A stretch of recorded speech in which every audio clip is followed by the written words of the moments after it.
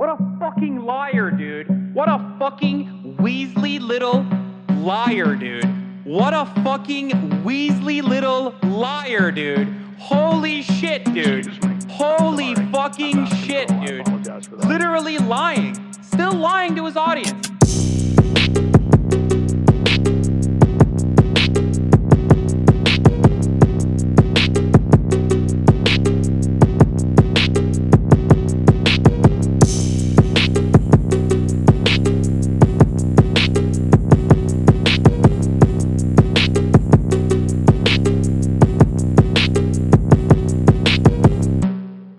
Okay, that's my PTOS. What the fuck? Wait, Okay. is it? I don't know, but that was. You asked for this, sir. I said, what's your favorite anime voice?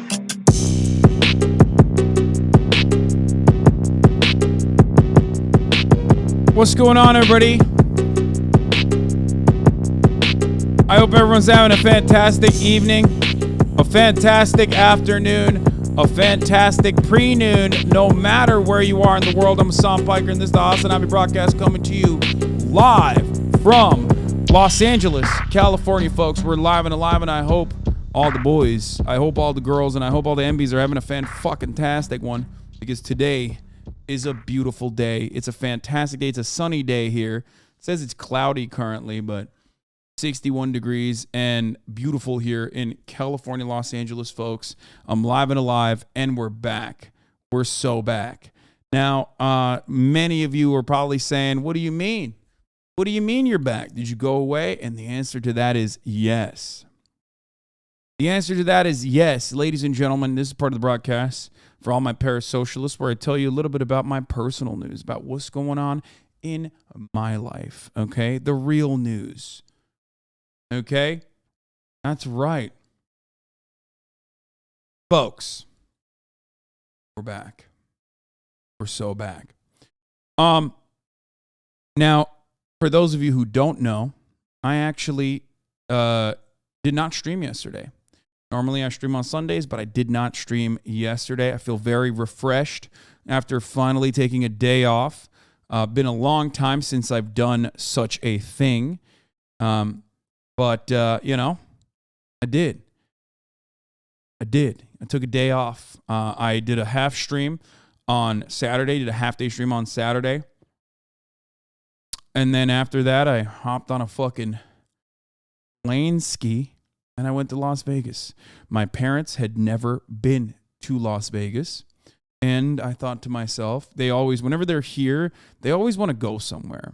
Okay, whenever they're here, they always want to go. And the places that they usually want to go to are like fucking Big Bear or the high desert, like, you know, away from technology. And I thought to myself, you know what, this time I'm going to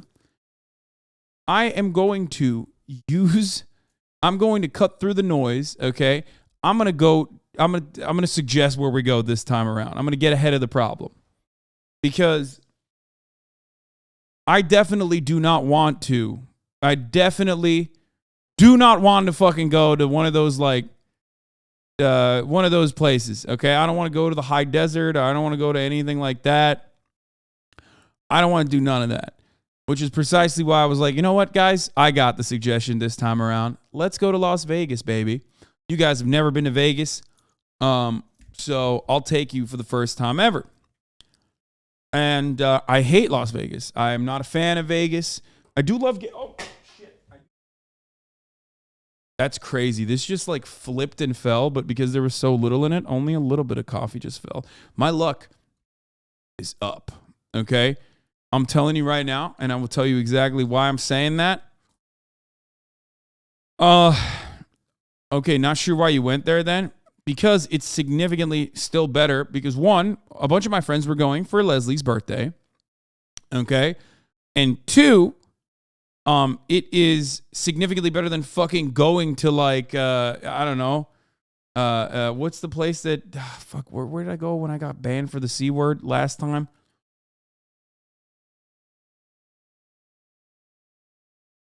Joshua Tree. Yeah. Exactly. I don't want to go there. That shit sucks.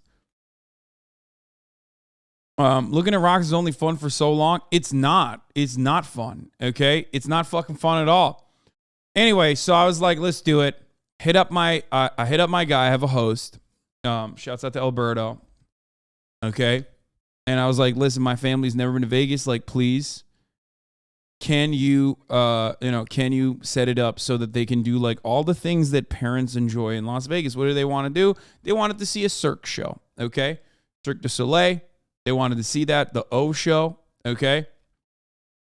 I got my mom a mani-pedi and, massage spa day, that sort of thing. Nice dinner at Carbone. The whole work. The whole nine, okay? The works. So, basically, dude, what the fuck? Yo, I'm going to do my best. I'm not going to look at the weird I'm not going to look at the weird comments today. I'm going to try to stay away from it because I do feel good. So they're not like big into gambling, obviously, but also at the same time, they like, the shows and the amenities and stuff. So that's what we did. We flew in. It's perfect. In and out, 24, 25 hours. You know what I mean? That's exactly what it's supposed to be like. Flew in. Went to the hotel. He put me in like a nice suite, like for the whole family. That's what we did. I, of course, have a process, which I'm not going to explain here because I did talk about it on the podcast earlier. Okay, this Leslie, I did talk about it on the podcast earlier, so I will do that. If you want to watch, just go watch the pod. Fear in. It's going to be coming out. It's going to be coming out tomorrow, where I had Big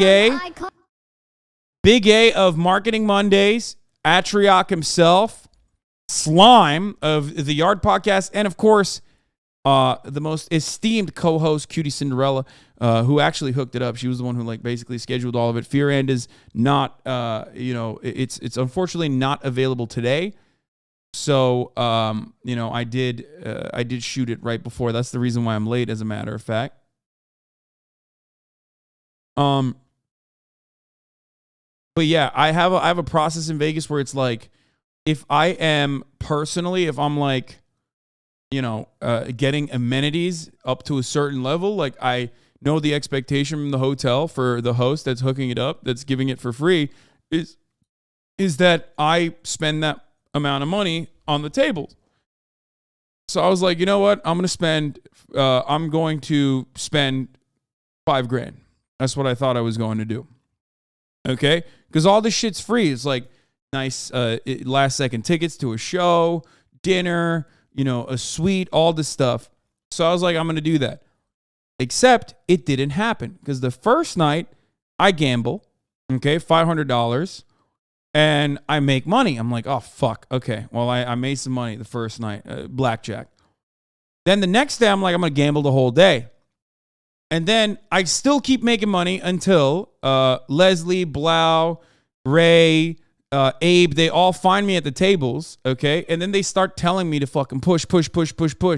So then I start fucking, in the words of this man right here, get it fucking twisted, okay? I got it fucking twisted. I carry this card with me everywhere I go. I have a fucking gold MGM card, okay? I have a gold MGM card. And I also have a motherfucking get it twisted card in here. I get it twisted, and then sometimes I don't get it twisted. What did I do in Vegas? I tried to get it twisted, and unfortunately, I didn't get it twisted. So they come over, and they're like, oh, push, come on, do fucking $500 hands and shit like that. I'm like, all right, fuck it, whatever. Let's do it, okay? I lose all my money. I'm like, oh, this sucks. Then Abe and Ray are like, we're going to teach you how to play slots. Okay?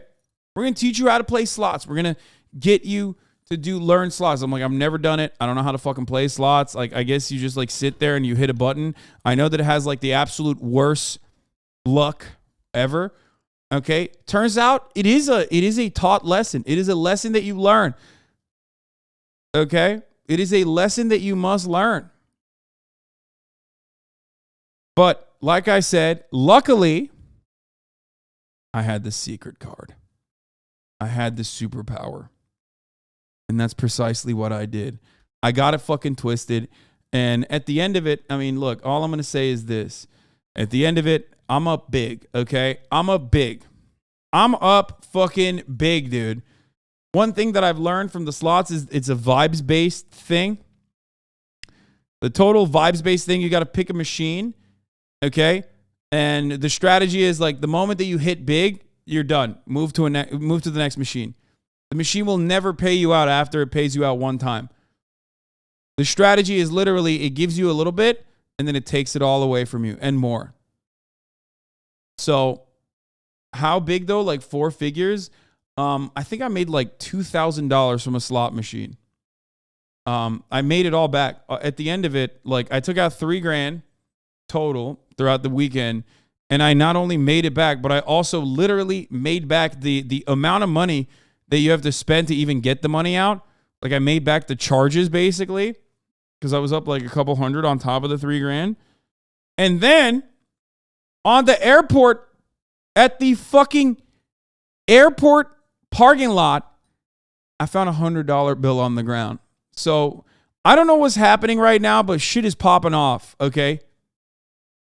Shit is popping the fuck off. I found $100 on the ground, dude. It's crazy.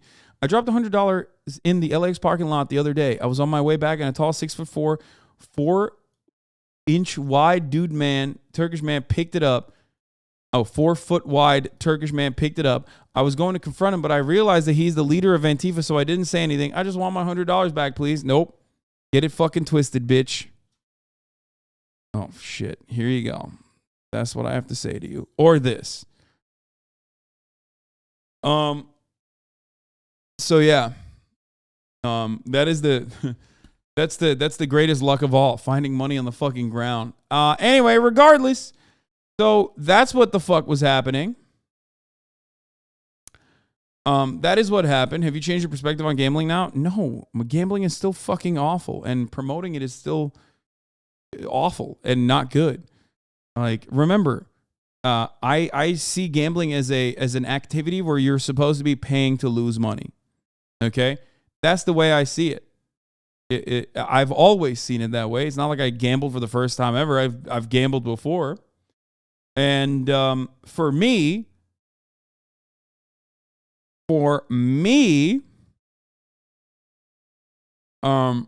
like I said, I have like an amount of money that I know I'm going to spend, and I never go above it. Okay. That's it.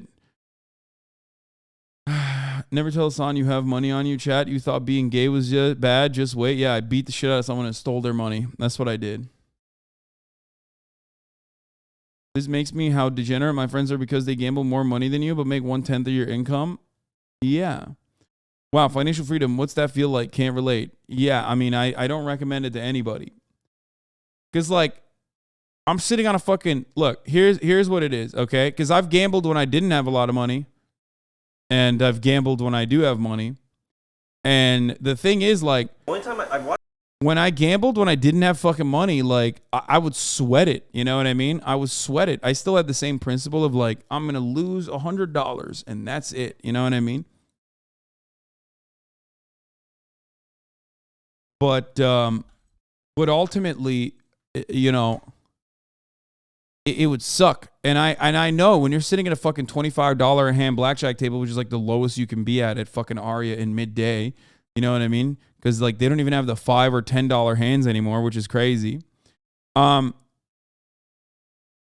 like $25 a hand, huh? You think $25 a hand is literally, again, that is the lowest. It used to be, Aria, I don't think ever had like 5 or 10 maybe, but I feel like I remember a time when I would go to a casino and they had $5 hands and $10 hand blackjack.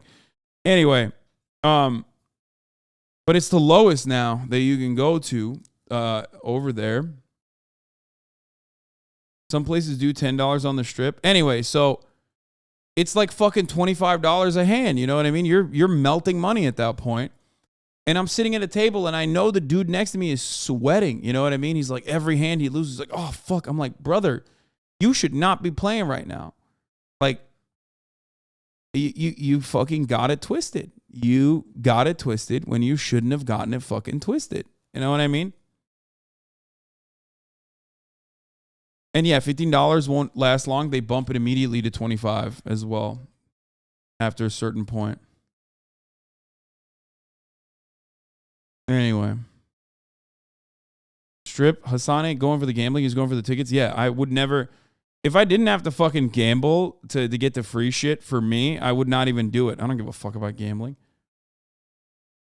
But yeah.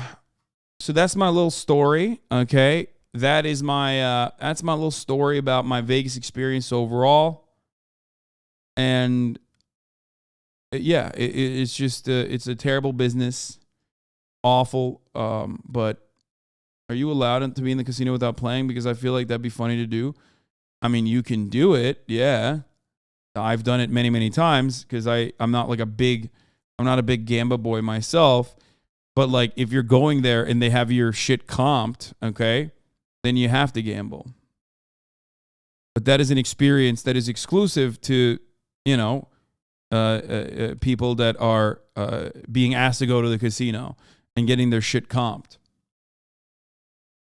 We saw Osho, Cirque du Soleil Osho. Don't you gamble way more than the free stuff worth? Yeah, I that's the way I operate usually, is like I think about like how much money I'm getting from the casino, like what normally it would cost for me to pay for. Okay? And that's it. And then like I gambled that amount.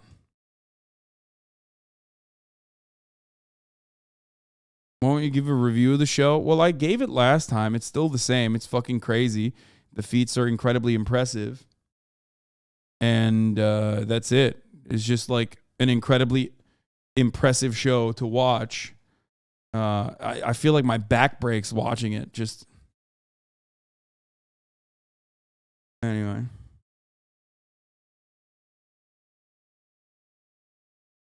What's the point? You probably spent more to gamble if you end up losing it. Cirque plus food plus suite is probably $2K for the weekend. No. Yeah, that's my point. That's like that is what it is. I had a veal parm at Carbone. It was fucking incredible. God damn, that shit was fire. And that's fuck. The show blew out my back wall. The O show, it 100% did. I'm a circus artist, and my dream is to get into the Cirque du Soleil. Oh, well, good luck. I feel like back in the fucking day, Catch Trains from Kai again. Back in the fucking day, it used to be like what do you call it? Like they used to do like acrobatics. Now they're doing acrobatics and diving and shit. It's crazy, man. Did you kiss anyone in Vegas? Your mom. She was there. How does the comping your stay work? Just because you have a friend there? As a poor, I'm genuinely curious. No, because I'm a fucking Twitch streamer, and you know, I know a bunch of people that are dumb enough to spend a fuckload of money that would like the benefits. I get special privileges. That's how it works. Yes. The friends I'm talking about are, of course, Ludwig.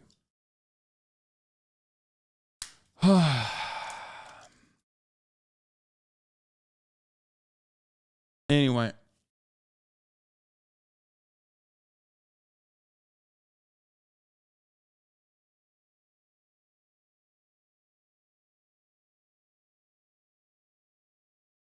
Okay.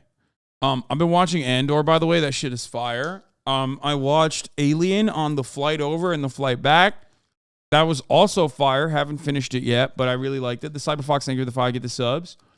I guess a lot has happened when I was gone, as is usually the case. I leave for a little bit and then shit pops off. Andor's very good.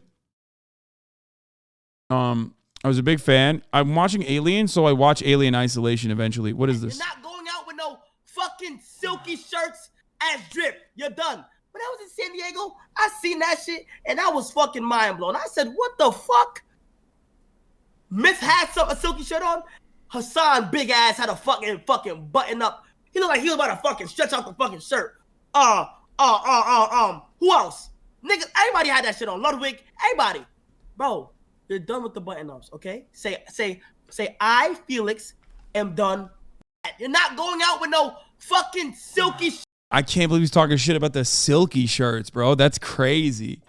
That's crazy. Yeah, Andor keeps getting better every episode.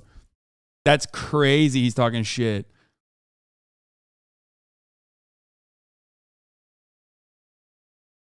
This man wore AMP merch to the club. What do you mean?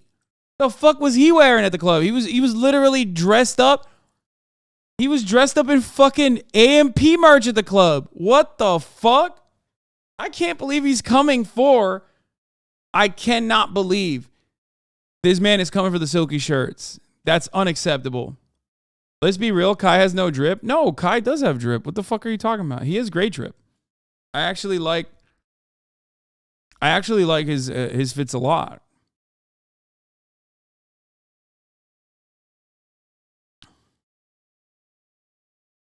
You're just thinking about what he wears on stream, but even what he wears on stream, he usually has like decent stuff.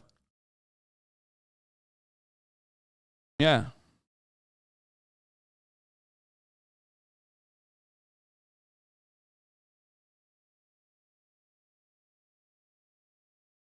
But yeah, Blau Riz.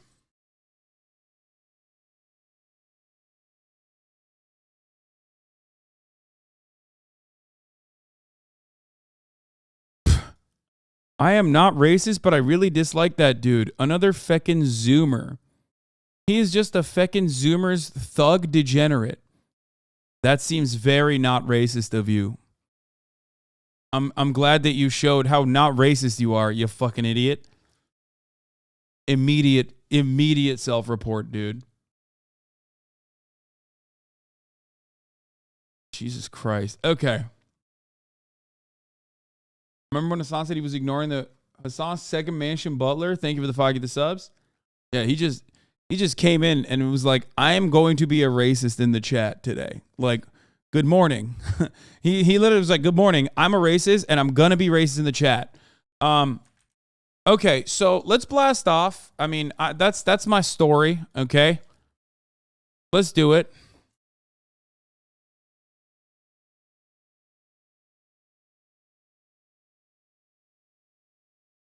Ben Shapiro is you know, taking shots at Kanye. We're going to talk about that.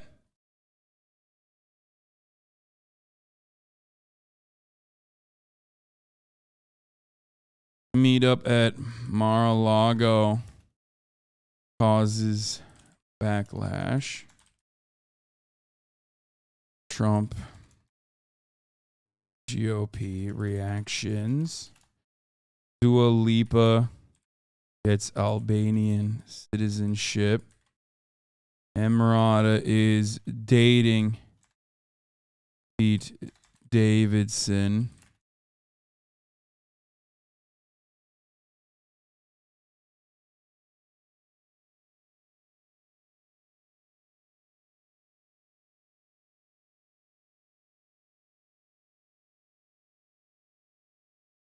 Elon's side table is going to be something we talk about as well.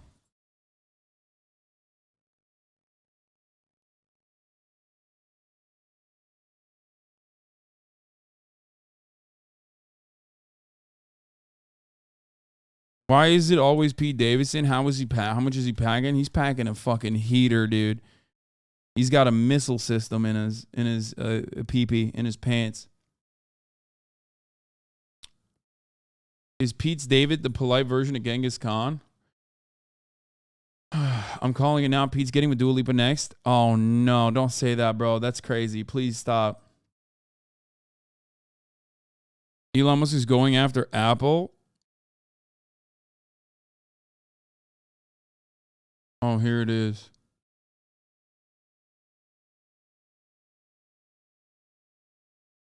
Oh, Jesus Christ.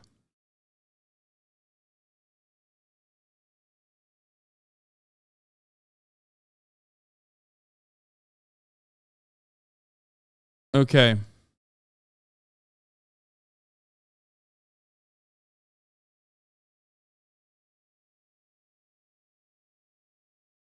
Does anyone have another blast off meme? Do we have a blast off meme? Because I only have one currently.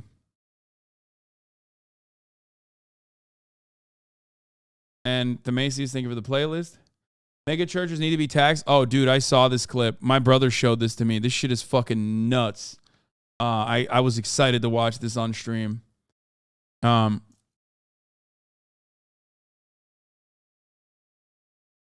right. World Cup fans don't want to talk to Israel news. What? World's largest active volcano erupts since 1984. That's not good. Elon Musk responded to train. Dude, there's too much going on. There's too much going on, dude. Too much.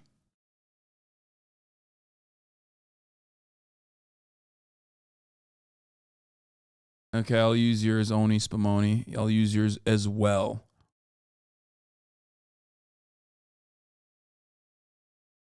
Okay, let's blast off.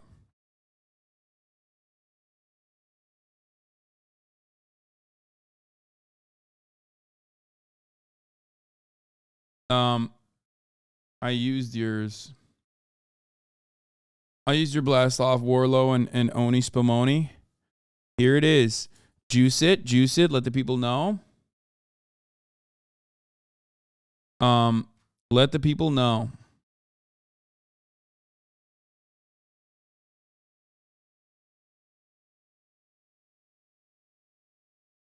Okay, can you talk about my awful Babylon B Stephen King headline broke my brain with how unfunny it was? What do you mean, bro? Babylon B, they're so back. Comedy is so legal on Twitter, it's not even funny. It is illegal to be unfunny on Twitter now. It's crazy. Elon Musk saved the platform, dude. He's fucking killing it. He's killing it super hard. I'm so glad his Epic Chungus memes are you know, incredible. Here, let's watch this. This is the person whose birthday I was at. A Pokemon, are you happy for me? Wow. It's a shiny. How many shinies do you have? Because I already have a shiny Hoppip, and I know you're jealous. But you'll soon find one, I think. Maybe, I guess. But maybe you will when you're a better Pokemon trainer. They kind of just flock to me because I'm a really good trainer. But you'll get there, surely. I can't take it anymore. I can't. Goodbye. Release. Man, no! Man! Pokemon tonight? No, man. Y'all are so weird. Like, it's literally like 3 people that want to watch. So would you allow him to talk about black people? Other than that, I don't know what's going on with this fucking platform, man. He has? oh, he has. I can't. Now, you guys are going to have to tell me. I can't tell. I can kind of tell, but I don't know if he's trolling or not. I don't know which way Hasan leans. Or is he just whatever? What the fuck? I can't tell because when I... Oh, no. Dude, normies literally think my fucking Trump memes are real. Oh, no. Bro, that's crazy. What the fuck? I feel like people who are not like super invested in politics literally see like the Trump hat as like an immediate signifier that you're a Trump supporter. Like no one, they can't comprehend like that a dude is just like making fun of Trump supporters and like behaving like one as a meme. Like they think that that's like not something that a liberal would do, which I totally understand. Like I get it. I get why. I see the shit that he does like on the right. It seems like he's trolling. He is a leftist? Oh, man.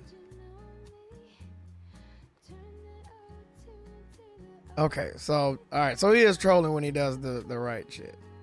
Or the conservative shit. Okay. It's very confusing. If you like just becoming a fan of Hasan and you like go in the middle of a stream, so would you allow him? Oh my God. No way. That's crazy. Oh no, I'm so cringe. That's, oh God, I feel terrible now. Holy shit. Damn, he said he'd be a fan, but you confused him. Him to talk about black people. Dude, I've heard him talk about black people. Like, what the fuck? What have I said?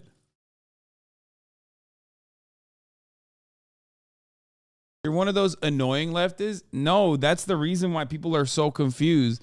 Here's the thing. People only know leftists as like a certain way. Like they know, unfortunately, when you think of a leftist on the internet, you think of like the most annoying person you've ever fucking seen in your entire life. A person who has made like being the morally superior being their entire personality. Okay? And just like an endless joy kill, an endless woke scold who will tell you like, well, that's a joke that you just made and that's unacceptable. Whether you admit it or not, that is unfortunately the way that we are seen. Okay? Unfortunately, the way that we are all seen is like the blue-haired SJW still. Okay? People are still operating on like 2014 memes. The right was very good at basically saying this is what the left is like. And also my chat itself also kind of reinforces that narrative every now and then, and that's why I have to that's why I have to fucking yell at them regularly. I mean, that's it.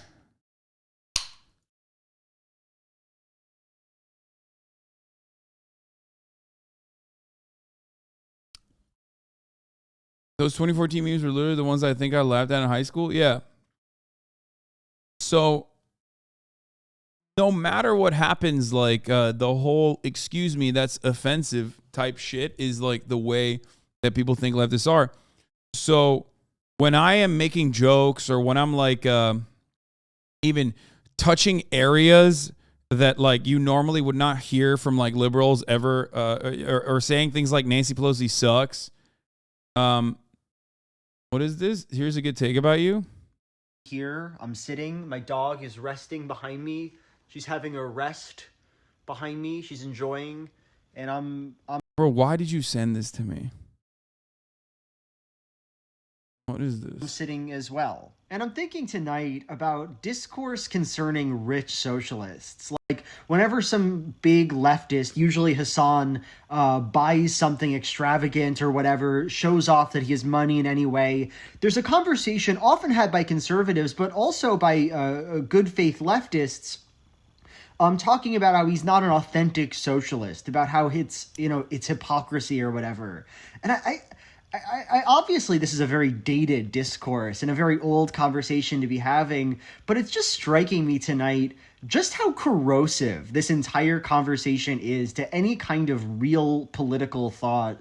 And let me try to explain what I mean. So my main problem with this argument about rich leftists not being real leftists is that charity as a concept is a virtue. It's a virtuous thing to do for everybody. Everybody almost agrees that giving of yourself, sacrificing for other people, giving people what they need is a good thing to do. It's not leftist to give people things that they need. It's simply kind. And the problem I have is that what we're really doing when we call people hypocrites, hypocritical leftists for not being more charitable, is making the argument that to be a leftist means being a good person. And no, it doesn't. It absolutely does not. Being a leftist, believing in socialism, these are completely unrelated. These do. I'm not gonna lie, I agree with them, even though like the hidden implication here is that like, one, I'm not a charitable person, which is just false, and two, because like he is still subscribing to those memes, even though I do agree with what he's saying. You don't have to be a nice person to be a fucking leftist, okay? As a matter of fact, I could make an argument. I could make the most selfish argument for eradicating the homelessness crisis by offering people homes, okay? The number one most selfish fucking argument you can make for dealing with the homelessness problem and making the state fucking create housing is literally because you don't want to deal with it. Like, it's fucking crazy. The expectation that every fucking Tom, Dick, and Harry has to literally become social workers in that very moment as they're like trying to go to their shit ass fucking job is psychotic. Okay. The entire point of a government is that we pay into it so that they deal with it. There's a system in place to deal with it. There are people who are way better at fucking dealing with it than you are. Okay? That is the selfish perspective. That is the selfish way to advocate for such a thing, for abolishing the concept of like housing as an investment vehicle and turning it into shelter and making people understand that it's supposed to be shelter. It's not supposed to be for fucking making more money. Okay? Regardless, though, you can make like selfish person arguments for socialism. Do not make you a good person at all. Like, you can be an absolutely shitty, garbage human being. To be clear, I'm not saying Hasan is. This isn't a call-out video for Hasan. I don't know his finances, I don't know who he is, whatever.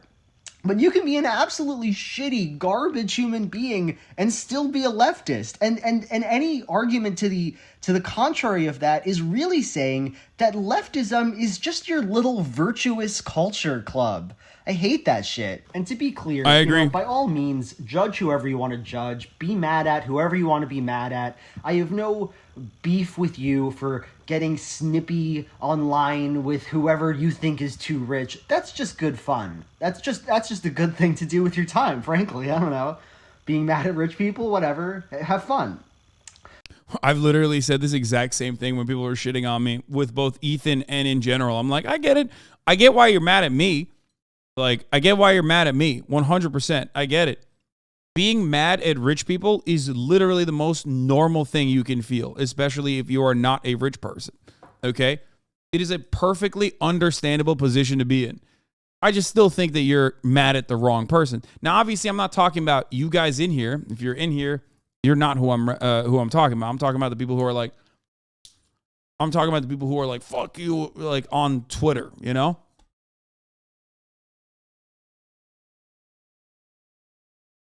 What is this? 97% of people are only leftists because they are poor and jealous. Shut up, weeby.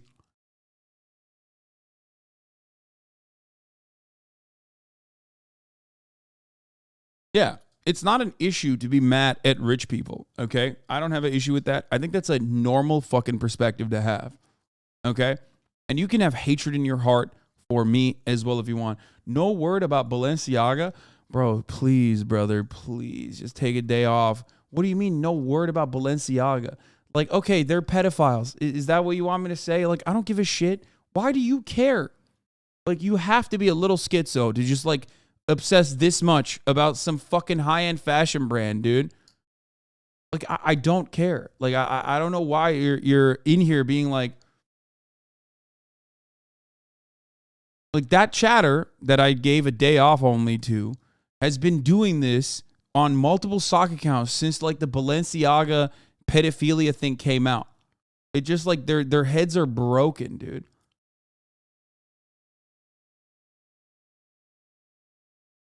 It's an accusation disguised as a question, always. Anyway.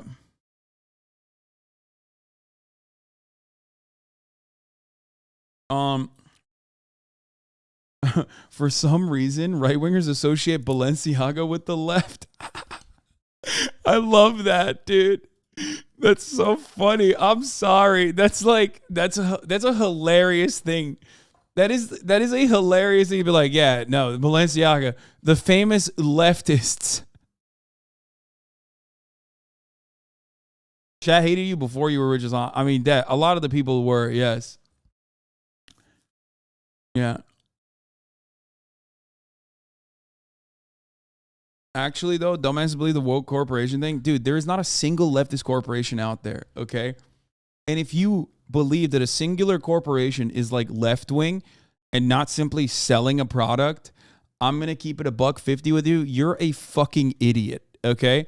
But you are an especially stupid kind of idiot when you think a company that sells like $7,000 denim and things of the like is like supposed to be a leftist company, okay? It's like saying Jeff Bezos is a socialist. Okay? It's like saying Jeff Bezos, one of the richest motherfuckers on the planet, is actually a leftist, okay? That is how stupid. You're like a uniquely stupid person. Amazon is SJW Corporation. It's like, yeah, dude, you're so right. You're so fucking right, dude. But I would just caution against making it about some deep-seated ideological leftist issue because it just doesn't add up. It just doesn't add up.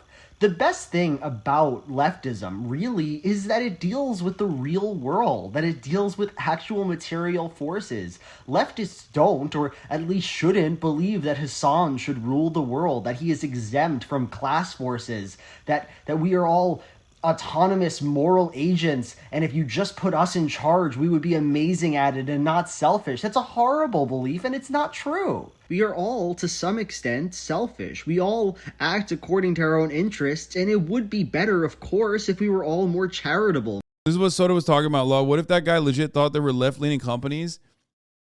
Yeah, dude. I'm sorry, but the 700 sock account that you've made to be like, dude, talk about Balenciaga. Why are you not covering the Balenciaga thing? You know, that I have a pretty good nose for what is coming in as a dipshit and what's actually coming in with like a genuine question. And also, not only that, but I also mentioned why I banned that person, and then also told you that like Balenciaga itself, much like any other fucking corporation, is a leftist corporation. There's no such fucking thing because corporations are capitalist. They operate in a capitalist way. They can adopt the aesthetics of social progress, but that's still to sell money. To sell their merchandise, to make money. So that's how it works, to sell money. Anyway. More giving of ourselves. But the point of leftism very much is not to come out with a new breed of human being, to pretend that we are somehow the elite group of the best people who just do all the best things, and that's our ideology. All it is fart smelling. It's a fart smelling discourse. That's my take. Goodbye. Anyway.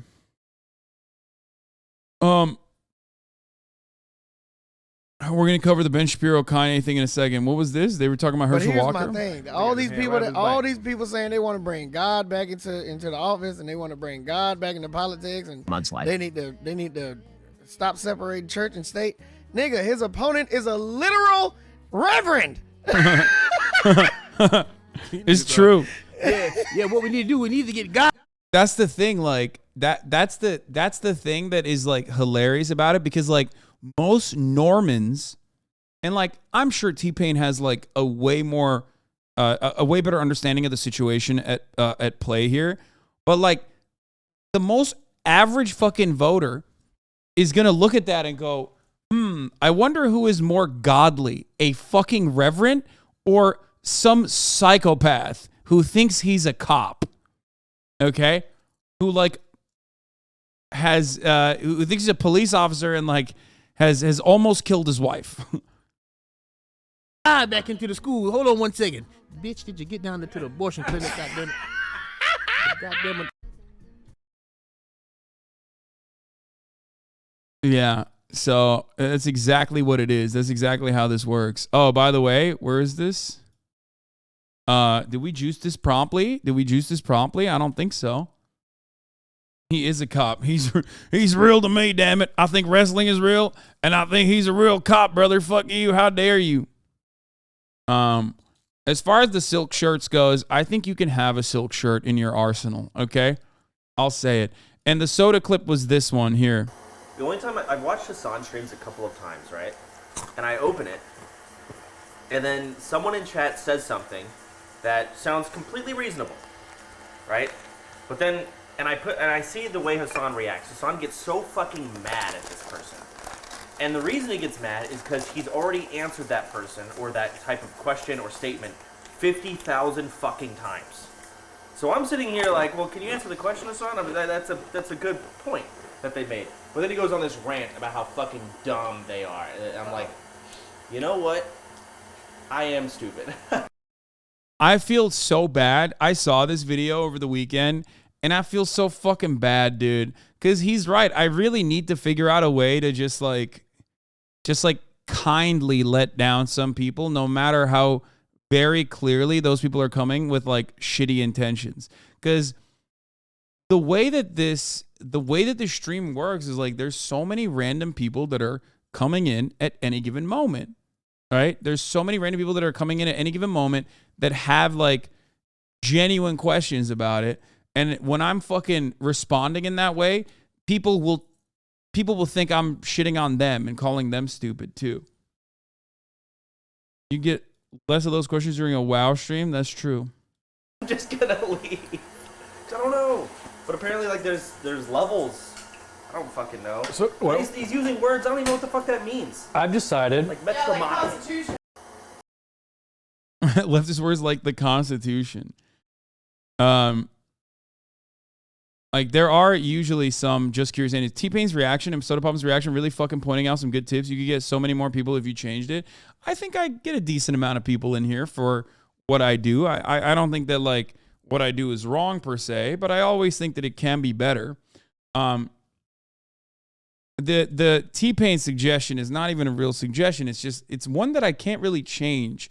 I try to, but I can't really change that. That's more of a broader concept that is hard to change, because that's more about like the way leftists are perceived and the way right-wingers are perceived. So like the expectations are built in, you know what I mean? It's like hard to see. It's hard to change that.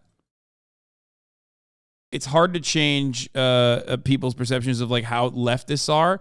You're not going to be able to do that by just being yourself, or you just got to keep being yourself, I guess.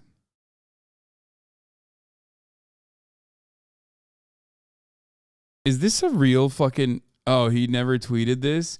Look how beautiful my sister looks. Simply glowing. I've literally been staring at these photos for hours. Yeah, me too.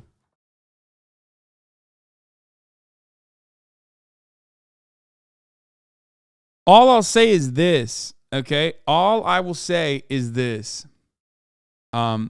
If you don't understand where I'm coming from on any particular subject, okay, you will. It just takes time, and you shouldn't feel bad about it. Okay? You should not feel bad about it at all. You're definitely good at attracting Normans. I was a Norman like 3 years ago, and I definitely been on a political journey. A new cycle of 101 theory. She already radicalized Normans, including myself, 3 years ago.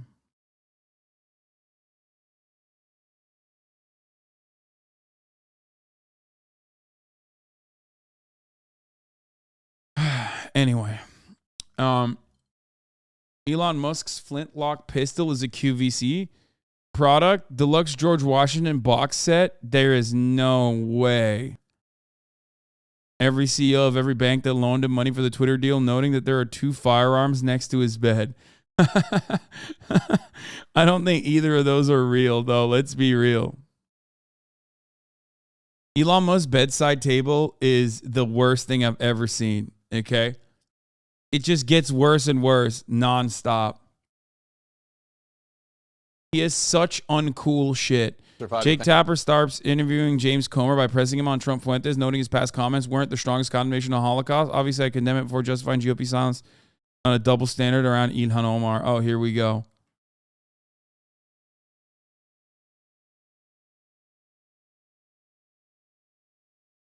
Yeah.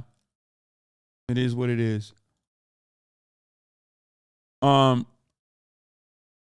He doesn't respect wood. Yeah, I saw that. He's not a wood respecter. Where the hell are his coasters? But that's not the least of my worries here. First of all, Diet Coke is the greatest, most delicious beverage. It's perfected. It's perfection. Okay? Non-caffeinated Diet Coke is fucking awful. Caffeine-free Diet Coke tastes like shit. Okay? It tastes like pain and suffering.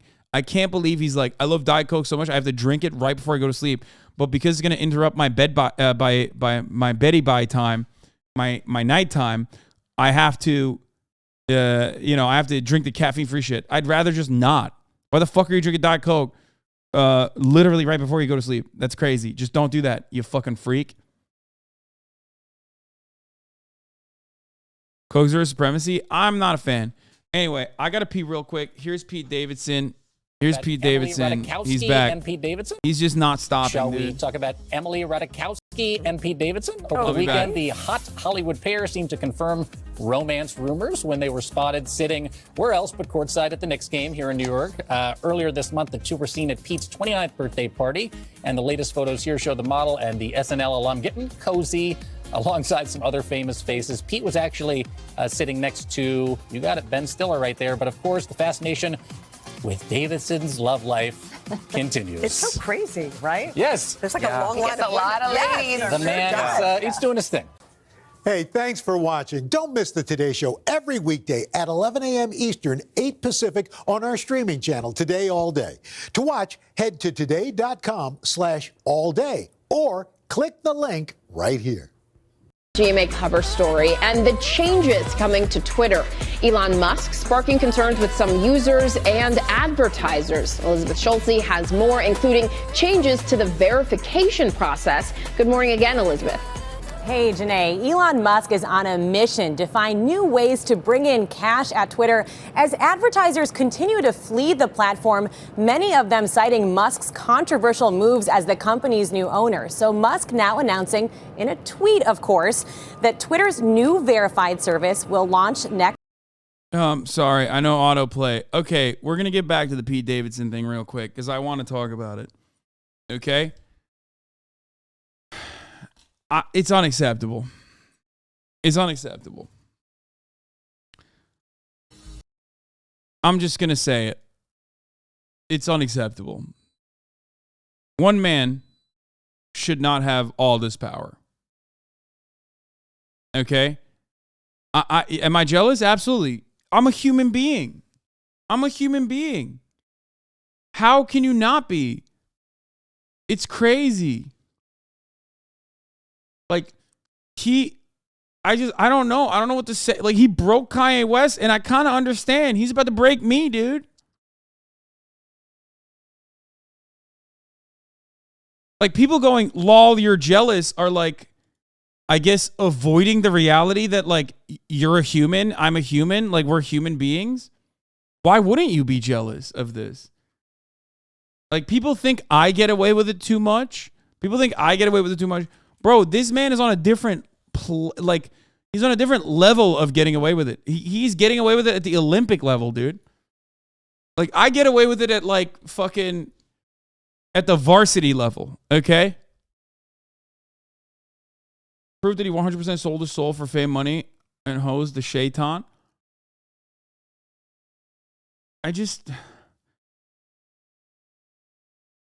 You mean jealous or envious? I don't fucking care. Both.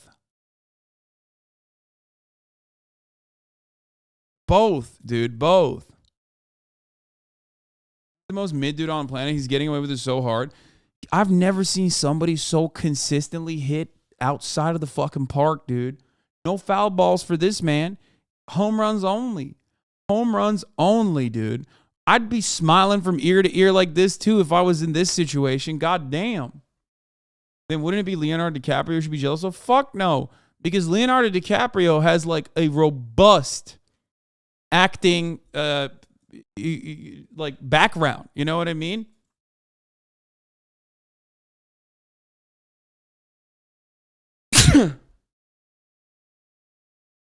He has a pedigree. Exactly. He was like a heartthrob, you know what I mean? He was in fucking Titanic, dude. Romeo and Juliet. Like, Pete Davidson was on SNL. That was like his career peak, brother. His career peak is SNL. Like, it makes no... He's brain breaking, which I respect. Like, in a way, like, his entire existence destroys... what his entire existence basically destroys what like people think women want. Okay, what people are like, oh, what women want is actually this. What women has, you know, what women want is Pete Davidson.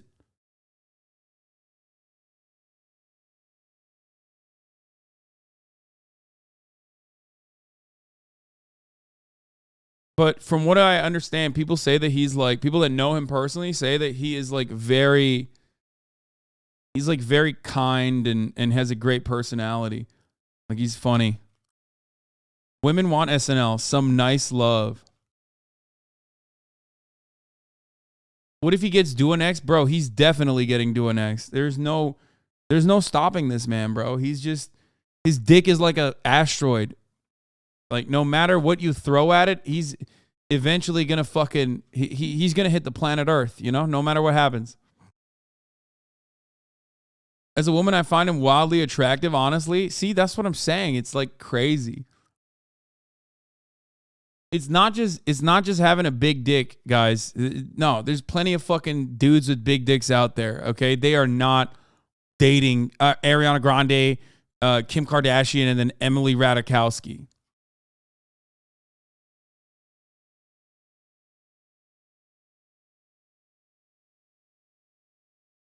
It's not just big as huge. No, dude, you're crazy. You guys are so silly. You like literally, you're so one note. Emily Ratajkowski explained a year ago why she's obsessed with Pete Davidson. Wait, what? This is an Upworthy? Upworthy's still around? What the fuck is this? Pete Davidson, 27, has earned reputation as one of Hollywood's most prolific ladies' men for dating some of the most beautiful A-list women over the past 3 years. However, there are a lot of people out there who don't understand the Saturday Night Live's appeal. Tattooed from head to toe, suffers from Crohn's disease, has multiple stints in rehab, described himself as looking like a crack baby, only recently moved out of his mother's basement on Staten Island. God damn, they're just ripping him. Kate Beckinsale, Margaret Qualley, Kaya Gerber. I don't even know who this is. Kim Kardashian.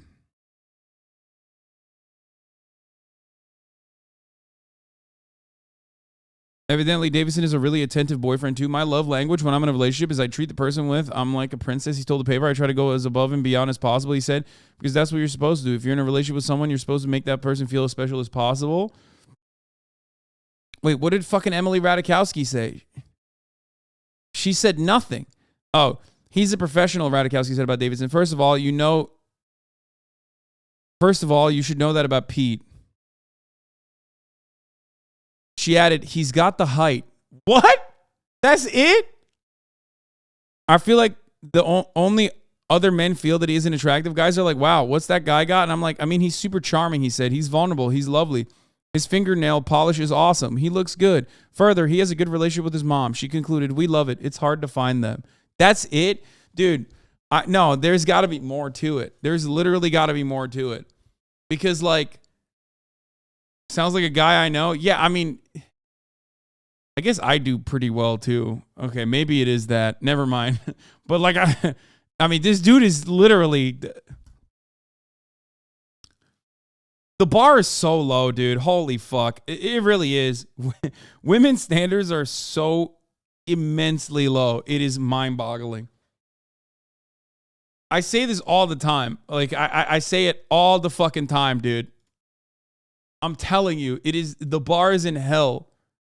Clearing it is not that hard, I promise. You just have to, like, smell nice and be a good person, okay? How shitty are the people in Hollywood that these are his standout qualities? As a non-binary, my bar is Park Jimin, but okay. Yeah, good luck.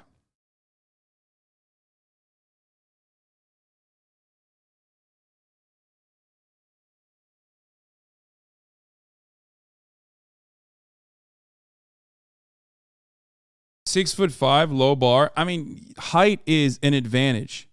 Height is an advantage. Nobody's saying it's not. Don't be fucking silly. But it's also not like the only thing, okay? It's just copium if you think that like, oh, well, I'm never going to clear that because I'm too short. You're just coping. The bar is so low, just be tall. No, we've had this conversation so many fucking times, dude.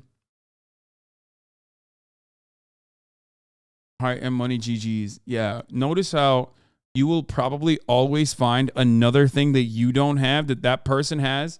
Because, like, Pete Davidson ultimately is, like, a scrawny dude. He's not like in great shape or anything like that. He's just tall. He has a big penis. That's pretty much it, right? So then when it comes to that, you're like, well, okay, it's because of this and this.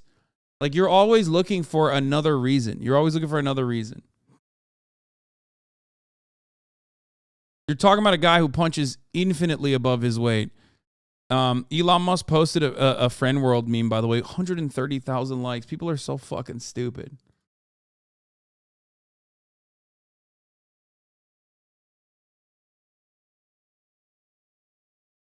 This is how low the bar is, LMAO. It just occurred to me that men's fantasies about women often include like dehumanizing them, making them their moms, like all the things that they want, like the perfect woman, right?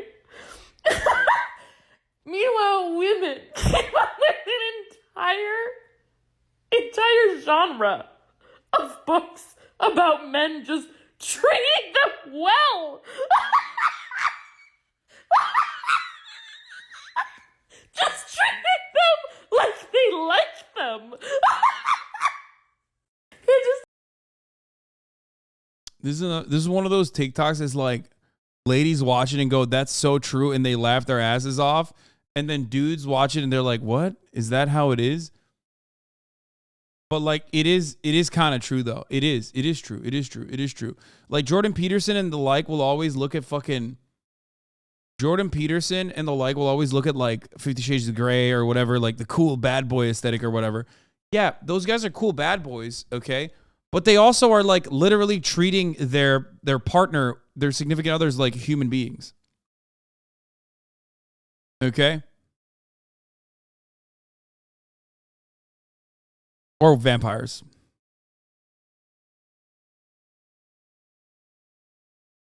Just treat us nice and then always to take a shower. Very important too. Yeah.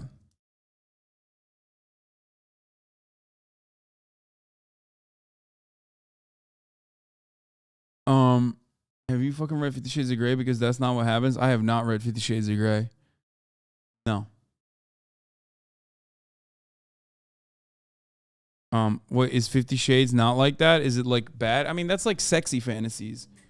But there is a overarching there is a overlap of like female characters being treated by like their male partners with respect.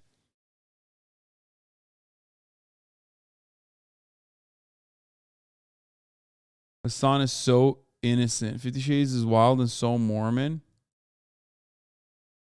Incels always bring up 50 Shades of Grey as proof that women like toxic masculinity or whatever. I mean, people can be into that. I feel like that's more of a one-off. It started as a fanfic for Twilight.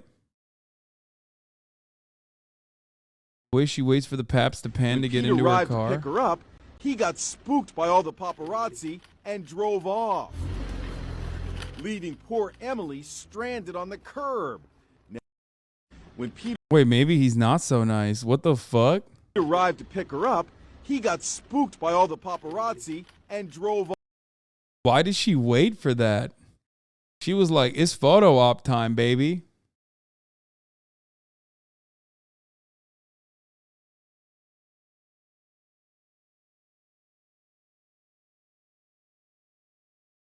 "50 Shades of Grey" tries to show how BDSM is, but it's not how BDSM is. It's like a gross way that they actually depict it.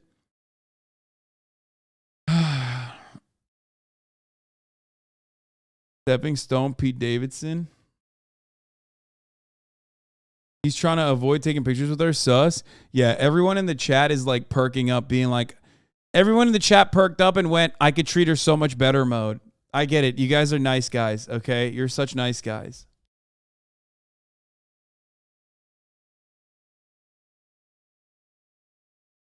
Everyone in the chat is a nice guy mode right now.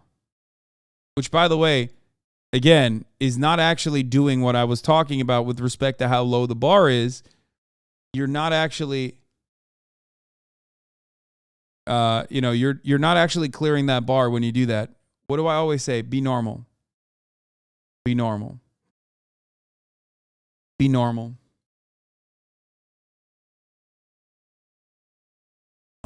Pete is a traditionally hot person. Can we please stop talking about this? Lol, pretty privilege is showing. Yeah, dude, Pete Davidson is a traditionally hot person. Yeah. When I think of like a traditionally hot person, I think of a guy who has also called himself looking like a crack baby. I think of this as a traditionally hot person. Come on, bro. Motherfucker looks like a bored ape. Get the fuck out of here. You're coping. You're in like insane cope mode. Okay?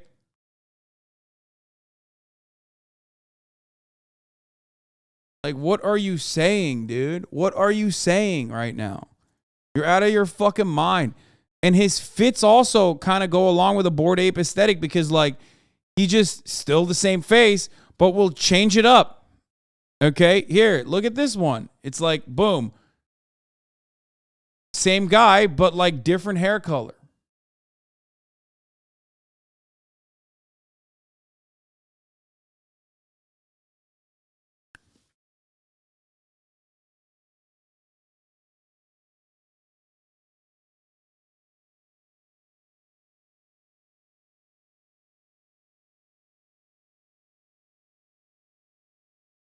Anyway,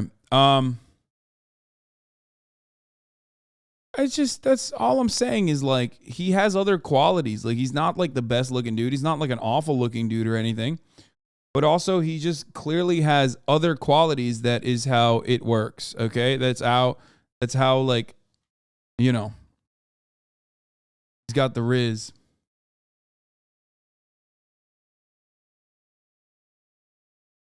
Speaking of Riz, Vane and McDonald's made a collection of upcycled McDonald's workwear, and this shit is fucking insane, okay? Like, it actually looks fire. I hate to report that this looks incredibly cool. This, by the way, was popping on Twitter as well. This guy was rocking it.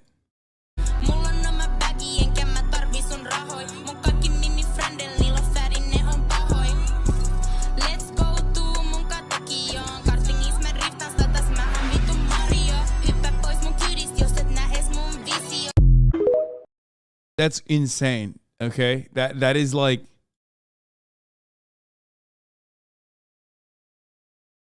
next level capitalism. You are the ad, bro. I'm sorry, but I got sucked in. Okay.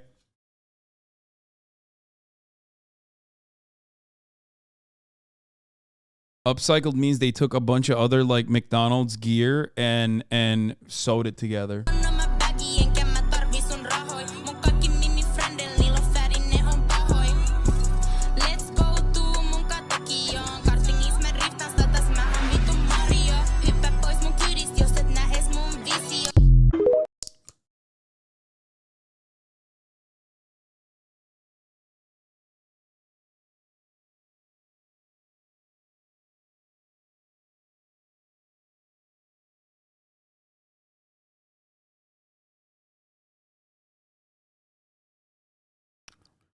Stop glazing on capitalism. Okay, well, I'll stop glazing on capitalism when fucking random designers don't make insanely good fire fucking fits. Yeah, okay. That's when I'll stop. Looks good, copium. Dude, if you think this looks bad, I don't know what to tell you, okay? Even the fucking McDonald's belts are fire. Mark's thinking about what a McDonald's designer leather jacket would cost.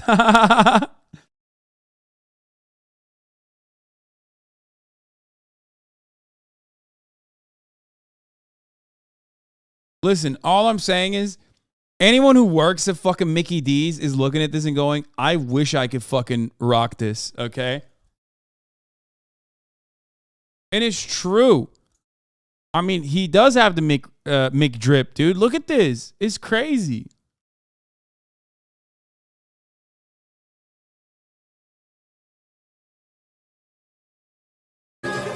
You've been in LA too long. This shit is straight whack. Okay, guys. Another day.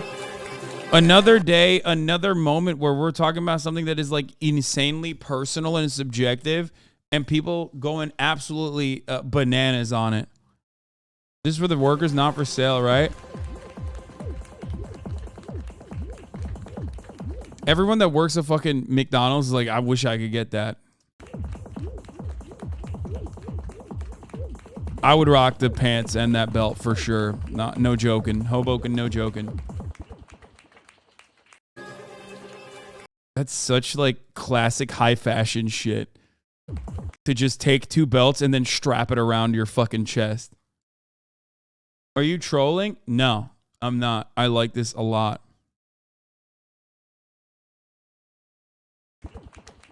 Vetmons really ruined the fashion industry. They made the problems they were making fun of so much worse. One of the biggest products of capitalism is fashion, buying hook, line, and sinker. Yes, dude. I know that. I know that. Why are you like this? I hate that you guys are always like, dude, I'm so above it.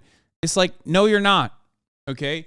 You are not immune to propaganda, and you buy into other shit. Everyone buys into something. Okay? This notion that like, the notion that like there is not something that anyone is buying into is a silly one. You're literally on fucking Twitch and you buy into the $5 a month subscription because you're like, I like this HasanAbi guy. He's entertaining and informative. Okay? And at the top of the hour, I get a fucking ad, and I don't want to see that ad, so I'm going to fucking buy a $5 a month subscription. Okay? It's what you associate with. It's the meaning that you give it personally. It is a totally arbitrary concept. But, you know, I'm at least admitting it. Like, I get it. I'm about the way that it's made. I care about that, okay? I care about changing that rather than, like, the concept of things that you consider to be immoral or immoral kinds of consumption that you are above, even though no one is above like copious consumption. I'm one of your biggest defenders on fashion takes, but I can't side with you on this one. I mean, I like it. I think it looks good. Also, that was an insane transition. Let's be fucking real. Anyway, I'm going to run the 6-second ad break right now, by the way. Bill Vogt, thank you for the 20 gifted subs. Ray WR, thank you for the 5 gifted. Lowell in your face, thank you for the 5 gifted. That's 30 people that will no longer see the fucking ads at the top of the hour. Here's the 1-minute ad break now. Blammo, dude. Freaking blammo. Fashion equals art, no art under communism. Yeah, people are regularly quick to just fucking shit on fashion because they just do not consider it to be a form of artistic expression at all. They just don't care. They're like, nope. It's not it. It's weird. It's like, I don't understand it. It's elitist, which is true. It is weird and you don't understand it. And it is elitist. That's absolutely correct. But you can like, you know, you can look at it from afar and be like, I like it.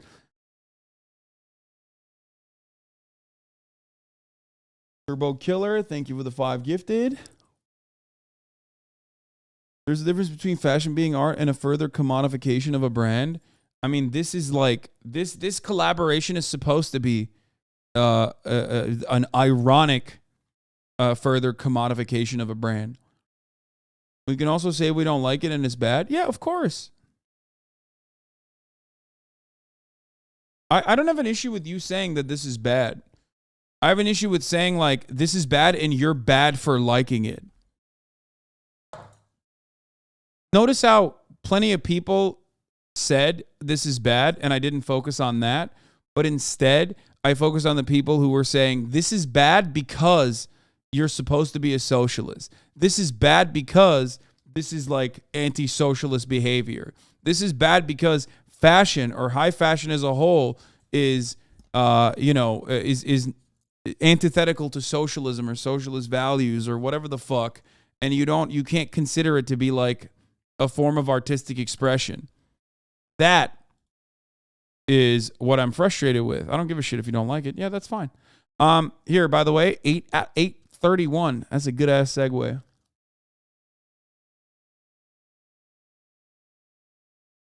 Ironic commodification is still commodification. Also, shit's ugly regardless. Yeah, I mean, I don't agree with you. I think that there are some hits in here.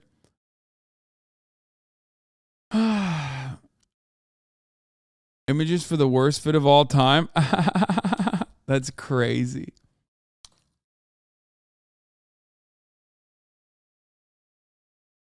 This is how McDonald's going to avoid unionization efforts? Brother, you're delusional.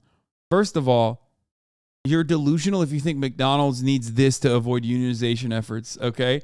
And secondly, you're doubly delusional if you think McDonald's is going to give high fashion gear to its fucking workers in Alabama, okay? None of that's happening, brother. You're desperately looking for another reason as to why they're doing this, when the reason why they're doing it is because they probably got a fucking fat bag and they can make this like ironic statement piece. McDonald's not giving this to anyone. What are you, crazy?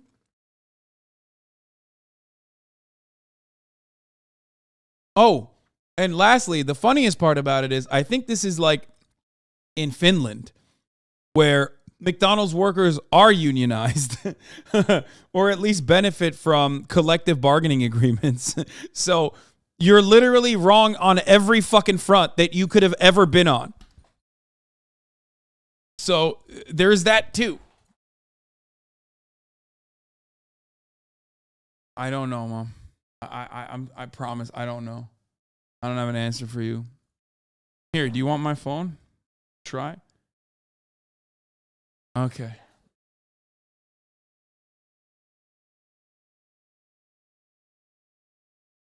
They are raffling it to the employees there? Oh, nice.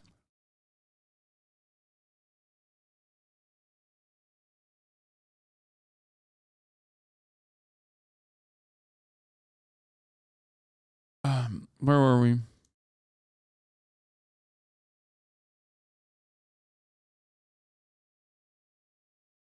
End of the year expense reports are doing in order to get the same budget as next year. You got to spend that money. Yeah. Briagamo. I like that.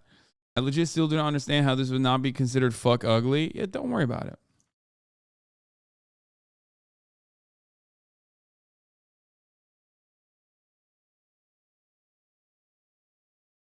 Have you already talked about the Balenciaga stuff? I mean, I covered it when it first came out. It's like they said that they said that it was an outside contractor or some shit, but like I'm not in the business of defending Balenciaga for anything, really. Yeah, they're fucking weird. A lot of these like fashion brands are weird as fuck, okay? And they do weird shit. A lot of the photographers and the other people that work in this industry are also weird and problematic and do weird shit, okay? So it's not surprising to me in the least bit. Like, do I think that the company is secretly trying to give you like pro-pedophilia messaging through their, through their commodities? No, I'm not, because I don't think that, because I am, unlike the people who believe that, not fucking insane. Okay? Like, in order to believe that, you have to be a little psychotic, okay? Just a little bit. You're like kind of on the brink, okay?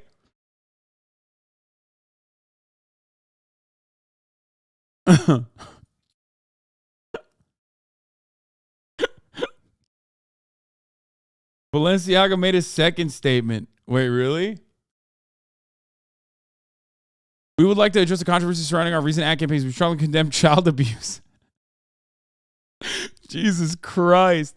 It was never our intent to include it in our narrative. The two separate ad campaigns in question reflect the serious grievous areas for which Balenciaga takes responsibility. The first campaign, the gift collection campaign, featured children with plush bear bags dressed in what some have labeled BDSM-inspired outfits. Our plush bear bags are a gift collection and should not have featured with children. This is a wrong choice by Balenciaga, combined with our failure in assessing and validating images.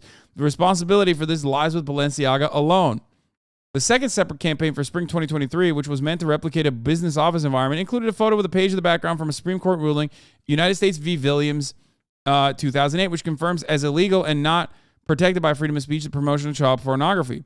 All the items included in the shooting were provided by third parties that confirmed in writing that the props were fake office documents. They turned out to be real legal papers, most likely coming from the filming of a television drama. Dude, that's so funny. I love that, dude. I'm sorry. It is hilarious that they were like, bro, we didn't even fucking...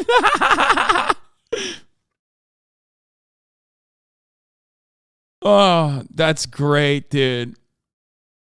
Yeah, they were just like... The inclusion of these unapproved documents was a result of reckless negligence for which Balenciaga has filed a complaint. Thomas, gonna be some fire clips to laugh at tomorrow? Yeah, Tim Pool is with the goats. Yeah, great. We'll talk about that in a second. It's like literally all the people that I fucking despise and have duked it out with on the internet. Like that is Kanye West's like inner circle. It's wild to me. Like he went and fucking found the absolute worst people, okay? It's just holy shit. The alt-right Avengers, yeah. Anyway, let's continue with the Balenciaga thing. A reckless negligence for which Balenciaga has filed a complaint. We take full accountability for a lack of oversight and control over the documents in the background. We could have done things differently. While internal and external investigations are ongoing, we are taking the following actions. We're closely revising our organization, our collective ways of working. We are reinforcing the structures around our creative process and validation steps. We want to ensure that new controls mark a pivot and will prevent this from happening again. We are laying the groundwork with organizations who specialize in child protection and aims at ending child abuse and exploitation. We want to learn from our mistakes and identify ways we can contribute. Balenciaga reiterates its sincere apologies for the offense we have caused and extends its apologies to the talents and partners. Don't you think making a minimum wage work that is excruciating a fashion trend is kind of fucked? Even if that is in Europe and workers are unionized, McDonald's is still the same corp and fucks over 1,000 workers. I mean, that in and of itself is going to exist regardless. You are, again, trying to moralize something and turn it into additional social commentary, which I do regularly. But like, you know, it's fucking fashion. Across the board, it's terrible. I don't know, man. Brands have never been a part of art before. Yeah, I mean, it all went downhill since then. So, this is the photographer behind it. Why restrict child porn but not guns? Wait, what? What the fuck? There's no way. You're fucking around. That's not the photographer. Oh.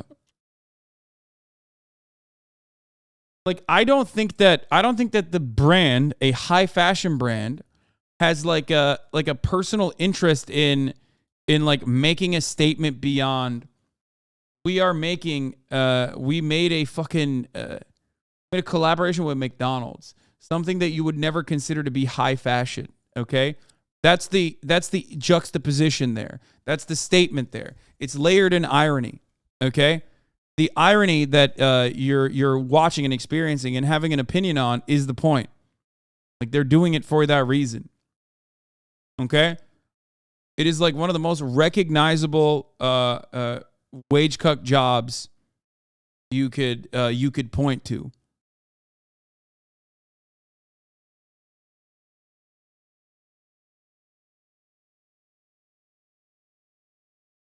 What? What is this? Balenciaga?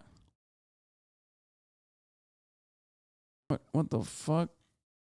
Wait, that guy was real? The Gabrielle guy was like literally the fucking guy? Wait, I thought that was a meme. Wait a minute. What the fuck's going on? Wait, that guy who fucking posted that was actually the photographer? What? Yo, that is weird. Holy fuck. Yo, the schizos are right? What is happening? No! Yo! That's crazy. Wait, hold up. Is that for real? Dude, stop. A thread on who's really behind the Balenciaga ads. The devil in disguise. Lotta Volkova. She's been one of the main stylists of Balenciaga since 2014. She has a relationship with an accused pedophile. We can't only boycott Balenciaga, but also the people behind it. What? Who's the pedophile?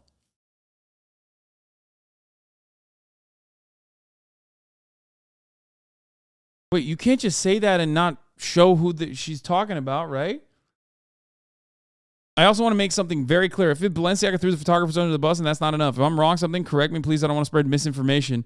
Says the account Curious Light. Wait, hold on. Not even convicted pedo and accused lol. We canceling people over accusations. Wait, hold on. Who is it? Who the fuck are we talking about? Who is she dating or something? Anyway. Under the bus and that's not enough. If I'm wrong, please correct me. I don't want to spread misinformation. Meet the photographer that led to her, Gabrielle Gellenberti. He said on this Daily Mail article, as usual for commercial shooting, the direction of the campaign and the choice of the objects displayed are not in the hands of the photographer. I believe him on this. Wait, can someone send me the fucking Gabrielle thing?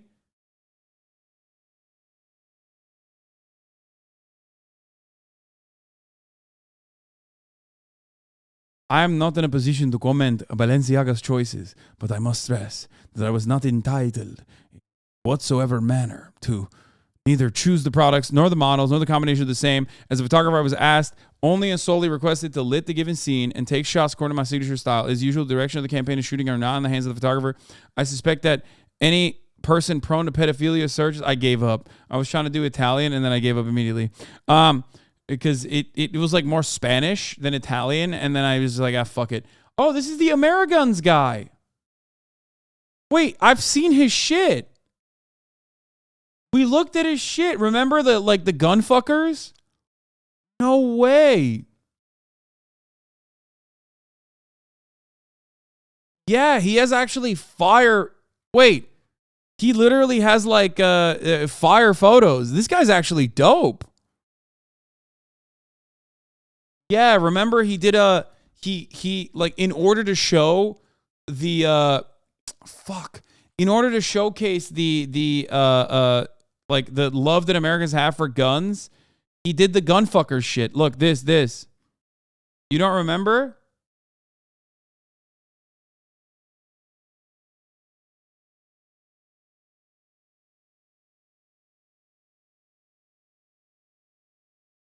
As a photographer, I was only solely requested to lit the scene. I suspect that any person prone to pedophilia searches on the web has unfortunately too easy access to images that are completely different than mine, absolutely explicit. Lynching like these are addressed and again wrong targets, distracted from the problem. The criminals also have no connection with the photo where a Supreme Court document appears. That one was taken in another set by other people and was falsely associated with my photos. Wait. Oh, that's what you fucking why restrict child porn but not guns. Yeah. This is a real tweet. And I think what he was trying to say is restrict child porn and guns. He's literally anti-gun. Like he's anti-child porn and anti-gun.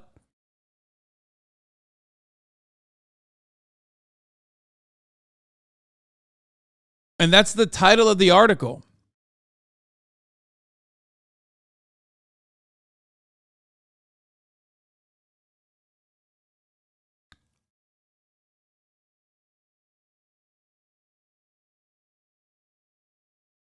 Yes, and he got sidetracked for hours looking at the clothing line of Hawaiian shirts with AKs on them. Yeah, we watched this.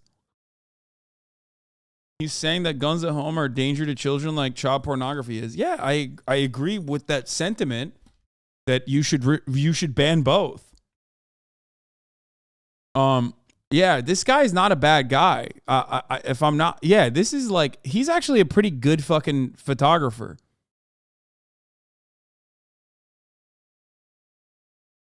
Oh my God. Imagine if we didn't have this context from our terminal online brain poisoning. Yeah, someone actually fucking sent that tweet that he had. Please read my message. It says Kim's art. What? No, I'm not. I don't know what's going on there, and I'm not touching it. I shouldn't have done that. The gun art piece he did with the guns was dope as fuck. Yeah. He did the Ameriguns thing.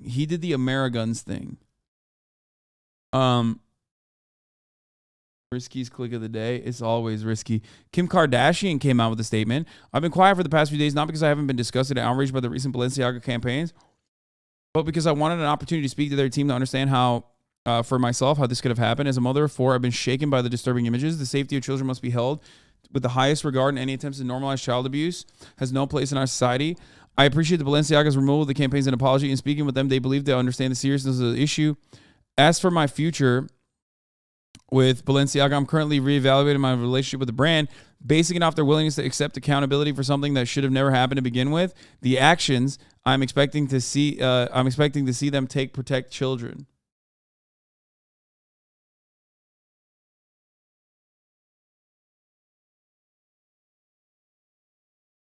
Wait, was that her shoot? No. I think she is like associated with Balenciaga. She's like modeled for Balenciaga. Kanye West works regularly with Balenciaga. So I think that was part of the reason why she was like, she's a Balenciaga partner. I think that's the reason why she made a statement. I can't understand. I don't understand why it's such a big deal. Can someone explain?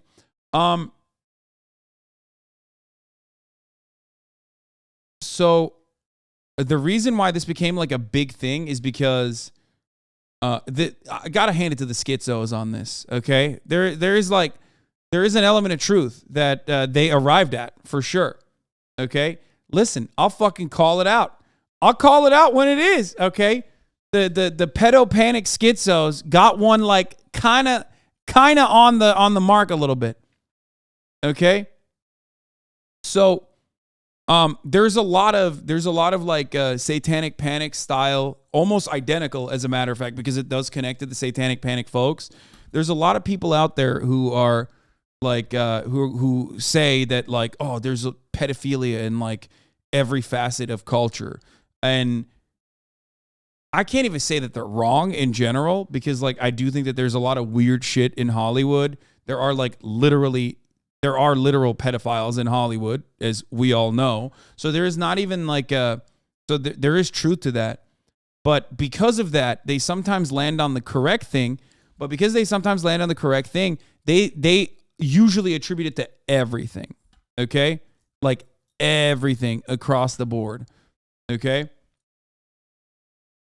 And you're literally in Hollywood? Yeah, me at the fucking peak of Hollywood, streaming in my house every goddamn day. You know, as I famously frequent the Oscars and the Emmys and every award show and muck it up with all the fucking Hollywood people. Yeah, I live here. I live in West Hollywood. But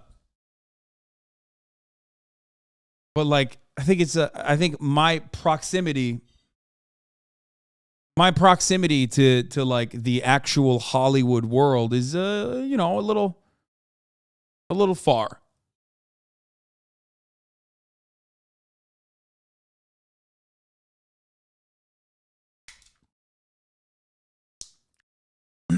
Yeah, Hollywood elite.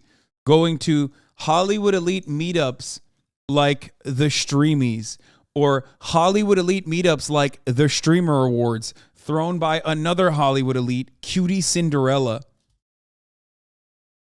You know, my mom heard me say that and laughed.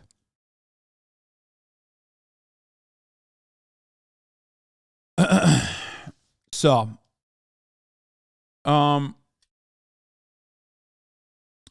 meet the photographer that led me to her, Gabrielle Gellenberti. He said, as usual, for the commercial shooting, the direction of the campaign and choice of objects is not up to him.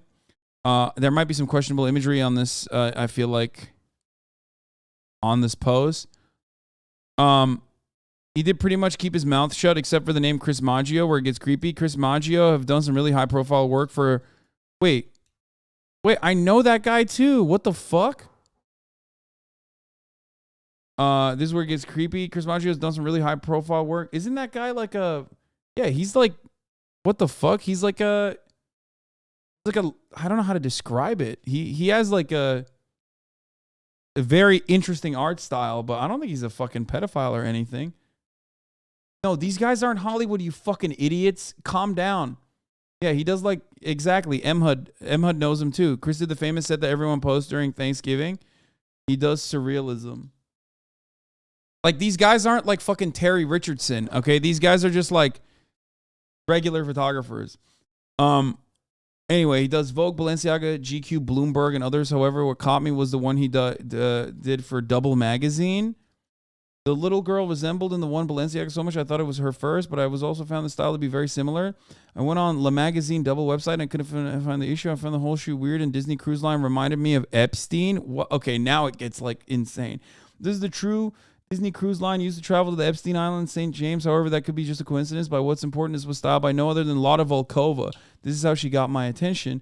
I have to thank the previous photographer for snitching on Maggio as well. I would have never led me to Lotta Volkova. Yeah, this thread is unhinged, dude. What? Now, when I found she styled it, I thought, who is this woman? She has become one of the most prominent stylists in the fashion industry. She's worked with Vogue, Adidas, Balenciaga, Chanel, Jean-Paul Gaultier, Marc Jacobs. I found the pic on the right incredibly disturbing for what she's referring to when she tagged Gosha and added a wink. What?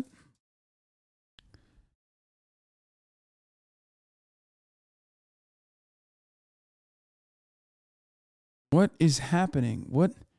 She just posted a fucking scene from The Shining. Wait. What is going on here?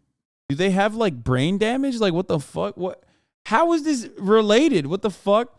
Look, did someone vet this thread or you just been reading a random default hobby? Someone sent this to me and I'm looking at it because it has like a fuckload of, I mean, it's got 42,000 likes on Twitter. Okay, see, what I was going to say is I thought that they were like, the second you start getting into emoji analysis, we need to get professional help. What the fuck?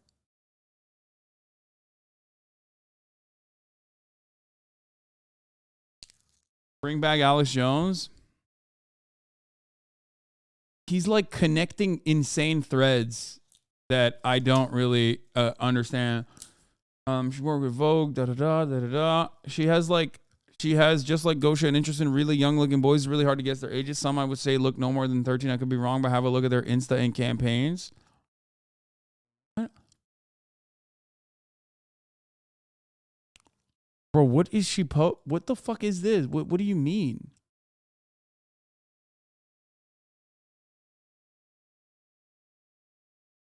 Like what?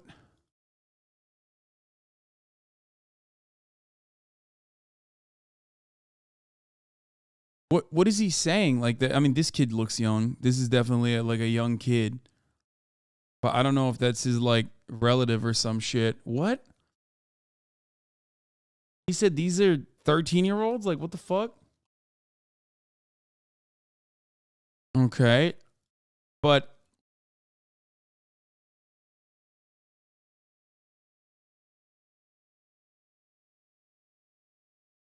I also found this disturbing. She films a juvenile facility and has blood on the floor, which actually looks like real blood. Did anything happen, or was it just a set for Vetmon's campaign?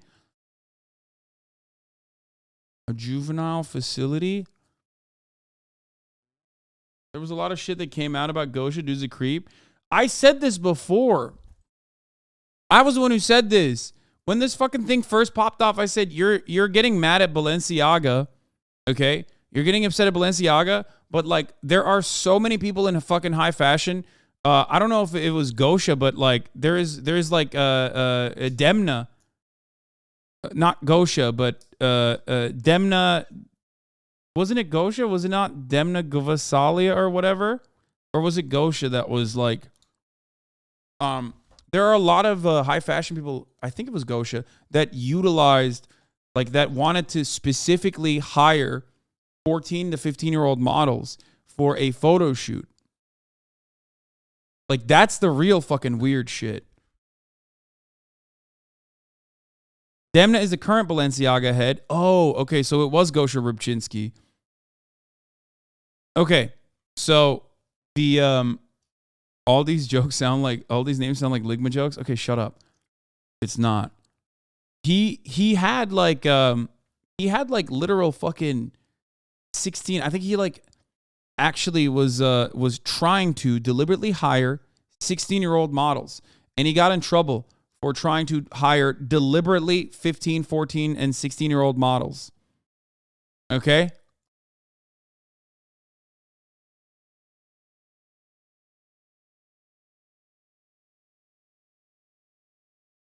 That part is true. And I remember that. I remember that being an issue. Like, I remember that being a controversial thing. I think he got, like, even punished for it.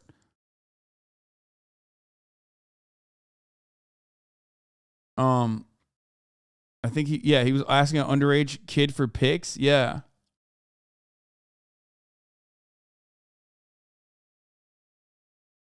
Anyway, French high fashion underage model arguments are eerily similar to the French philosophers' age of consent arguments. Yes, this is true. There's this meme pedo bear which went around, but also, dude, what the fuck? Okay, this thread is so fucking weird. He's like, this woman loves teddy bears and has a fascination for teddy bears. And then it's like pedo bear. Like he's like saying, he's like saying it's actually a signal to pedo bear. Like, no, man, it's a universal thing. Like, what? Like, I'm not even defending this fucking weird high fashion person, but you're like connecting insane dots, brother. What the fuck? Literally just some EU goths who slam ketamine making art with a decent budget. Adidas, who only needs to take down that whole page but distance itself from this group of designers. They sexualize children in their ads and have some sinister people working on this. What the fuck? With bags of what? With bags that have babies and blood? That's not a coincidence? What the fuck? Let's talk about Albin Adam. He's a good friend of Lotta Volkoda. He seems to be cherished by her. She doesn't show affection. What? Okay, I can't read this. I've lost this thread.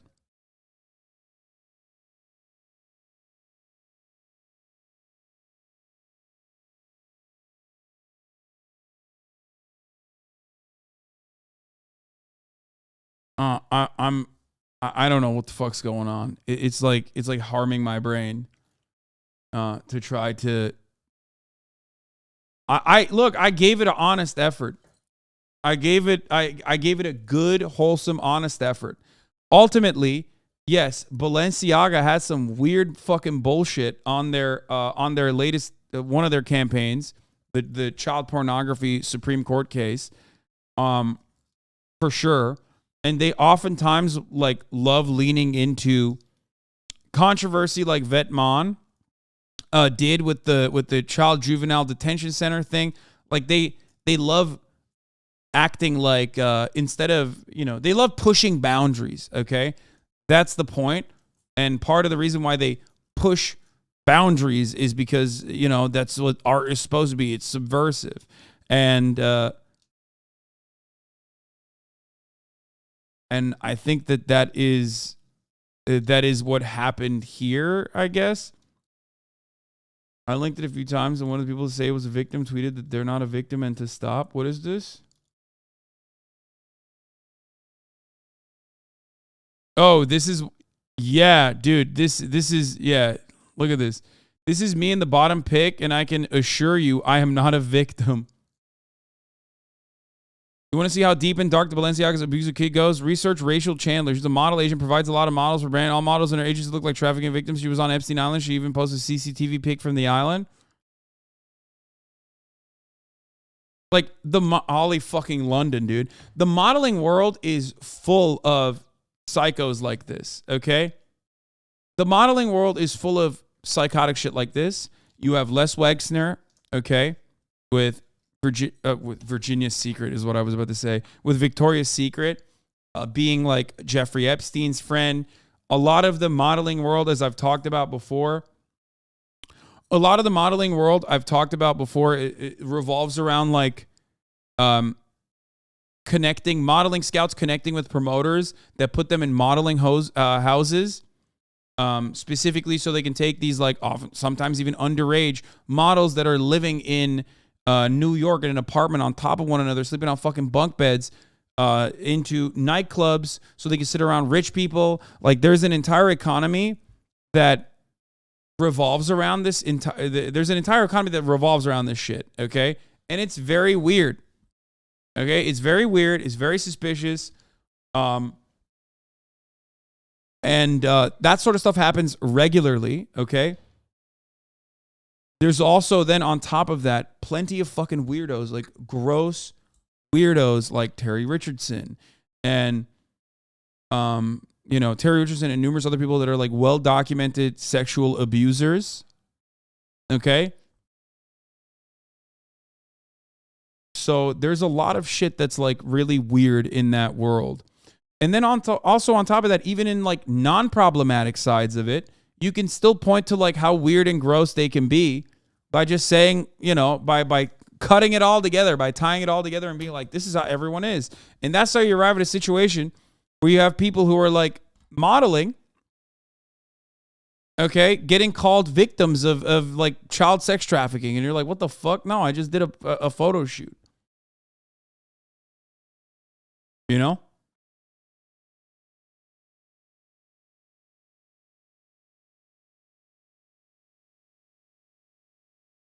What is this? Can you explain this horrific image? What? Wait, what do you mean? Explain this horrific image. This is one of the fucking most like, bro, are you fucking serious? Brother, This motherfucker goes to like, bro, that's insane, dude. Come on. This is like introductory to art, okay? It's like art 101. This guy, you're literally at this point, you're literally turning around and being like, bro, they had like naked babies on these fucking artworks. Have you seen an angel? I'm saying a lot of weird pedo shit happening. Like, you're fucking pointing at like insane things. You're just like,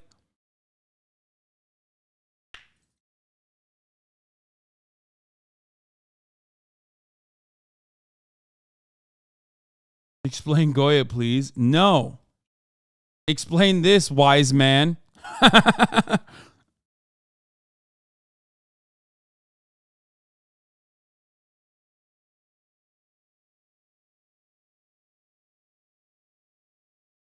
Motherfuckers are out here being like, I don't know if you know this, but there's naked babies on works of art. You know, like angels, little baby angels. Explain that. You can't.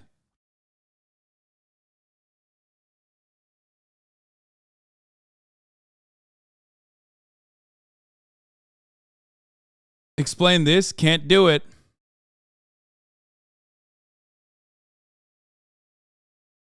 Anyway,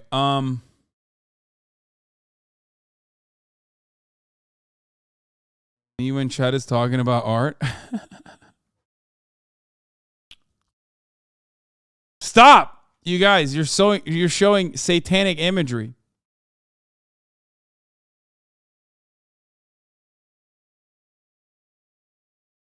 Have you seen the Nirvana album cover? Really makes you think. Yeah, I'm surprised like people haven't taken shots at that.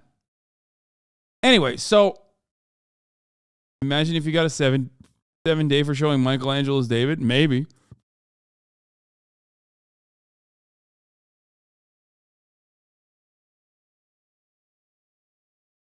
The world's going to shit because of cultural illiteracy, isn't it? Yeah. I mean, there are forms of degeneracy beyond the pale in art, okay? And there are places that you're not supposed to go to that is unacceptable, okay? And that's perfectly understandable, okay? Looking at that and saying that's weird and gross and shouldn't happen is understandable.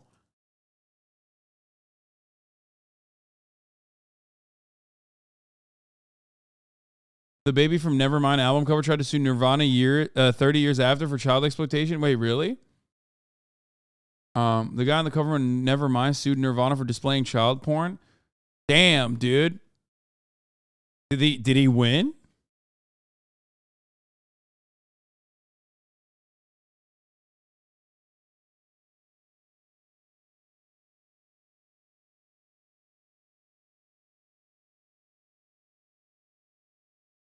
No, he wanted to get his money up.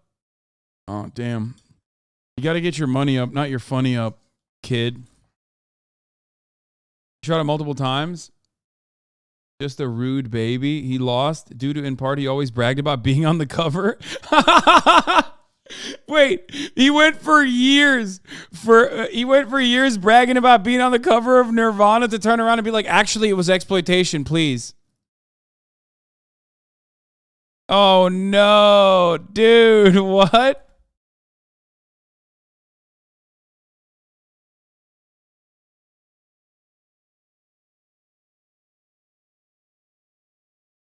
Oh, well, oops. He had Nevermind tattooed across his chest. That's funny. Anyway, so yeah, he tried to argue that his rep was damaged, but he put it on his dating profile. Nevermind Babe was a character in a show I was writing that he really surfaced and started suing them and ruined my idea. What? I'm sorry that happened to you, brother. Nirvana sued by the baby from Nevermind's album cover. Spencer Eldman, the man who was photographed as a baby on the album cover of Nirvana's Nevermind, is suing the band alleging sexual exploitation.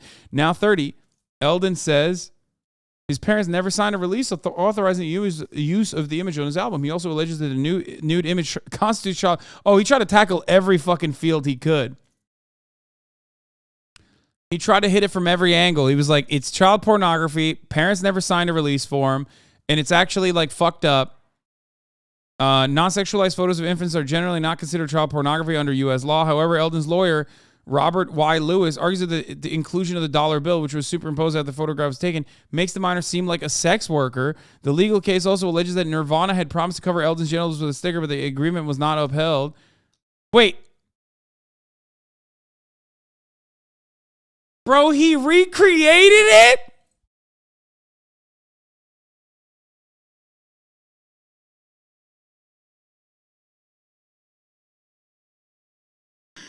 Dog. I mean, come on, dude. Yo. That's funny. I'm sorry. That's fucking hilarious, dude. They were like, maybe we can get our money up here, but nope.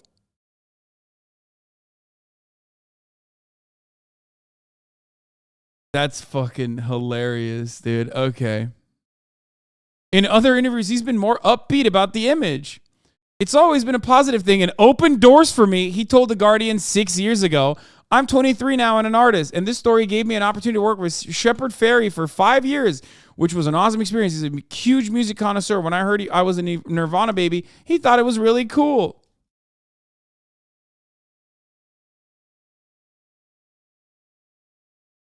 Sometimes we don't know we're being exploited until we hear from a new perspective.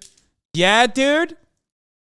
While that's true, you know, it's kind of wild to be like, to very openly and okay, you could make a case for this if this man wasn't so publicly talking about it, celebrating it, literally got it tattooed on his fucking chest, recreated it multiple times, and talked about it on the record that he was literally like he was super stoked on it, dude. Come on.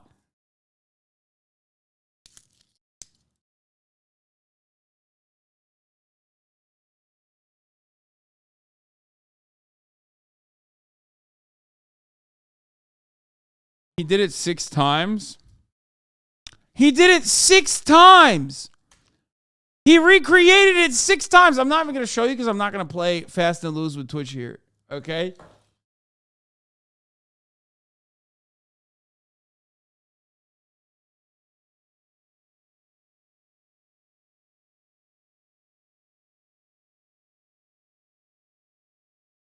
That's awesome. Okay. How the fuck do we get there? I don't even know. We still got to talk about Elon's awful shit. But here, we're done with let's talk about GMA Elon. Cover story and the changes coming to Twitter. I love morning news with this music. I gotta pee. I'll be back. And advertisers. Elizabeth Schultze has more, including changes to the verification process. Good morning again, Elizabeth. Hey, Janae. Elon Musk is on a mission to find new ways to bring in cash at Twitter as advertisers continue to flee the platform, many of them citing Musk's controversial moves as the company's new owner. So Musk now announcing in a tweet, of course, that Twitter's new verified service will launch next Friday. He says it will include 3 colors of check marks: gold for companies, gray for government, and blue for individuals, and Musk adding that all verified accounts will be manually authenticated before that checkmark is activated, a move that he calls painful but necessary. The billionaire owner of Twitter previously said he will charge verified users a monthly $8 subscription fee. Analysts tell me that would account for just a fraction of Twitter's revenue. Advertising is the lifeblood of this company, but major advertisers have been hitting pause on Twitter ads. Some reports say that Twitter may have lost up to half of its big advertisers just since Musk took over. Today, many companies say that they are concerned about brand safety and about how the platform will moderate the spread of extremist content under Musk's leadership. A lot of turmoil there in recent weeks. And Elizabeth, Musk also announcing another big change, reinstating banned accounts. We saw former President Trump reinstated recently. What can you tell us about that? Right. So just a few weeks ago, Janae, Musk said that a content moderation council would make these decisions on reinstating accounts. Since then, we have seen Musk reinstate former President Trump, Ye, and so many others. And now he has taken a poll asking users if Twitter should offer general amnesty to suspended accounts if they haven't broken the law or engaged. Dude, that's great. I love that. just fucking make the platform actively worse, dude. He's gonna have to redo everything he undid, but worse. Yeah, he's like simultaneously like, oh, we really did a good job tackling hate speech on the platform. Maybe too good of a job. It's time to bring back some of the fucking most egregious offenders. And the hilarious thing is like, so many people are just like, dude, do Alex Jones now. Do Alex Jones now. Do Alex Jones now. In spam, users overwhelmingly answered yes. So then Musk responded, the people have spoken and amnesty begins next week. You know, this is just another indication of how Musk is personally engaged in many of these questionable moves at Twitter, giving us a play-by-play as he makes decisions at the helm of the company. And Janae? it certainly remains to be seen whether this will help make There's going to be internal discourse on whether you are a blue or gold check mark. I would be very surprised if I get a whatever kind of like official verification process. I'll be honest. As someone who has you know, conversed with Elon Musk's baby mama, Grimes, it is not unlikely that Elon Musk is familiar with my work to a certain degree. And I would suspect that I am not receiving the public figure status or whatever the fuck it is, which who cares? Twitter more profitable. Elizabeth Schulze for us there in DC. Thank you so much. Well, hey there, GMA fans. Yeah, he finna ban him for funsies. We'll see. I wonder if he saw you shit on Tesla in front of her. This is what I was saying. Entertainers that are clearly on the left that he despises like H3 theoretical the exclusivity of the checkmark and is just making another. Yeah, I don't think I'm a cherished person. If Elon Musk knows who I am, I don't think he has good opinions of me. A man ran into the field during World Cup match in Qatar, waving a pride flag and wearing a Save Ukraine and Respect for Iranian Woman shirt. Damn, this guy hit the fucking trifecta, dude. He had a triple-double, dude. Look at that. Respect for Iranian women, save Ukraine, and the gay flag. That's a hat trick.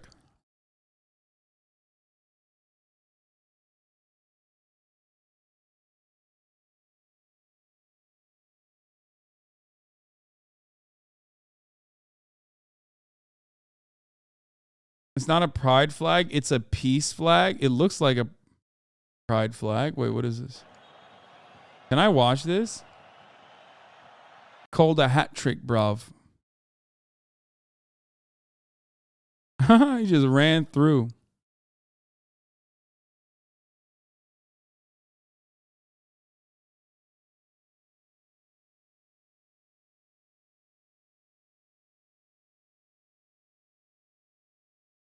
He's Italian, by the way. Wow. A person of color. You love to see it.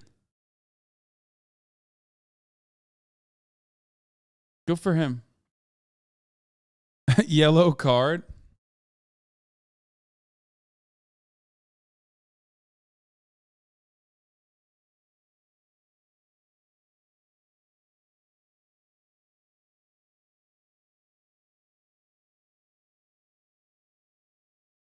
Anyway, I wonder how Kanye would react if Young Gravy and Kim K linked up. That's off topic though. Sorry, Hasan. Thank you for the daily content. Love you, King. Aw.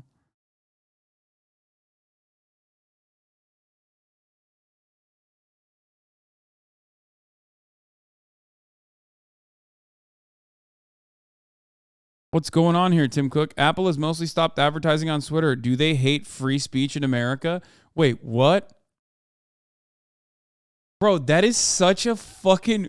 Yeah, dude. Yeah, free speech is when you fucking give me money, dude. What the fuck?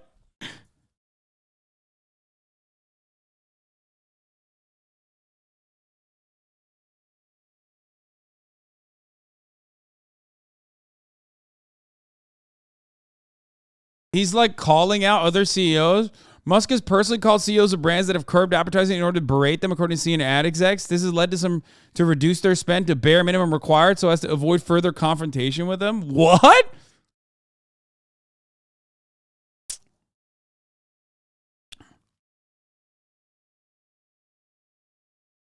What is happening, dude? Did you hear that a Qatar police officer mistook a country's flag for a pride flag and had to be corrected by another officer? No, I don't care about that, okay? We got some other shit going on here.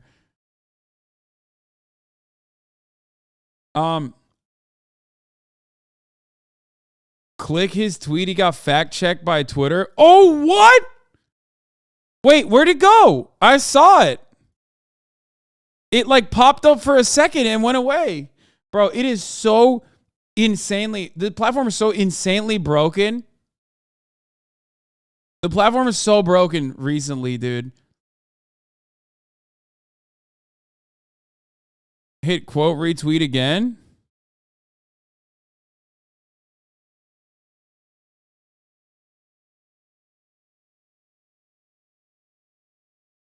This one got fact checked too. Did you know Apple puts a secret 30% tax on everything you buy through their app store? This is not a secret. Apple takes 30% fee from all sales made through their app and purchase system, which accounts for processing. It's not a tax. Developers can apply for the fee to be reduced down to 15 if they make less than $1 million a year. Apple takes 30% tax from app developers who make over $1 million through the App Store on an annual basis. Apple's App Store is the equivalent of a 30% tax on the internet, says Watcher.guru, which gives you unbiased coverage of crypto and finance. Why are you covering this clown? Elon Musk, I don't know if you know this, but he's still the wealthiest person on the planet. And he also... Twitter users say their blocks on Musk's account were lifted. Wait, what?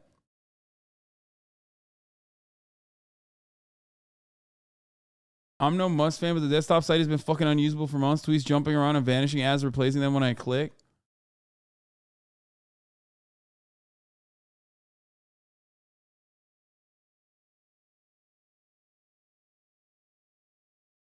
Apple cumstered Epic Games in court. I don't think Apple's going to sweat this man, baby. Like, I don't like the fact that Apple gets to do this, for the record. I think it's fucking bullshit. I think that they are able to do this because they basically have a fucking monopoly, okay? Not a monopoly, but a duopoly. And I think it's unacceptable. I don't disagree. I wish Elon well on his endeavor of trying to take him down. I don't think he is going to be able to do it successfully. Good luck. I've noticed that you're never appearing in my feed anymore, but Elon is showing up everywhere, especially since you never finished Mortuary Assistant. Yeah, that's why. Good one, you fucking asshole. Who's cooler, Elon Musk or Asian Elon Musk? You mean Yilong Ma? Yilong Ma is infinitely cooler. The Twitter files on free speech suppression soon to be published on Twitter itself. The public deserves to know what really happened. Apple should be more transparent about their processes and probably not have such a monopoly. Apple should support free speech, says Lex Fridman, which I don't really understand. What the fuck does that have to do with free speech?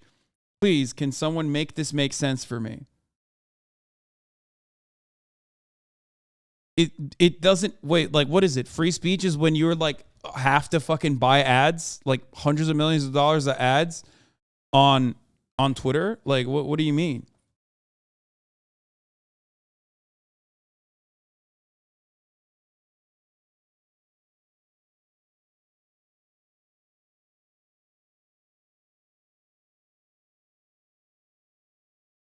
Someone else replied with a graph showing Apple's 97% of donos, the Dems saying Apple's the enforcement arm of the Dems party's mission to eliminate free speech, but Tesla is 94% and Twitter is 98%. Also, those are employee donos. I don't know how to start explaining how stupid and wrong these people are. Bro, this is literally like, this is the same kind of fucking brain disease that I was talking about, okay? Which is like people that are like hopped up on their own fucking fart smells who are looking at... who are basically like looking at, ties where no such ties exist, okay? And making these bold claims. But because everyone else in the periphery is also just as fucking insane, it kind of works. Because the reality is, when your target market is also just as brain broken as you are, when you make like an insane statement, if the entirety of your audience is also equally as insane and biased, they will turn around and go, yeah, that's right. That fits for me. I agree with what you are saying. New documents show why Apple's pulling its Twitter ads is devastating for Elon Musk. In the first quarter of 2022, Apple was Twitter's top advertiser, accounting for nearly $50 million in revenue. Ooh, that's not good. You got bald on the mind? Brother, I always have bald. What? No. What the fuck? I don't want. Man, shut the fuck up. No, that's not the right thing. Here, hacker man. Elon Musk says Apple threatened to remove Twitter from the App Store. In a series of tweets, the billionaire says Apple also has mostly stopped advertising on Twitter.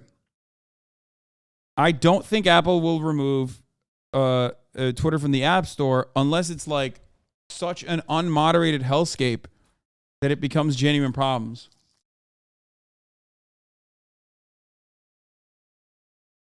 That's it.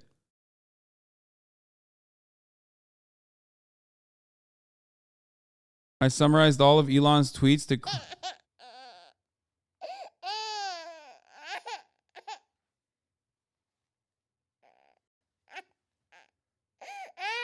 Who else has Apple censored?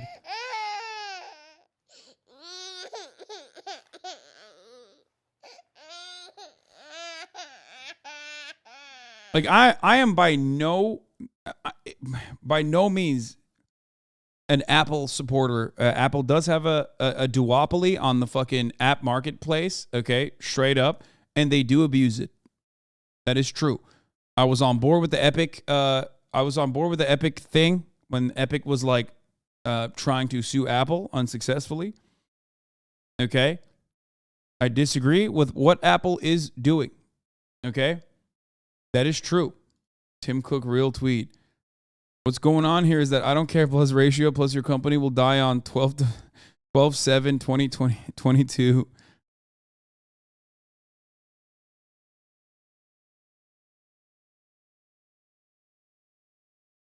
I mean, Apple and MS both suck. Jeff Bezos, Amazon. Piche Susan Wojcicki, Google and YouTube. Zuckerberg, Facebook Meta. Tim Cook, Apple. Bill Gates, Microsoft. All leftists. Outside of Musk, they and they alone determine what public information is permissible. Do you feel free?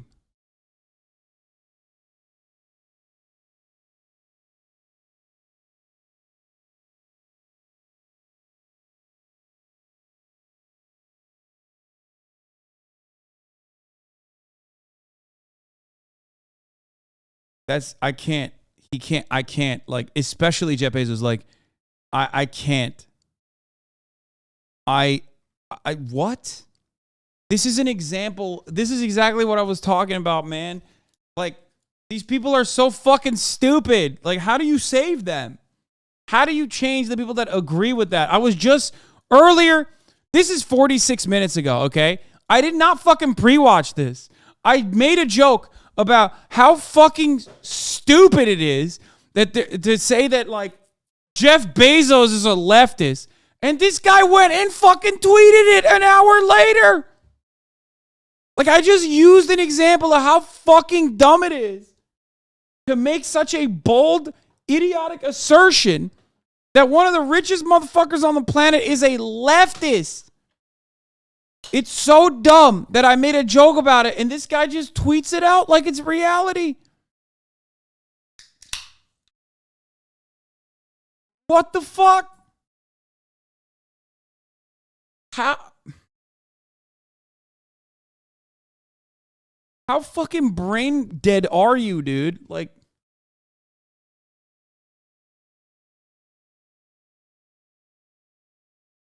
the notion that any of these dudes are left is a silly one. They're billionaires, brother.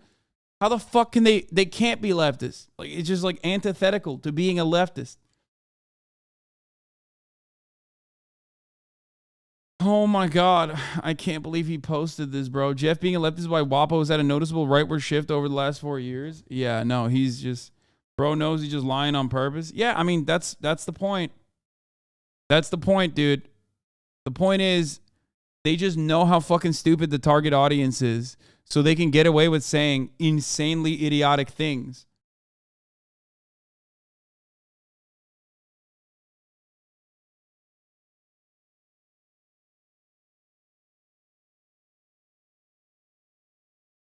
I don't know what can I provide in the form of commentary when that's what the right wing is doing. You know? Every time I wear the shirt in public, I get tons of support and compliments. Okay, groomer, pro-America, anti-communist, based AF. What? Why would you wear this shirt, dude? What the fuck? Bro, this is...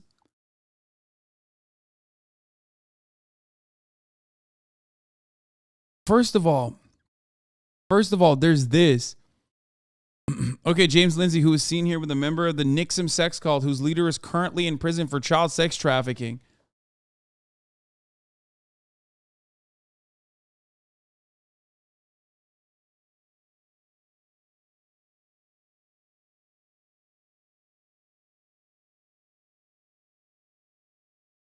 I feel like I'm losing my mind. I feel like I'm actually losing my fucking mind. Like, we are getting... With a simpler screenshot, I have broken the OK groomer man. Guys, I don't know. I don't know what to say here. Like, we have gotten to a very weird place, okay? We've gotten to a very weird place where people who are just like... I mean, the level of... I gotta quote tweet this.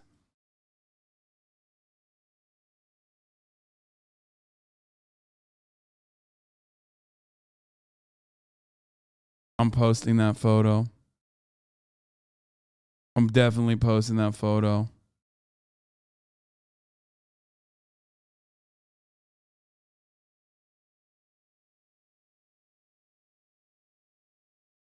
Let's see. I just quote tweeted him. I just quote tweeted him and posted that photo.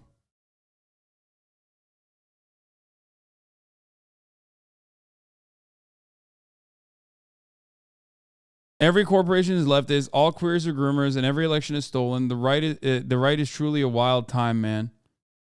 They really saw how awful the midterms went and doubled down. I mean, dude, there's no better case of projection than this. Okay, these two images. First of all, this is a very weird. You're not showing the directory, by the way. What do you mean?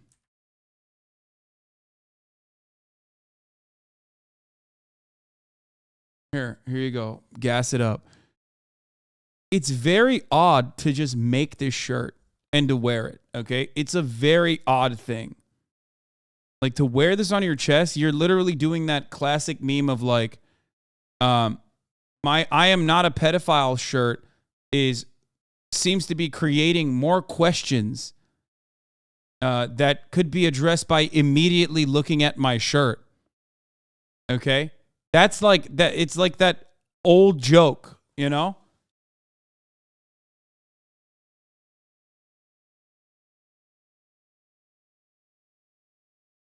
That's fine. It'll just make me grind harder. Yeah, it's a very weird, very strange thing to just like go and get the shirt made, okay? So that's already fucking super strange. But then also on top of that, not only did you get this fucking shirt made, but you yourself are friends with a famous convicted child sex trafficker. And you are proud of that friendship. You literally stated that you and her look very hot in the photo like last week. When people were posting this in his replies, he, one, asked Elon Musk to try and delete those replies. That's real. Okay. And then two, personally said, we look very hot together.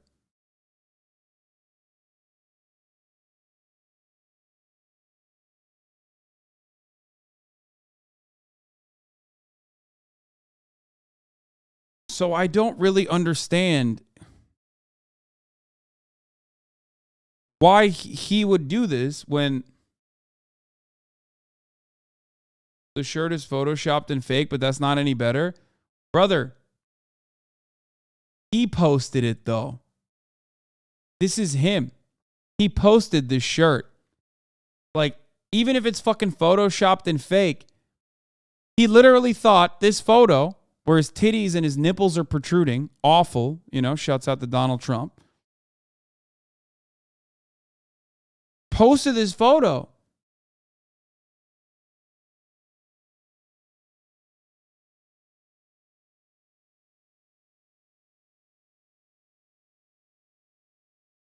Disrespectful. Can you explain what's going on? This is conceptual James Lindsay. He's like some fucking weird math guy who was famous for like basically theory posting on the right by going intricately and in depth into leftist theory and why it's like antithetical or whatever. We've watched a bunch of his videos. He's just like kind of a fucking weirdo. I mean, not even kind of, a super weird guy. Well, turns out like, I mean, he's a basic conservative. Okay.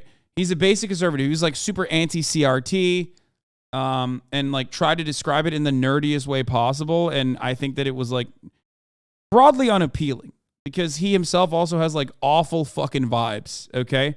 Remember, vibes are important when you're trying to make an argument. Right? So he had like super fucked vibes already. And for that reason, you know, he never really made it that big. He never struck it that big. Also, he's like really, really into theory. Like, unlike Jordan Peterson, who has read none, he actually has done a little bit too much reading, if you ask me. Okay? So it turns out this guy, who is like a side character in the conservative universe, apparently has been enraging the groomers, okay? Right? In his world. In his little world. And he posted this shirt, OK Groomer, pro-America, anti-communist based AF. And said, every time I wear the shirt in public, I get tons of support and compliments. But the funny part about this is that he is literally, this guy, James Lindsay, is photographed with Nikki Klein, who is the leader of the NXIVM, I don't know how to fucking say it correctly, sex cult leader, who's currently in prison for sex trafficking. NXIVM. Not NXIVM, NXIVM, sorry.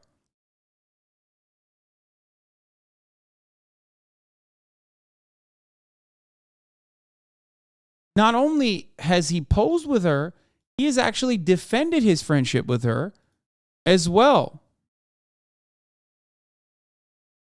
Wait, what? Probably true? No one loves you and everything you stand for will fall apart one day? Okay.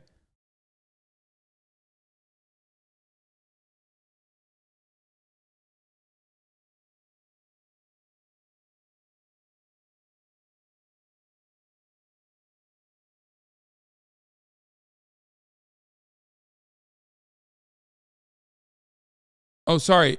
Nikki Klein is just a member of NXIVM. Not the leader.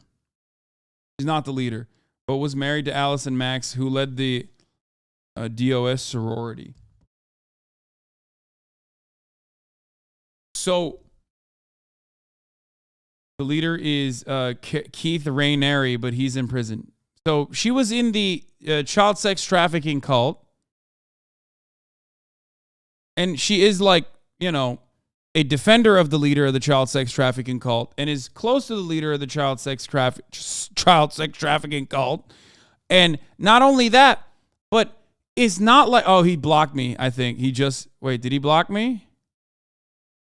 Oh, he hasn't. Okay, that's nice. I couldn't see the tweet for a second.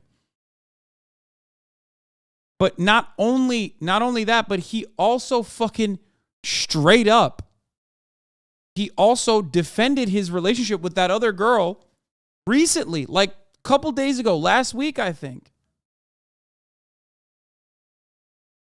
Okay?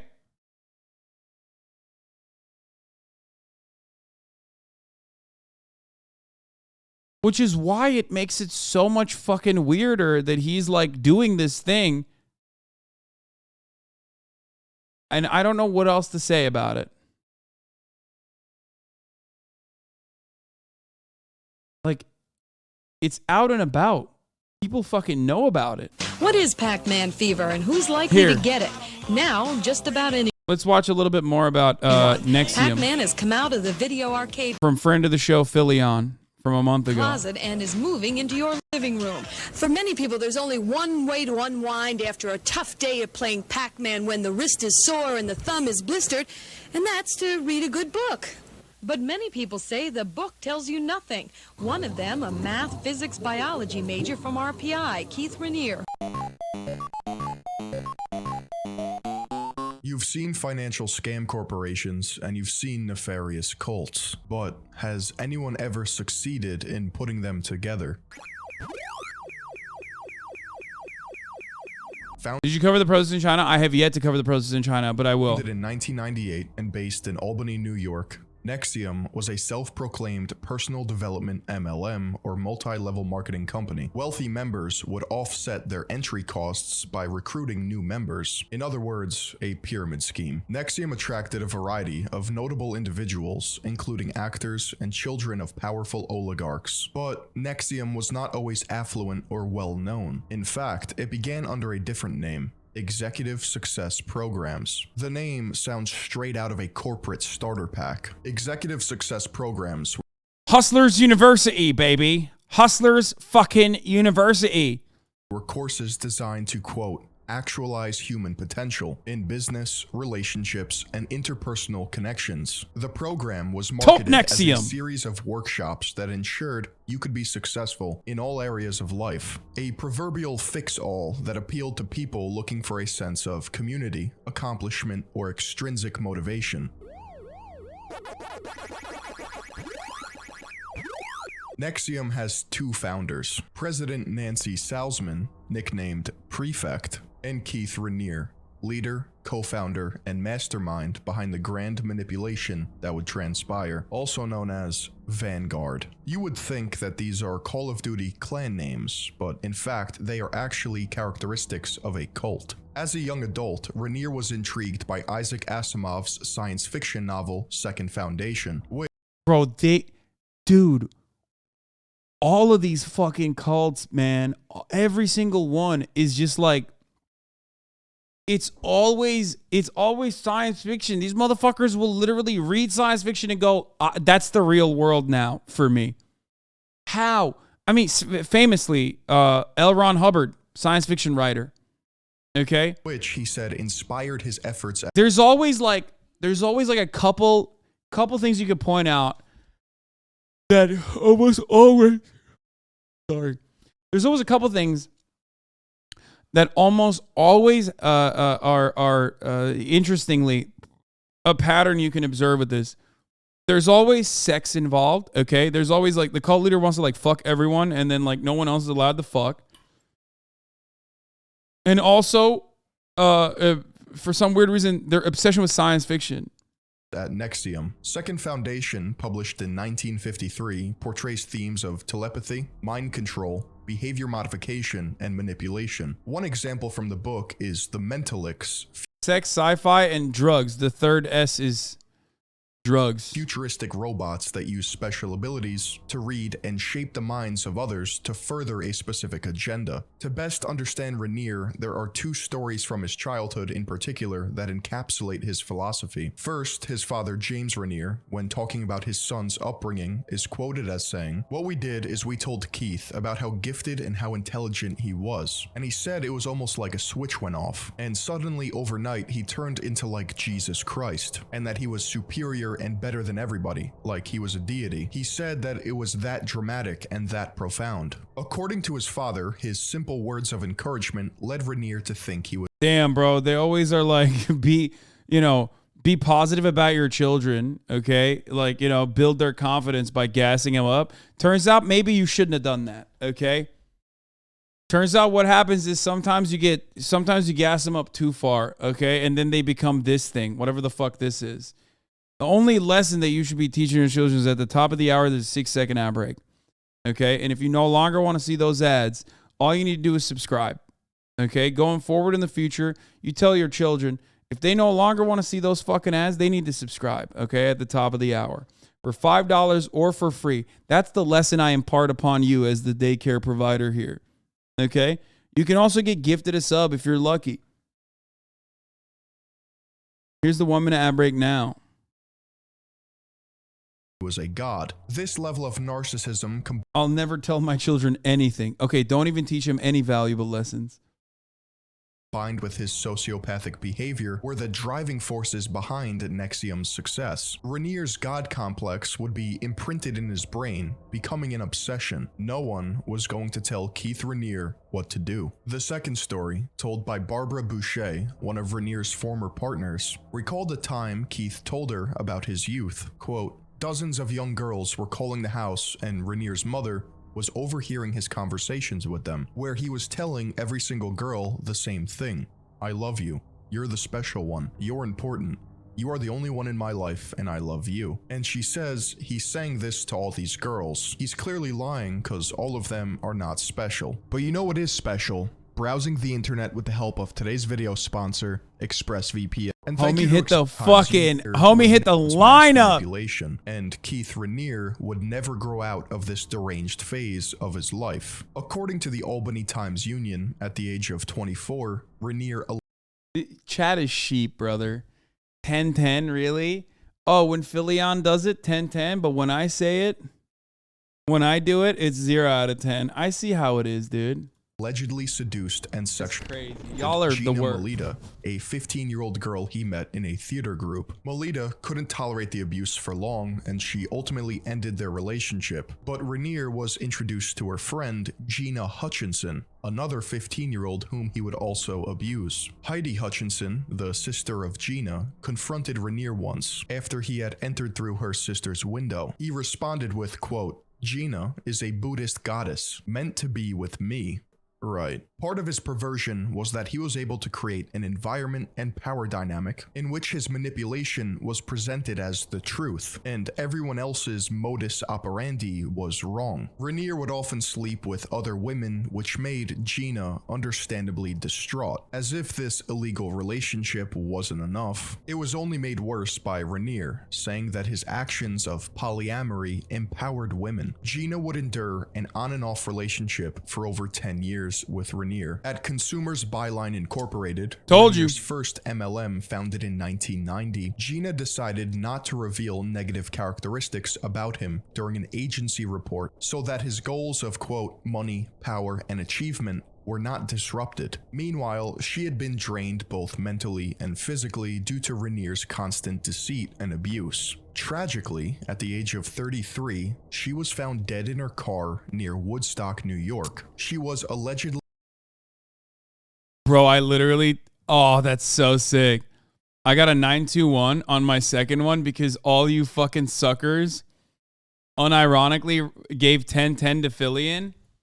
You gave 10-10 to Philion. Sorry, I know it's a tragic moment, and we're going to get back to that in a second.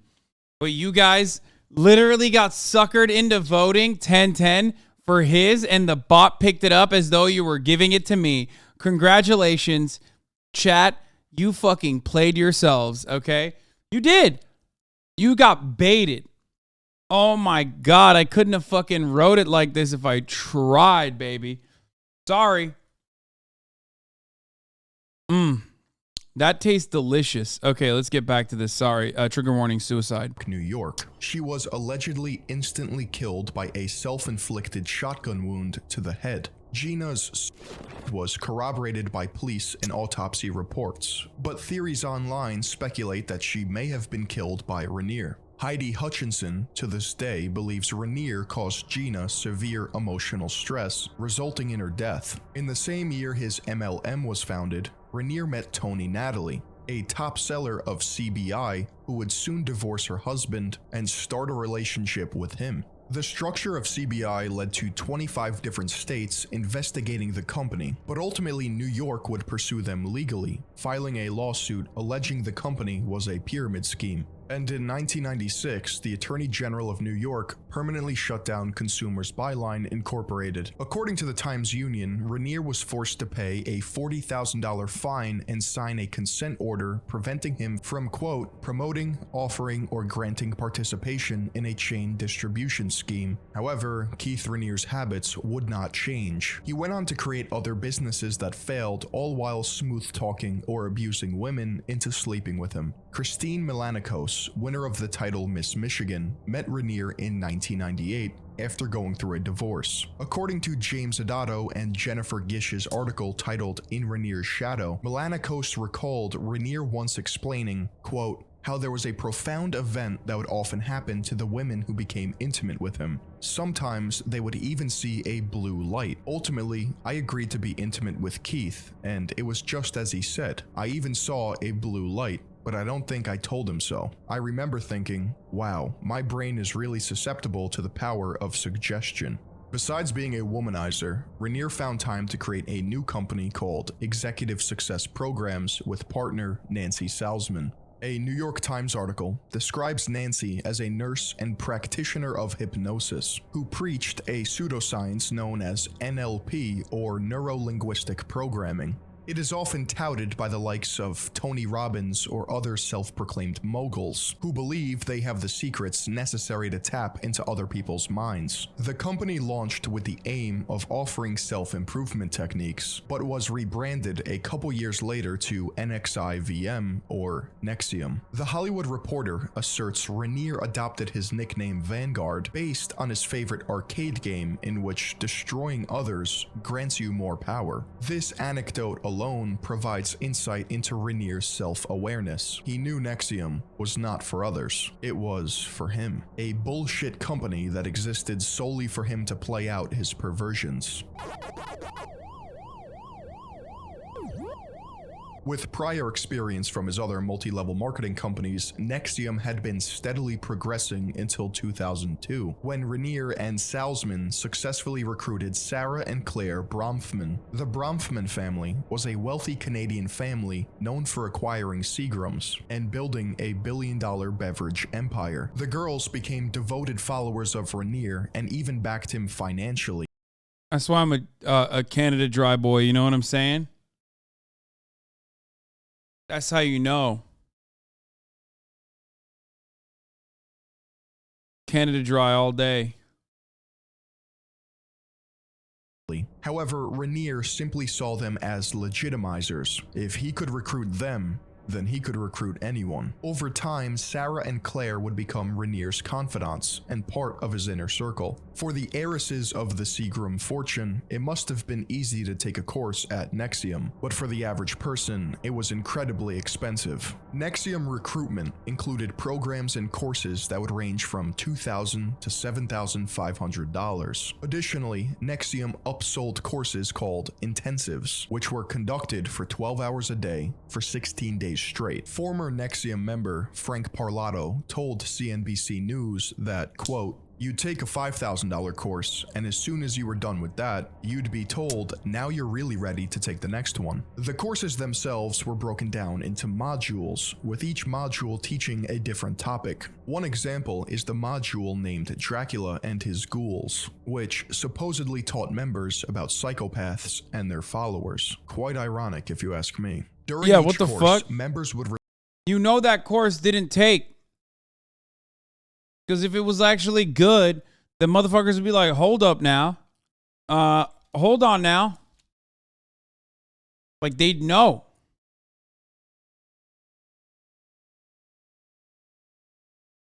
They'd get it. By the way, for those of you who are wondering how we got here, remember, this is the reason why we got here.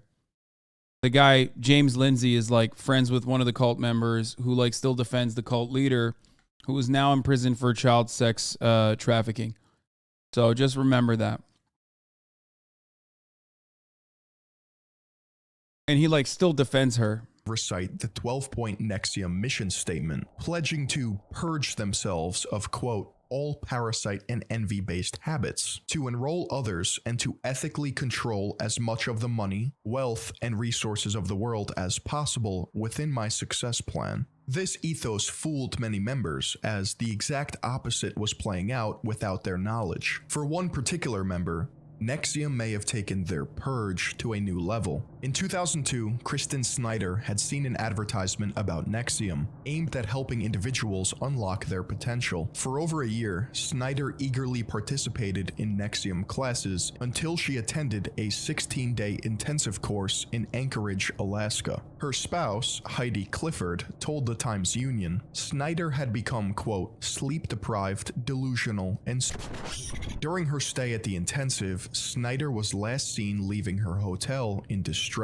To this day, no one is certain what actually occurred, but Anchorage police speculate Snyder traveled to Resurrection Bay, where she committed by deliberately capsizing in a kayak. Her disappearance or death is still a mystery, but an apparent note found by police gives us insight into her final thoughts. I attended a course called Executive Success Programs, also known as NXIVM, based out of Anchorage, Alaska, and Albany, New York. I was brainwashed, and my emotional center of the brain was killed or turned off. I still have feeling in my external skin, but my internal organs are rotting. Please contact my parents if you find me or this note. I am sorry, life. I didn't know I was already dead. May we persist into the future. On the second page, she wrote, no need to search for my body. Wherever Rainier would go, death followed. By 2003, NXIVM had approximately 4,000 people take part in their courses, though it wouldn't be until 2006 when Rainier would find his most dedicated recruit. Kristen Crook, best known for her role in the series Smallville, joined NXIVM.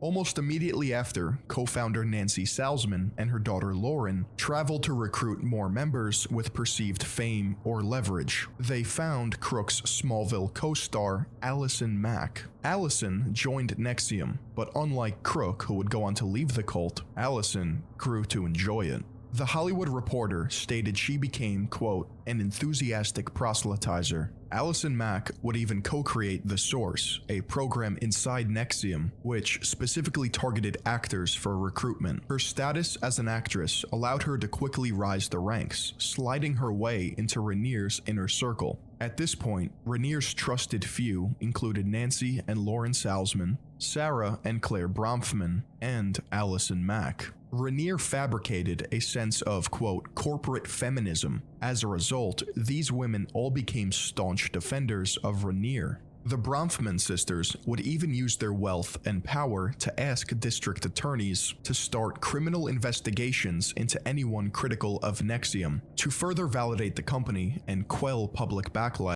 Girl boss shit, dude. Fucking girl boss shit. Rainier decided to create The Knife of Aristotle, a NXIVM-affiliated news company. According to multiple journalists, including Iker Sposio, Mary Von Au, and Brock Wilbur, fake staff members hired journalists to gain media approval, and The Knife of Aristotle was considered a cult-like fake news factory. However, Rainier's fake news wasn't... Bro, I hate to make this joke, especially because I look the way I do, but why the fuck do all cult leaders look like this? Yes, I'm aware I kind of look like that right now, okay? I know, but like also, come on, dude! What the fuck?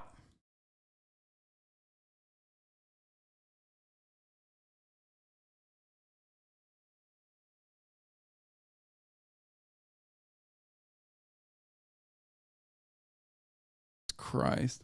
Enough. So he and his faithful followers sought to distance themselves from possible it's just cult a look. allegations. One way he accomplished this was by co-founding the World Ethical Foundation's Consortium, a non-profit organization which sponsored a meeting with the Dalai Lama in 2009. The Dalai Lama visited the NXIVM headquarters in Albany, where he spoke on stage about morality and inner values. The entire endeavor was said to have cost around $2 million. Let's keep it a $150 here, okay? Maybe the Dalai Lama doesn't have the fucking superpowers, okay? That's all I'm gonna say. How the fuck did you get duped into you know, pushing this shit, dude? Which goes to show Rainier and his followers would do anything at this point to paint NXIVM in a positive light. During the Dalai Lama's visit, Rainier's confidant Sarah Bronfman had a sexual relationship with Lama Tenzin Doden. the monk who had set up the Dalai Lama's appearance. This is one isolated example of how NXIVM's ideology could be capable of overpowering others. Before leaving, the Dalai Lama gifted Rainier and his company leaders scarves representing purity. These scarves were symbolic of NXIVM's sash system. Frank Parlato, a former member turned investigative journalist and critic of NXIVM, compiled an account. The Dalai Lama was like, I don't even do this for anybody, okay? You are uniquely pure guy. My man said, we're not out here giving it to every single person, okay? But we're going to give it to you. Wait, did you say he smashed? Dalai Lama's appearance. This is one isolated example of how NXIVM's ideology could be capable of overpowering others. Before leaving, the Dalai Lama gifted Rainier and his company leaders scarves representing purity. These scarves were symbolic of NXIVM's sash system. Frank Parlato, a former member turned investigative journalist and critic of NXIVM, compiled an account of the sash color system that Rainier used to codify his most loyal followers. White sashes were given to students. One of his monks smashed. Anyone who had paid to partake in a NXIVM program got a white sash. He got that dolly riz. Were given to individuals who worked for free at NXIVM but also paid dues. Orange sashes were given to proctors, who also earned a small salary or commission for recruiting. Green sashes were given to senior proctors. These sashes generally cost a member around $1 million in overall investments. Blue sashes were for counselors and could cost around $5 million. These members made a salary, but nothing compared to the money that they put in. Purple sashes were reserved for senior counselors, and according to Parlato, this level was extremely hard to reach, and over the course of the company, only 3 people ever did. Gold was the last sash, and it was dedicated towards the perfect co-founder, Nancy Salzman. And Rainier? He wore a white sash because he thought of himself as a student, always there to learn. You all have to judge your guru.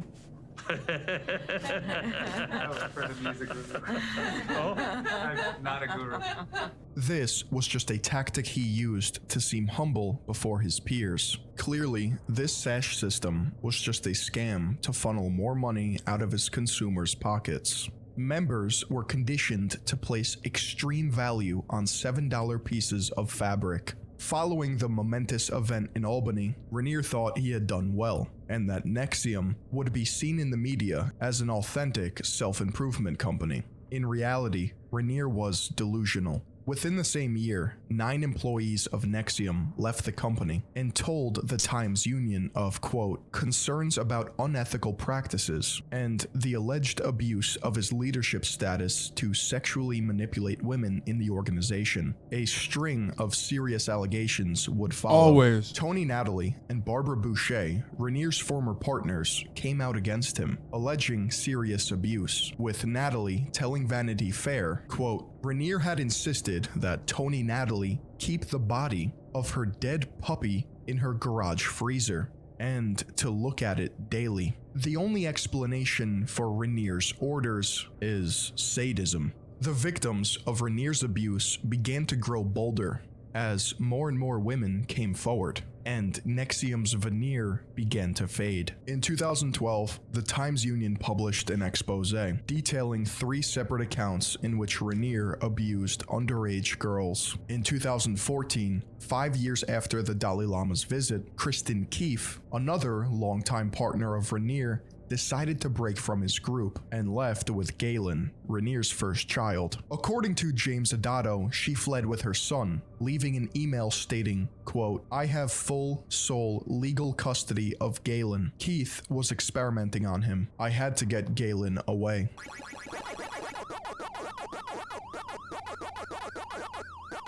The most shocking revelations to come from Times-Union's expose included Rainier grooming 3 daughters of a NXIVM family and creating a secret group within the company called Dominus Obsequious Sororium, or DOS for short. This translates to Master over the Slave Women, or lord of the obedient female companions. The 3 daughters he groomed eventually became his sexual partners. Mariana, who was the oldest, was sexually abused, becoming the mother of Rainier's second child. Daniela, the middle child, was groomed as a minor and began a sexual relationship with Rainier right after her 18th birthday. The youngest daughter, named Camilla, was sexually abused by Rainier from roughly 2005 to 2017. She was only 15 years old when it began. Years later, Daniela would go on to testify in court that she had been forced into solitary confinement in her own home by Rainier. Her family was prevented from speaking with her, and Rainier's confidant Lauren Salzman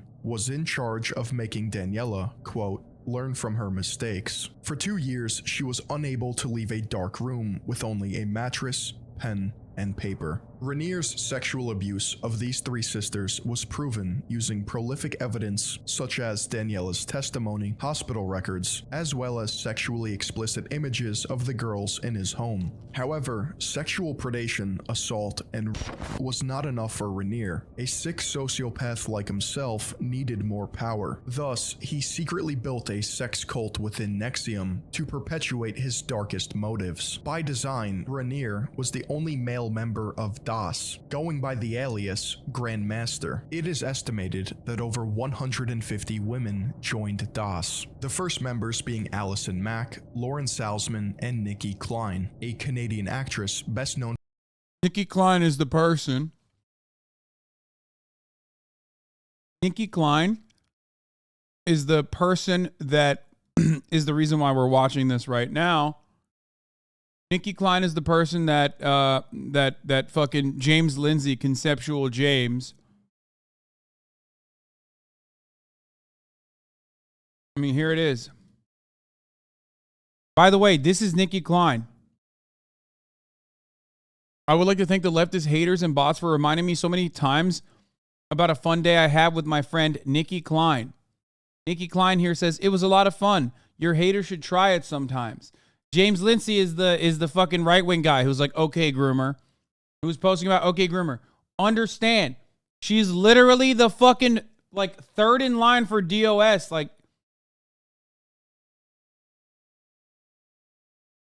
for her performance. Like an actual child sex trafficker, dude. An actual groomer. A literal fucking groomer, dog.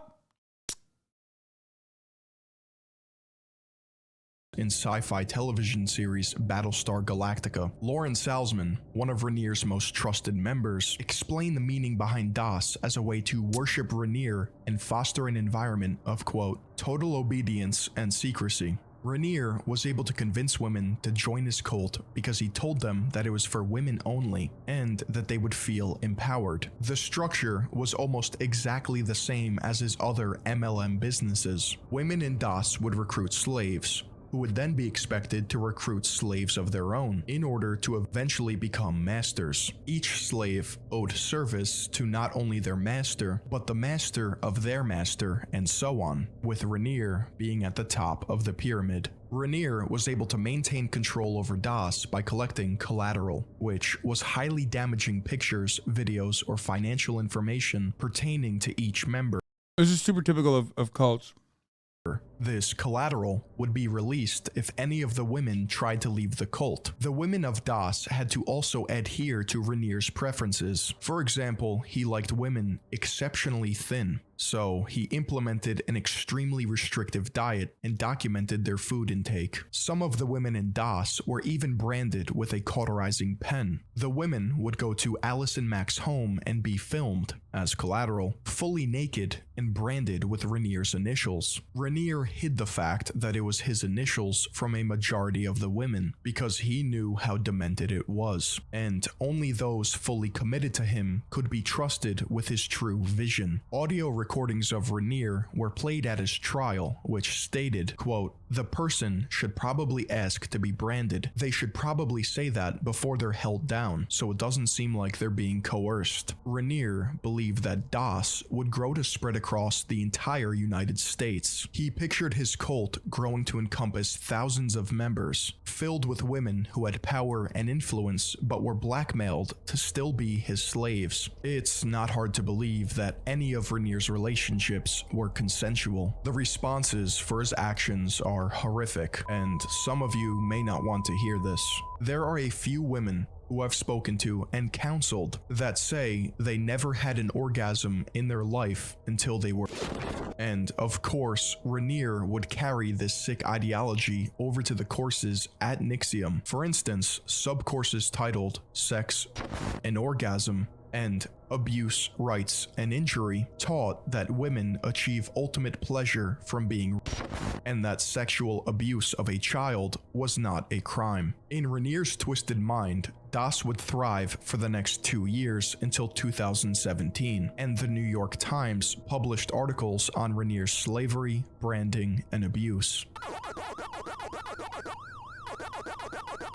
In the wake of these articles, Ranier fled to Mexico with members of his inner circle. He tried to hide, but was soon apprehended in Puerto Vallarta by Mexican federal police after the FBI issued a warrant for his arrest. In Ranier's indictment, he was charged with sex trafficking, conspiracy for sex trafficking, and conspiracy to commit forced labor. On June 19, 2019, after his federal trial, Keith Ranier was found guilty of sexual exploitation of a child and possession of child porn, sex trafficking and attempted sex trafficking, forced labor, identity theft, conspiracy to alter records for use in an official proceeding, racketeering conspiracy, and wire fraud conspiracy.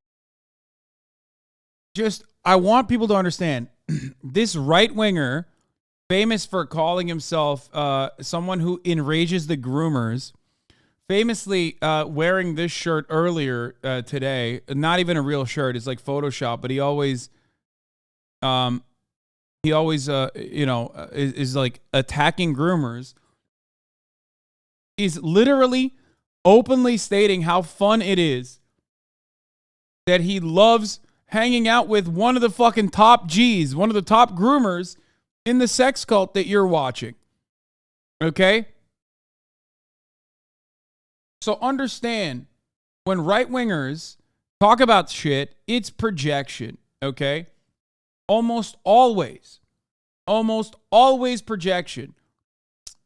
These are the people who literally think being gay, okay, being a queer person that is around children automatically makes you a fucking groomer, but actual fucking groomers are not real groomers, okay? Like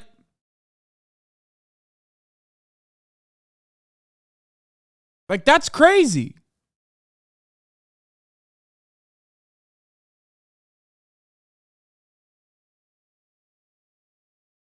He was given a 120-year prison sentence, along with being forced to pay a total of $3.4 million to 21 victims and $1.7 million to the US government. Ranier was given the heaviest sentence, but that didn't mean others weren't culpable. Ranier's closest confidants had been complicit in his nightmarish fantasy. Allison Mack pleaded guilty to racketeering and racketeering conspiracy, receiving a light sentence of 3 years in prison. Nancy Salzman and her daughter Lauren both pled guilty. Lauren received 5 years of probation, while her mother was sentenced to 3.5 years or 42 months in prison. Claire Bronfman pleaded guilty to conspiring to conceal and harbor an illegal immigrant for financial gain, as well as fraudulent use of identification. She was sentenced to 6 years and 9 months in prison. Her sister Sarah was not charged with any criminal wrongdoing. According to Esquire, quote, "She is even entitled to make money off of NXIVM property she owns." Following the fall of NXIVM in 2020, HBO released The Vow, which followed the experience of individuals involved with NXIVM. It detailed the stories of members who escaped the cult, including Sarah Edmondson, Mark Vicente, Bonnie Peace, Anthony Ames, and Catherine Oxenberg. The docuseries includes footage shot by Vicente as part of NXIVM's plan to constantly document Ranier for future generations, and to showcase how wise he was. Stars also premiered a true crime docuseries into this corporate cult called Seduced, Inside the NXIVM Cult. This series follows India Oxenberg, or the daughter of Catherine, a former member of NXIVM who had a hard time coming to the realization that the self-help organization she trusted was truly a cult. Additionally, other women from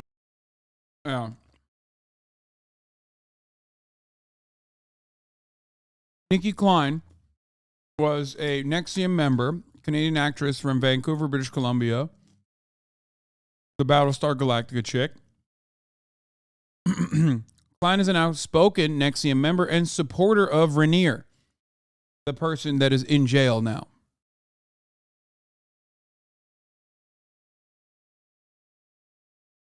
Okay? Rainier was the head of the sex slavery part, known as a Rainier was the grandmaster. We already talked about this. Nikki Klein defends him still. Okay? Yeah. Klein was believed to have a high position within DOS and was known as a first-line slave, as in she had a bunch of other slaves underneath her because it was a slavery multi-level marketing. 3-minute long video featuring Klein and Rainier's inner circle. Interview with Klein and Klein organizing support while he's in prison.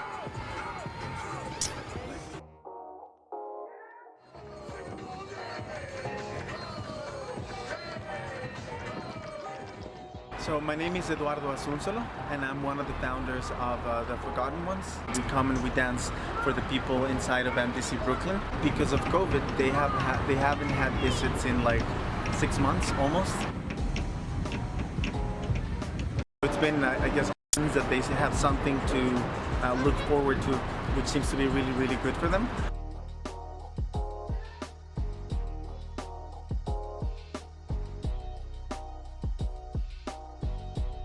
This is where Rainier is being held.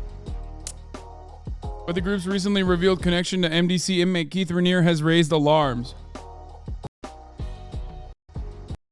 We didn't want to at first. My friend in there is Keith Rainier. He said, my friend is in there.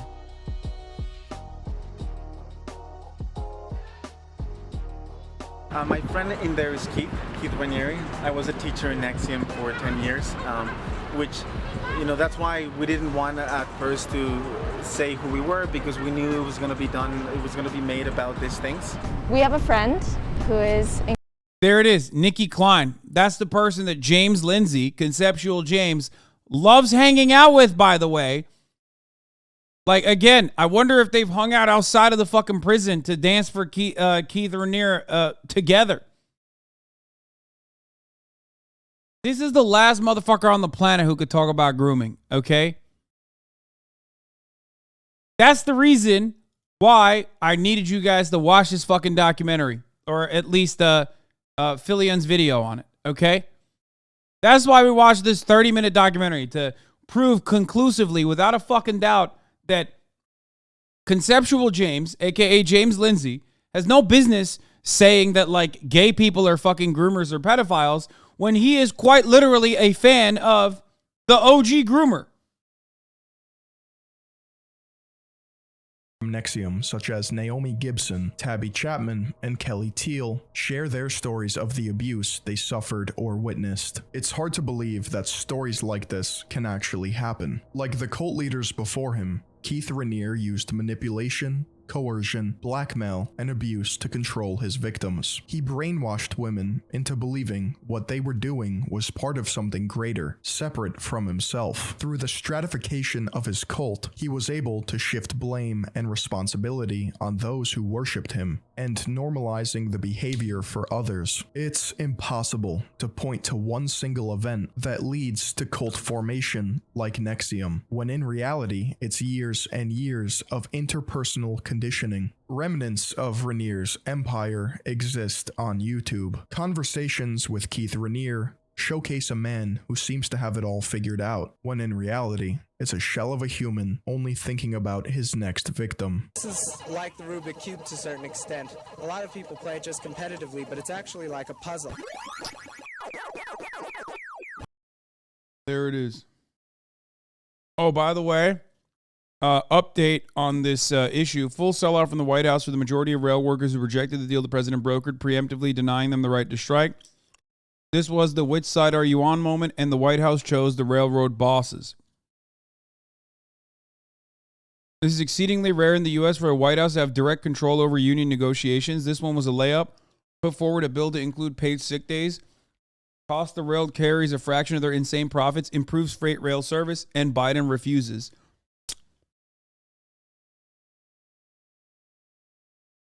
I'm calling on Congress to pass legislation immediately to adopt a tentative agreement between the railroad workers and operators. Joseph Robinette Biden puts out a statement from the White House.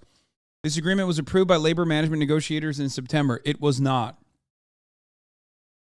It was a tentative agreement.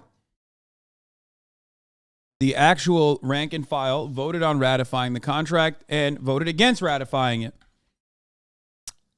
Now that Brandon knows that the rank and file are not happy with it, remember when I told you it was just like passing the buck off until after the midterm election? Yeah, now that the red wave has been cast aside, here we are. I told you that this was going to happen, and it's happening.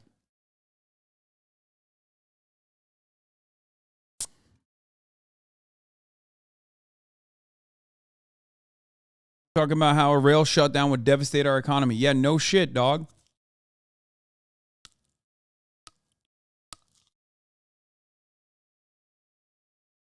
As a proud pro-labor president, I'm reluctant to override the ratification procedures as the views of those who voted against the agreement.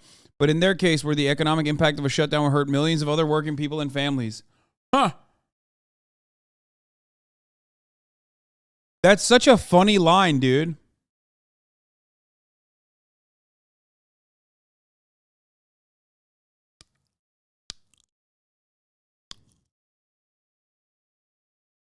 Literally, he's like, I'm so pro-labor, but also like I'm pro other people labor, other labor too.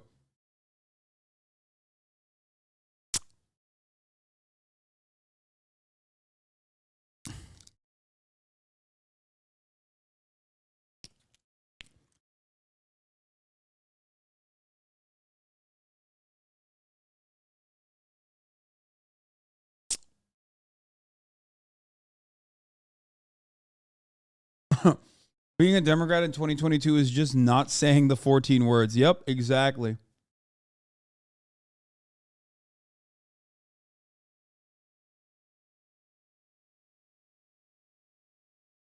I'm a pro-labor president. I like when labor happens. I don't like when labor stops. My man literally said, I will eradicate the leverage that you have, which is a work stoppage that will be devastating to the fucking economy. And I will override your ratification process. Thanks for gaslighting people who work all the fucking time. What?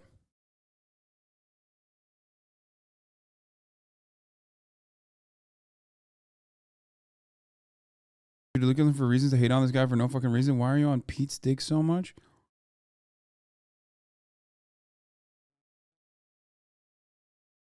What?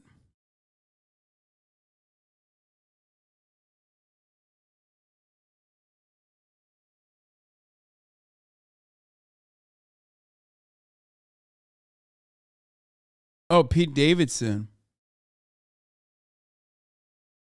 Oh, he said at Joe.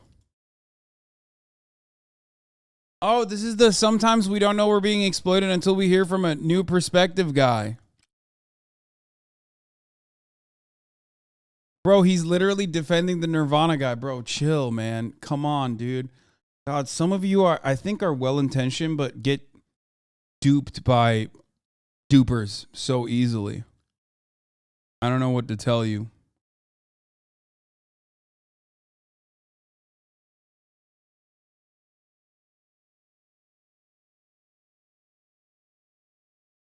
Oh my God.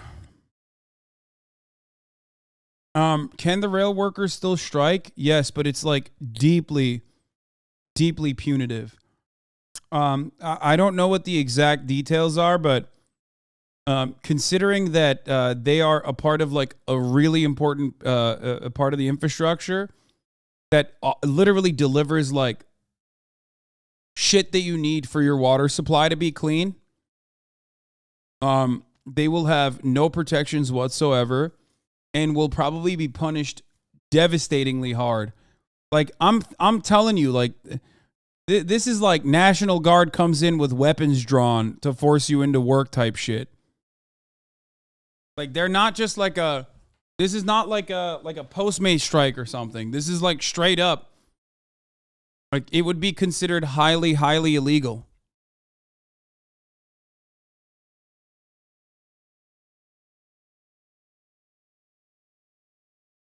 They would need to ratify their union contracts before December 9th strike deadline to avert a rail shutdown, renewing pressure on Congress to intervene. And Biden is basically also pressuring Congress to not fix it. Like here, he literally says some in the Congress want to modify the deal to either improve it for labor or for management. However, well-intentioned, any changes would risk delay and a debilitating shutdown. Like he's literally applying pressure to Congress for a non-ratified contract to go through. Like, that's not how unions work, man. The entire point of a fucking union is so that the rank and file has a say. Love being pro-labor and doing this. What SCOTUS case from 1952 covers the resources available to the president in case of essential industry strikes. In the midst of the Korean War, United Steel Workers of America threatened a strike for higher wages against the major steel producers in the United States. Truman believes that a strike of any length would cause severe dislocation for defense contractors. And he seized control of the steel production facilities, keeping the current operating management of the companies in place to run the plants under federal direction. Though the steel workers supported the move, the steel companies launched a legal challenge to the seizure on the grounds that the president lacked the power to seize private property without express authorization. So you have the Defense Production Act. So that's one thing you can do. In his majority opinion, Associate Justice Hugo Black held that the president lacked the power to seize the steel mills in the absence of statutory authority offered to him by Congress. Also, this is 1952. Like the federal powers or a way to justify it at the executive level is different now. Some of the justices argued that the president might have the power to seize property absent legislative authorization in more extreme cases. I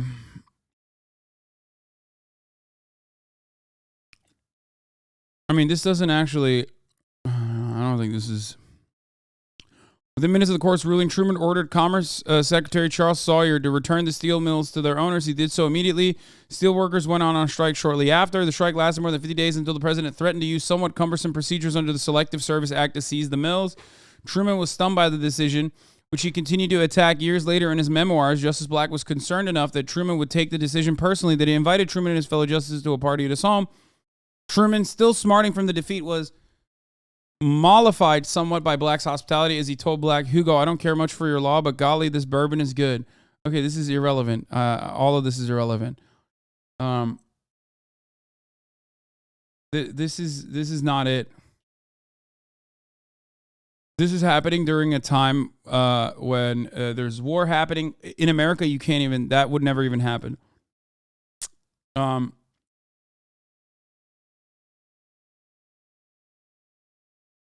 What is this? Understanding the Railway Labor Act. Negotiations for our next contract are in the preliminary stages. Therefore, it is vitally important that everyone have a strong understanding of the process that's going to be taking place. We need every flight attendant to support our negotiators, stand with them, and get involved in the process. It is essential to learn just how our negotiations procedures work. The first step in the process begins with every flight attendant understanding the Railway Labor Act. For those unfamiliar with the Railway Labor Act, it may seem confusing that a law with railway in its title would be relevant to flight attendants. The Railway Labor Act was originally passed in 1924. At this time, railroads were the single most important piece of national infrastructure, so special laws were passed to dictate the terms by which railway unions could collectively bargain for their workers' rights. In the following decade, aviation rapidly expanded to become an equally important piece of American infrastructure. And in 1936, the Railway Labor Act was amended to include workers in the airline industry. The Railway Labor Act lays out a specific procedure by which negotiations must be conducted for those subject to it. Why wouldn't I be live right now? You okay, chatter? It's 3:49 on a Monday. The Railway Labor Act is the federal law that governs labor relations in the airline industry. The Railway Labor Act is different than the National Labor Relations Act, which governs other private industry in the United States. The main difference between the Railway Labor Act and the National Labor Relations Act is that the contracts under the National Labor Relations Act expire with time. However, contracts under the Railway Labor Act don't expire. Railway Labor Act contracts become amendable. Negotiations begin with an exchange of openers, where the union and company exchange their opening proposals to set a baseline for the following negotiations. After this, the two parties enter into direct negotiations, where they bargain with one another and try to come to an agreement. If they do, this is called a tentative agreement, and a vote is held by the membership to determine whether the agreement will be ratified. If a tentative agreement isn't reached, negotiations proceed to the next stage, mediation. If direct negotiation fails to produce a tentative agreement, either side, union or company, can request a mediator from the National Mediation Board to assist in the negotiation process. Another phase of negotiation begins, once again with the goal of reaching a tentative agreement for the union. So the tentative agreement was reached, but the contract was not ratified, as in the rank and file voting process did not get the necessary amount of votes to say that, hey, like we the union rank and file, the members of the union actually like this tentative agreement. Why? Well, the reason is very simple. Because it did not feature the top of the hour ad break, okay? And how you can avoid it. They were like, no, we want $5 extra so we can avoid the top of the hour ad break. And you know, if we don't have $5, we want at least a Twitch Prime to avoid the top of the hour ad break. And if not, we want a gifted sub to avoid the top of the hour ad break, okay? These are very serious. These are very serious demands that people made, okay? Well, luckily for you, at the top of the hour, there's a 6-second ad break. But if you want an uninterrupted experience, you can do all of those things, right? You can do those things to avoid the top of the hour ad break. Here's the 1-minute ad break now. Oh,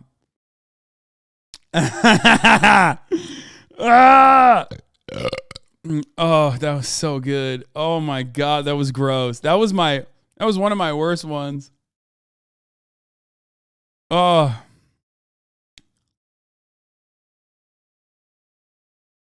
Okay. Anyway, the point is, they wanted sick leave and they were not offered sick leave. They got an increase in salary, but not sick leave.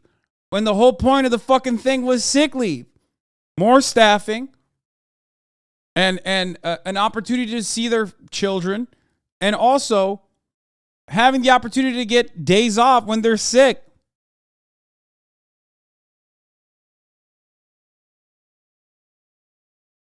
Union membership to vote on. There is no time limit on how long this phase can last. If an agreement is reached, it is sent to the membership for ratification.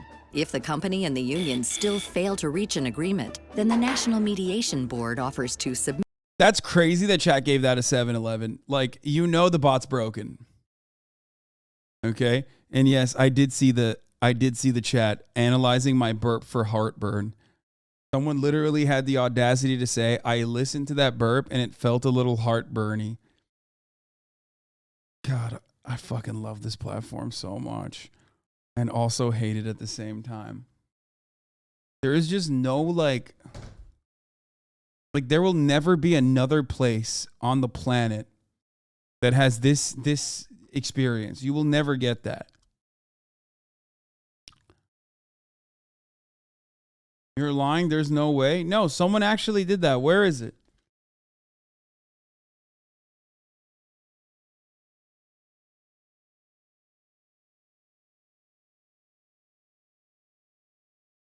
It was before this one. Before Dongo said it. They said it was a little acid refluxy.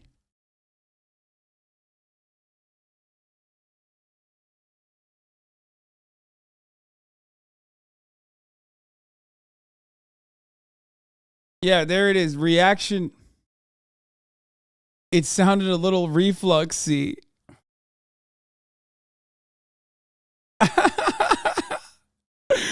Sag. It sounded a little throw-up-y. For fuck's sake, it's a joke. He says Sag. Submit any remaining disputes to binding arbitration.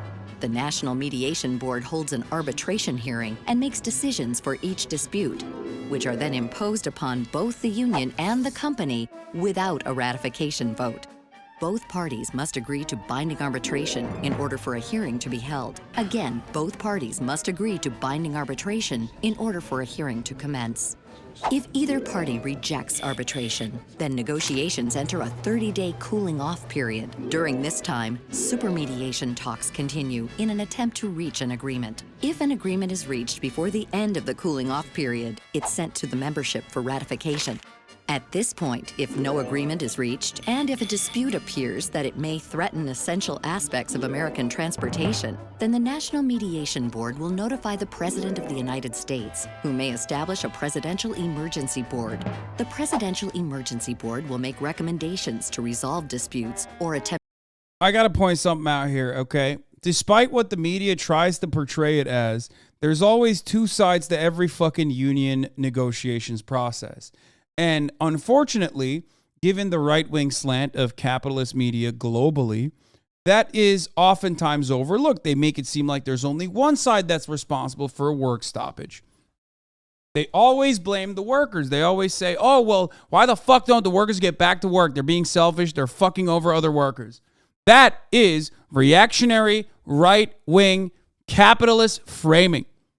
What you should do instead is bully the fucking capital owners, because they are the ones who are not abiding by the reasonable demands that the workers make.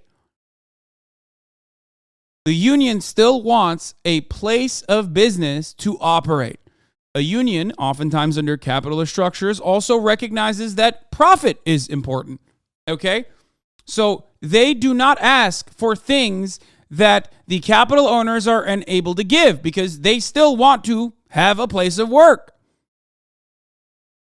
And yet, in spite of all of that, the media makes it seem as though this is a one-sided endeavor that could easily be ended by only one side and one side only, the workers.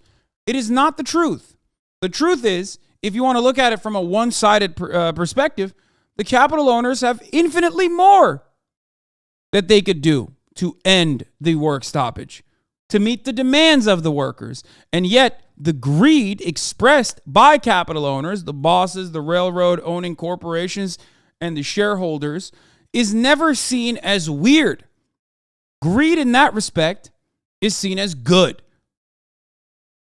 Inversely, it's not even greed when workers are demanding more from the labor that they're putting in, demanding higher wages or demanding better benefits to make their workplace more humane. That's not greed in that regard. And yet it is still seen as greed and seen as a bad thing. It's really fucked up. And the only reason why people see that, the only reason why people see it in the way it is because the media abso-fucking-lutely operates in this right-wing way. Because they are also beholden to the same corporate benefactors, and they are an arm of capital. Attempt to negotiate their own agreement. If no tentative agreement is reached by the end of the cooling-off period, the union and the company are permitted to engage in self-help. This is a crucial point. Only at this point may the parties engage in self-help. For example, the union may strike, or the company may impose unilateral work rules or lock out union members from working. The union and the company may only seek self-help once the process has reached this point in the negotiations, where an agreement has failed to be reached under multiple phases of negotiation. At this point, the Railway Labor Act has run its course. Something to consider is that these processes could take a very long time, spanning weeks, months, or even years. It's rare for negotiations to ever reach this point, as both parties need to be so fundamentally at odds with one another that they are unable to reach an agreement through each step of the negotiation process. Now that we have reviewed the railway... So if they were to do that, okay, I don't even know if it would ever get to that point, but this would be an unauthorized illegal strike because this is an essential service that like railroads are offering.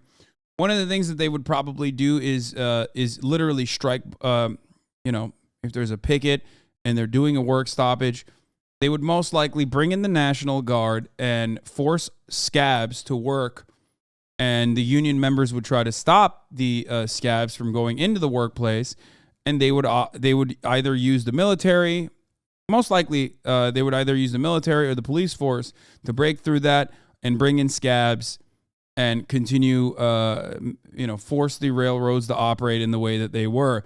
Even though whenever they do actually bring scabs, or sometimes bring like front office people, this is something that's done. This was done at the Kellogg's factory, if you remember. A lot of issues arise because the reality is that these motherfuckers who are scabbing aren't professionals. They don't know how to fucking use the equipment. They did this in John Deere. Someone lost their leg, if I'm not misremembering. Remember when John Deere had a fucking factory-wide strike, and they tried to bring in the front office people? They tried to bring in the people in like the higher-ups to go work on the factory floor, and they didn't know how to use the professional equipment. You could literally cause people to kill people. If we're talking about trains and railroads, if you're going to make people who don't know how to fucking use the railroads conductors and people who are line operators, you could actually end up killing a bunch of people. Straight up.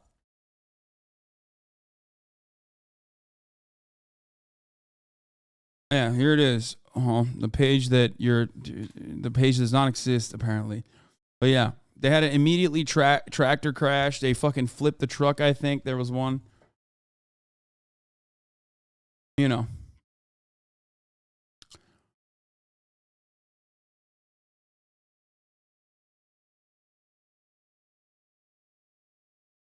Not people expendable workers, so it's okay, but they're not though. And that's when they come to that realization shortly thereafter. Capitalists love fucking relitigating age-old lessons that they learned through bloodshed. Okay? After all, every single piece of regulation and rule that is written in place is written with the ink of blood. Okay? When you talk about OSHA, like one of the things that like factory workers love making jokes about is how fucking restrictive OSHA is, okay? But like all of those rules were written in so much fucking blood. It's not the nanny state, okay? It's motherfuckers losing fingers, arms, legs, breaking their goddamn backs for that level of restriction to exist, like workplace safety rules to exist. It's just like when Elon Musk took over Twitter and was like, we're going to go buck wild. Or when he took over Twitter and said, I'm going to eliminate the verification process, only to very quickly relearn that lesson that, oh shit, you actually need a verification process so Eli Lilly doesn't lose $8 billion in a fucking day. That's crazy.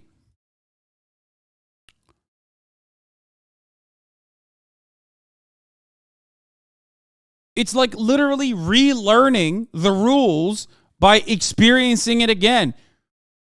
And that's what happens when you're a fucking dumbass, like a kid that you tell your child not to fucking touch the open fire, okay? And your kid's like, no, I'm going to touch it anyway. And at a certain point, you let them touch it so they learn the lesson, okay? Oh, fuck, I burned my finger.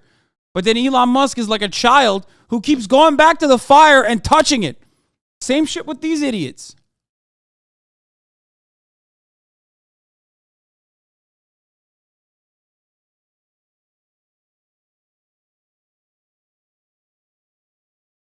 You think that this extremely vital workforce for the economy would be respected enough to get their demands for at least sick days? Yeah.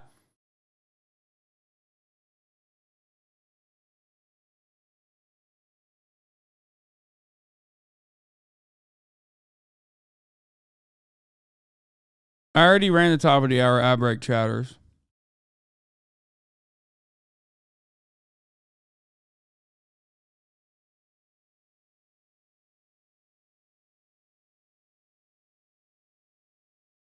A dude fell into a fucking foundry and was melted alive at John Deere last week because they didn't follow OSHA. OSHA is great. Yeah, dude had been on the job 9 days. Holy fuck, dude. Jesus Christ. That's terrifying.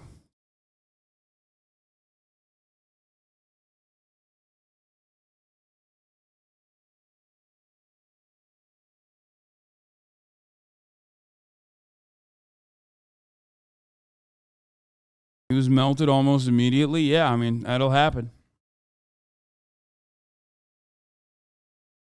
Oh, it was a caterpillar, not deer.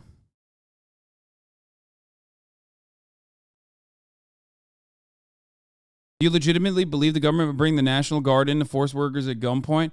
If it came to that, they would. But no, I think what they would do instead is immediately try to put scabs in place, which they would not be able to find because there's so many fucking workers. And then they would forcibly break through the picket lines and strike bust, make it illegal through junctions to even have a strike big enough to like restrict movement into the workplace. I mean, these are all things that they do all the time.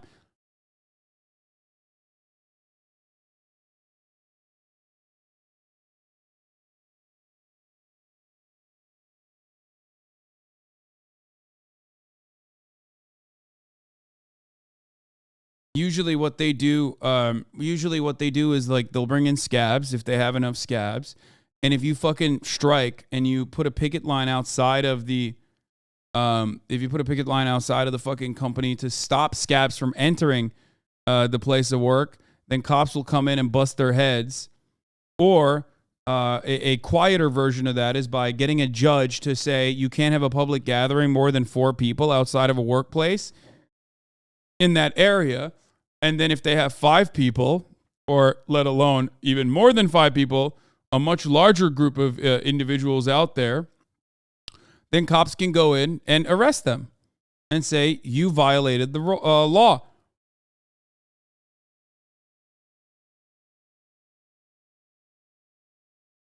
Stop giving them ideas. Yeah, ideas like, imagine thinking that I, a dumbass himbo Twitch streamer, could give the most capitalist nation on earth ideas by just basically telling you what they have done already in the past numerous times. Amazon at the Bessemer, Alabama distribution facility literally tried to engage in strike breaking behavior by making the red light outside of the fucking distribution facility go for shorter. They went and got that red light, which is where a lot of people were picketing and like offering fucking cards to the workers in the facility. They literally made that red light shorter, last for a shorter period of time, which led to traffic accidents.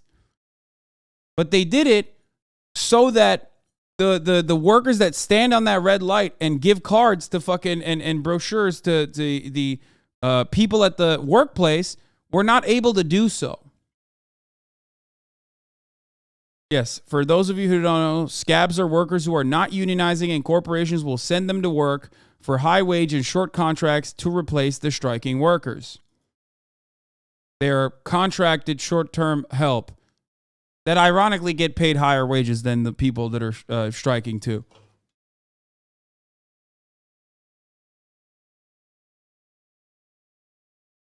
Artemis, what, the spaceship?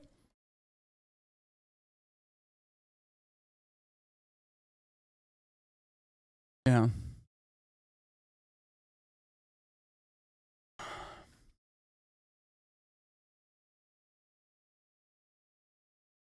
So no, but actually yes. How would they force them if not by force on gunpoint? Again, I find it hard to believe that would happen in my country. They would set the parliament on fire if that happened. Yeah, bro, we're not in Europe. There is no fucking revolutionary spirit, let alone class solidarity in the American workforce. If you haven't noticed that by now, I don't know what to tell you, okay?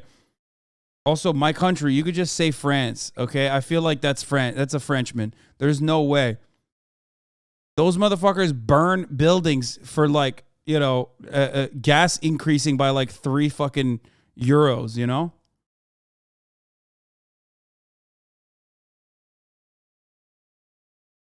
Which I respect, by the way. I think that's cool. I don't have an issue with that. It's like the one cool thing about France.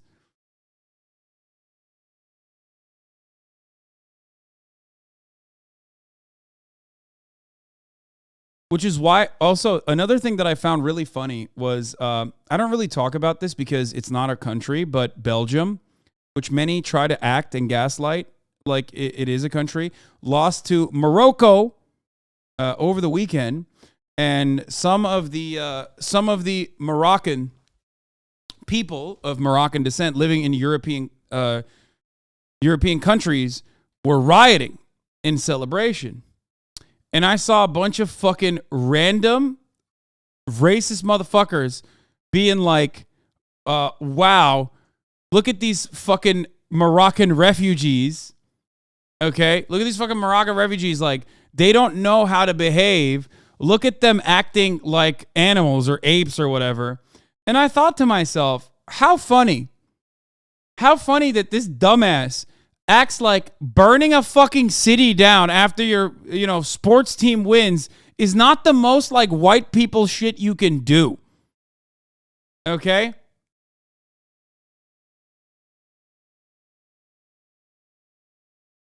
There is nothing more white people adjacent.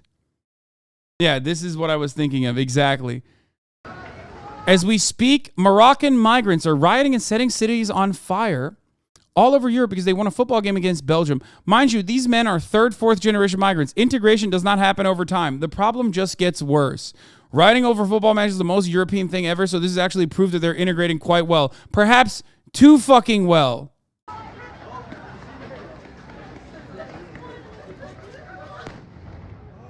I can't comprehend a thing that's more fucking like European than this, dude.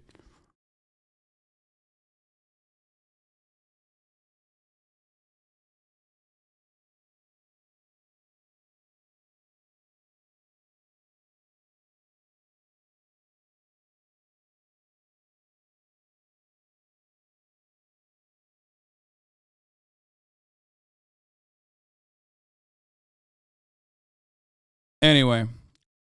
And, you know, that's... Make no mistake, these guys, like, blow shit up when they celebrate. You know what fucking Philadelphia fans do?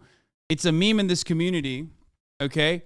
And, you know, I hate to bring it up. Just kidding. I love shitting on Philadelphia. And shit is something that Philadelphians do enjoy consuming, specifically when it's horse shit after an Eagles win. Go Birds, okay? That's right. Famously, you know, Eagles fans fucking will turn around and eat horse manure as celebration when they win the Super Bowl. Fuck you gonna do about it? How? What do you do? One guy one time? Yeah, oh, I'm sorry. One Eagles fan eats horse manure in celebration one time, and then you gotta fucking constantly come after the city of brotherly love. The city of brotherly loving horse manure, you know? One fucking guy, Hasan. How fucked up is that? Yeah, well, guess what, dude? When that happens, it's a fucking wrap, homie. Like, it's no longer one guy. That's a dark taint that will forever tarnish the reputation of the otherwise beautiful city of Philadelphia. Now, I'm joking, of course. Philadelphia is gross. Ew, yuck. Sorry. Had to do it to him. Even though it is, like, relatively more walkable than other cities. I will say that. But I don't know. I just don't like Philadelphia. I'm sorry.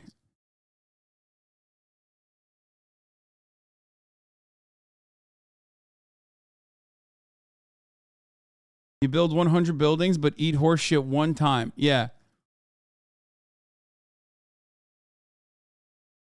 At least it's better than Camden. That's literally setting the bar so low. That's silly. That's a silly thing, okay? You're a silly person for saying it's better than Camden. Most things are better than Camden. What a fucking take. Wow, that's crazy, man. Imagine celebrating that. That's an insane fucking take. Oh, wow, I can't believe you said that. The bar is nowhere, okay? The bar has been evaporated. I knew someone was going to use New Jersey to justify Philly's existence, LMAO. Yes, if you want to know more about how fucking shit New Jersey is, motherfuckers from South Jersey claim that they're from Philadelphia. Motherfuckers from North Jersey at least have the decency to claim that they're from New York, okay? And yes, there is no such thing as Central New Jersey. It does not exist. I'm sick and tired of the fucking lies, okay? As someone who went to college, okay, Central Jersey does not exist. I do claim New York. Shut the fuck up. Yeah, of course. Because when you're from New Jersey, you have this mark of shame. At least people from New Jersey understand that it's a shameful thing to be from there, okay?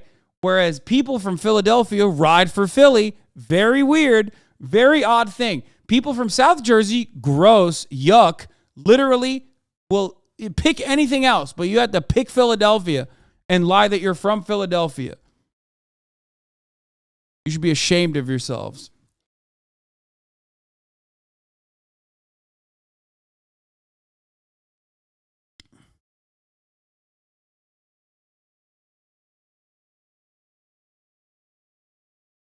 Musk is he's such a fucking moron.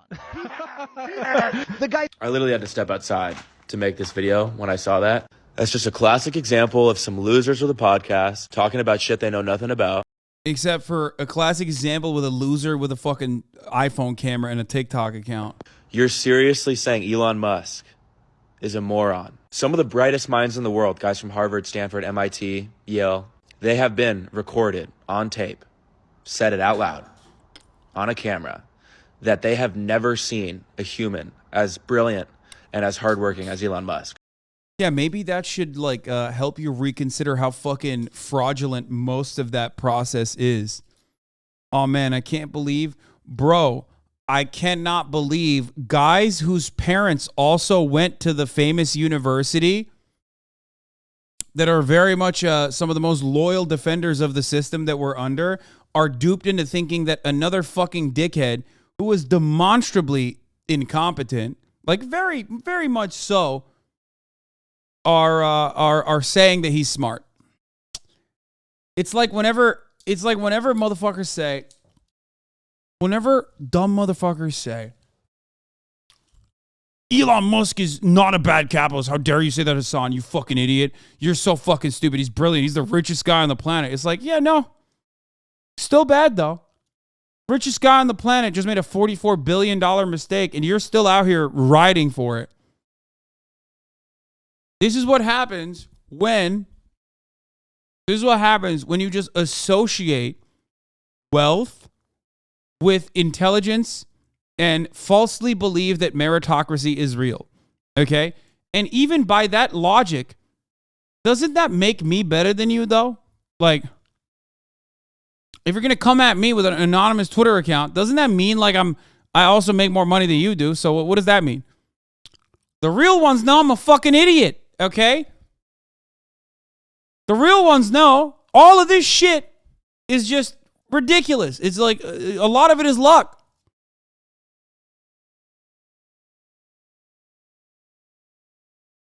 How much of that praise is just managing Elon anyway? Yeah. Are you serious? Are you serious? I thought it was a joke at first. This dude is antisocial for a reason. It's because there's a million thoughts going through his head every second. Any of these guys on this podcast would be graced to even look at this guy for a second. But I get it. That's what gets you views. You say some dumbass shit like that. Someone like me makes this. Yeah. Meanwhile, I'm on the other hand glazing, dude. I'm fucking, oh my God. I am the champion. The multiple-time champion of dick riding, okay? I'm a gold medalist, Olympic dick rider over here for Elon Musk because I know that there's plenty of other fucking idiots just like myself who are going to say, wow, you are such a good throat goat, sir. I too will give you a like. This is an Epic Chungus 100 post right here, my good sir. Yeah, the real impressive point is that my man is able to walk after taking it, dude. My man is able to walk after that level of dick riding. What is this, dude? What is this guy in prison? What's going on? Thoughts on What are my hookup thoughts culture? on hookup culture? I'm sure I'm going to have a lot of people disagreeing and agreeing with my takes, just like anything else. This one's a hot topic. I think it's okay to hook up with people. I think, especially while you're young, I think just like starting businesses and learning lessons in life, the more you do, the more you learn. If you stick with one person your entire life, you might have feelings of curiosity. You might be like, you know, what else was there out there? But if you've been around a little bit, I'm not saying go sleep with every person you meet, but if you've had a little bit more experience, then it's easier to be like, okay, this is what I want because you've found that out through experience. However, I think it's a problem when people make their number one priority in life hooking up with people. I think guys fall into this trap more often than. His necklace is he's Jewish. Isn't it? That's a Jewish necklace, right? Isn't that Hebrew?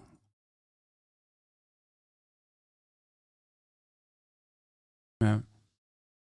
Some of you motherfuckers don't. Every frat guy.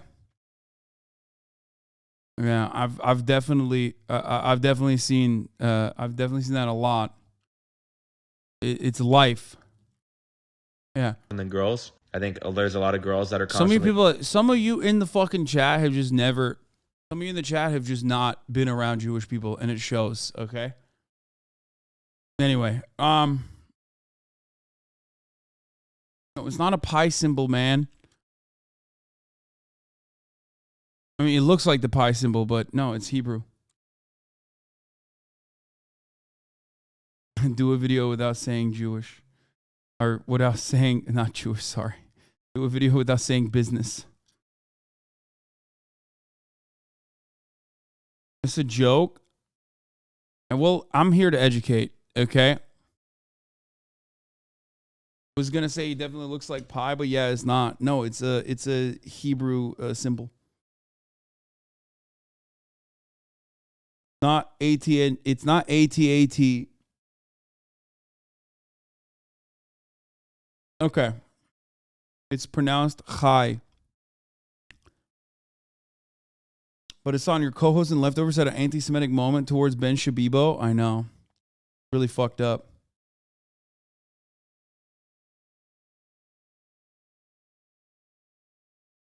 Okay. Yeah, this guy is a major Elon glazer. Okay, he is glazed up on Elon. This is so misleading. Elon Musk invested nearly all of the Series A round. At that point, Tesla was just a name and three guys with no money who'd registered the company 6 months earlier. More importantly, I was the head of product and led the design of the original Roadster. Eberhard was wealthy and could have risked his money, but was unwilling to do so. Art Center College of Design gave me an honorary degree for my work on the original Tesla Roadster. Oh! Was also due to me that we got trademark of the use of Tesla Motors' initial name and later obtained Tesla.com URL. He gets so mad about this, dude.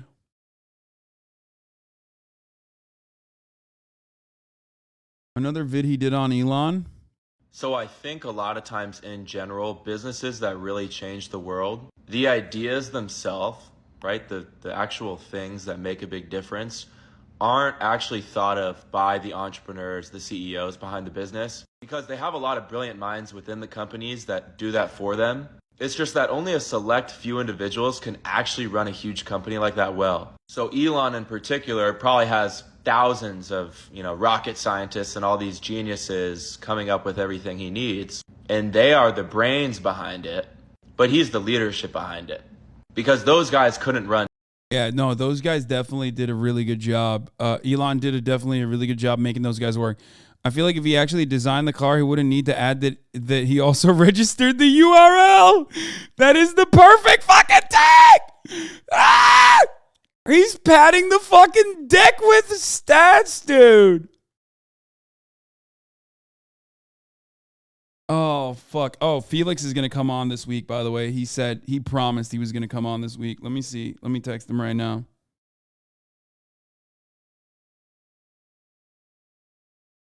Because we're going to talk about Kanye West.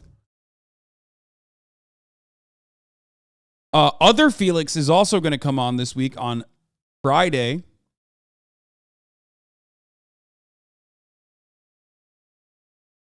Yeah, yes, he designed the original Tesla Roadster that was already designed as a Lotus Elise or Elise. Yeah.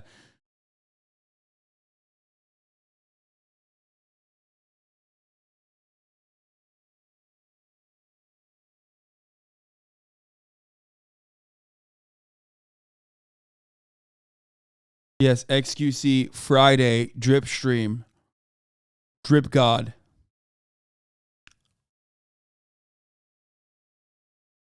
Aren't you doing the cutie thing on Friday? Yeah, but that's later, I think. The cutie thing is later. TikTok is unironically trying to create more sneakos. What the fuck? Well, this is what's come up if you search up man in. Okay, this is really fucking dangerous because, yes, those results do pop up when you search up M or men, but only if you're a man. I looked this up on my sister's phone. You know, she also has TikTok downloaded. Those results do not pop up when she types in M. This is only being pushed to men. And I also saw a video of a mom doing the same thing with her teenage son because her son looked it up. Those are the results he got. When she looked it up on her phone, those are not the results that she got. She got relatively positive ones and one negative one. I'll tag her account in the caption below. So TikTok is now actively pushing. What the fuck, bro? Want to see what mine came up as? Hold on. I'm gonna put it on Do Not Disturb real quick. Men's mental health month is bullshit.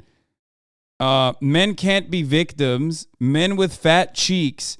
Men Miami. Men's fashion. Men's mental health. Women react. Men with podcasts. Men fashion party. Why is men with fat cheeks, dude? What the fuck is my TikTok saying? I have the same one. I'm a woman. Men are meant to be dominate. Men are not meant to be dominated on mine, says not your average African. Why am I getting men with fat cheeks, brother? The fuck am I looking at? Speaking of men with fat cheeks, as a matter of fact, this fucking the Geo1 NE dude, I've watched all of his videos.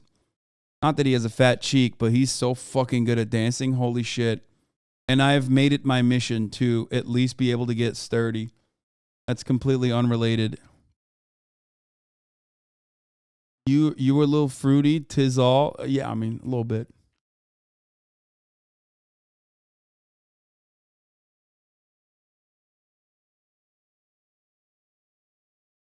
What? This is your TikTok search? Men's mental health month, women react, mental health, men with big wood, men in jockstrap, men kissing. What the fuck? The fuck is GIF gaff, by the way? Anyway, that's...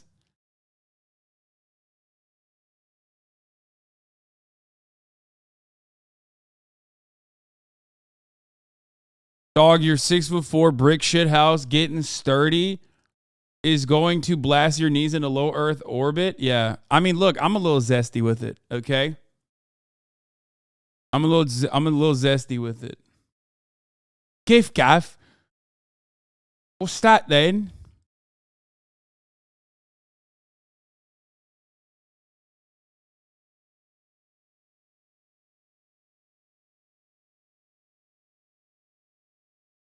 This is what you've been looking up?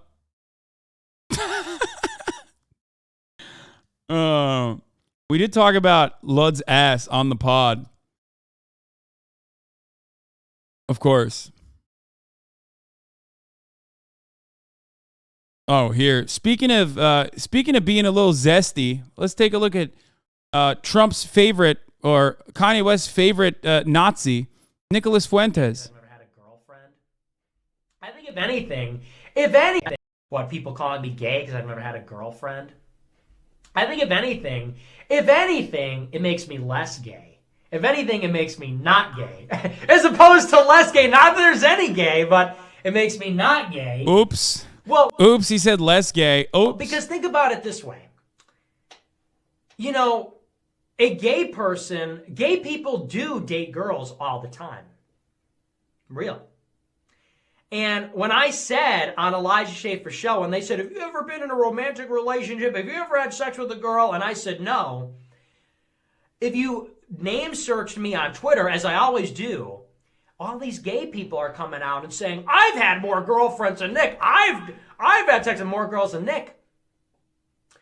So like I said last week, not only is that thinking flawed, but actually it's the reverse. That actually makes me really more heterosexual than anybody. If we're really being honest, never having. Are we really being honest? Turkish groyper? What is this? What the fuck is this? Utan ulan utan, hayvan oğlu hayvan köpek. Geri zekalı. A girlfriend, never having sex with a woman, really makes you more heterosexual. Because honestly, dating women is gay. Having sex with women is gay. And having sex with men is gay. And you know, it's all gay. And if you want to know the truth, the only really straight heterosexual position is to be an asexual incel. That's it. So that's all there is. Being a MGTOW asexual incel is really the straightest position that you can have. Having sex in itself is gay, I think.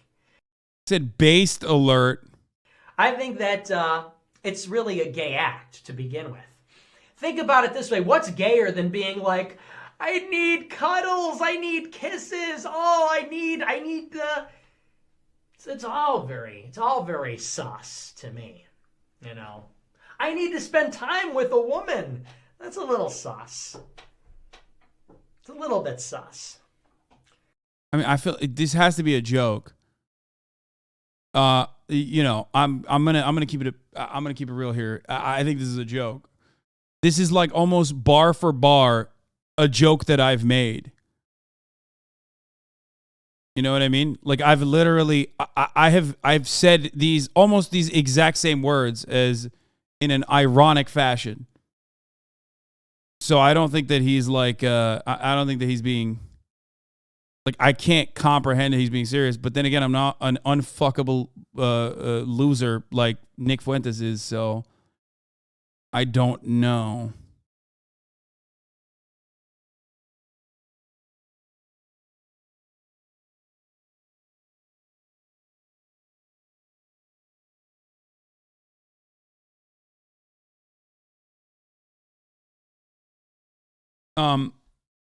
It went on for way longer for it to be a bit. I'm like, you know, the straightest guy.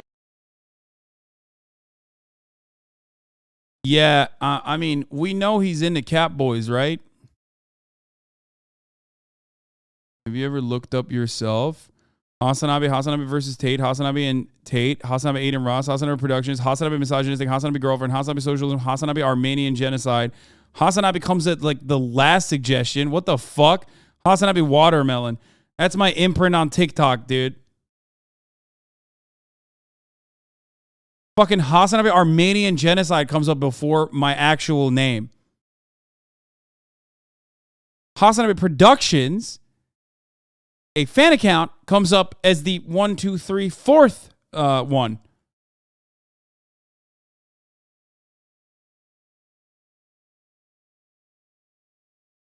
No HasanAbi 9/11 because Zoomers on TikTok don't care about 9/11. They don't know what it is. They were born after it.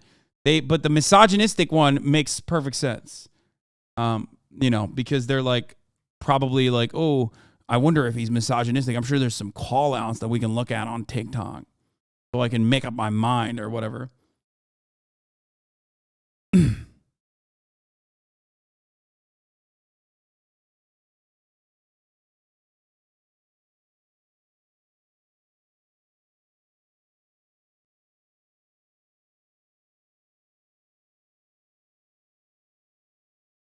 There it is. Tim Pool's doing a show with Nick Fuentes, Ye, and Milo. Bro, he's a leftist, dude. He's a leftist. You guys don't understand. Tim Pool is actually a leftist. He's going to be so leftist. The loser brigade, dude, is alive and well. I love that Kanye West is such a pussy that he literally went to Tim Pool's compound to do a show with him. Okay. A thing that I refuse to do to this day. Kanye West was like, "Nah, I'll do it." I know it smells crazy in there. Oh, 100%.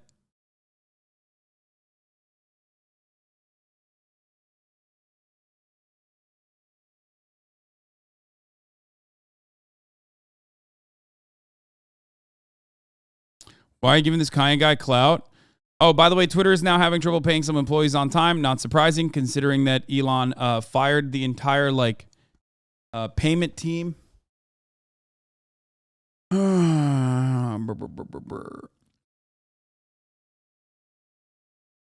think Tim and Ye are going to collab musically? I hope so.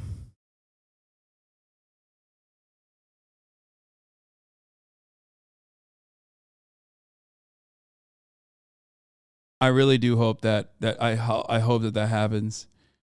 Okay, what else? Oh, we were gonna talk about Ben Shapiro and his reaction. Dude, I did not even touch any of the stuff here. It's time to talk about Kanye West and Nick Fuentes. Election again, former President And I gotta Donald pee. Trump I'll be is back in a once again second. trying to defend himself after hosting a Holocaust denier at Mar-a-Lago for dinner.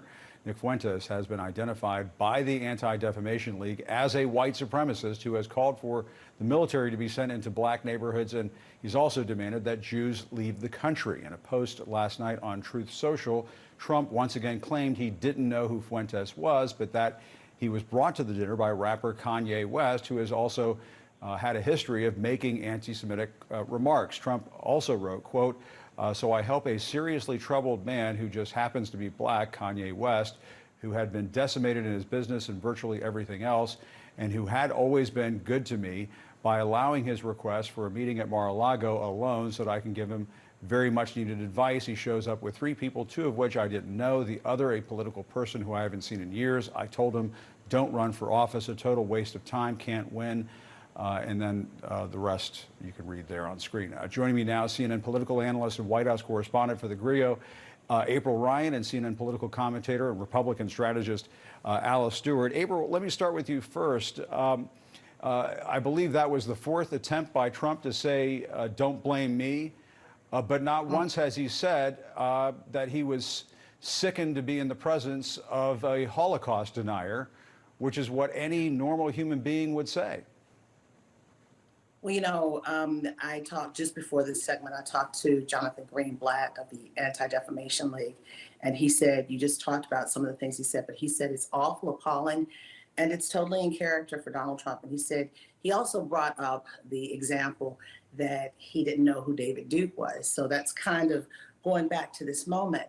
But, and then he also, Greenblatt also talked about Kanye West and the fact that he's also exhibiting racist behavior with White Lives Matter and his talk about slavery, and then also his misguided mindset, if you will, on what happened to George Floyd. So Donald Trump was in company that does not bode well for his attempts to endear the Jewish community, nor the Black community, and even the community at large, because this is viewed as racist, anti-Semitic, and more. Yeah. And we're talking to Jonathan Greenblatt, by the way, from the Anti-Defamation League in our 5 o'clock hour, so stay tuned for that. But Alice, you know, part of the problem with Trump's explanation is, as ridiculous as it is that we've heard a version of this before, multiple times, in fact. Let's watch. Well, just so you understand, I don't know anything about David Duke, okay? I don't know anything about what you're even talking about with white supremacy. You also had people that were very fine people on both sides. What do you want to call them? Give me a name. Give me a White name. supremacists and Who would white you like me to condemn? white Proud Boys. supremacists and white Proud Boys. Stand back and stand by. Alice. That was so fire. What a classic, dude. All of his hits. They're playing his hits, man. Will you watch the podcast 20 minutes? It's not live, is it? I'll probably watch it tomorrow. That's so much content for me for tomorrow.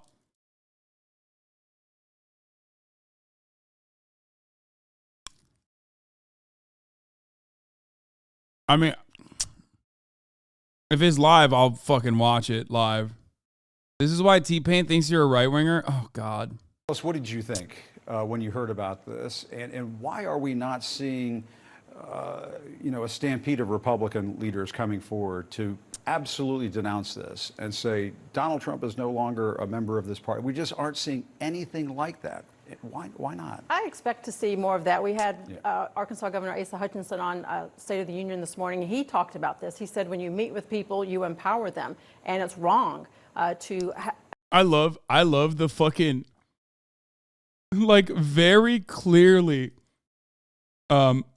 pro-white nationalist adjacent Republican Party pearl clutching like a bunch of fucking libs, turning around and being like, oh man, I'm really,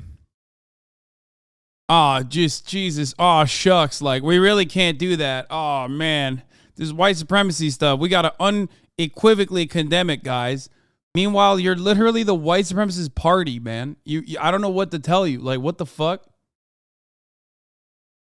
Have people like this in your presence, in your home, basically. And to be quite honest, Jim, you're known by the friends you keep. And if a friend of yours brings an anti-Semite, a racist to your home, it says just as much about you as it does about them. And the fact that Donald Trump allowed this person down to Mar-a-Lago says an awful lot about him. When you bring someone to the table, you give them a voice in the conversation. And now this anti-Semite Holocaust denier has a big platform and a voice for his hatred, and that's wrong. Here's the political implication of this, Jim. You know how this works.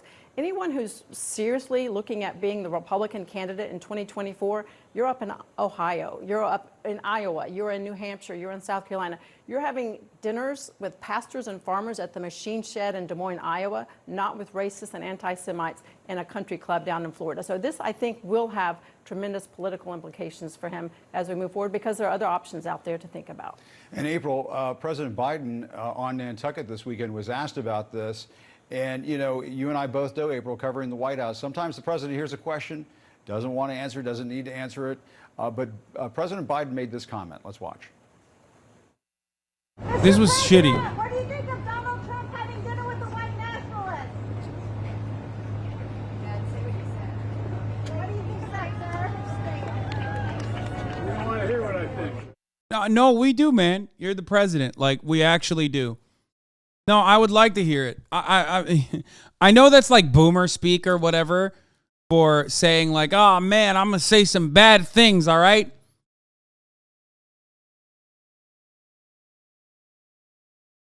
But like, just say it, just say it. Say what you think.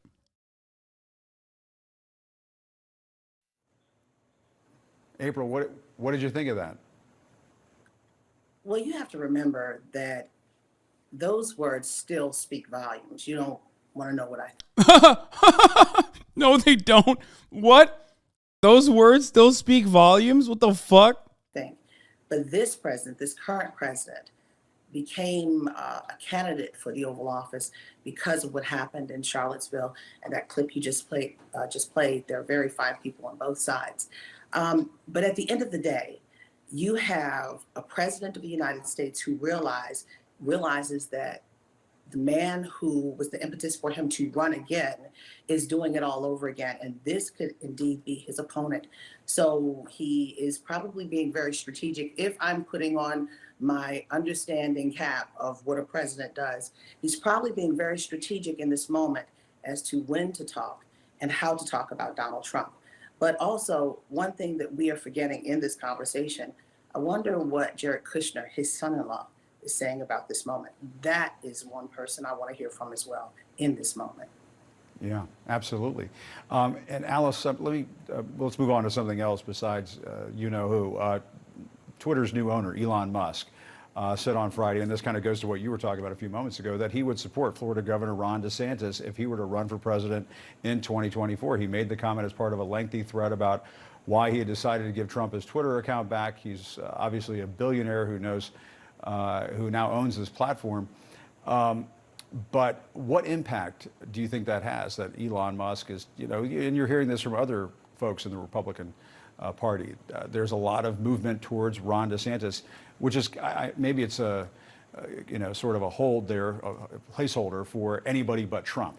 Right. Look, one of the things that we're seeing a lot more from Republicans and Elon Musk and people with big platforms and voices is we do need to turn the page. And another thing that Musk said was that he would support someone that is more centrist and sensible. And he has expressed his concerns about the Biden administration. So I think it's positive that you have someone with a platform like Elon Musk to encourage people, specifically Republicans, let's find someone a lot more sensible than this. And I encourage Trump's base, now is a good time to listen to those voices. Here's my message to Trump's base. If you really want to help Trump's legacy, you need to lock arms and line up. Why do you think Kanye hired Nick and Mala out of all the conservative reactionaries to choose from? It seems like a stupid choice, especially if he wants to start a presidential campaign. He's a fucking idiot. That's it.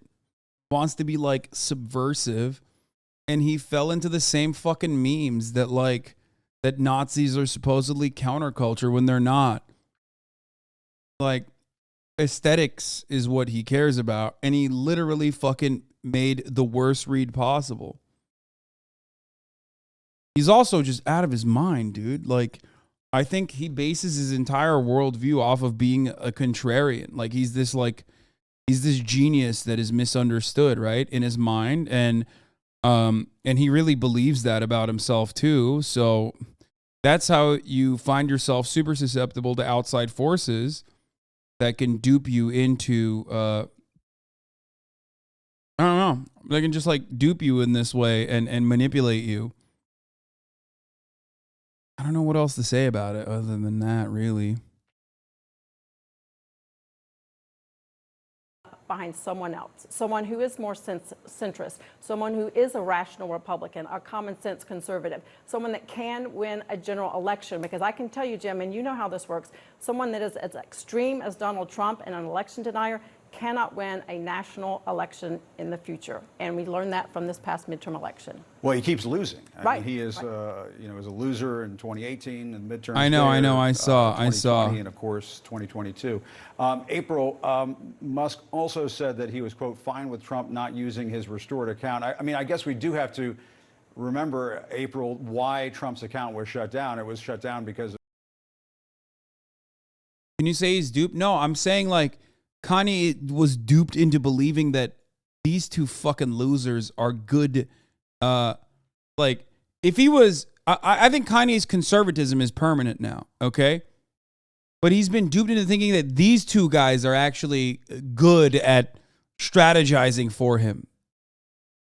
Like, he could have just gone with like any other fucking Republican person, okay? But instead, he went with like two of the biggest, most toxic fucking people that have even been pushed aside by the right for giving the game away. One, pedophilia. Two, Nazism. Right?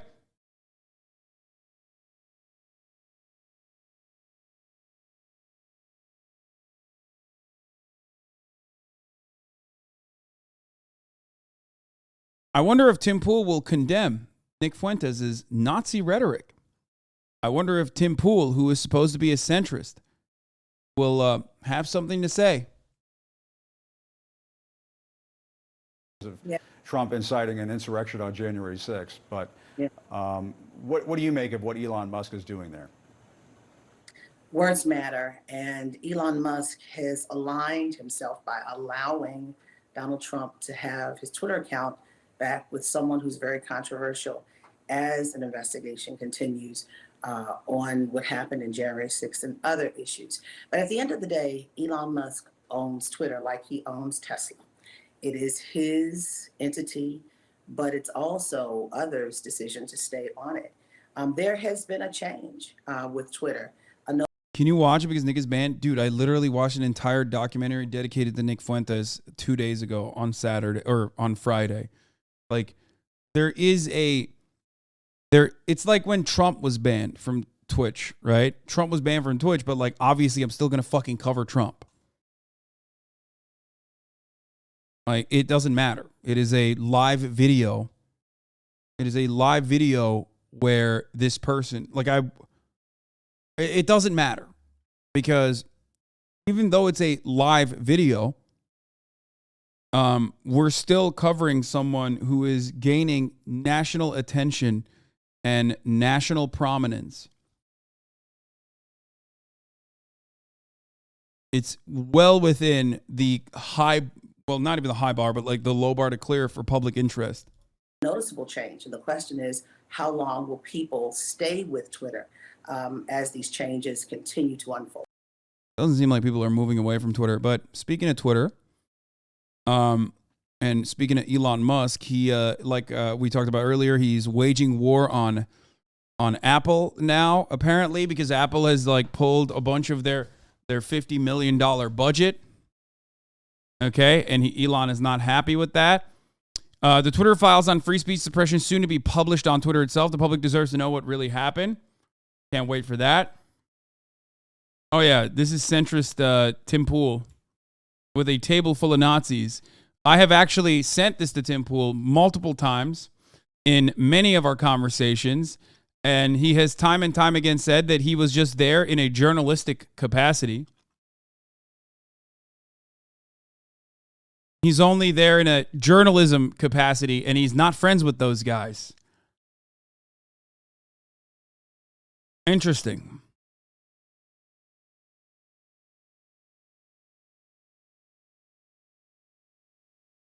I wonder how many of these people got arrested at January 6th.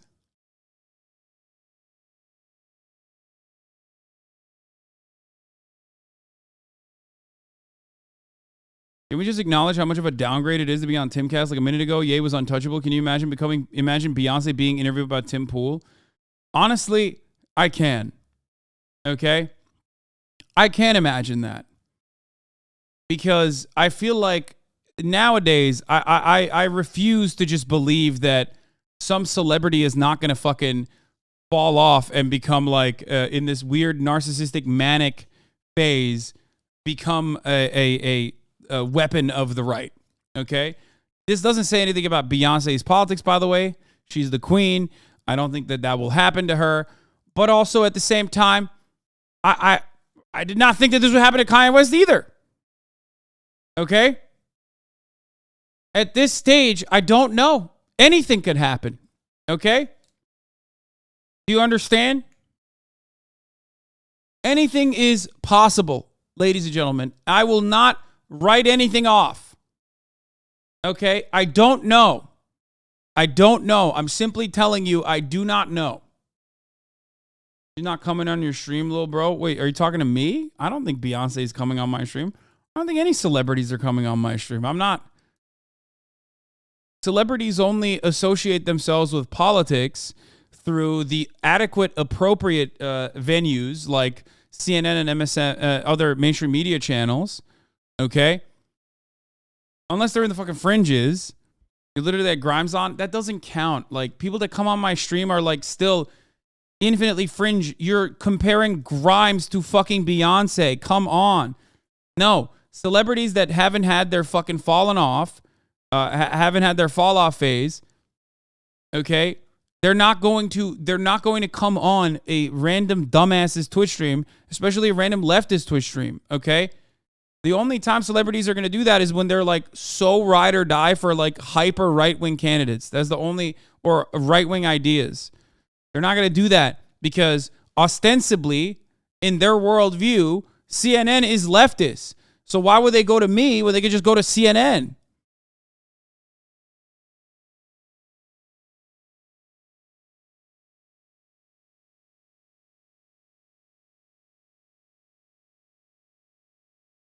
A great example of this is Dua Lipa. Okay, Dua Lipa is a superstar.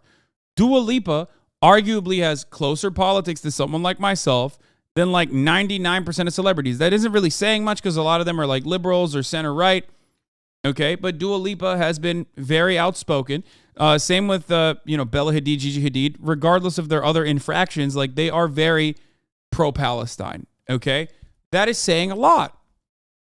But neither of these celebrities would ever come on my stream to talk about that sort of stuff, because if they did want to voice any of their takes, what is this? Literacy was a mistake. He wouldn't even be able to read this one. So sad. It's true.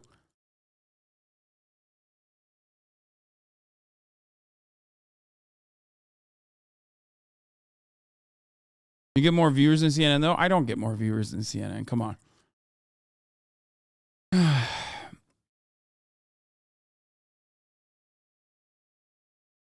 because you're anti-Albanian? Bro, are you kidding me?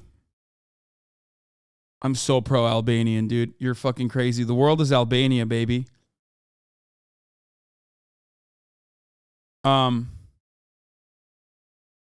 Dua Lipa ain't got nothing going on. She will come. Yeah, no, that's not going to happen. More viewers than CNN Plus? Yes, I have infinitely more viewers than CNN Plus. CNN Plus has 0 viewers. That's true. That much is actually true. Ben Shapiro, here's the Ben Shapiro thing that happened. Shapiro starvingly accepts $100,000 from one of my opponents, then tries to trash me. Sadly, you've trashed yourself. You didn't need my help. It wasn't me. It wasn't the Jews. It was just you. And I'm afraid I'm going to have to agree with Ben on this.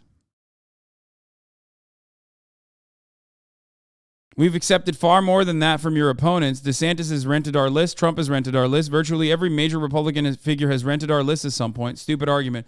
Which, this is like such a weird thing because they're basically saying like they give away their subscriber base is like private information to the highest bidder. So I found that really strange as a counter argument. It's like, actually, it's not even just that. We give away this information to everyone.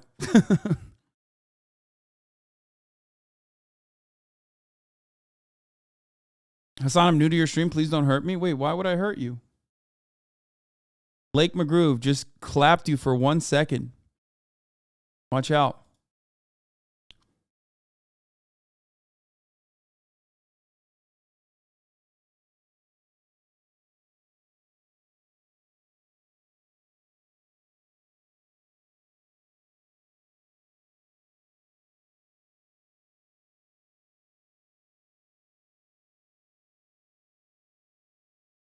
How badly would the right lose their shit if they found out the Biden campaign was renting lists from like the HuffPost or something? Yeah, I mean, this is just something that they do, but it is, in my opinion, it's something that like any media outlet should not be doing. I don't like that at all, as a matter of fact. Oh, this was another Steven Crowder banger. Alyssa Milano loved Elon Musk until she realized he believed in free speech. I gave back my Tesla. I bought the Volkswagen EV. I love it. I'm not sure how advertising can buy space on Twitter. Publicly traded companies' products being pushed in alignment with hate and white supremacy doesn't seem like it'd be a winning business model. Volkswagen was literally founded by Nazis and Hitler. Clown. Elon Musk, responding to the Hodge twins, says, clown emoji, 100% emoji. Oh my fucking God. They're so... Everyone here is annoying, including Alyssa fucking Milano. Yes, a lot of liberals thought Elon Musk was the fucking space wizard, okay?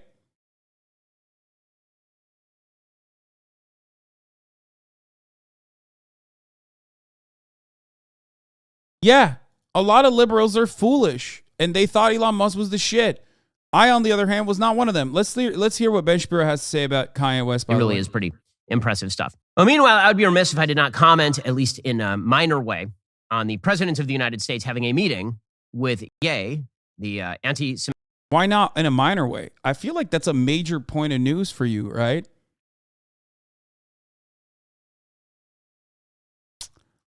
Like, I feel like that you should, you know, you hate anti-Semitism, right? Like, I thought, wait, why would you only comment on it in a minor way? This is a huge story. Ilhan Omar could say AIPAC has way too much influence on American legislation, and Ben will cut 1 million videos on that. That's not even anti-Semitic. It's just a factually accurate statement, okay? Which he has done. He'll say this is like, you know, Holocaust denial or whatever the fuck. Like, he will go balls to the wall. But Donald Trump has a literal fucking Nazi in a basically one-on-one dinner alongside another very famous anti-Semite, Kanye West. And Ben's like, man, I mean, maybe we should just talk about it a little bit, you know? I don't know. It's like, Semitic rapper. And apparently Ye brought along Nick Fuentes. And Fuentes is, of course, a terrible human being and white supremacist. He, it would be, I think, unnecessary to go through all the horrible things that he said over the course of his brief and troubled career. But just maybe one clip will suffice. He's the kind of person who suggests that the Holocaust didn't happen because you can't bake cookies in your oven or enough cookies in your oven or something. Like, we'll play like one clip of this schmuck just so you understand. I mean, I cannot believe that I am like almost entirely on board with what Ben is saying currently, by the way. He's right. He is 1,000,000% correct on this. Nick Fuentes is a Holocaust-denying Nazi. It's true. Understand who he is. This is the person that Ye has chosen to work with. He's brought on two people. He's brought on Milo Yiannopoulos, the disgraced former quasi-conservative who famously suggested in an interview that when men have sex with boys, it may be beneficial for the boys. And then he was basically thrown out. Yeah, that is what happened. Kanye West has like a pedophilia defender and an out and about Nazi as his two campaign people, dude. Of all halls of a polite conversation for that. And then he reinvigorated himself, did Milo Yiannopoulos, as an insane white supremacist Christian radical. Like I say that advisedly because I'm very much in favor of strong Christians in positions of public power in the United States. Milo, however, is the kind of person who puts out statements like this. Okay, there's a direct quote.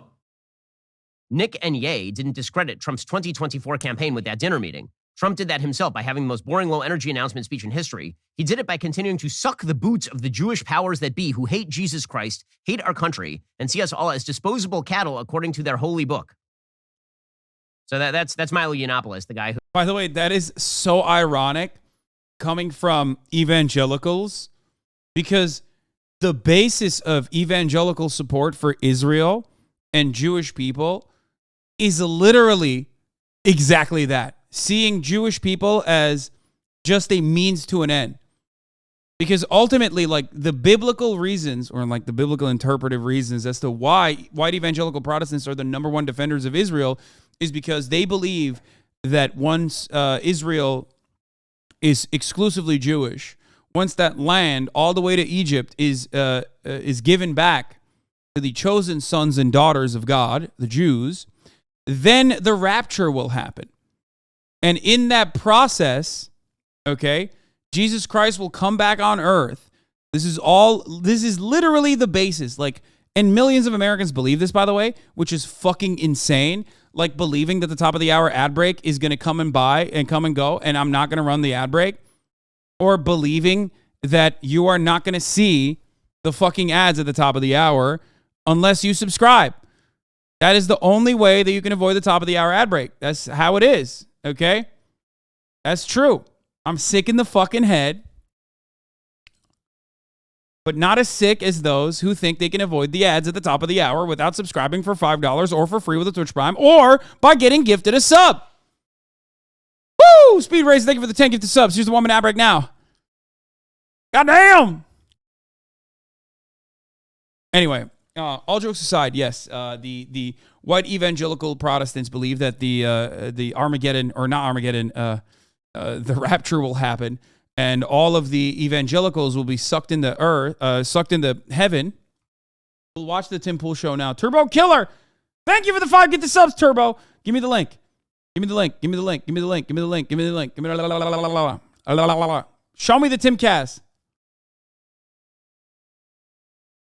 The day off took a great... Which of you gentlemen would like to introduce yourself? Nicholas, please. Hi, yeah, I'm Nick Fuentes. First time here on the Timcast. Thank you for having me. Yeah, absolutely.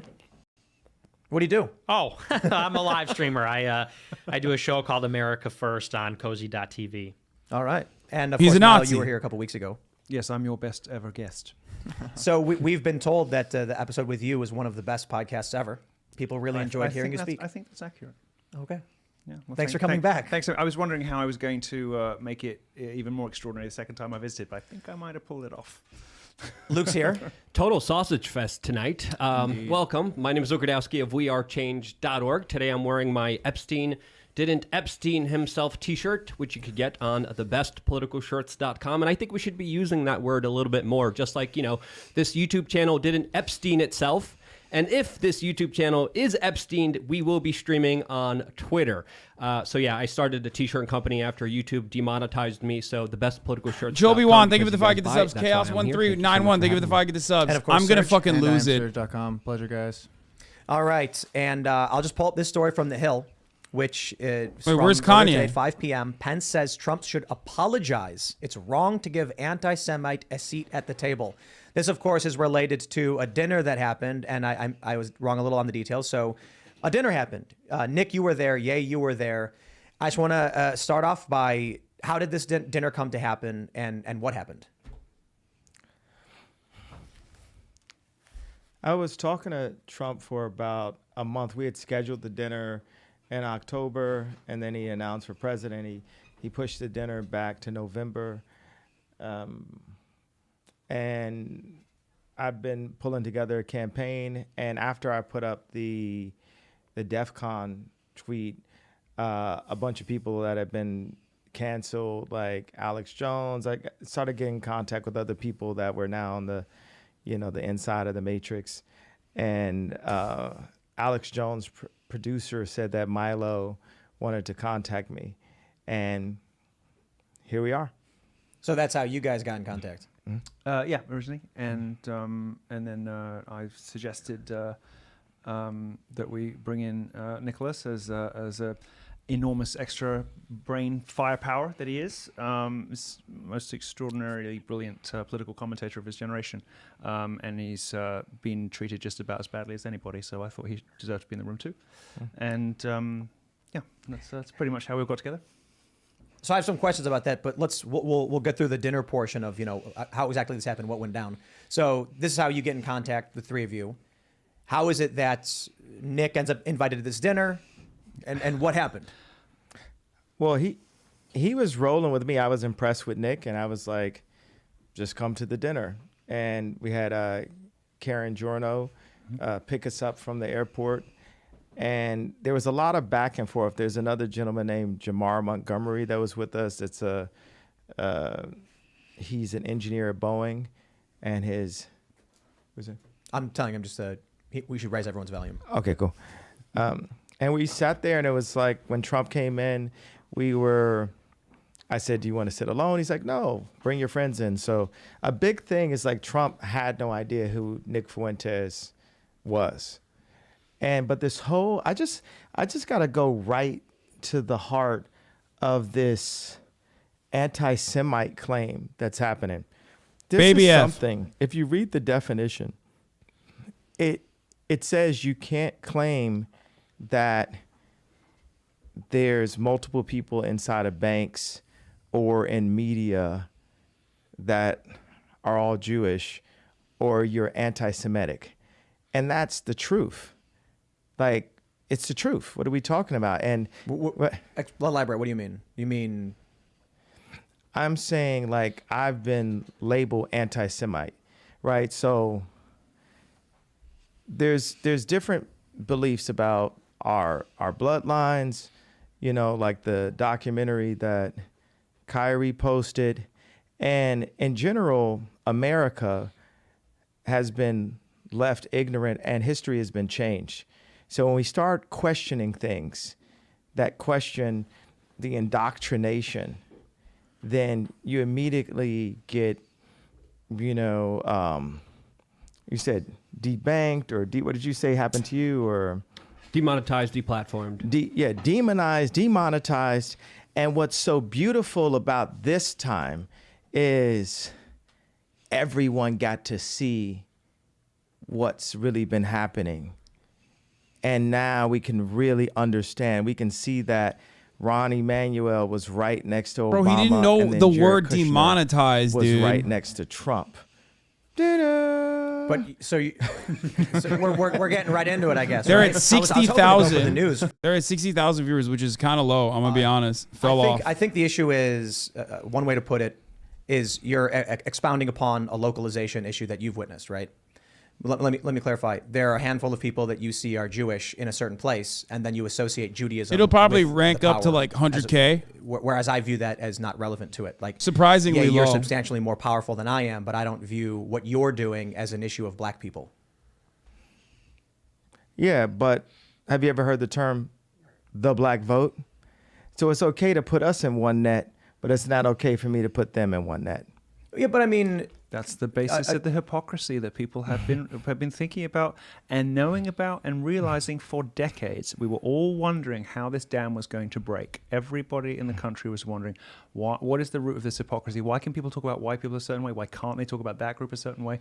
And the wretched and wicked and oppressive prevailing orthodoxy of cancel culture, well, it turned out that the one thing that was going to break the dam was the biggest star in the world, and it took the biggest star in the world to do it.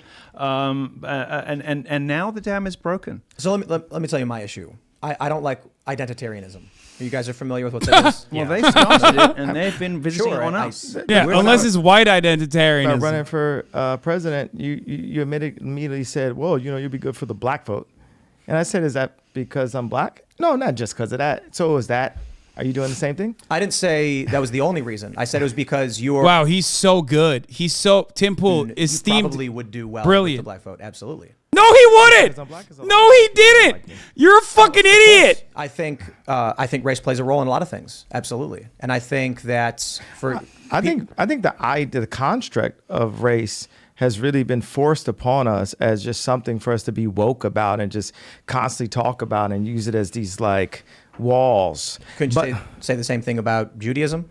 Well, let's look at the facts of what I'm saying, though. If you say in this neighborhood where they gerrymander, there's this amount of time. So, hey, I wasn't doing that. I was just gerrymandering the lawyers and the Hollywood executives and the people at the bank that debanked me and then froze my accounts.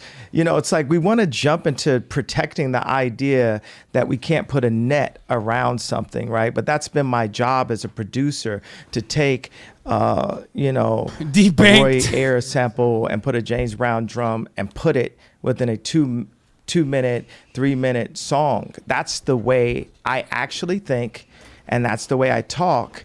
And now this morning I found out that they were trying to put me in prison because what they did was what? I moved $140 million into JP Morgan. And I said, I want to talk to Jamie Dimon. Like, look at me. I'm just going in naive, multi-billionaire. Like, maybe Jamie Dimon will let me in on some deal flow. Wrong. And I'm just like banging my hands like, I want to meet with Jamie. And I start complaining online. And then they debank me for complaining. And so I'm about to get debanked. They're like, you need to go to Trump's, the bank, AXO, whatever, you got to go. And I'm like, I've been trying to buy my own bank for the longest. And then we figured out how to get my own bank. It's like 50 million, 75 million. So I'm about to buy my own bank. But then as they're about to take the money out, here comes Adidas with a $275 million bill for marketing funds that they agreed upon. Because I said to them, hey, I'm the marketing, give me the marketing fund, which proves by the response they got when they stole the designs and said, we're going to not call them Yeezys anymore. So this is what I was already fighting Adidas for. So I'm fighting Gap, get out of Gap, fighting Adidas. And then I deal with this little bit of noise from, Zionism from the fashion world, where they use this plant named Gabby, who's obviously like some kind of CIA agent, knows nothing about fashion. This is a certain thing. When someone can't dress, you know that they're not like a fashion person. They're just there as like the society, like the control that they try to use with celebrities, which has now been broken, right? Because where it broke. I want to get on like LeBron in a second, but I'm gonna come back to this and just talk about this morning where, I'm not gonna mention her name because she's a nice lady, but someone at Cohen Resnick tells me, and I tell all of my finance people, never use the term a lot. But they said, okay, you're going to have to pay a lot of taxes. And that made me feel like they're just like waiting, like we finally got them. We finally can put him in jail. And I was like, can I still run for president in jail? I found out I could. So I was like, okay, that's fine then. It'll be okay. But if you were Jeffrey Epstein, they wouldn't touch your bank account. They would allow you to break the rules, regulations, just like JP Morgan and Chase did, just like Deutsche Bank did. So there is an issue to bring up with that. But when it comes to the race stuff, I think this is an important discussion to have because I hate that the stupidest guy on the podcast is talking about Jeffrey Epstein, which is a very serious issue. They were trying to put me in prison this morning. Watch this. So this morning. Yes. So What is he saying? Not come to my house this morning, but I found out, okay, so they put a $75 million hold on 4 of my accounts.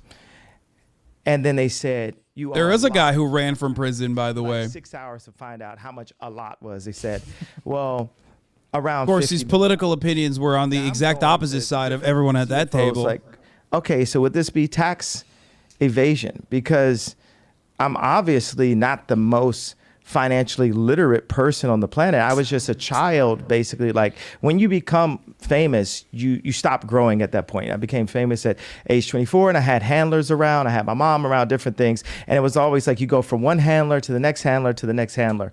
So now I'm having, I get to actually learn how to run a company. I get to learn how to, to count. Really, I was like Pablo in a movie. It was like I didn't even know where to put the money, like literally making $300 million cash, but you're just like a high-priced, we're not going to use the S word just because it's just like too passe to use it. But it's like next year I was supposed to make $500 million in royalties. And like no one needs this amount of money. But when I would work on homeless shelters and ideas, I'd have a contractor, we won't say what race, and they'd be tearing down the contracts. It's all about, position. It's not about the amount of money that you have. And, to come in here, I feel like it's a setup to be like defending. I'm not going to go through another, like I'm literally going to walk the F off the show if I'm sitting up here having a, talk about, you can't say that it was Jewish people that did it when every sensible person knows that. I mean, Jon Stewart knows what happened to me and they took it too far. It was like American History X. Like my head was on the side of the curve and the exact people that I called out kicked my head. We found out that my trainer was a MK Ultra Canadian intelligence. This part is not wrong. He's not wrong. His trainer is a weird guy. In the Canadian Everything else he said is insane, but his trainer, weird guy. I told you guys this already. Yeah, what I'm saying is, look, he's not chat. He's fucking crazy, but he's not wrong about that. They diagnosed me, and they when I asked them how much lithium did you want to put me on exactly, it took them 4 days to answer because they were embarrassed about the amount, right? And I refused to take this, right? You understand that if I had taken the medication, I would not be here, and it would have been, he was deeply troubled. We miss him. We love his music, though. Well, they would have Britney Spears too. I don't know about the MK Ultra thing. I don't know about the MK Ultra connection. I've heard this as well. I've heard the MK Ultra connection as well, but Harley Pasternak is fucking crazy. But 10 years of that medication wrecked her brain. You can see it now. Yeah. You can see there's not much of her left. You mentioned Pasternak was the name? Yes, Harley Pasternak. That's the text message that you posted that we were talking about before. That's the lobotomy threat. Yeah. Before the show, obviously, I'm getting a bunch of messages from people. People are hitting me up, and they're like, you shouldn't host them. They're anti-Semitic, they're white supremacists, they're racist. I do find it funny or weird or whatever that, Nick, they call you a white supremacist, you're here working with... Yes, Harley, dude, yes, his trainer is Jewish, but that doesn't mean anything. Shut the fuck up. His trainer being Jewish has nothing to do with the situation. His trainer is weird, though. Them. And I said, well, I want to understand what they're thinking and why they're thinking it. They're involved in what may be the biggest news story of the past week, and we have an opportunity to sit down and talk. Because the red media controls both sides. It just said it as simple as possible. Jared Kushner was next to Trump. Ron Emanuel was next to Obama. But see, since 1940, go ahead. I was going to say, isn't that an issue of these individuals? Like you're extrapolating. I'm going to order. With the last of my money that's available in a different account, I'm going to order a PJ before I sit and have another Lex Friedman setup conversation when I'm literally they're trying to put me in jail for my opinion. But I get that. I'm not going to have that opinion. I don't care about people. Did Tim Pool just say those are bots that Nick can't be racist because he's friends with Kanye? Is that what he said? He sold Trump out. You get what I'm saying? It's like I would have never wanted to do anything that hurt Trump. I'm on Trump's side. Trump said things that hurt me. He lied about me, but I mean, he's known for lying. And when people used to tell me that, he's a liar, it's like, I went into the trenches for Trump. That's another conversation. There was no one in my position that wore that hat. And all of my surroundings exhausted me. It was like death by 1,000 questions. I know I'm jumping to another thing, but what I'm saying is I know you got a rep for your people online, but it's you got a person in real life that I'm not with it, bro. I lost the money for the freedom of speech, and that's what makes me the only American that we know that really deserves to run the country, because everyone else, your boy DeSantis, Trump, whoever they raise in a petri dish over on the Democrat side is going to play the game. Look, and here's what I was trying to get to. You went right into the anti-Semite thing. I think it's something that should be talked about. But if you start bringing this up, you're going to ask my opinion on it. I'm going to disagree with you. I didn't ask your opinion on it. You jumped into it. But I don't care about your opinion. I like your opinion on how we win an election, but I don't care about anybody's opinion, bro. I lost. They tried to put me in jail. They blocked $2 billion I had. Like what I told Farrakhan, I said, look, is it anti-Semitic for me to say his name out loud? Like I told minister. Yeah, the minister. Like I told Obama met with him too. Oh, he was. Yeah, I mean the Jewish people allowed Obama to meet with the minister. You know, so what? Farrakhan said, well, did he have the money? The contract for the next 4 years, if I hadn't done anything, would have been $500 million a year for 4 years. What I was fighting for was the IP, so my children could, I'm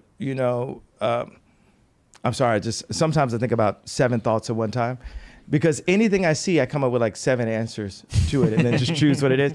But the thing is, when I said my children, the reason why my brain kind of blocked, because it's like God is saying, you know, your children are going to be okay. Baby mama's got money, right? God is using me. He's breaking me down, removing all of the, richest person, all of this, so I can serve him. And the more and more those things are taken away from me, the more I can be empty and be a vessel and be able to be used. And right now, it's like, you're not going to take, if we can't, you're not going to take my pain away, right? The Jewish people say, it's the Holocaust, this happened, and you can't say anything about it. We can't take their pain away. No one's gonna denounce the fact that they tried to lock me up. That's what, because every time I'm just holding stride. Who tried to lock him up? And it's like, I thought I was more Malcolm X, but I find out I'm more MLK, because as I'm getting hosed down every day by the press and financially, I'm just standing there.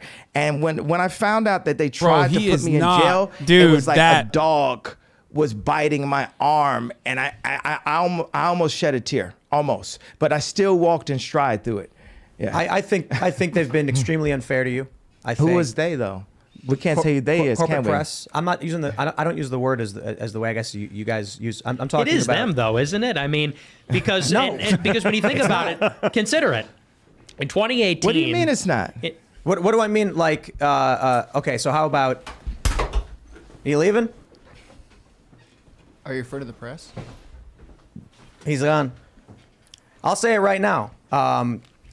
You guys want to bring that stuff up, and then think we're not going to have a conversation. Have the discussion. Like you think he's going to come in here and say, "Here's my pain, here's my suffering." I'm going to say, "I hear you," and then he's going to say, "And it was Jewish people," and I'm going to be like, "Okay, but don't you consider?" It's like, I'm not going to do this. I refuse. Go, make sure he's cool. All right, go for it. Luke and I will have a conversation. So I can't say I'm surprised. What do I even do? Other than ask him, please elaborate on this. Are you referring to individuals, or are you quite literally blaming an entire group of people for the fact that powerful individuals are causing you harm? I really wanted to ask Nick about his thoughts about MLK, because I know they contradict his comments about that. But again, these are mass generalizations that don't really help anyone in my perspective. They just it's now just the Nazi. Now the interview is just the Nazi and Tim Pool. White men are responsible for everything. When I see people just use generalizations, it kind of cheapens the conversations. It cheapens a dialogue that we could have here that I was planning to talk to Ye about, specifically bringing up like, hey, let's actually talk about this in a real concise way. Let's not get emotional. Let's not walk out of here. Let me tell all you guys outright. I said, this is going to be a big issue. Before the show, obviously people are going to bring up the questions of anti-Semitism. Why don't we talk about the news? I want to hear what happened with this meeting. I want to understand what Ye 24 is.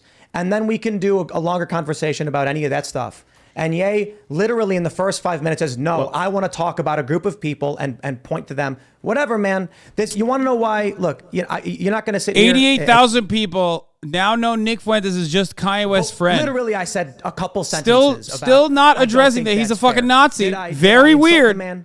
He seriously can't handle. He can't handle it. It's been 23 minutes. Pierce Morgan interview he did, but he came back. So again, we should be able to have this conversation. What's up, Chris? He wants his phone. Oh, yeah. Look, man, I wanted to talk to these guys about why they're meeting with Trump. Chris. I want to know what happened with the dinner because we hear a lot of rumors about it.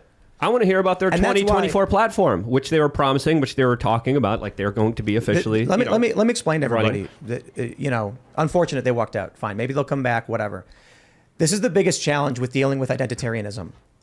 I do not believe that the predeterminate factor in someone's worth, value, or agenda is based on immutable characteristics. Kanye is a black man. He does not represent all black people. There are Jewish individuals who work in banks. Dave Chappelle made the joke about Jewish people in Hollywood. And he said, but it doesn't mean anything. You got a lot of black people in Ferguson, doesn't mean they run the place. The point is, I'm all about individualism, meritocracy, personal responsibility. Now he's just using this as an opportunity to promote himself. That's all he's doing. More importantly, we have big W for Tim. I hate to admit. Jewish who spend time in Israel and would. He's just making himself look like the sane person here. Still has not addressed that the fucking dude is a Nazi. He's just sitting across from a Nazi dude. But then it's just like very every step of weird. the way. It's like, bro, if you live in a world where a single group of people is haunting you, you're trapped. You're not going to get out. The issue is you can overcome anything. I understand, and I empathize that there are powerful business interests that are coming at Kanye. And Nick left too? Because I wanted to get into the Trump stuff. When Kanye mentioned he got suspended on Twitter, then he gets word that Milo wants to meet up with him. Then Milo puts him in touch with Fuentes. My immediate, question is, okay, my thought to myself, we really want to know about the inner details of this Trump meeting. I guess it's not going to happen. My question then is, don't you think that, if Kanye is going to say these things and then immediately start getting involved with Fuentes, that only amplifies the accusations made against him.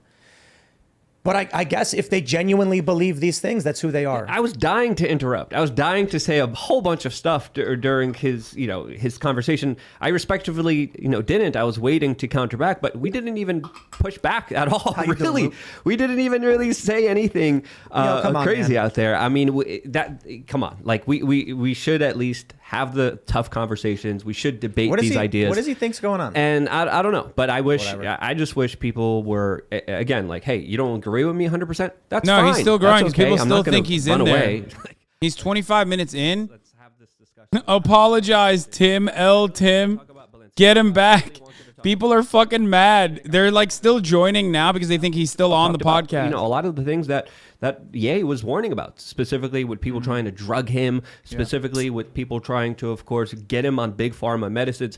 He was, again, sent to... he was institutionalized a couple years ago, specifically on November 21st, 2016.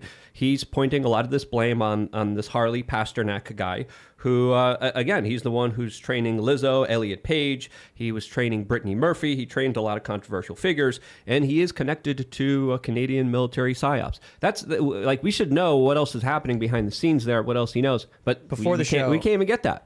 Before the show, Ye was like, now they're just like licking their wounds. Dude, learn to shut up and let people talk. Let Kanye run his mouth. The people ruining him are the ones who are his enemies. I don't even care about fucking Kanye West saying some dumb shit on the podcast. I cannot comprehend that, I cannot comprehend how he just had Nick Fuentes there. And the only thing he said about Nick Fuentes was Nick can't be a Nazi because he's friends with Kanye West. That is fucking absolutely mind-boggling. What is happening right now? I do think that he would do. I do think he would do better with the black vote simply because there's people who look up to him because they can see themselves in him. It's bullshit. That's stupid. No, he wouldn't. Let me elaborate. No, he wouldn't. Assuming that Kanye West would do well with the black vote is just as stupid as thinking that Donald Trump would win fucking 50 states. Okay, which goes to show time and time again that this motherfucker has no knowledge of politics whatsoever. And you're not white, but all you ever see on billboards and all you ever see on TV is white people. That means something. That has an effect on you. And that's basically what I'm getting to. All I can really say Sorry, is not this. 50, 49 state landslide. Bro, if I can't ask you questions, call me like, hey, but don't you think this is like localizing? He could have been like, I don't, you know, I genuinely view it this way. And I'd have said, well, okay, I can only ask you the question. You're allowed to believe what you want to believe. But dude, like, what did I ask him? Like 3 questions about it? And he just got up and left. Like, he's going to come here and just talk and be uninterrupted. Before we started the show, he said, hey, we're doing this show. Why don't we do it every week? Yeah. And I'm like, what is this? Is because you can't get on any other shows? I'm sorry, bro. This is not a show where you come in and talk by yourself and say whatever you want and say things that are that warrant questioning at the very least.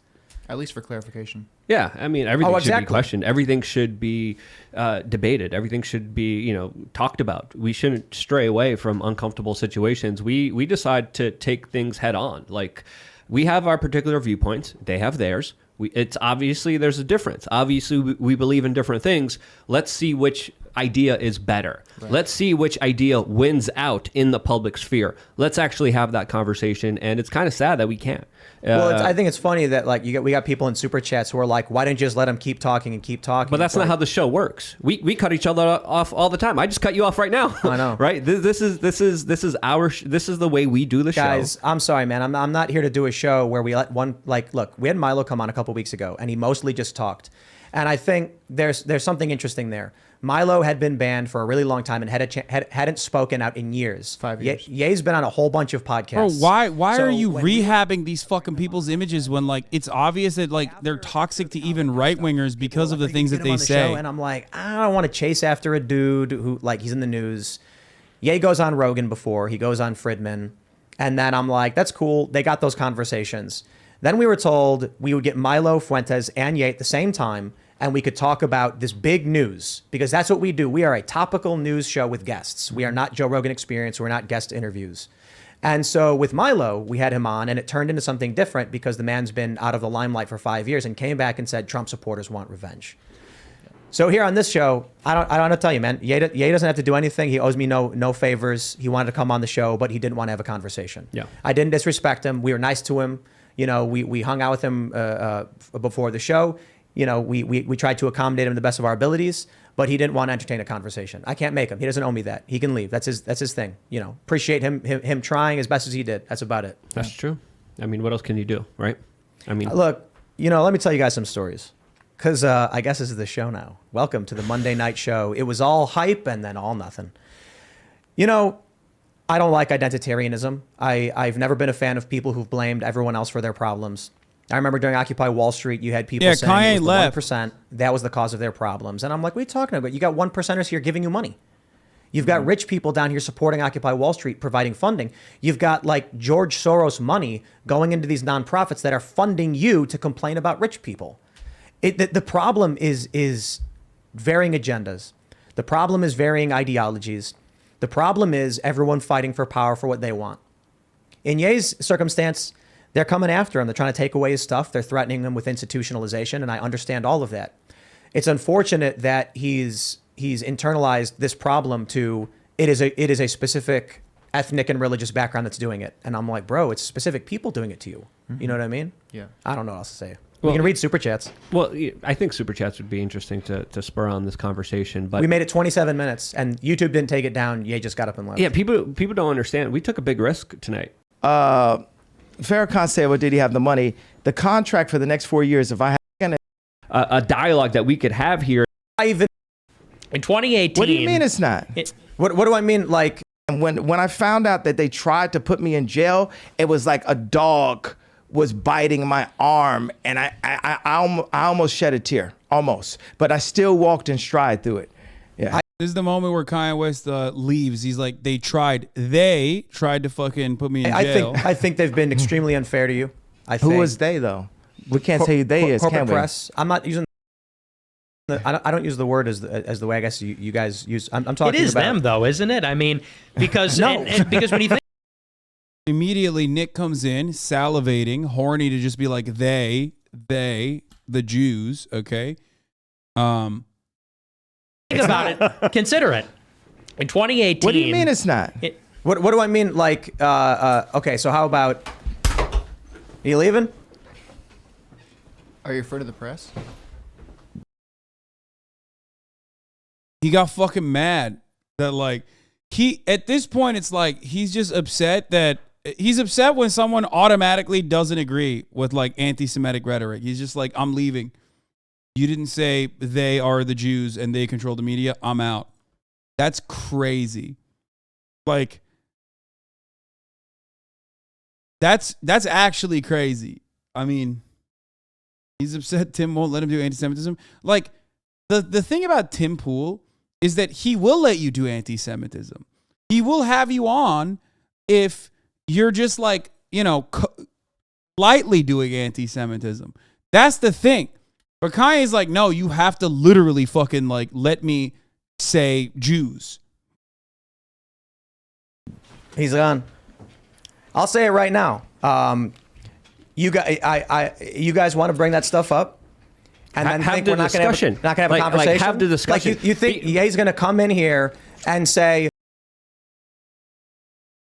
like, all he needed to do was just ask questions. Okay, is he back? Sometimes it just No. takes people, and it's Dude. probably a good lesson. It takes a minute to calm down, then you can come back after. he you kinda needs gather to yourself. explain what he means. Right. He And can't just say, it's true. And I'm like, what do you mean by that? Who are you referring to? No, I'm done. I'm leaving. It's Right. like, okay, then I assume you have nothing behind what you're saying. Right. You And I'll tell you what else too, because early on he said, like, how do I win? I said ballot harvesting. Mm-hmm. But I got to say, man, if this, like, why would someone vote for this?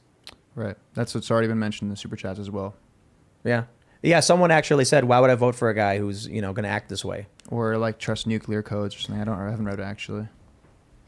Hannah Claire's here. Hey, how's it going? Like this one or Go over there. I'm gonna be Kanye. This is cool. So, it's Ye. It's Ye. Oh, sorry. Oh my gosh, did I just dead name him? Mary's here. That's rough, man. So what happened? Tell me what's going on outside. So Kanye and Milo are Yay. Yay. He is gonna beat me up. So Milo and Nick and They Ye all are just departing. caught a car. They caught a and car. left. They're heading out. But They don't seem angry, but they just Kanye specifically said that he felt as though he should have been able to keep talking. He feels like not enough people are expressing this view, and he felt like, sorry, I just ran upstairs. I can't talk. This He is felt fun. like perhaps cutting him off was not a good move. So Milo felt like you were obstinately not getting the point that everyone in the room was getting. They weren't explaining it. I think that they should have stayed to explain it. I wish they think- had been I able to think say explain it. Before because the show, when I said, guys, I understand you want to talk about that. We have an opportunity to discuss this big news. Can we Elton. talk about the news Mm-hmm. before and then we'll focus on what Ye 24 is and what you want to do. But I think this is the problem with grievance politics. Instead of being like, here's my plan for America, it's they're the problem. They're the ones doing this. Who? How dare you? Bro, tell me what your plan is. Tell me what you want to accomplish. Tell me exactly what your plan is, other than they're harming me and they're bad people, and I refuse to sit and listen to anyone who would say otherwise. Yeah, I think one of the major challenges about Timcast as a format show is that it's not an interview. It's this thing that I love about this program, which is like, you may be an expert in something, but what we really want is for you to come here and talk about the news with us, talk about current events. Discuss. And while, you know, I think we were all really excited to hear more about like all three of these people's perspective on stuff. Like, it's hard. They can't help it. It's not a can't help monologue. it. So It's not that. It's like, hey guys, can we talk about the news before getting into how you feel behind it? Yeah, But you guys I didn't even understand. really get into the dinner. Because he jumps The details of the immediately dinner. into, he wants to talk about Jews. And I'm like, are you kidding, dude? And I said, you want to go right into that? Fine, whatever. So be it. Yeah. But if dude can't handle a conversation about it, it's insane to me. Look, I'm not it's sure not, what it's he was reality. referring to that happened this morning. He said he specifically, found out that- they want to put him in jail. But what exactly does that mean? Well, it sounds like what he was saying was he found out this morning that they're saying he owes taxes, Mm-hmm. and that if he doesn't pay them, they're going to lock him up or something. Okay. And then the thing that he walked out on was you asked him to clarify who you meant by they specifically. That's pretty. Oh, right, because I said You were saying they as in the corporate media. The Like, I don't establishment. like.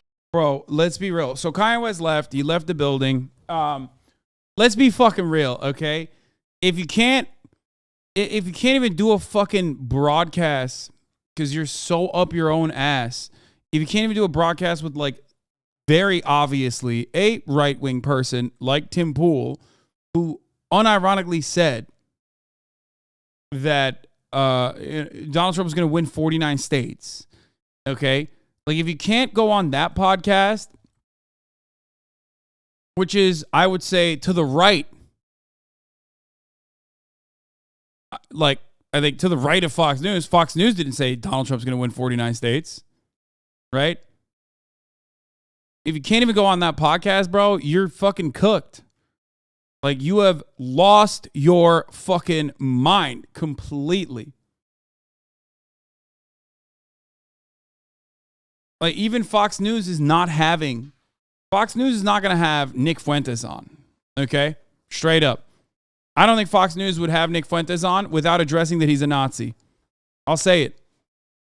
As it is currently, like, even Tucker Carlson would probably not have Nick Fuentes on. The only person I could think of that would have Nick Fuentes on the broadcast would be Tucker Carlson. And even then, I don't know if Tucker Carlson would have him on without addressing it.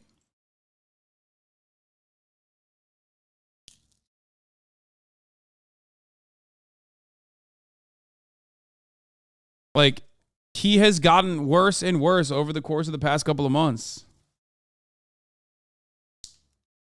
Tucker will have him on 100%. Yeah, right, dude. Tucker deleted the fucking Jews part of Kanye's conversation from his interview. What are you talking about? Tucker Carlson literally deleted specifically parts of Kanye West's interview where he talked about the Jews. I think a lot of you guys forget that Fox News is mainstream media. Okay? One of the main reasons why Tucker Carlson is an incredibly effective propagandist is because he doesn't go overboard. He toes that line perfectly.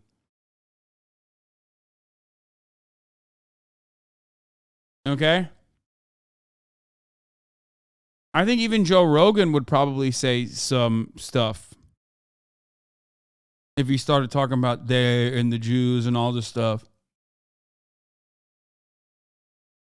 Now, this is ultimately not a bad thing. Ultimately, this is not a bad thing because instead of having Nick Fuentes hide his power levels and like talk as though he was maybe not a Nazi or whatever, which he can't fucking stop himself from doing, by the way, they just kind of walked up and left.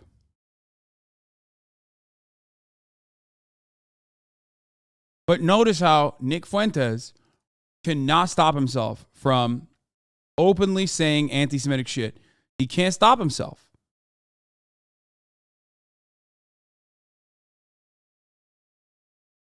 Like, it's the one thing you're not supposed to do, and you're fucking it up. The one thing you're not supposed to do is to be identified as a Nazi. And Nick Fuentes cannot stop himself.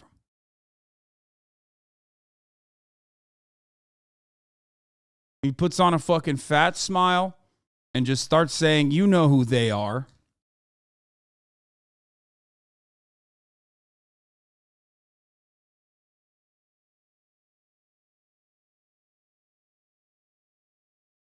Do you think that these people platforming Nick will backfire on them? No, these guys are on the internet, dog. This is entirely different. Tim Pool will not get punished for having like Nazis on. What are you, crazy? This is the internet. Let's be real. That shit's not happening anytime soon.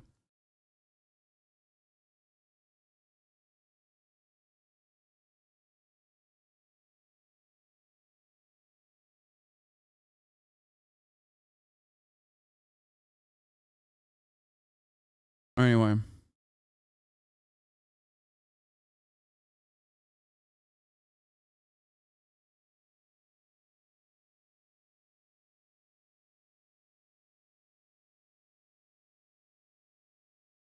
Here it is. Twitter is reinstating roughly 62,000 accounts that were suspended. One would each with more than 10,000 followers. One of the accounts has 5 million followers. 75 have more than 1 million.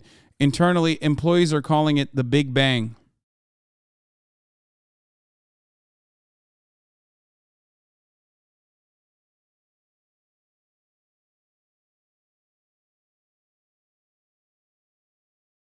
Chat is wilding over there. One of Tim Pool's co-hosts, Luke Rudkowski, is currently desperately chasing after Kanye West, trying to get him back on the show as Tim Pool becomes increasingly glum. With Nick Fuentes, Milo, and Kanye calling off the interview and leaving the studio, Tim Pool is left to consider the ruins of his much-hyped show tonight. It was all hype and then all nothing. One of Pool's lackeys discusses Kanye West's exit of the Tim Pool studio and now compound, criticized Tim Pool by saying cutting him off was not a good move. A Pool hanger-on claims Kanye has said he'll be back at a future date, though Tim is skeptical. Tonight's Timcast IRL show is now turning into a post-mortem of Kanye's very brief appearance and dramatic exit. Tim don't want to upset the Jews, hence his cowardness. He's scared to be canceled by the Jews. This is his super chat. Dude, YouTube is fucking sick, okay? For the record. For those of you who are wondering, like, will Tim Pool be punished for this? No, motherfucker, look at his super chat. And YouTube gets a cut of that, don't they? Like, what do you mean? This is why when you guys were like, bro, when are you going to move to YouTube? It's like, come on, dog. Jewish texts are violently anti-gentile. It is relevant. The ADL has disproportionate power and literally directs global Jewry, their words. Tell us you're controlled by Jews without telling us you're controlled by Jews. $10. That's great.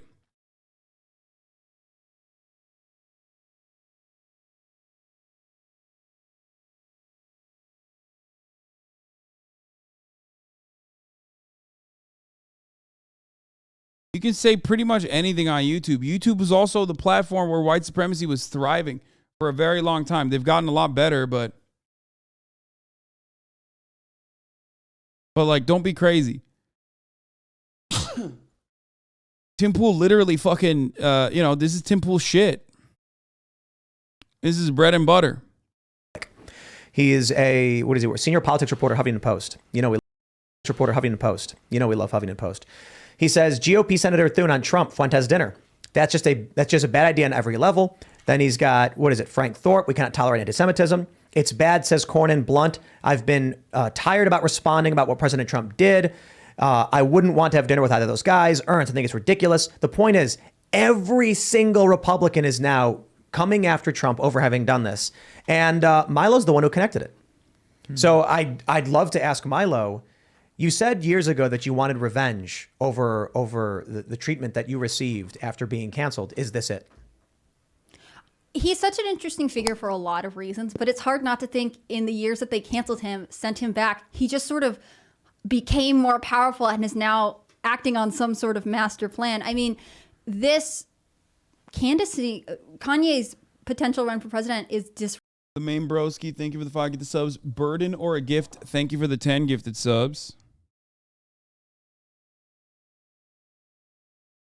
A stronger and stronger variable in this kind of dynamic. I mean, I know we speculated about if Kanye moves forward, what happens with DeSantis. Like, they really do control a lot of the narrative right now, and I think a lot of that is to Milo's credit.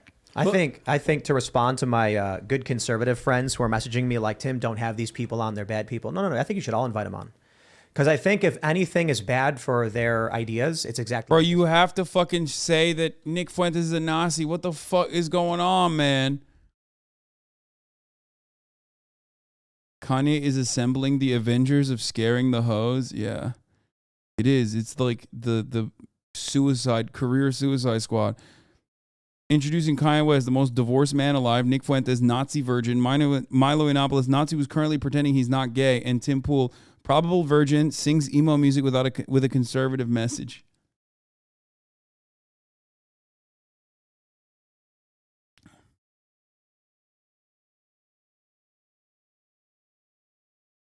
Philosophy talking about, what it means for a potential campaign if they have one. And I'm like, this is cool stuff. This is going to be a good conversation. And then the first thing in 5 minutes, he's like, I want to talk about Jews. It's I mean, do you think it's like the first thing out the bat? I'm like, come on, really? Was it on purpose? Do you think it's that some people come into interviews knowing like This motherfucker said maybe if you super chat about Fuentes being a Nazi, they'll address it. You think I'm going to give Tim Pool money? Are you out of your fucking mind, dude? Are you insane? A figure with a target on your back thinking like some journalist is going to sit here. You know, I could just DM him, right? Like he follows me. Like I could just do that if I wanted to. Or just fucking call him out on Twitter. He replies to me all the goddamn time. Actually wants me to talk about. I don't even think you were going to ask about that. I didn't think you were either. About what stuff? About his views on Jewish power. I told you were going to them mainly before, ask about the candidacy. I want to talk about topical, like our show. Yeah. Yeah, so like I had a bunch of people say to me, Tim, you need to denounce them right off the bat. And I was like, oh, that's so tired. Like, bro, anybody who watches my show and who's honest knows that I don't care for identitarianism, racism, anti-Semitism. But Kanye West is one of the most influential guys on the planet. He's got people who genuinely love and respect him. And he's got a bunch of ideas pertaining to what it means to run for president, what he wants to do, and why he thinks he's the best. So I'm going to talk to him about that. And then I said, even before the show, I was like, who are we kidding, guys? I know this is going to come up, but, you know, we'll talk about it. And they're like, we get it. I got to pee. I'll be back. Well, I think it's like They never even signed the portraits. I think Look it's at kind that. of like when Come they're on. skipping protocol. No, it reminds me of the times that we've had Marjorie Taylor Greene on, right? Some people will hear that you're having her on and say, you can't do that. She's controversial. She does bad things. I don't like her. And ultimately, especially if you have some kind of tension against someone, hearing them out and getting their perspective is the best way to form your opinion accurately. And often, especially I've known with Marjorie Taylor Greene, we've had people be like, I just sort of wrote you off because of all the headlines about you. But getting to hear your side and getting to your perspective has really altered my view. Maybe it doesn't make you a fan. Maybe it does make you a fan. Hold on. Like all the media that are like deplatform. It's like, was that not a good display of the depth of their ideology? None. Unable to withstand 5 minutes of questions. I wasn't mean. I did not insult him. We talked beforehand. And I was like, well, what do you mean by that? I said, I don't use the word they the way you mean. I'm talking about like, and he just gets up and walks out. Yeah. Like he doesn't want to hear what I have to say about my ideas, but I have to sit here and listen to him. You know what I think, man? There's a reason why Ye is who he is. They say that celebrities, all of them, tend to have some degree of narcissism. They feel that they should be seen by everybody, and thus they end up putting themselves out more, which increases the likelihood of fame and notoriety. Yours truly included. I don't think I'm exempt for any of this stuff. I'm sitting here putting a camera on my face, talking to it all the time, and I talk a whole lot. But I think Ye is a guy who has risen to this position because he's assertive and because he's willing to do something like that. Right. Imagine you're talking to a guy who's got $1 billion shoe empire, and you know that if you say the wrong thing, he's out and you've lost everything. Yeah, he owns the conversation. He does.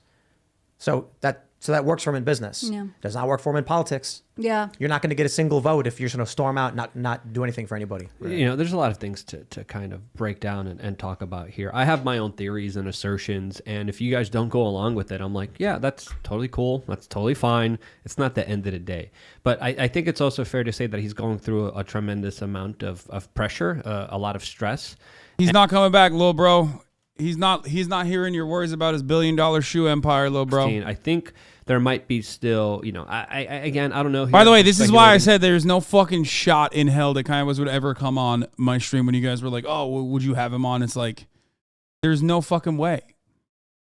He is not sitting across from a person who's going to be like, dude, that's crazy. Like, that's not happening. So, you know. Well, I don't want to discredit him with that, like the mental health stuff, because a lot of people have said that I think it's worth discussing. You can't listen to anything Ye says because he's mentally ill or he's off his meds. All of that stuff is just ad hominem. I think, you know, yeah, I'm not he's saying a 45-year-old yeah. man.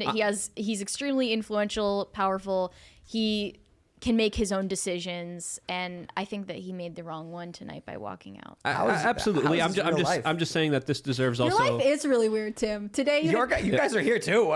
Don't look at me. It's weird for all of us. we kind of. I really wish that they had signed the portraits. It really hurts me, my perfectionist brain. Well, what can you do? But it's not that they were off the meds; it's that they were forcefully put on the meds. And when you look at a lot of people that are, Bro, I can't tell if they're the most white people I've ever seen, or if like the studio is not well lit. And I say this as someone whose studio is not very well lit. But goddamn, it's like it literally is like a flashbang. It's just crazy. Like you know, going through a particular difficult, before the show began, a difficult situation with the divorce and custody with children. So again, tremendous amount of pressure and stress. No excuses for anything. Hey, let's debate these conversations. Let's debate these ideas. Clearly, that didn't happen. Clearly, he wasn't ready. Some really people are saying the whole thing was planned. I feel like him walking out, had a car or ready? that you wanted him to walk out. Did they have a car ready? No. They were in the truck. They were waiting for. No, they didn't someone have a getting car ready. I mean, I honestly, you know, as much as I want this conversation, I want it for the company and I want it for the audience. Like, I have a piece of, like, I have some respect for someone who's like, look, I'm done. Like, I think so often we are in a culture that demands people continue to talk all the time. And if you don't want to, you don't have to. I am just sad that we didn't get to hear what happened at Mar-a-Lago. I am sad that we didn't get to hear more of these perspectives, because this is such an interesting trio of people, and it was worth hearing. It is worth knowing, because all we can do now is speculate. Imagine sitting down with Trump too, right? Trump, I don't. I'm so mad. They're just butthurt. They're literally just butthurt about fucking Kanye leaving, and that's all they're talking about. I would have expected them to, at least for a second and a half, address like what beyond what just happened, but like talk about fucking, I don't know. Even if you're not gonna talk, I don't really give a shit about talking about Kanye's anti-Semitism at this point. Like, I think that's well established. But like, I want to hear about the motherfuckers. I want to hear about Nick Fuentes. I want to hear them call that shit out. Tim Pool has a insanely right-wing audience. Be like, hey, do you think Nick Fuentes is getting all this, like some of this anti-Semitic messaging from, or do you think Kanye West is getting some of this anti-Semitic messages from Nick Fuentes? Like, you have they're too busy calling them interested to call them out yet. Like, why are you fucking gassing them up? You have no reason to fucking defend Nick Fuentes. You have, and every moment that you're not fucking talking about Nick Fuentes is a moment that you're kind of defending him. Like, you had him on and you're not really saying anything about it. And it's kind of weird.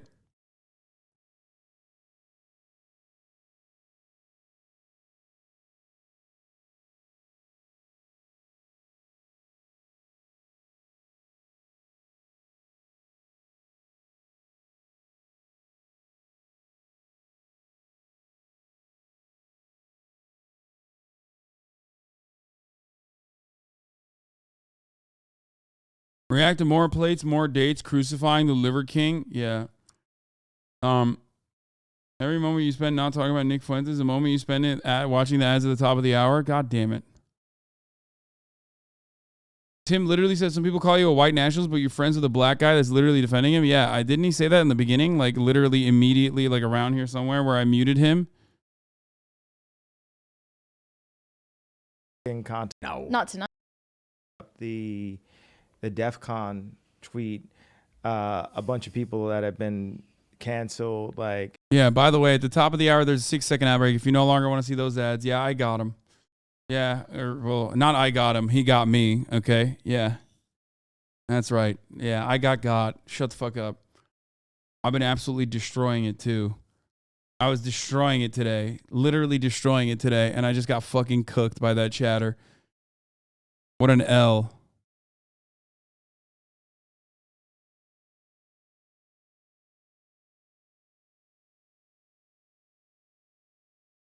What a gigantic fucking L that is.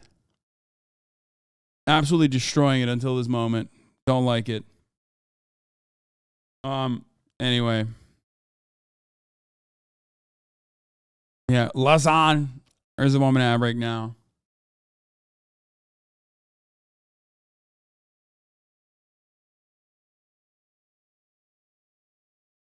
Glad to see how far she's come from her Jimmy Neutron days of making it onto the Timcast. I don't know who this is. Alex Jones. I started getting in contact with other people that were now on the, the inside of the matrix. And Alex Jones, producer, said that Milo wanted to contact me. And here we are. Leaked email. So that's how you guys got in contact. Yeah, originally. And then I suggested that we bring in. Bro, you're actually in more plates, more dates vid on the Liver King when you guys talked about TRT with H3.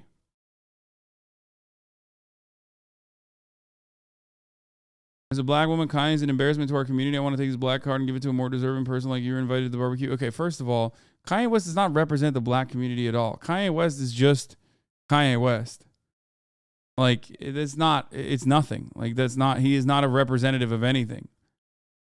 He's also very clearly disinterested in representing anything but Kanye West. And the weird part of it is that not only is he anti-black, but also he's decided to represent himself in the worst place, in the worst way possible. I don't even know what the fuck to say about it other than that. He's not doing his Kanye best. No, he is not. Nicholas, which was pretty funny when Tim was like, wait, you said minus 42? Is that what it is?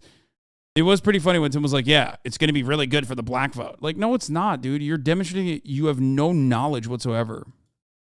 I was supposed to make $500 million in royalties, and like, no one needs this amount of money. But when I would work on homeless shelters and ideas, I'd have a contractor, we won't say what race, and they'd be tearing down the contracts. It's all about, position. It's not about the amount of money that you have. And, to come in here, I feel like it's a setup to be like defending. I'm not going to go through another, like, I'm literally going to walk the F off the show if I'm sitting up here having a, talk about, you can't say that it was Jewish people that did it when every sensible person knows that. I mean, Jon Stewart knows what happened to me, and they took it too far. It was like American History X. Like, my head was on the side of the curve, and the exact people that I called out kicked my head. We found out that my trainer was a MK Ultra Canadian intelligence. Didn't Kai only get 60K votes when he ran in 2020 LMAO? Yeah, I don't know how many votes he ended up getting, but I know for a fact that it wasn't like I don't even know what the percentage of the votes looked like, really. And like, did they even look at, I can't believe 70,000 people actually fucking voted for him, by the way. Holy messages shit. from people. People are hitting me up and they're like, you shouldn't host them. They're anti-Semitic, they're white supremacists, they're racist. I do find it funny or weird or whatever that, Nick, they call you a white supremacist. You're here working with or for, one of the most powerful black men, one of the wealthiest and most famous. Oh my God, they fucking point to his face. He does not like that, dude. Look. One of the wealthiest and... He's like, yeah, fuck. That's a crazy, for the record, that is a fucking thank you for clipping that. That's what I was trying to... That is what I was trying to find here, but was famous, but messages from people are hitting me up.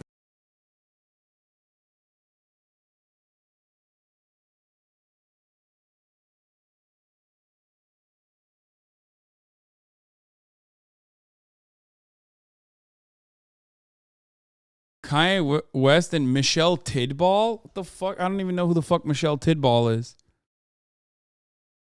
I totally blacked out on that part. In addition, the Roque de la Fuente Kanye West ticket won 60,000 votes in California. What? Kanye West voters base varied on education levels, age, race, gender, and partisanship. Wait.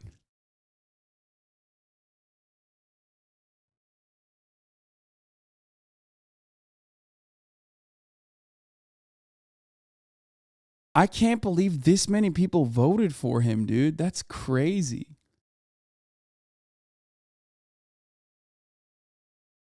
He won the most votes in the state of Tennessee. Okay, I want to know the demographic percentage breakdown. Like, what percentage of his votes were I mean, it's got to be meme votes, right?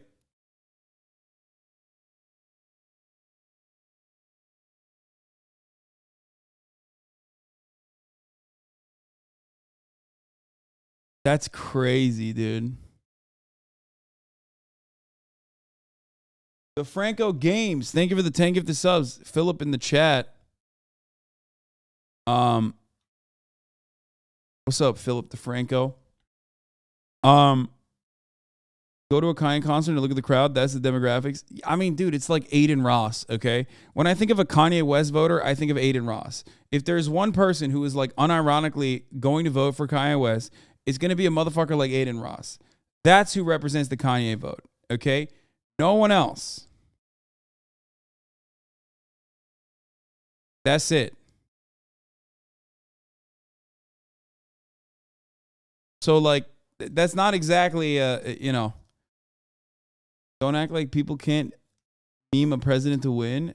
Okay, dude. You're delusional if you think memes are the reason why Donald Trump won the presidency and not fucking the Republican media infrastructure. Yeah. The GOP putting all of its efforts behind Donald Trump, Hillary Clinton's lack of likability and it being just like a horrifying demon, Hillary Clinton being a horrifying demon, and everything else, Fox News putting billions of dollars of propaganda dollars behind Donald Trump was not the reason. It was 4chan memes, dude. You got it. You epically memed him into the presidency with mimetic warfare. This messaging is so obvious, so toxic. Tucker's interviewing a woman who claims she was deprogrammed for liberal college brainwashing after her mother hired a cult specialist. The solution: do not affirm your daughter's newfound identity. Stop, dude. This is I can't do Tucker Carlson right now. Please don't do this to me. Okay, I can't. The reason T-Pain thinks you're Republican is because of you calling Hillary a demon. Just say person. I mean, she sucks. She is a demon. Like, what do you mean? I'm not gonna tailor message I'm not going to change. Look at this ballot for Kanye in 2020. They didn't even fill the bubble right. That vote did not get counted.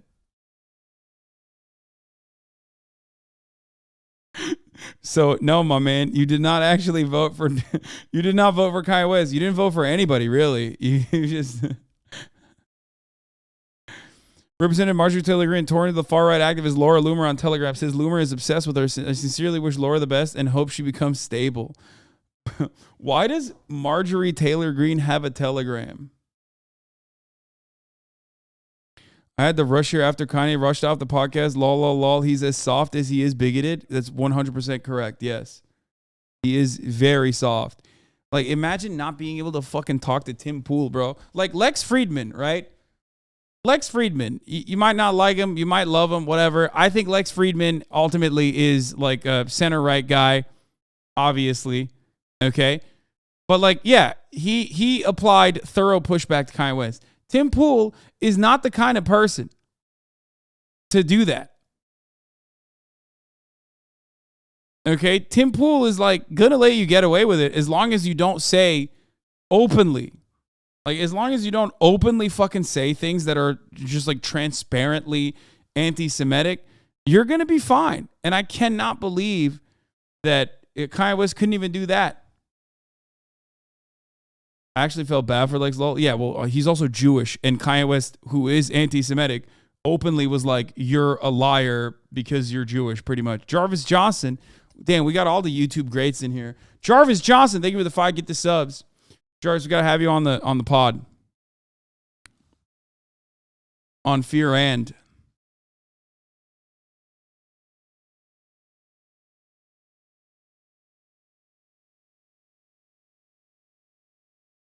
Okay.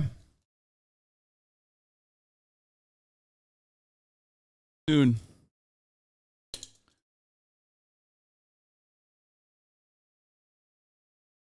Are they come in and drop 1K subs? Yeah, no, I don't think so. In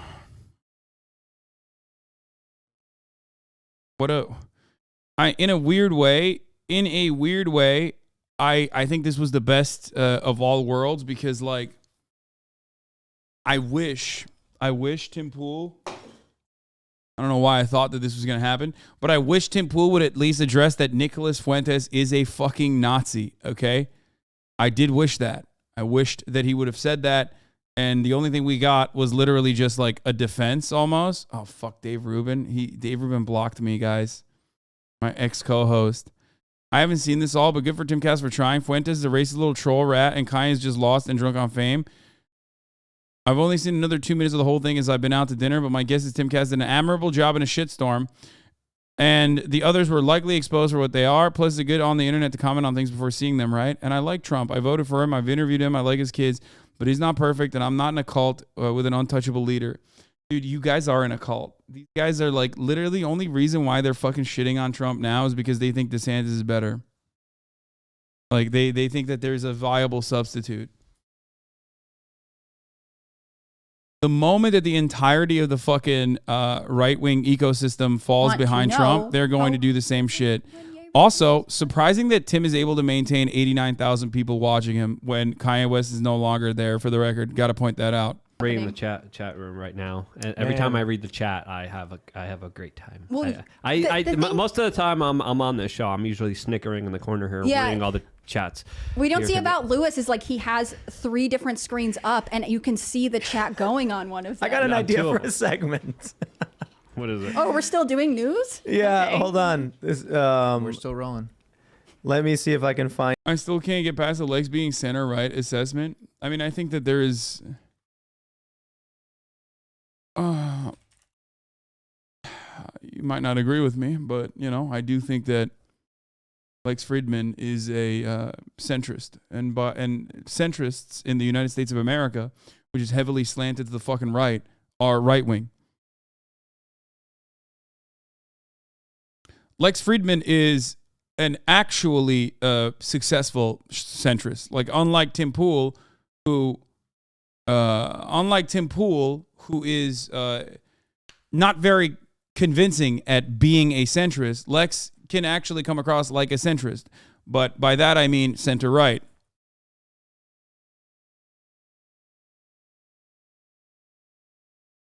No. That doesn't mean he's like alt-right or right-wing or far-right or anything like that. But I do think that he is a neoliberal. I think he has like some... How do I describe it? Yeah, I mean, he talks positively about Ayn Rand. He is more of a... Every American is an independent, enlightened, centrist libertarian. Yeah. Giving leeway to the far right is a non-starter, to be honest, and that's what he's done time and time again. Yeah, he has a lot of fucking... He has a lot of like, yeah, he likes Jordan Peterson. He likes a lot of these people. Like, even if he himself, I don't know what his takes are on trans stuff, but like, I'm fairly certain that, I mean, I know for a fact that he likes a lot of, psychotic right-wing propagandists. He also loves Elon Musk, which, there you go.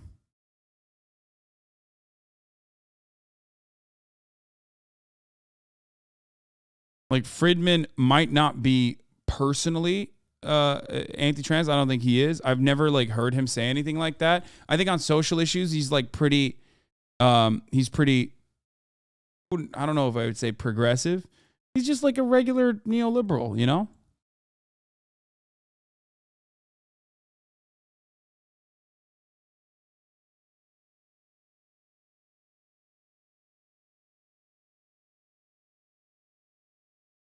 Spoke decently highly of you recently. Yeah, I've heard that. I don't know where he's coming from, but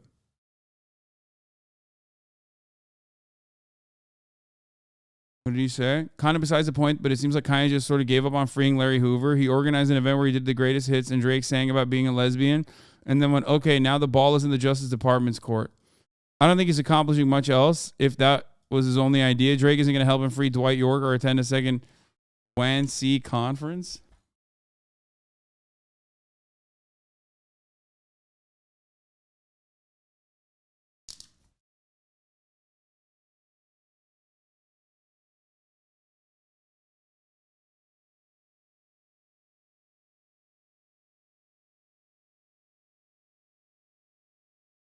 You got to change something if he approves of you. I think the reason why he approves of me is because, like I said, he's not like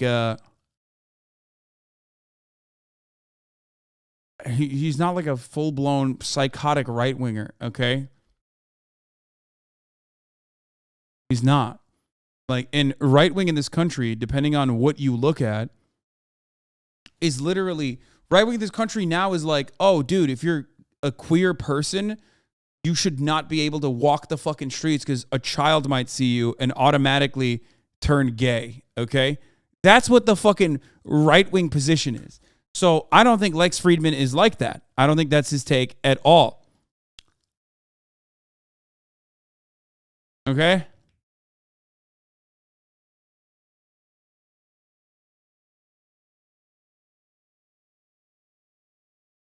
his right-wing attitude, in my opinion, the reason why I say he's center-right is because like he is very much in love with capitalism, loves capitalism.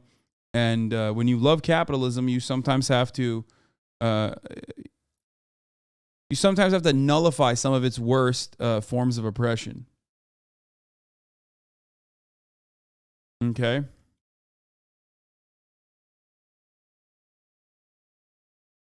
Did you go on though to Lex's podcast? Sure. I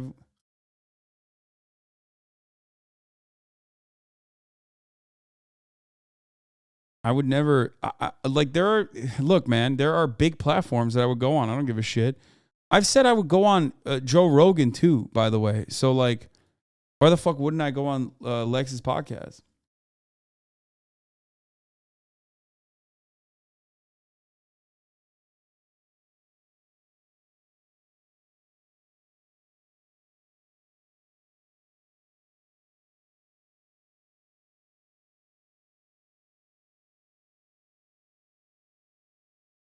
Oh, this was an insane story. I just want to cover this really quickly.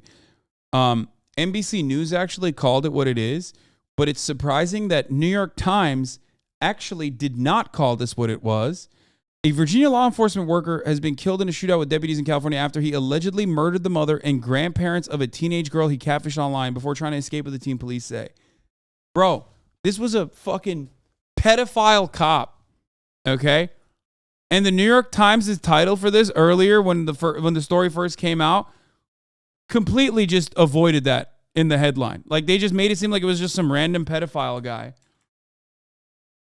Did you guys see that? They were like like him being a cop I think is pretty relevant to the story. No, it wasn't just CNN. CNN did it too.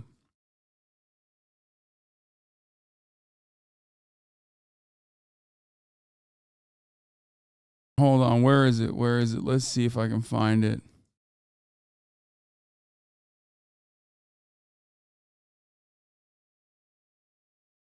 They called him a worker, not a law enforcement. I mean, NBC News is saying a law enforcement worker. What the fuck is a law enforcement worker? Like, what does that mean? What does that mean? Why are they working to distance this pedophile guy from...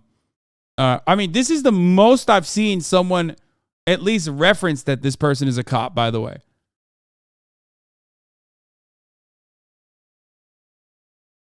Virginia man accused of catfishing teen before killing her family, police say. That was the CNN headline.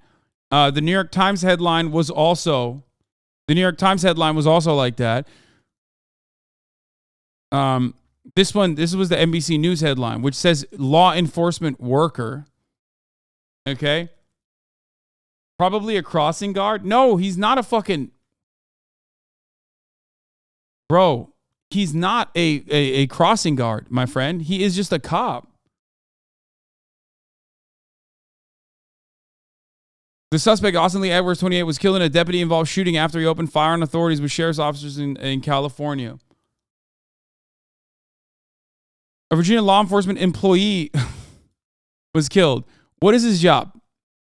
What is his job within law enforcement? What kind of job did he have? What was his job in law enforcement? Oh, that's right. Virginia State Trooper, motherfucker.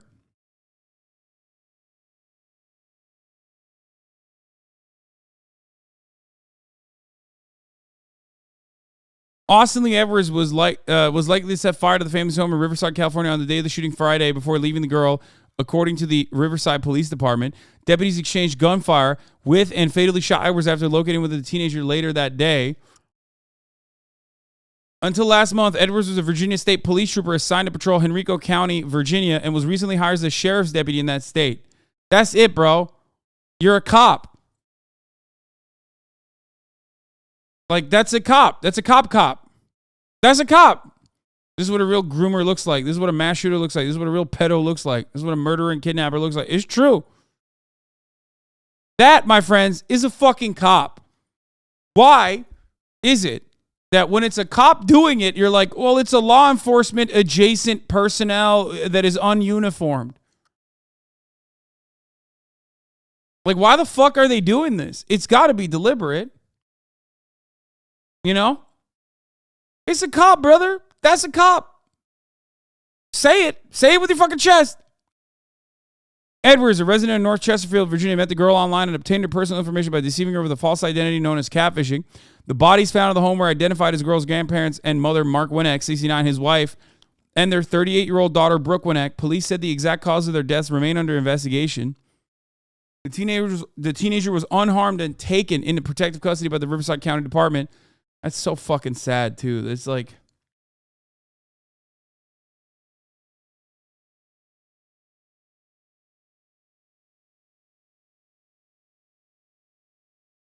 It's so weird that, like, when it's a cop doing the fucking crime, even when it's a cop doing the crime, they still have to do the objective, the neutral speak.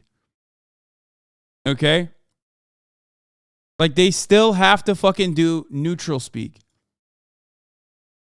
Which is crazy.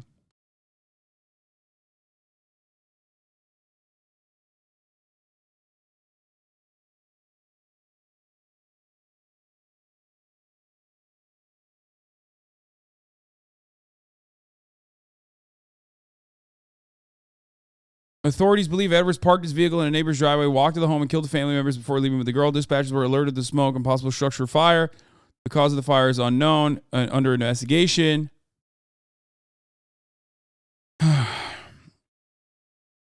Edwards was hired by the Virginia State Police and entered the police academy on July 6, 2021. Virginia State Police Public Relations Manager Corianne Geller told the AP in an email he graduated as a trooper and was assigned to Henrico County until his resignation on October 29th. Edward was hired as a deputy in Washington County, Virginia on November 16th and began orientation to be assigned to the patrol division, the sheriff's office said in a statement. During the hiring process, no employers discussed any troubles, reprimands, or internal investigations pertaining to Edwards, the statement said. Like, he literally fucking quit the state troopers, resigned, and then was hired as a deputy in Washington County. That's a cop. It is shocking and sad to see, sad to the entire law enforcement community that such an evil and wicked person could infiltrate law enforcement while concealing his true identity as a computer predator and murderer. Yeah, it's not that shocking. I'll tell you what. Our thoughts and prayers are with the Winnick family, their friends, officers, and all those affected by this heinous crime, Washington County Sheriff Blake Andis said. I don't think he had to conceal that hard, bro. I'm going to be honest. Just going to say it. Probably didn't take too much to conceal. Not a lot of concealing happened there, I think.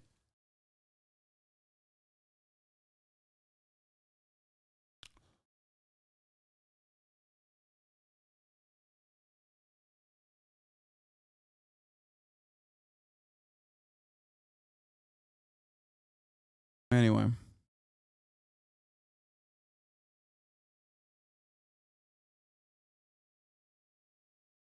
These are the only people who you won't hear he was on our radar for? Yeah, because the radar is busted, dude. The radar rarely looks at the radar holders.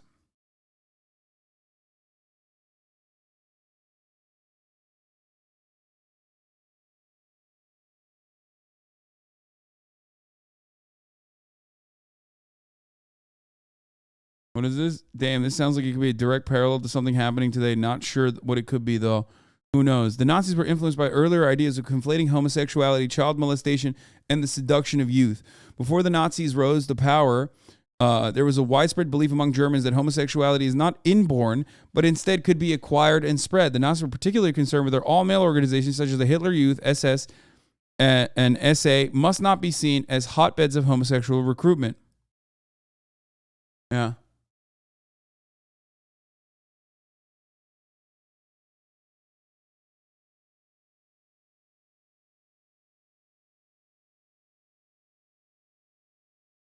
I'm going to be honest. I would absolutely look a little bit further into why that person fucking is no longer a state trooper. State troopers in every state are supposed to be the prime candidates, okay? The highest level of excellence in cadets.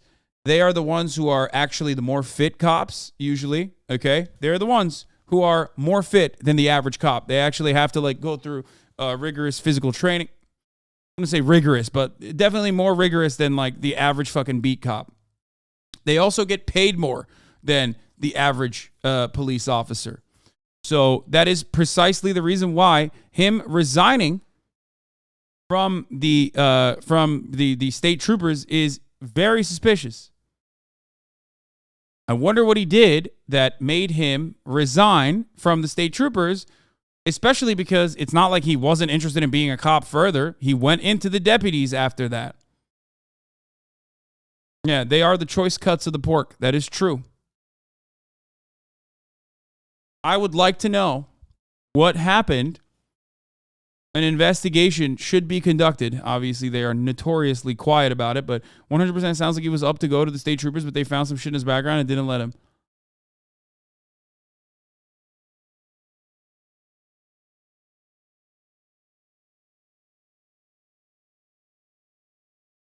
The Washington County VA Sheriff's Office has issued a press release about their deputy, Austin Lee Edwards, who was killed in a shootout with the police in California over the weekend. He had murdered the family of the teenage girl he traveled to California to abduct. At the time of his application for employment with the Washington County, Virginia Sheriff's Office, Austin Lee Edwards was employed with the Virginia State Police as a trooper, having previously completed the Virginia State Police Academy in January 2022. Past employers of the Virginia State Police were contacted during the hiring process. However, no employers were disclosed any troubles, reprimands, or internal investigations pertaining to Edwards. Interesting.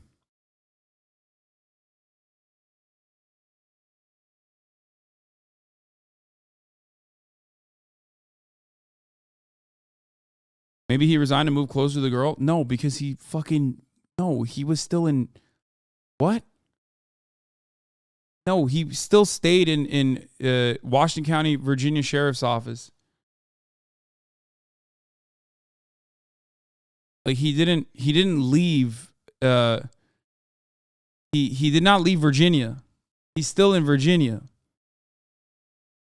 He quietly quit from being a VA state trooper and signed up for another job with the sheriff's office as a deputy, which means like he didn't move away from Virginia. But again, if I'm not mistaken, I might be wrong.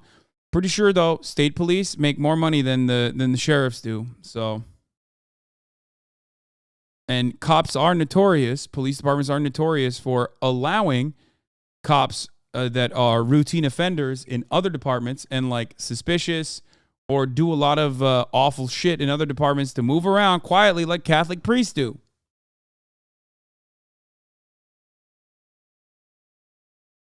The fact that he left a expensive job, like the fact that he left a job that demands more training and gives you better benefits and better pay, which after he completed the academy for it, only to quietly resign and then sign up for a sheriff's job in the county right there, implies that there was some additional shit going on that most likely the state troopers did not reveal.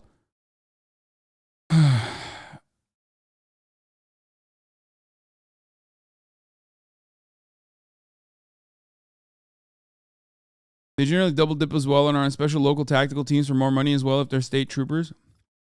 Yeah.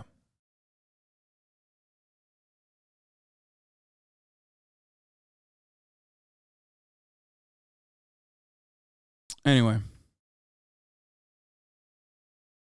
Can you find out what really happened and let us know? No, I can't find out what really happened. Here, let's get back to Ben Shapiro. Who, talking about Kanye. Again, formerly an extremely gay person who now says he is not gay and has seen the error of his ways, and also is That's pretty funny. He's talking about Milo. He's formerly an extremely gay person. Is a deep enough Christian that he believes that Donald Trump sucks the boots of the Jewish powers. So that's one person that Ye, who said he was not anti-Semitic but is anti. I'm not gonna lie, I agree with that assessment from Ben. That Ye is associating with. The other one is Fuentes, and again we'll play like one clip of Fuentes just so that people know who we are talking about. One of the most despicable voices in American public life. If I take 1 hour to cook a batch of cookies, and Cookie Monster has 15 ovens working watched this 24 hours a before. day, every day for 5 years. How long does it take Cookie Monster to make 6 million batches of cookies? I don't know. That's a good question. Certainly, oh, no. It doesn't really sound correct to me. Wait a second. It takes 1 hour to cook a batch of cookies, and you have 15 ovens, probably in 4 different kitchens, right? Doing 24 hours a day, every day for 5 years. How long would it take you to make 6 million? I don't know. It certainly wouldn't be 5 years, right? The math doesn't seem to add up there. The math doesn't quite seem to add up there. He can't stop himself. This is it. Nick Fuentes, this is the reason why it is, this is the reason why it's like, he is too much of a brand risk even for the National Republican Party, because Nick Fuentes cannot stop himself from denying the Holocaust. That's it. You fucking deny the Holocaust, it's a wrap. It's like such a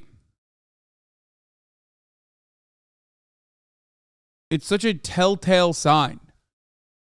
Okay? It's such a fucking telltale sign that someone is just a straight up fascist. I don't think you'd. So he's a Holocaust denier, and he's a white supremacist, and he's talked about, for example, how much segregated fountains were not bad for black people, segregation was better for American society. He has suggested that he wants a full Catholic theocracy in the United States. Now, he's half troll. When I say half troll, I mean like 3/4 troll. That's what Fuentes does. That's his game here. But bottom line is that Ye shows up to Mar-a-Lago to meet with Trump, and he brings with him Nick Fuentes. And then Ye reported on this meeting on his Twitter feed in a debrief with aforementioned Yiannopoulos, who's standing there listening to him, we'll put it that way. Trump was most perturbed about me asking him to be my vice president. I think that was like lower on the list of things that caught him off guard. It was the fact that I walked in with intelligence. So Trump is really impressed with Nick Fuentes. And Nick Fuentes... No, guys, listen to what Ben is saying, okay? He's not saying Nick Fuentes is trolling. He's saying like Nick Fuentes likes trolling to obfuscate from his actual opinion. Ben Shapiro is not exactly the #1 fan of the alt-right. He's not he doesn't mind the alt-right, the group of individuals that are pretty close to the alt-right but won't say Jews are responsible for everything. Okay? But when he talks about Nick Fuentes trolling, he's talking about like how Nick is trolling to hide his true opinions. Okay, like that's what he's saying. Unlike so many of the lawyers and so many people that he was left with on his 2020 campaign, he's actually a loyalist. When he didn't know what the lawyers is, you'll still have your lawyer list. And when all the lawyers... That's how you know these motherfuckers are such sycophants, bro. Like, that's not even a good bar, dude. Shut the fuck up. Stop saying bars. Stop. Like, imagine having to fucking deal with Kanye West all day, every day, and then he just has to turn around and constantly fucking like add a couple quick like rap lines in there in the middle of his conversation. Said, forget it. Trump's done. There are loyalists running up. In the White House, right? And my question would be... What is this, by the way? Why did they post this? Like, talking about Nick Fuentes, and then, like, there is this fucking... There's an interracial couple that is a mixed-race couple that is with a mixed-race baby, but they're wearing a Trump hat. Like, what is that? What the fuck was that? Like, why the fuck... This is the Proud Boy from Hawaii? Oh. Like, I don't understand why. I don't understand why they posted this. Like, Ye posted this part when he's talking about Nick Fuentes, because like Nick Fuentes is literally a fucking Nazi who has in the past said that a white woman having sex with a black man is akin to a white woman having sex with a dog. He has compared miscegenation to bestiality. Okay? Why, when you had the chance, did you not free the January 6ers? Okay, so this is obviously nutty stuff. And what's happening here is that a bipolar manic depressive, Kanye West, who notice how Ben fucking flipped the switch on Kanye West's mania so quick. He loved it when Kanye was like hanging out with Clandis, and you know, right up until the moment that Kanye started talking about fucking anti-Semitic nonsense, Ben was so on board. Remember when he did that original video where he was like, yeah, Kanye West, like, yeah, he does have like some level of mental illness, but also, you know, he's saying a lot of sane things, and I think we need to focus on that. Okay, it's not, his conservatism is not linked to his mental illness. Okay. Huh. I'm not going to lie, dude. It is kind of funny watching him squirm. He's like, man, Ben's having his, why do all these homosexual men keep sucking my dick moment right now? He's like, it's so crazy. You know what I mean? Like everywhere I go, these homosexual men keep taking their dicks out and I keep sucking them and then they suck me. It's crazy, hypothetically. Why is this happening? I'm a straight man, hypothetically. That's what he's doing. Like, why are all these Republican right-wingers who are clearly not mentally all there, why are they anti-Semitic, hypothetically? I don't understand it.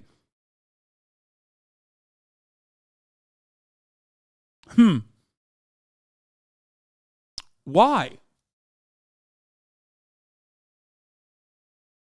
Why would that? Why would that happen, Ben? That's so strange, dude. Who is experiencing a manic high right now and has been spewing anti-Semitism for weeks, open anti-Semitism for weeks, went to meet with Trump. And Trump put out a statement in which he essentially said, I was meeting with my friend Ye, and he brought along this person who I didn't know. He said, Ye, formerly known as Kanye West, was asking me for advice concerning some of his difficulties, in particular having to do with his business. We also discussed to a lesser extent politics, where I told him he should definitely not run for president. Any voters that you may have should vote for Trump. Anyway, we got along great. He expressed no anti-Semitism, and I appreciated all of the nice things he said about me on Tucker Carlson. Why wouldn't I agree to meet? Also, I didn't know Nick Fuentes. So first of all, the reason you wouldn't agree to meet, presumably, is because unless you're going to have a real sit-down with Ye, and you will inform him that perhaps you should not be spewing the vilest anti-Semitism this side of Louis Farrakhan, that perhaps you shouldn't sit down with the vile the vile anti-Semite you do know, because he might bring along the vile anti-Semite you don't know. And so, Trump shouldn't have had this dinner, obviously. Yeah, why are there anti-Semitic racists in my white supremacist party? It's so strange. It's gross that he did. It's gross that he was sitting with Fuentes. That's bad betting work by his team, presumably, to even have Fuentes in the building with the former president of the United States. And Trump is taking it on the chin politically, as he should be taking it on the chin politically when you sit down at dinner with Ye West, who's in the middle of a mental breakdown, and his buddy, the white supremacist Fuentes, right? Like, Trump's taking heat for that. And Trump correctly is saying, I didn't know Fuentes. I didn't want any piece of Fuentes. I didn't know who this guy was. I don't want any part of him. All right, fair enough. So that's essentially the controversy over the weekend. Now, I will say, so then Ye decided for some odd reason that he was going to go on Twitter and come after me, right? Because I pointed out that probably you shouldn't have dinner with the vile anti-Semite that you do know, in this case, Ye, who's been putting together the Avengers of Eagle's Nest over here with Milo and Fuentes. That when I point that out, apparently this made... I can't believe I'm agreeing with Ben Shapiro, man. That's crazy. Would you vote for Kanye 2024? No. Why the fuck would I do that? Oh, no, Ben. Oh, no, Ben. Come on, dude. No. Ye, angry enough to... It looks like he handed over his Twitter account to Fuentes. When I say it looks like that, I mean, he openly admits it in one of the tweets that he handed over his Twitter account. Fine, whatever. And he suggested that the reason that I have been criticizing him for anti-Semitism is because the email list that we have here at Daily Wire is rented out by his political opponents, like Ron DeSantis. Okay, well, Trump has rented the email list over here. The RNC has rented this is how email lists work in politics. Okay, but bottom line is that he suggested that I'm trashing him. And as I say, I have not trashed Ye. Ye has trashed himself. He has decided it's not the fault of the Jews. It's not the space laser. It's not the shadowy, evil cabal of Zionists on Friday nights. The person who trashed Ye was Ye. And when you surround yourself with Milo, and when you surround yourself with Nick Fuentes, It's going to be hard to avoid the perception that you're creating the Avengers of anti-Semitism over here with the full like Thanos glove. He's picking up all the jewels in the Thanos glove. So that is where things currently stand. Now, I will say this. The left, of course, is acting extraordinarily exercised over this, and some of that is called for, obviously. But I'm not going to hear that from Al Sharpton. So Al Sharpton went on the air and was ripping into Trump for associating with Fuentes. Al Sharpton does not get to talk about any of this stuff. Al Sharpton is a vile anti-Semite. Al Sharpton was heavily involved in anti-Semitism surrounding the actual riots in Crown Heights in 1991 that ended with the murder of an Orthodox Jew. Al Sharpton was involved in inciting.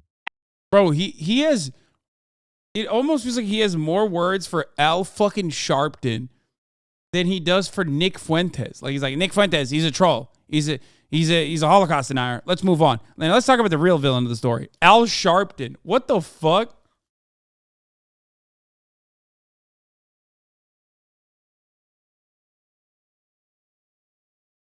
What is happening right now?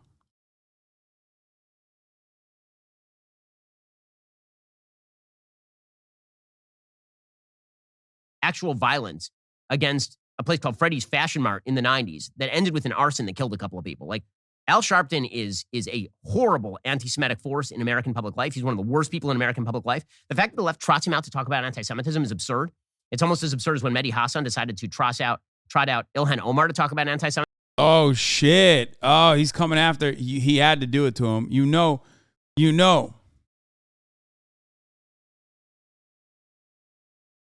know he had to fucking bring Ilhan Omar and Mehdi Hasan to the fucking conversation. But the left has no standards at all on this sort of stuff. It's really amazing. Are you saying that this man's running for president again and doesn't screen who he allows to come to the dinner table?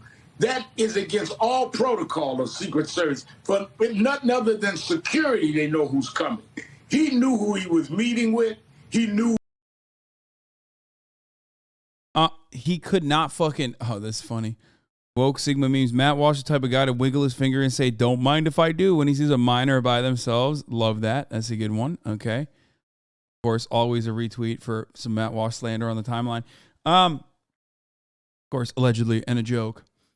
Except, you've heard his words about it.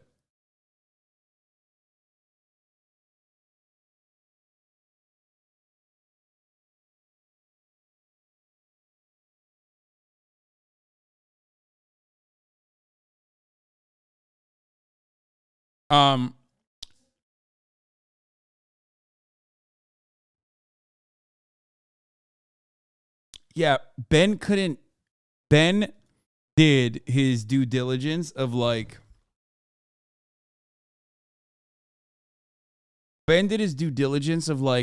covering Kanye's anti-Semitism and Nick Fuentes for 4 minutes. And the entire time he's so painfully just covering it piece by piece. But he has to turn it around. He has to say that this is a both sides issue. He has to somehow bring this back to the left. Okay. He did the bare minimum. He did the bare minimum, and immediately they have to be like, but the real anti-Semite is Al Sharpton. The background, and now he's trying to, in many ways, do the Michael Jackson moonwalk when it does not apply. For the record, I don't even like Al Sharpton. He's just a lib. Okay. He's just yeah, okay. Al Sharpton, 30 years ago, said anti-Semitic shit. Okay, fine. I mean, he's also still a liberal now. Okay. Ultimately, the idea that you could equate Al Sharpton to fucking Al Sharpton 30 years ago, 30 years and 300 pounds ago, to fucking Nick Fuentes now meeting with the president, insane.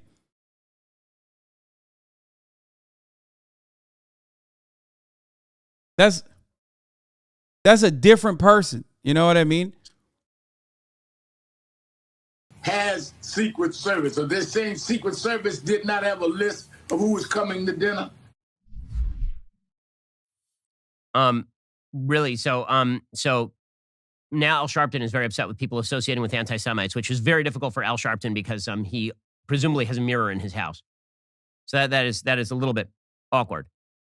Bottom line on all of this is the willingness to traffic with the anti-Semites is apparently great on a lot of sides of the aisle. And that is really ugly right now. And just on a political level, put aside all of the actual morality of this for just a moment, if you can. On a political level, if you are a Republican and you're looking at a man who has just declared that he wishes to run for the presidency again in 2024 in Donald Trump, and you do not have a staff capable of surrounding you with people who are not white supremacists, is this where? I gotta say, it is kind of odd that he immediately went after a black leftist, Ilhan Omar, and a black liberal, Al Sharpton, to talk about anti-Semitism. Like, what? There aren't other anti-Semites, dude? Like, he had to pick and choose, okay? Which, by the way, Ilhan Omar, not an anti-Semite. I will stand by that. Can't speak for Al Sharpton now. I can't speak for Al Sharpton back then. And Mehdi Hasan too, who, of course, I mean, he didn't really say Mehdi Hasan is the bad guy or an anti-Semite there, but kind of alluded to it a little bit. Where the Republican base wants to fight its battles going into 2024? Just on a political level, does it seem like somebody who's exercising common sense and any level of forethought in regard to his activities? Because Trump's Truth Social feed today has been entirely consumed by two things. One, the special prosecutor has been appointed to go after him, which we've talked about and I think is ridiculous. And two, this. Is that where Republicans wish to fight their battles for the next couple of years?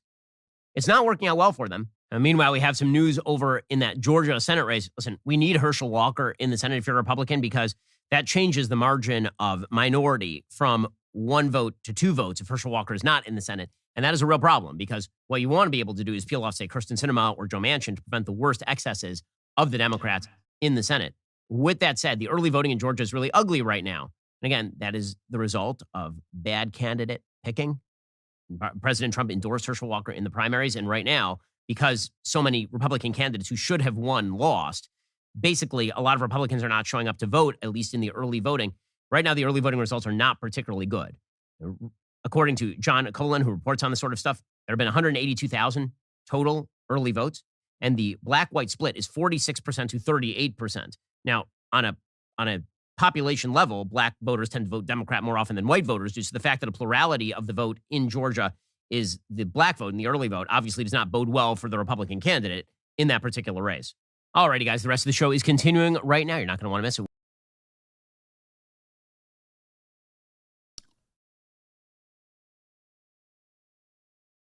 Republicans shitting on the less centrist candidates in their party. They're just doing lib shit now. No, I don't think they give a fuck. Ron DeSantis is not a fucking centrist, and they love him. No, they just understand that Herschel Walker is just demonstrably a bad candidate. He's a bad candidate for Georgia. He's not necessarily a bad candidate for, like, maybe Alabama or something.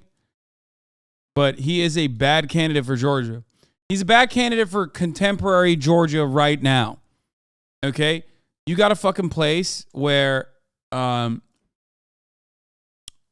Marjorie Taylor Greene is not running for statewide office. Marjorie Taylor Greene would not win statewide office in the state of Georgia. Georgia's demographics have changed dramatically. And it's not just, the black vote, as Ben is talking about. Okay? Georgia's demographics have changed. There's like a lot of kind of center-right, moderate Republicans there. And then also a lot of Democratic voters. Okay? And then you got Atlanta, obviously. But other than that, like Marjorie Taylor Greene is a red stronghold in the middle, but it's not necessarily enough. It's nowhere near enough to win statewide office. Okay? That's precisely the reason why. Didn't Herschel Walker got 200,000 less votes? Herschel Walker got 200,000 less votes than Brian Kemp. Y'all are fucking nuts. There are literally like a not insignificant amount of people who voted for Brian Kemp and then turned around and voted for Raphael Warnock. Okay? That's insane.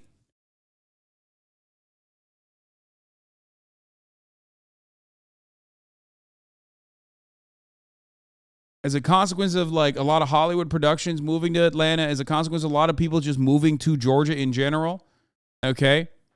For one reason or the other, Georgia's demographics have changed. Higher levels of education, higher levels of higher education, and non-white demographics in Georgia have changed Georgia from a red state to a purple one, which is why you get these kinds of results, which is why putting forward a guy, maybe back in the day, you got a guy who's a Georgia Bulldog, okay? He's a legend. You run him like you're running an Alabama candidate, and he could have been fine. It's no longer the case. Okay? 10 years ago even, yes, you're right. But you can't do that anymore. That only works for incredibly red states, okay? That only works for incredibly red states, not a purple red state. A big reason for the demographics changing is more people attending SCAD and the gentrification of Savannah for more students. Herschel Walker tanked every single team he ever played for. It doesn't matter, man. He was a fucking bulldog. That, like, in the South especially, in places where they do not have like super serious, in the South, in places where they don't have their own professional NFL team or like a really good NFL team, college football is life. College football is a religion. Okay?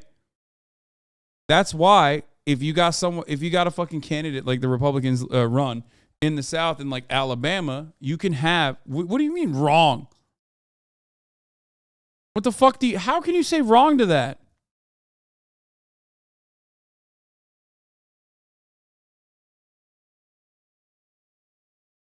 That is one of the most, like, I am not a, look, I'm not a fucking, I'm not a big sports Andy by any means. You know this. But I've traveled, okay? I've seen this country all up and down the East Coast, all the way down to the South. I know what it's like.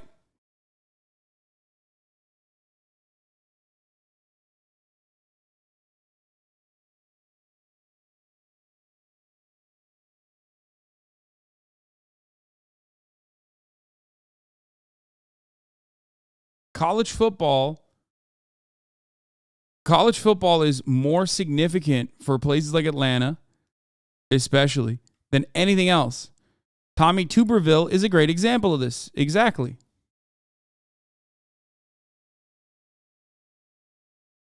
Nick Saban could win public office because of Alabama. Oh, 100%. Nick Saban could win any statewide office that he wants. Any. Like, that's not even 100 million%. Incorrect. The Falcons are not so bad. In weak states like Alabama, they love college because none of them go. Atlanta has an NFL team. I mean, yeah, but their college team is really important to them. That's why I said not the best. Walker actually has a small disadvantage because he has a big reason for the Cowboys being good in the 90s and everyone hates the Cowboys. Absolute banger take regarding Shabibo's attitude towards people like Nick and Milo. It's literally your take, but funnier. Ben Shapiro. So I moved to Bigottsville and bought a house on Bigot Drive and joined the local Bigot Association and the Society for Advancement of Bigots and put down a lawn jockey. And now I have to ask, where did all these bigots come from? It's weird. Anyway, Ben's being targeted by anti-Semites, and I wonder if he's tried to reach out and explore how much common ground he has with them. Yeah.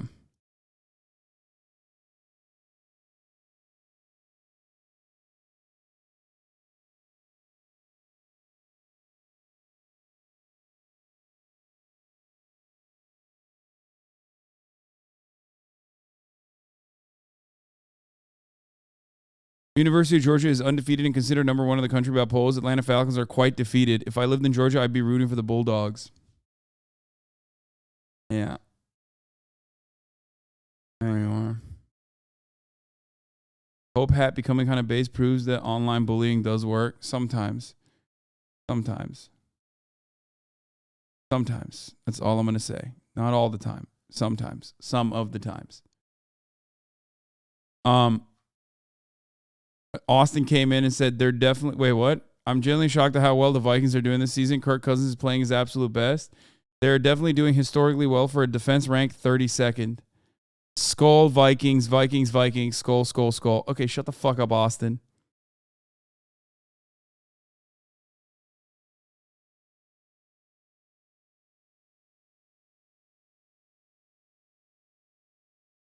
It hurts that Walker is the dog's only Heisman winner.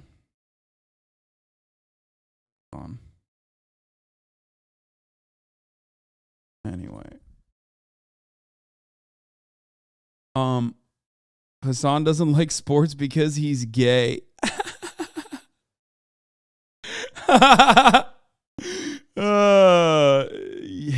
gayer than you, that's for sure, bitch.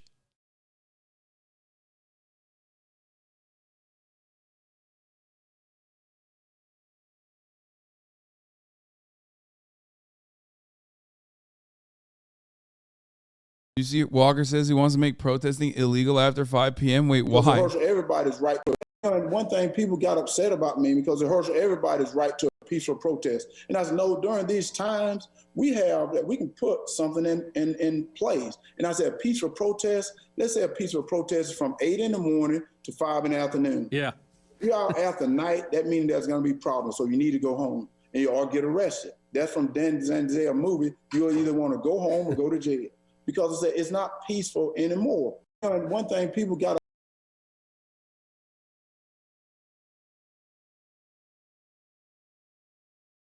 No, they aren't doing well. They legit get embarrassed against contenders. Viking lost 40-3 2 weeks ago to the Cowboys. Oh my God. Austin, is that true? What happened with the Cowboys, Austin? 40? Is that real? That's crazy.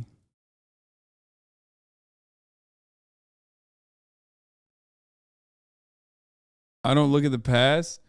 My man, that's not even in your rear view mirror, brother. That's still.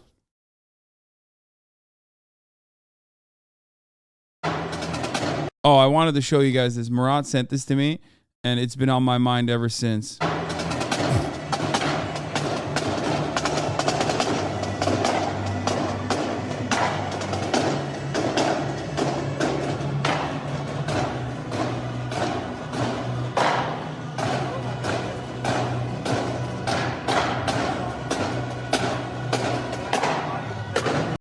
Not an accident this dude looks like Jesus, right? Like, there's no fucking shot. Bro, Texas is crazy. Tax the churches. Are you fucking kidding me, dude? That's fucking football right there. Another pansy-ass dick-tugging smile for the camera bullshit. Men puke. Men poop on the field. Men deliver their newborn baby on the sidelines. Fucking hardcore dick-in-the-ass, butterball, foosball, fuck it, chuck it, game time shit. Take it to the showers. Dicks get shoved in places you don't even remember. We win together. We celebrate together. Wait, where's that from? What was this from?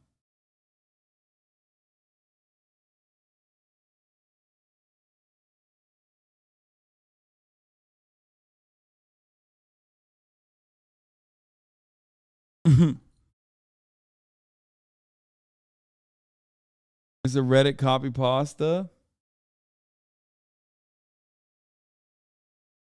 r/NFL season opener. Anyway, I saw Cirque du Soleil this weekend, and now I have a newfound appreciation for this kind of shit. Okay, these guys are doing unimaginable things. Jesus Christ, our Lord and Savior, is holding these motherfuckers up. Okay, it's not the the lines that are holding them up. It's their love for Jesus. I saw the O show. That's what I saw. Also, I am currently waiting on Myung. Okay, right now I'm waiting for Myung because we were supposed to play Valorant together. And a bunch of other people. I asked Foolish, he said he's down. And that's it. That's like what I'm waiting on. Voice actors take what? None of that pansy-ass, dick-tugging smile for the camera bullshit. Men puke, men poop on the field. Men deliver their newborn baby on the sidelines. Fucking hardcore, dick-in-the-ass, butterball, foosball, fucking chucking game time shit. Take it to the showers. Dicks get shoved in places you don't even remember. We win together, we celebrate together. Football is back, baby. That Hey kid, would you like some drugs? The first one is free. Wanna The check fuck out is- my van? I got some candy. Yo, what's Matt Walsh doing there? Hey kid, you want to join our gang and spray paint under a bridge? No, no! Bug off, man. I'm going roller skating.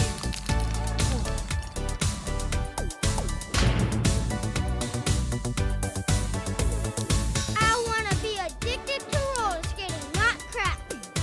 Because we roller skate today, we will go to college tomorrow. Prison is full of people that has never roller skated.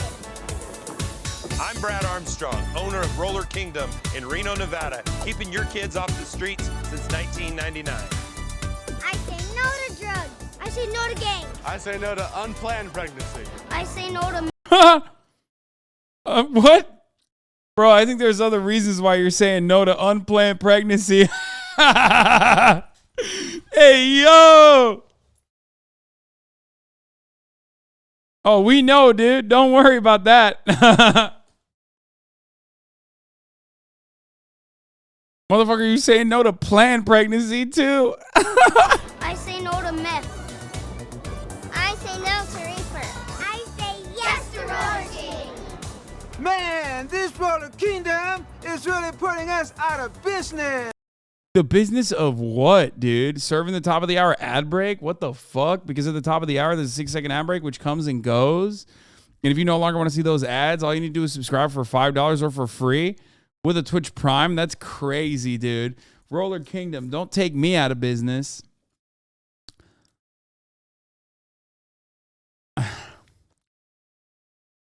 0 out of 10, try harder. Okay. Oh, this is a Rhett and Link commercial? Wait, this is not real? You see Blau with the Riz? I have never been at a club or a bar and a girl's like, hey, can I buy you? Okay, wait, hold on. Anyway, here's the 1 minute ad break now, by the way. Let's finish this and then I'll watch You it. said it, man. This deal sucks. But you know what? Maybe we should give up this life of crime and start roller skating. Wait, what the fuck? Wait. I don't think you want your kids to be roller skating with a bunch of fucking pedophile drug dealers, dude. What? What is the message of this ad, bro? They literally are like, hey, we'll let anybody in here, including pedophiles.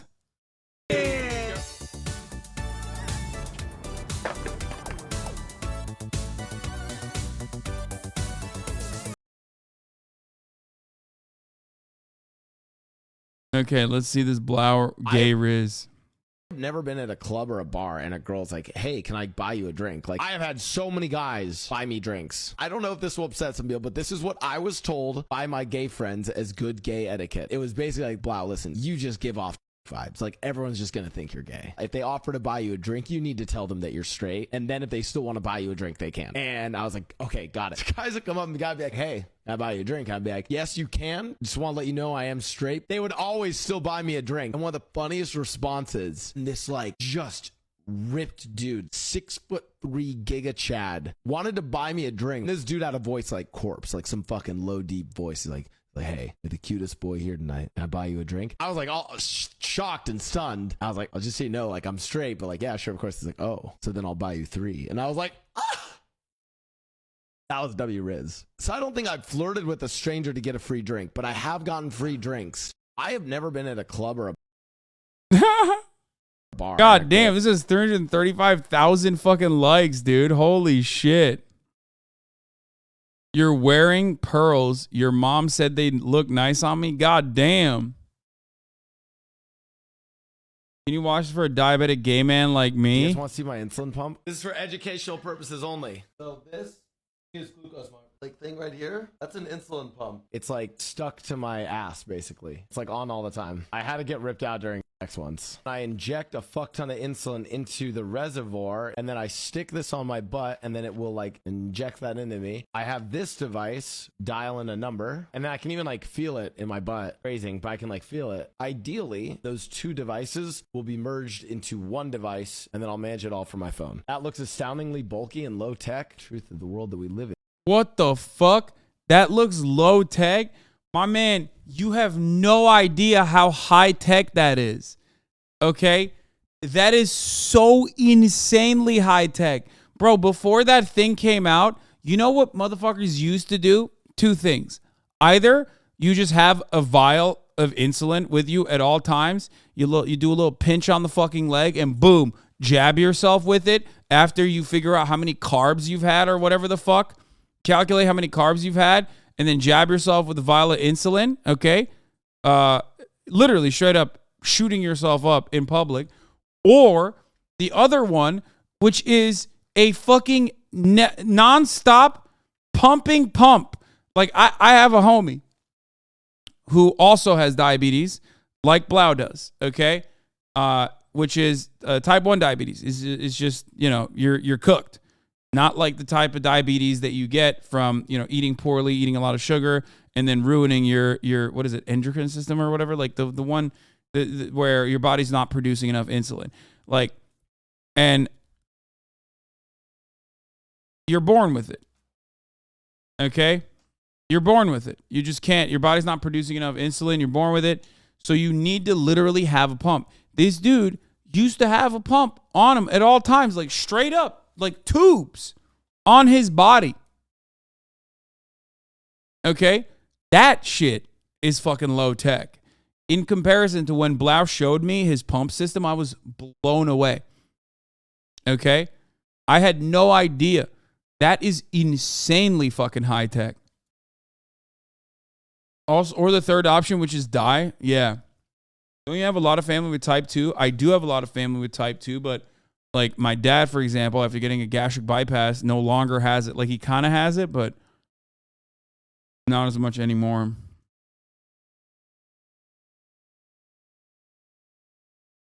Yeah, because he has type 2 diabetes, he had to use like a little finger prick one, which was high tech for the time.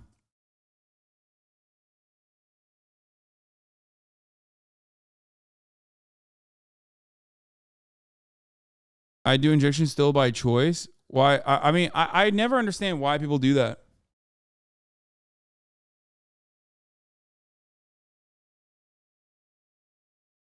I used to have to carry on needles and vials and a meter, and now I use all the time.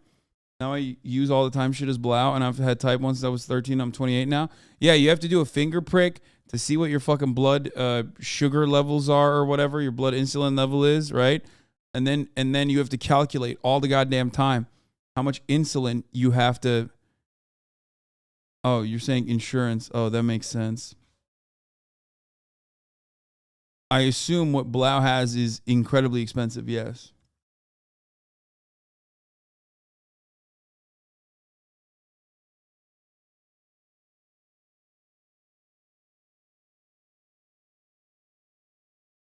I'm a resident. And we do this thing called Dexcom now, which will stream your blood sugar right to your phone in real time, not an app, by the way. How?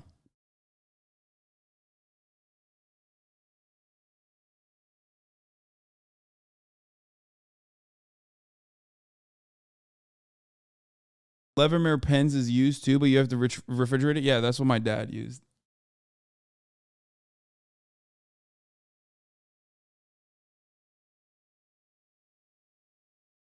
live in is that pharmaceutical companies make way more money off of the fact that I have a chronic illness and don't actually want to ever invest in anything that would stop me from having a chronic illness. The more sort of like number of devices or systems or parts in play in terms of my treatment that they can have, the better it is for them, because then they can charge more money. Can I make a TikTok about this? As long as it gets the views, dude. If you want to put my ass up on TikTok, run it.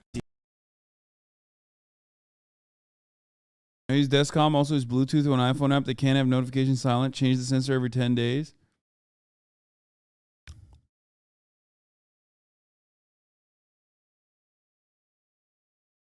Tell me he showed you his pump and you were blown away by the med tech and not that ass? Yes. Because the med tech is genuinely impressive. The fact that over the course of like a decade or so, they went from fucking like having all this pumps and shit on top of yourself, like literally carrying pumps around the entire time, to just like one little fucking sticker that you put on your ass is crazy. It's still not enough, but I used to get tangled in my BB's pump when we fuck. Now I navigate just fine.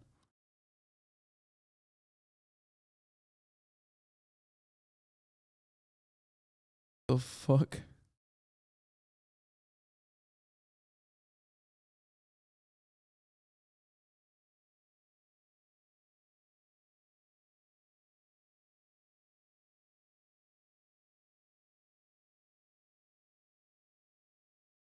Wait, dude, I have a fucking headache, dude.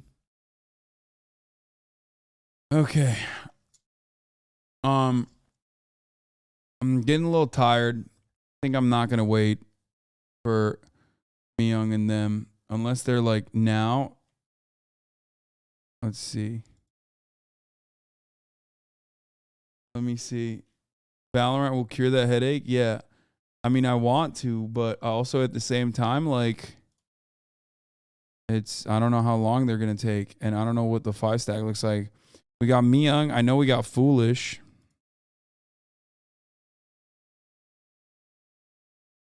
So I'll do it. I'll fucking play one on stream for you. Instead of playing off stream like I normally would and fucking get dubs and dookie on the fucking opposing team. You know what I'm saying? I'll do it for you. Oh, the fucking waveform is back. Let's go. No preview available. This one's kind of fire. Dude, I love the Zed skin. Straight up.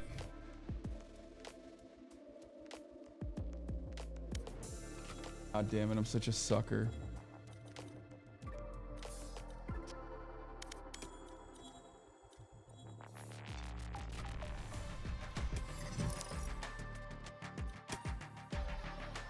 Still bronze too, boys. Wait, where am I? What was my career? Oh, we lost the last game, right? Oh, no, we won that last game. Oh, shit. 13-8 victory.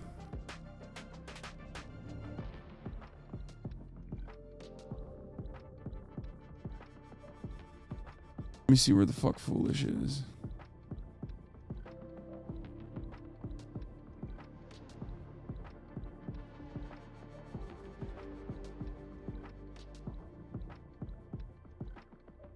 You're one away from winning. Oh my God, I'm 96. Oh my God, I'm one away from ranking up to bronze 3 again, which is so sad. That's such a sad state of affairs. It's just sad to fucking openly have that situation be my situation. Okay, that is a sad state of affairs. Okay, I just hit up Foolish.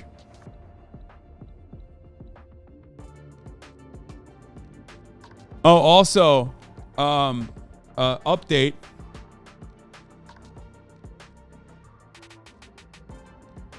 Update, ladies and gentlemen, a big one. I got a new React ready to go. New React sequence ready to go. I think I will be watching Community.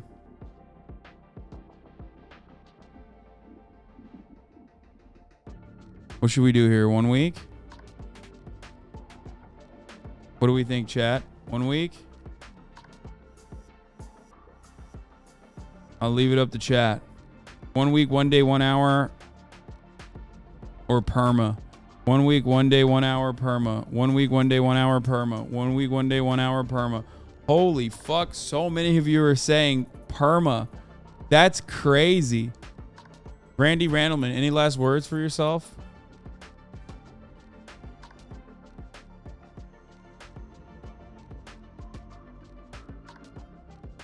Sag? Oh, fuck. Okay, I'll give you a day off, you fucking bitch. Fucking stupid bitch. God damn it.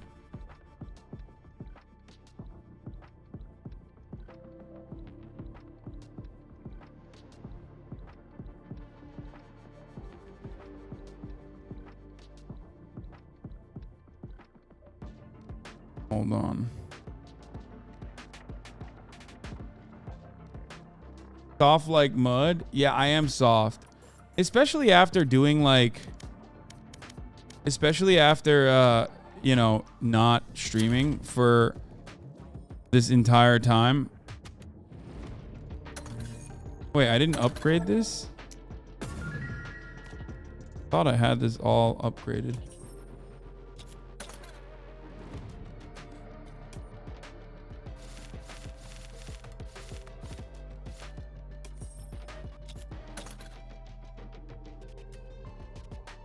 On giving out days off to his employees. How nice. Employees? The fuck do you mean? But yeah, I will be watching Community. Deviation from protocol will not be tolerated. Hostile down. Threat neutralized. Per protocol. Combat data finalized and submitted. That's so sick. That's where it comes from. The protocol ones are the ones that do that shit, huh? What does this do?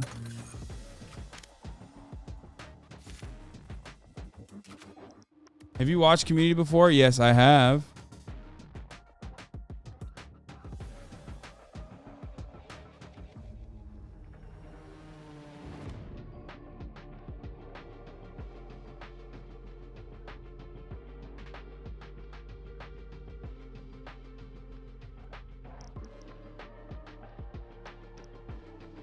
Big A with the content? How did you know?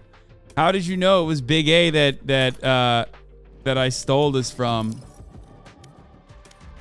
It's true. Why don't you use the water tank vandal? That shit's goated. It sucks. I fucking hate the water vandal. The boop, boop, boop, boop, boop. Oh shit, we're gonna be playing with Lily.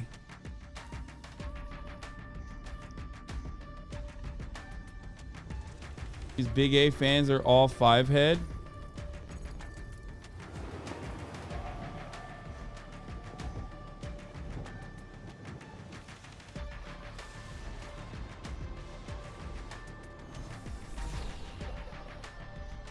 Based this on winning, where can I catch this tremendous W? You have to watch me play Valorant if you want to catch the tremendous W.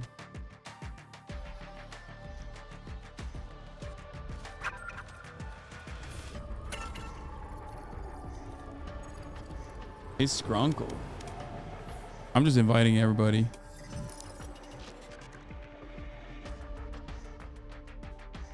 Oh, he's in a fucking 4-stack competitive. Nessa was in a competitive game as well. Do we have enough people? Do we have enough? Hello, hello, hello, hello. Wait, oh shit, hold on. I gotta put my headset in.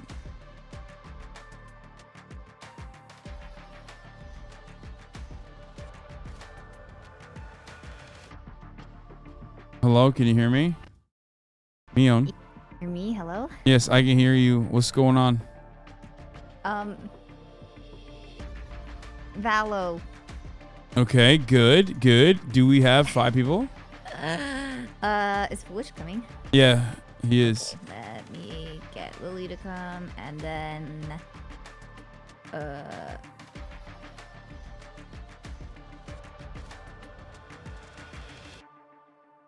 All right, I'm gonna pee real quick, but I'm ready. I'm so ready.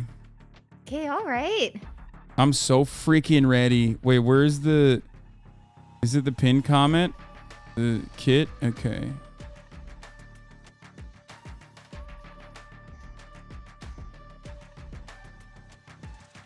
This should work. Oh, yep. I got the bubbles on. Let's go. Bubbles are on. Nice.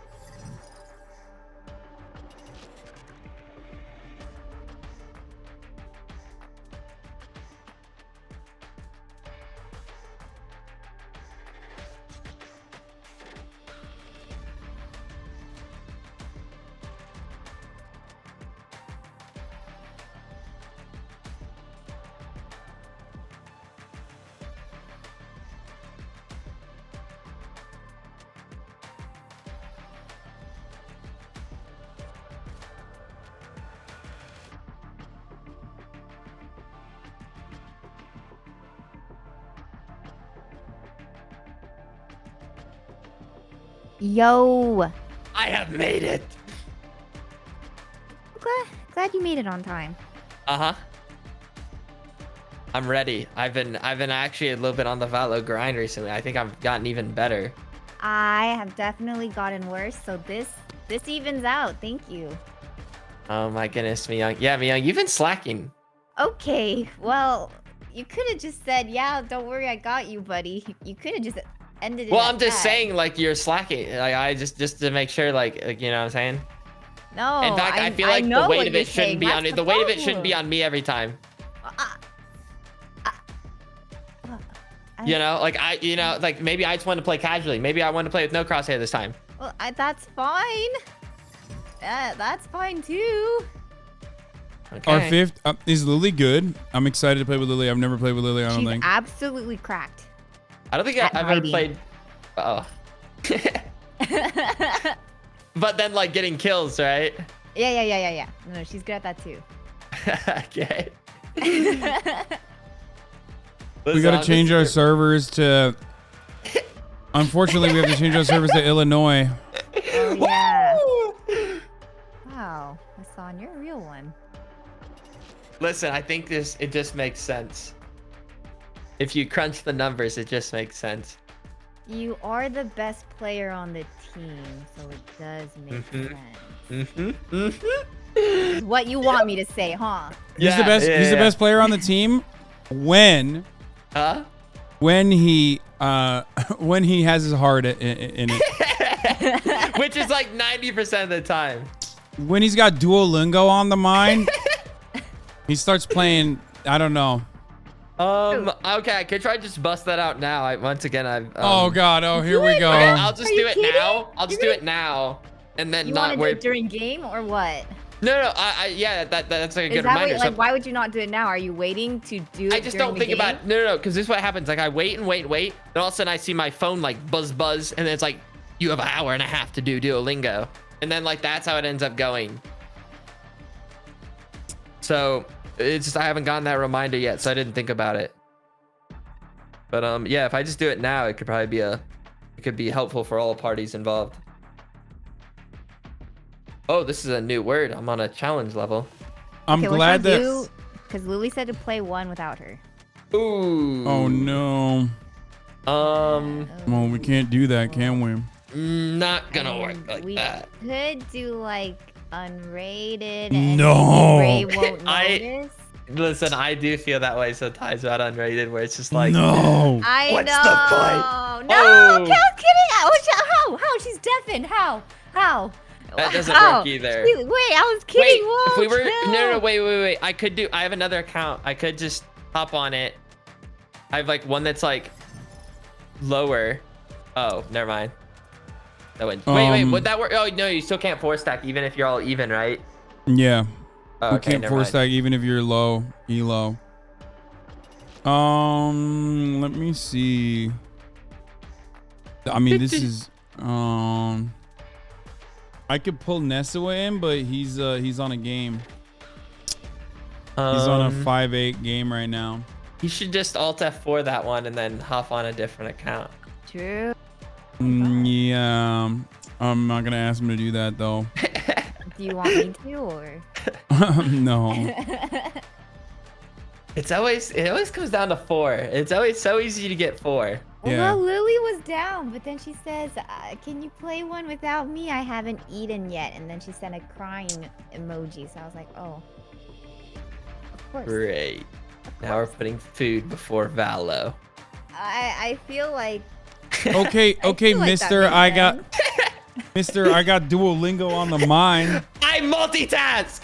It's because like you start playing worse when you're doing Duolingo because you're like thinking in Spanish. You're already yeah, I need to. and makes all sense. the things on your screen are in English, so you're like, oh, I don't know what's going on. I can't speak this language. No habla inglés. Actually, the word you're looking for is Francés. What? Hablas Oh francés. my god. I just learned French and Spanish. No habla francés. Yeah. Hablas Okay. francés. Do you speak French? Tú no estudias. You are not. Wait. No, you do not study. Oh. Yep. Juan, ¿estudias hoy? Juan, hoy. ¿Dónde estudias? ¿Dónde Estudias. estudias? Oh, where do you study? ¿Dónde estudias? ¿Dónde estudias? I feel like I'm learning too. I'm learning Spanish This is as good. well. We can all study Spanish together.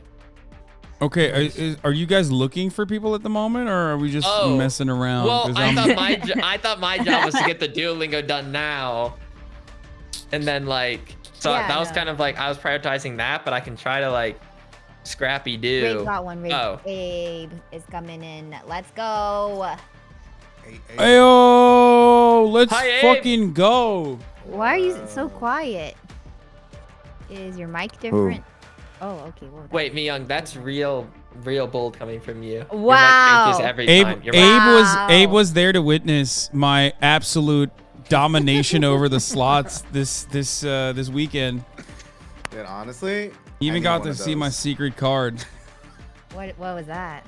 I have a secret card that I use when I'm Oh, when I'm just for the occasion? smacking that Benjamin, that button, that play button. Honestly, that shit was so funny. Yeah. Where does Pedro study? David no estudia francés. He does not study French for France. No, Nessa shouldn't leave his game. We got a 5th.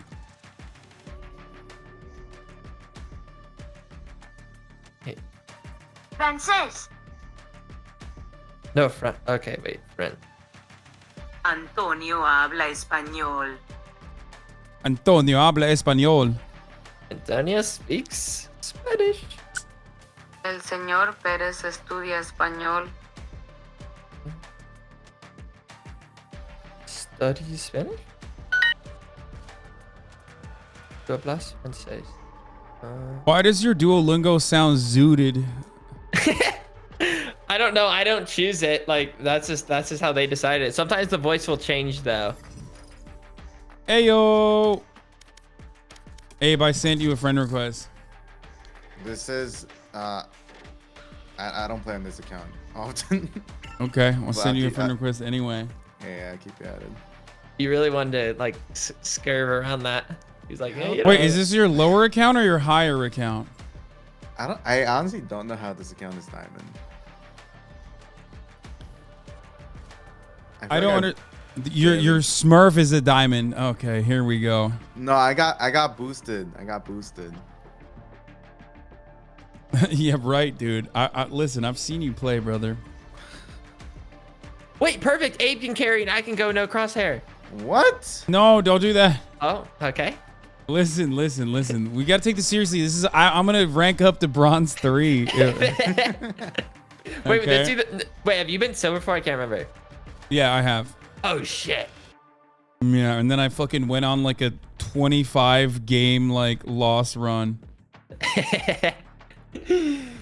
Oh, that's awesome. But you know what I mean? Like, where would the fun be if it was just a constant climb up the mountain, you know? I'll be right back. Okay. Ooh. Wait, Hasan, if you weren't playing Raze, who do you think you'd be playing right now? Like, who'd be your main? I've never played another character, so I don't know. Why? Oh, no, I'm just curious because I'm like, hey, I don't think I've actually ever seen you play anything but Raze. You and everyone else in the chat has never seen me play anything but else other than Raze. I played like Neon one time. She's okay. I played Jet one time. That was not great. And I played Reyna a little bit as well. Okay, so you really are just a duelist insta-locker. Yeah, because I just feel like the other characters are too scary and complicated. Okay, I can see that being fair. I can see that. Not as like direct of like how to use it. I think one time I played Sage. My worst character was Sage. I played Sage one time and I was like exceptionally worse. Just not a thought in the world. Hello. Hi. Match perfect timing. Okay, I can only play like 2. Wait, you don't mean that? I do. Oh. You're right. I don't mean that. Yeah, wait, what were you thinking? Well, what was I thinking? Okay, wait. Oh, right. I don't even need to worry about folks. Right. No, What? please don't troll. What? No, I have my crosshair. Don't worry. Okay. He's trolling. Hasan Gaming is S tier comedy. Okay, dude. What is that emote? Oh, these are all Terex emotes and they're great. What is Wait, that? Abe, I forget. What do you play? Tech walk. Okay, that works. Never seen that in my life. I wish I did. The Ray one is funny as fuck too. What the fuck is that? It's Oprah. Oprah. That's what I was gifted a lot of subs to people during Young Subathon. Oh. Do it again. Again. To do a subathon again. Yeah, okay. Oh. Said no one ever. Oh my gosh. Wait, Myung, do another 48-hour one. I'm sorry, what?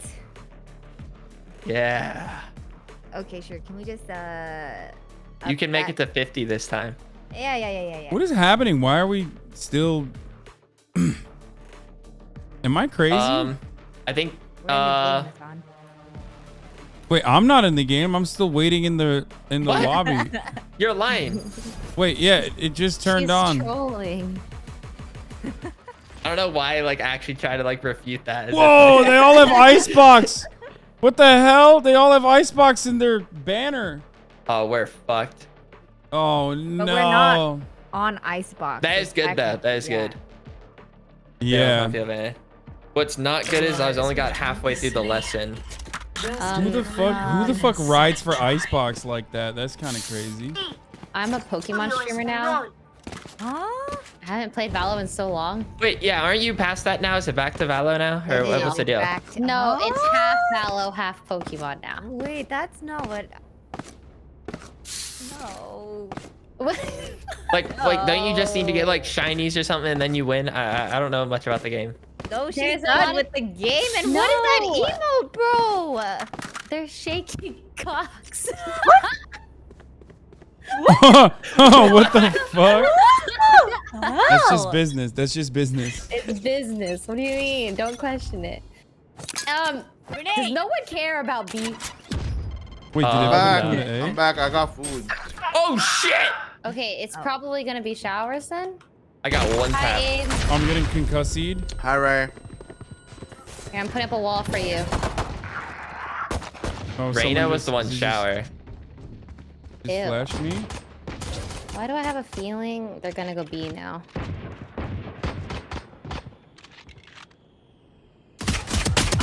Oh, it's out showers, out showers. Reyna's 71, but she sucked me right outside of showers. Reina's tagged on you. Still there. Revealing area. There they are. Oh, easy Here, by bounce. the way, she's leaving. Oh, I thought that was gonna get her. Shock dart. Spike planted. Alright, heal me. Oh! Nice. I'm running out of bullets. Get a different gun, bro. Never. Why'd you say that like a character? Shadows traveling.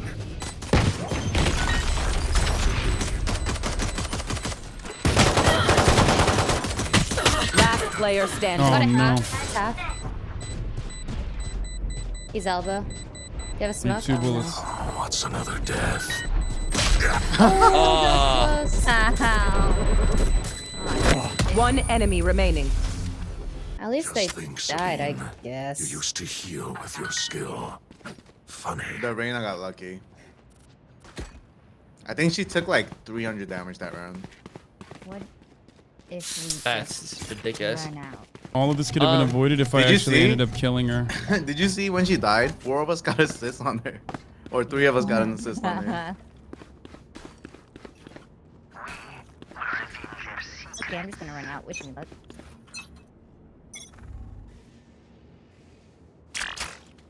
Oh, they might be here. B. Got one. Oh, now they might just rotate out. Don't worry, Myung's got this. No, I don't.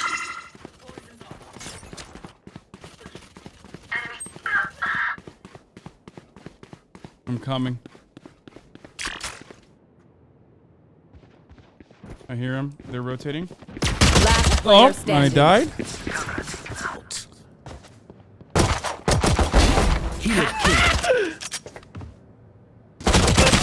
I don't know why.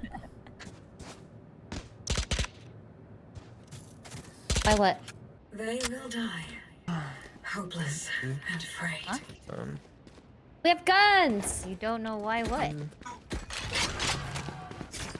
Pause chat. Is he going to finish the sentence? Wait, no, I was just saying. No, wait, he just did I doesn't say know. it? Okay, that's it. He just doesn't know. Did I say? Were you talking to me? I don't even know if I said I don't You know said I why. don't You're know talking. why. You Oh. were talking, and then Oh, you oh, said, oh! I just said they're rotating. I don't know why. I guess that's what I was trying to say. I don't even know what the fuck I was saying, to be honest with you. I have no idea.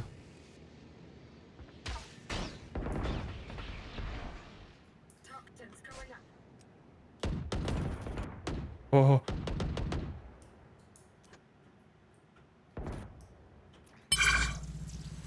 Checking line. Shots Fuck so me. far. One was long. Just grab my vandal. I would keep one on A. Okay, I'll stay on A. Okay. One B long. They're not through yet. Run, Myung.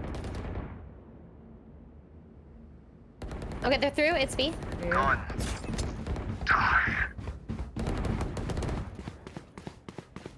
Reina's elbow. Okay, care elbow. Oh, Nice. I think. Oh, One enemy I remaining. got her. Spike down on inside Spike of down B. 30 seconds left.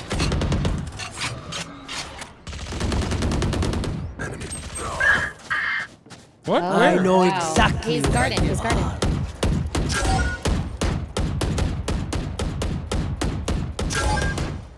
I mean, he has to get spiked. Okay, just don't let him kill both. Okay. Oh my god. Nice. Let's go, Hasan! This party's just Just needed guns, guys. That's all I needed. Anyone have funds to spare?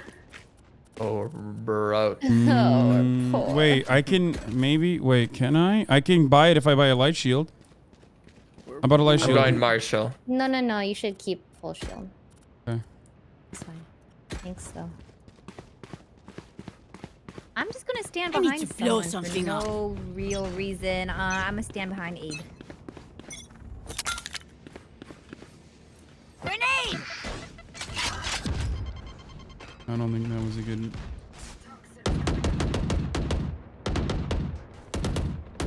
Nothing be long.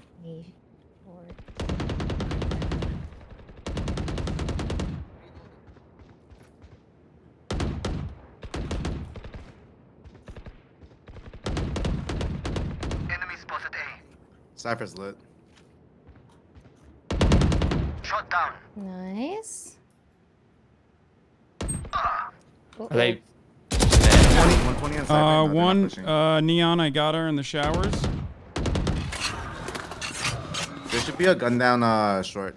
There's a neon that had a gun in the showers. If you want to go there.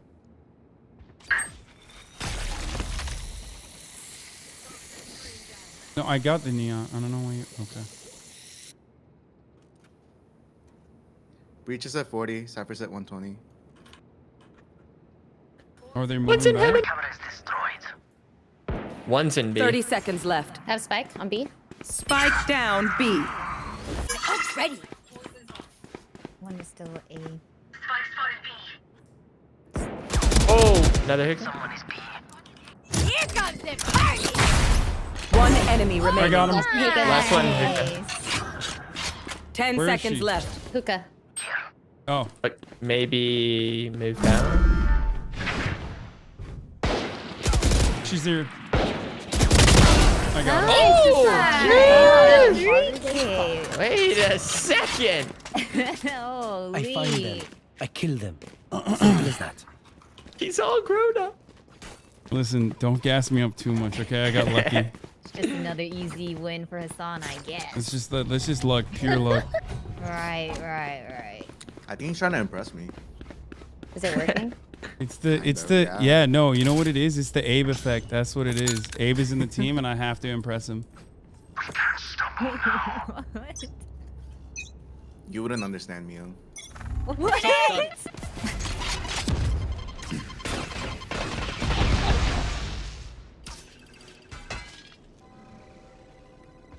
Deploying drone. Like they're. Oh yeah, wow. that was 4. Shit. They're all. That was 4. I'm gonna do something a little crazy. Oh, wait, how'd she get? Oh, Yeah. because of the drone. That's right. Oh fuck! I just got tripwired. Oh, 35 on Cypher. I was bad showing. They're all literally in that. Oh, they might just be going. Yeah, I think they're gonna go to A now. I'll I'll just- run over. Don't die, Mia. Toxin screen down. There was one Are in they there, Telly Mia? though. Careful, the Reina's probably close to you.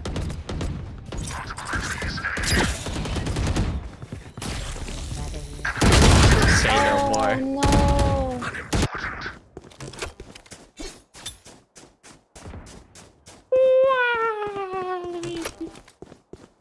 Spike planted. I am tired. You are correct in your assessment, chatter. But you know, we still in this, baby. We're still playing, baby. And big.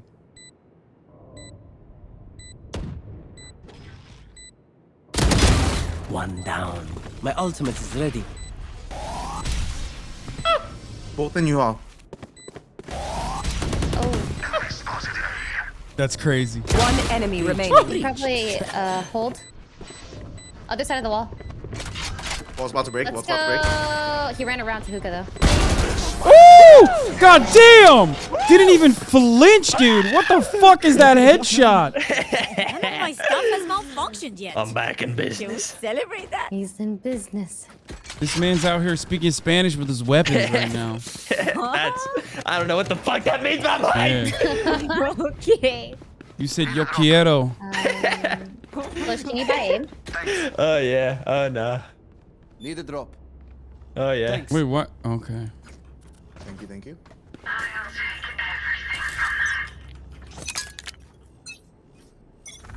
Grenade! They never push up here.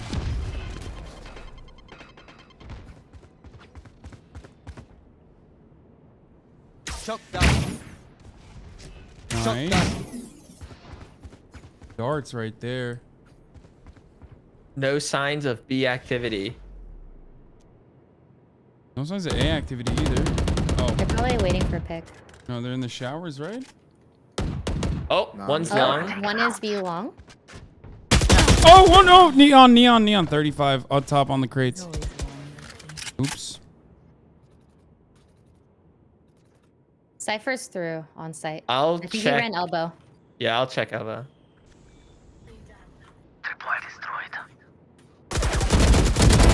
Enemy Nice. down. My ult is ready. Spike down B.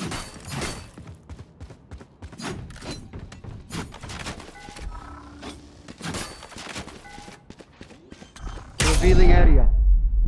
I am the hunter. Spike planted. One enemy remaining. Ah, there you are. Oh. Last player standing. 120, 120.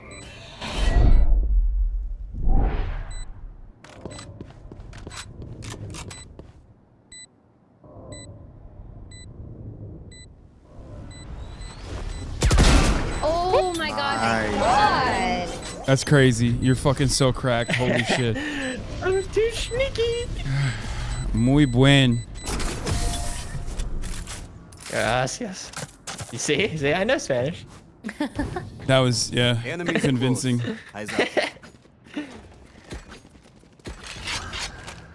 Wait, this is the ugliest Vandal skin I've ever seen. Reloading.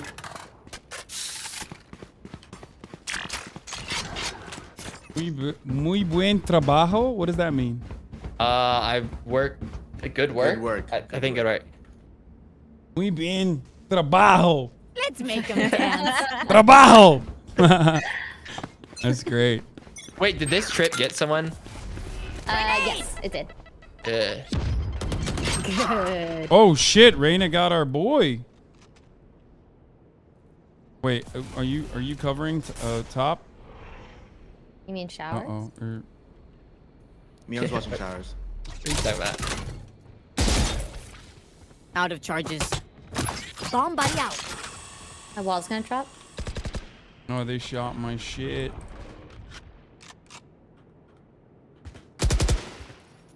Enemy spotted A. There's at least one on B. Oh, what the fuck? How do you know I was right there? Oh, I shouldn't have swung that. You will What? not kill my allies. Last player standing. Ooh. Careful now. Spike planted. You think he saw my... No, I broke the camera, but like... T. If you're not a good shot today, don't worry. There are other ways. Ray, to be you're useful. echoing. I am? Yeah, I was like, Again? what's that? No one was gonna tell me till now? I wasn't like focused on who it was. I was kind of just like looking. How's this? Is this better? Hello. Okay. That's Hello? Okay. Yeah, I think. I figured out how to fix it. Oh my god. Saving? No, force off. Oh, wait, now Oh, they're gonna be so scared. Oh, that's okay. Oh, they're going A. B is clear.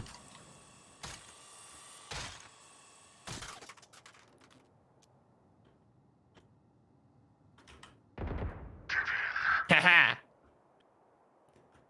Very nice.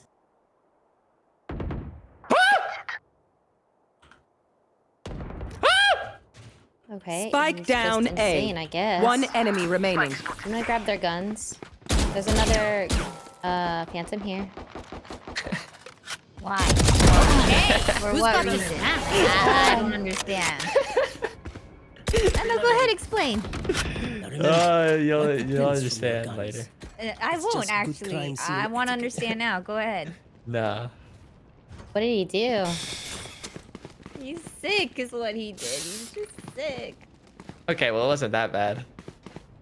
I think I'm feeling a B, I think, this time. That's why I went back to B. I think after they just got demolished there, they're gonna want to try to switch it up. By the way, yeah, when you guys are up there on A, they get absolutely cooked.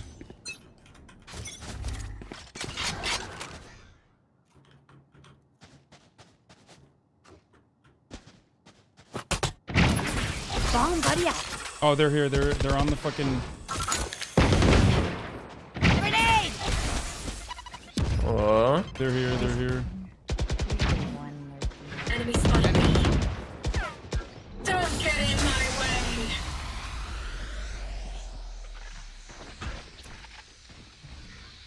Ooh, they should easily run into my trip if they If they go through this. Hasan, I would go back to B. Oh, she's here. She's here. Raina's here. Yeah. Care A. There's no way they could test this, right? That's what I would think. Do you want that down, Abe? Oh, never mind. It's smoked off.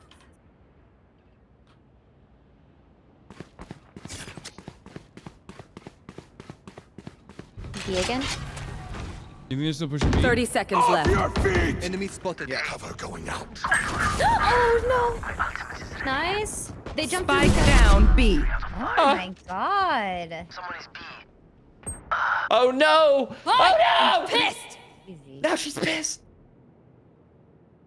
Oh, that was a 10 seconds left. crazy shot. Alright, From they're Reyna. playing B. Last player standing. Spike planted. Wow.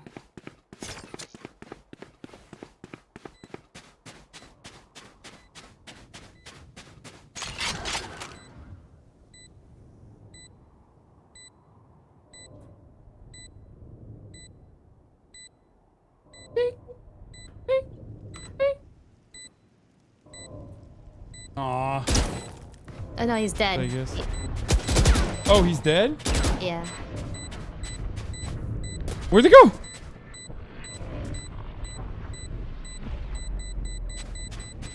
Oh no! That was kind of a little disappearing chick there. Where did she go? I think to the right She was after. hiding. Yeah. May have like looped you. I got freaking baited. Their Reyna seems to be their superstar. Oh, when Cypher dies, his trips don't work? Yeah. Yeah. Oh, that was dumb of me. Okay. Yeah, full screen by me. Oh, yes. What? Shadows traveling. Grenade!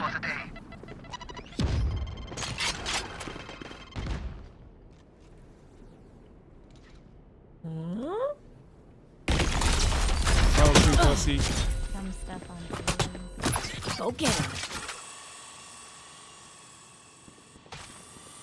him. Would they go A? They're going A. I mean, Breach definitely concussied me here. Oh, there's one B. At least one. I don't know if there's more.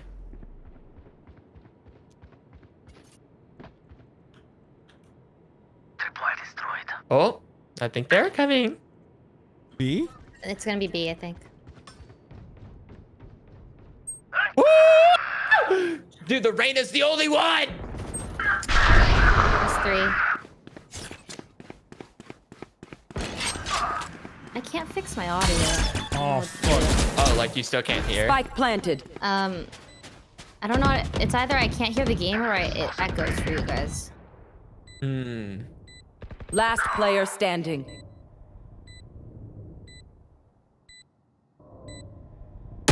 Oh no! I jumped up. Okay, all we have to do is kill the Reyna, and then we're good. Yeah. Should we save for last or just force? I'm down to save for one more. But yeah, if you just want to stick with like the echo for now, I feel like the echo wasn't terrible. Push out is what you're saying. Maybe. Might just push peek out B long. What do I do here, Abe? Should I just push up? Like, just fucking go up there?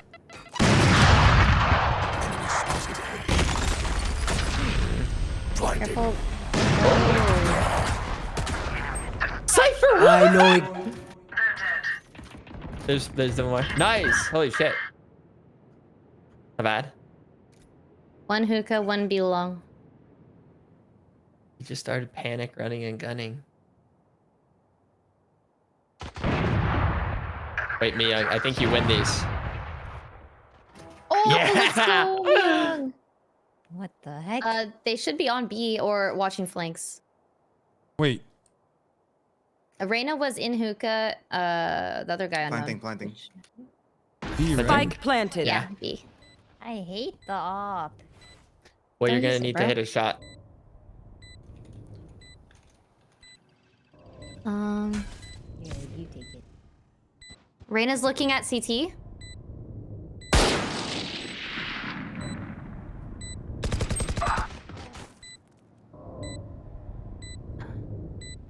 Last player Oh! standing. Elbow on breach. Reyna's looking at main door.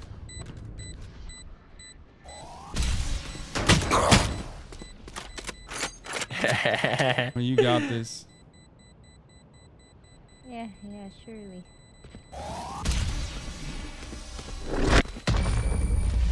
Oh, nice try. Nice try. The op sucks, I tell you. Last round before the switch. Wait, you oh. guys gassed me up, and then like since then I've gotten 1 kill. But you're gonna be good for 2 this round. Yeah, for sure. Indubitably. I love that word. I wish I could spell it. How do you spell it? INDUBITABLY. I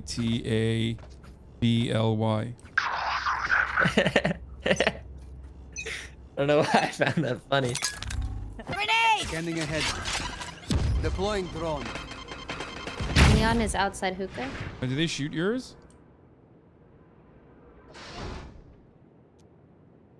I saw one market.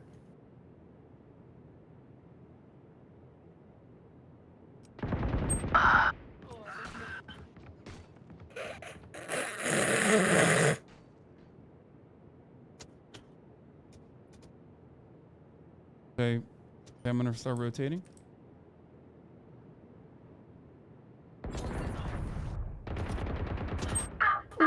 What?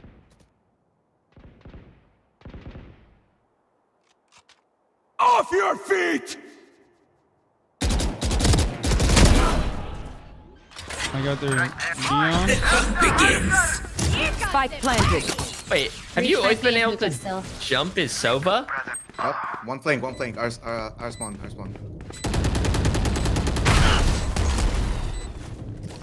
Oh, what the fuck? I shot the wrong. Oh no, I could have gotten a 2 kill there. Switching sides.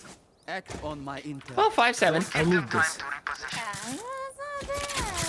Okay, this is a. Right, I am done stuffing my face. This is an easy to attack map, guys. We are an attack focused team. Things are about to be very different in this round. Yeah, because they had Are we going A? We could maybe give it like a peek. Maybe I look shower. Maybe like Little pew pew. Yeah. Pew pew pew.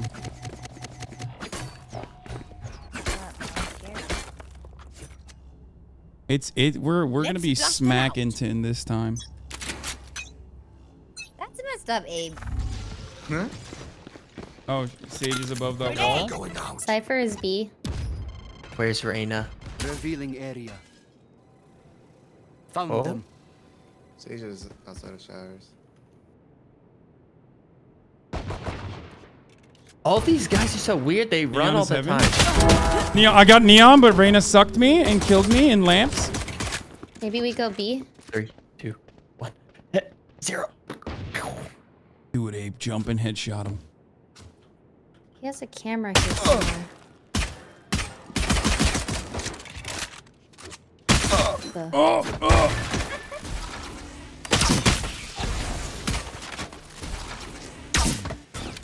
Wait, are you fighting the Reina right now, Abe? Yeah. Scanning ahead. I'm coming for backup. All we need to do is take the Reina out. Even though Abe is 19 health, so it's gonna be two hard. were definitely on A. Maybe we just go actually to B. I don't know what B was looking like. I do think we go B. Screen down. Listen, boys, I got mine. You know what I'm saying, chat? Yeah, that's right. 30 seconds left. I'm not even worried about the Reyna. I mean, Cypher. Or, one of them. Stompy, Okay, stomp, I have stomp, wall stomp. for a CT. Toxins Go, going go, go. Oh! Oh no!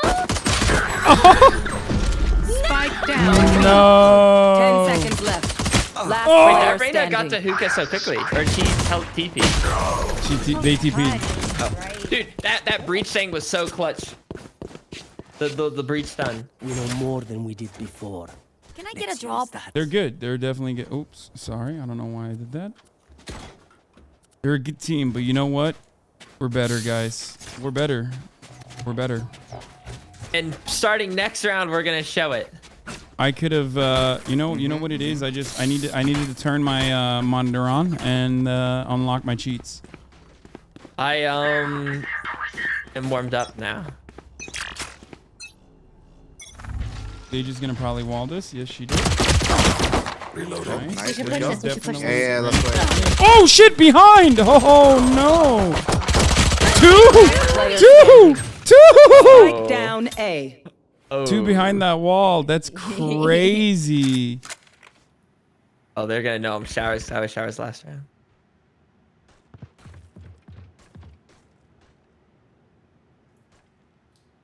Hello? Hello? I don't know where the head is for this angle. They're gonna probably come behind Oh! you. Oh, you found it. They're probably... Oh, never mind. They broke the wall. They were both there. Oh! Do I have the spike? There's behind I you. don't have the spike. No. Behind... Also showers. No, one was showers. One enemy remaining.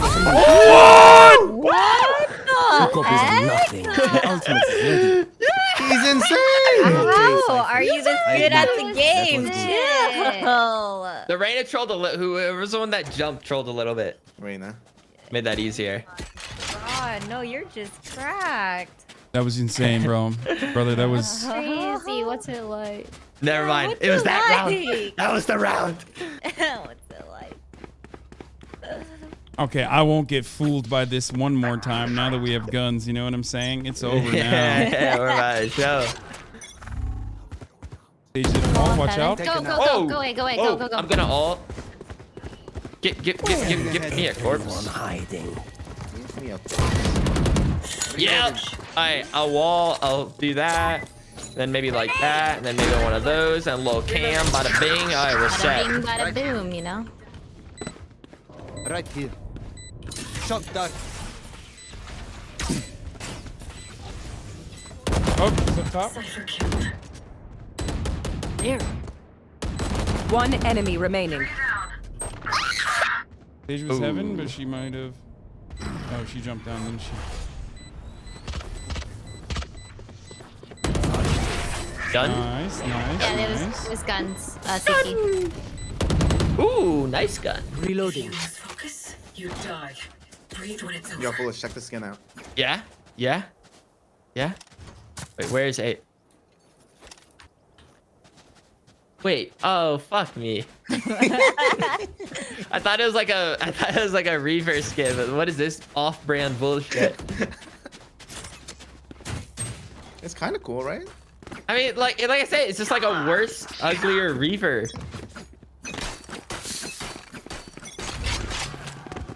Okay, Young, be careful. I'm gonna peek this corner. Be careful. Nothing there. Revealing area. Grenade!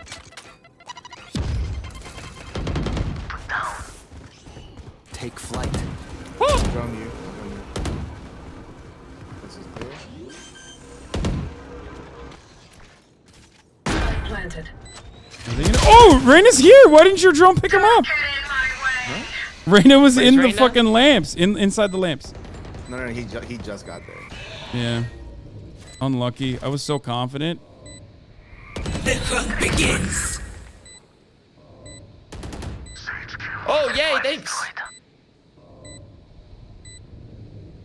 One enemy remaining. Reyna was literally in that little corner. Ah! Found her! Oh. I don't know. She's making her next move now, though. Uh-oh.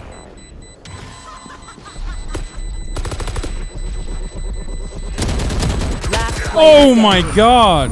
Okay, that Reyna got lucky. You live? That's crazy. Yeah, she has cheats on. She has cheats on. Surrounded by minha familia. We won't lose. But they're Anyone broke. have But funds the to Reyna spare? has a gun. Thank you. Thank you. A's been working. I think we hit B. Can you Roomba into hookah? Yeah.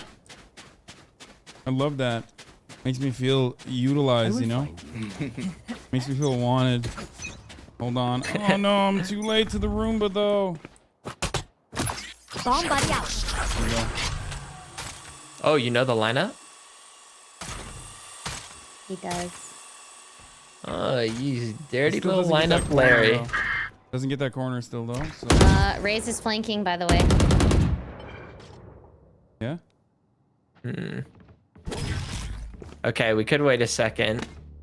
We haven't really. Did you do that just now? That's not my cipher thing. Too long. Ah, shit. We probably want to rotate, or I don't know. Side You is haven't, like- actually clear. Really? Oh, Reyna's flanking.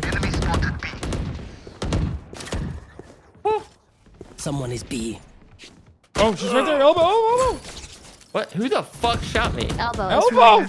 Oh. Get plant down. Foolish. Satchel out. Planted the spike. Careful elbows. Oh. Two elbow. Where is everyone hiding? Found. Oh, one is up. Hookah. One hookah. Oh! What? 120 to the neon. You might get One enemy remaining. Never mind. Oh, Nice. Nice. Oh God. I love getting carried. What do you say, drone? Ready to You're not doing stretch like your terribly wings? though. You're doing great. I mean, I was doing great in the beginning. Maybe you're like a fourth quarter kind of player. Yeah, no, that's like I'm gonna make a comeback, and like first and fourth is where it matters. Yeah. Yeah.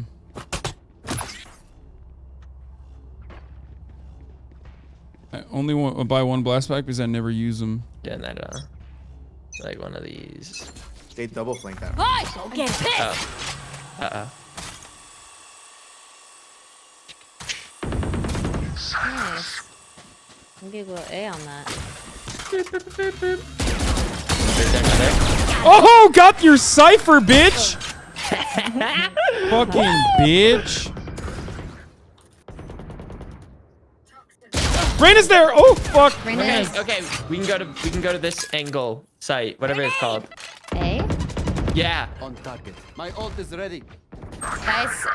I'm so sorry. I was putting my camera. I was putting my camera. CTNA. Then I was a terrible teammate, friend.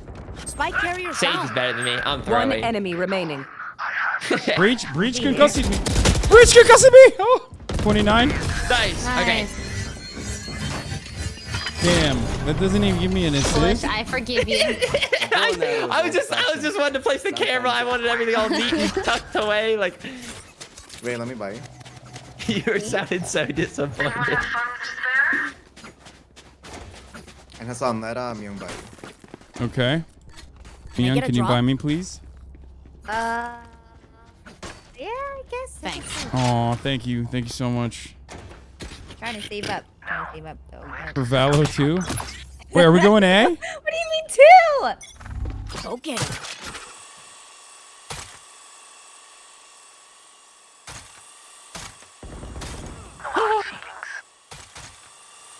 Oh wait, I can almost ult. Do you want the Orby? Just need one of these, and then I just need just one more kill, which should be pretty easy to do. Okay, Rena's an elbow. Or the cubby. Fuck, I was so... I know exactly where you are. The cipher peeked it. The cipher peeked it. What are we doing here? Should we push in? Abe or? Yeah, push B. Oh, they saw that there was 2 of us. Oh! Oh! He concussed me behind the wall. He was in that little pocket there.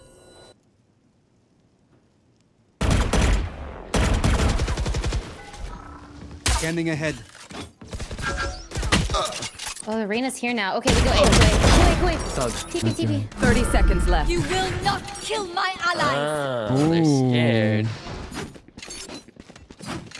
Interesting. Ooh.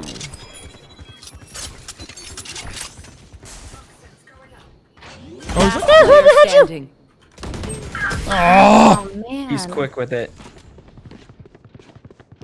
It's all good. I blundered that last Quiver time. is never full. That's okay, we're rich. We're fine.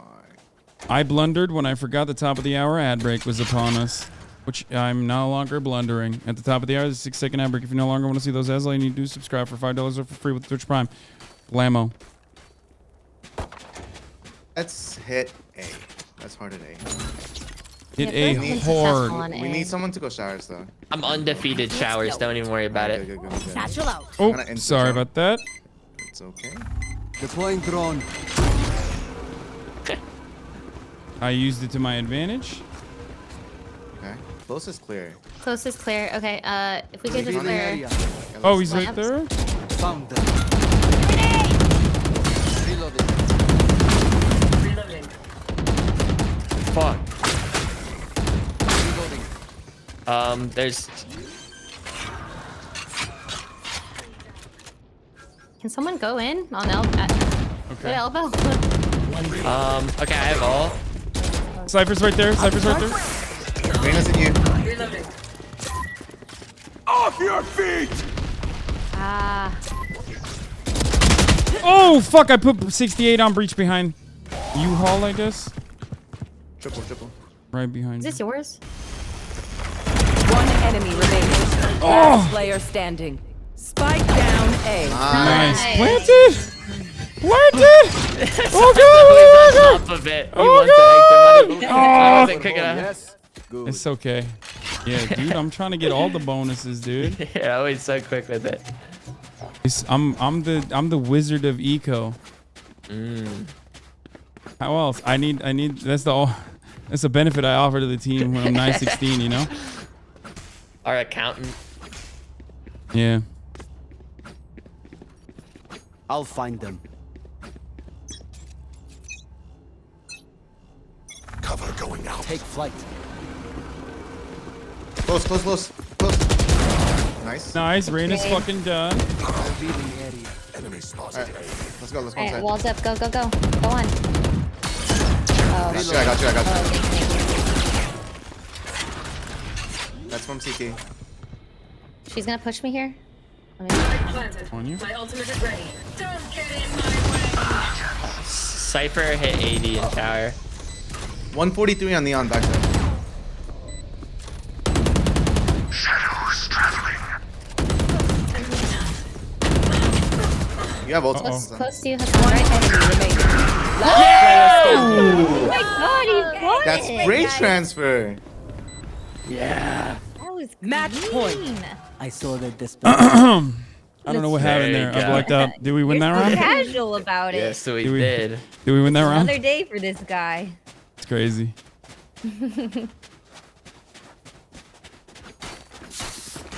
One more round to put them away. And they're pretty, bro. Reina's gonna be the one with the gun again. I feel like they may stack A, though. Pick them Okay. off. Let's not hard commit here. Deploying drone. Close is clear. Cover going out. Scanning ahead. Shadows traveling. Right here. I know Oh, Reina! God damn. That was awesome. That was awesome. Yeah, Cypher showers hit 80.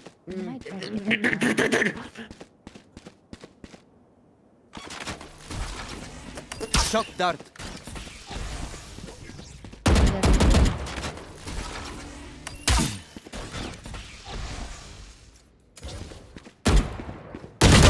Oh, that Cypher's not even doing the. There. Yang, if you take TP, we could just run in together, I guess. Are you able to? Myung could ult you too if she makes noise.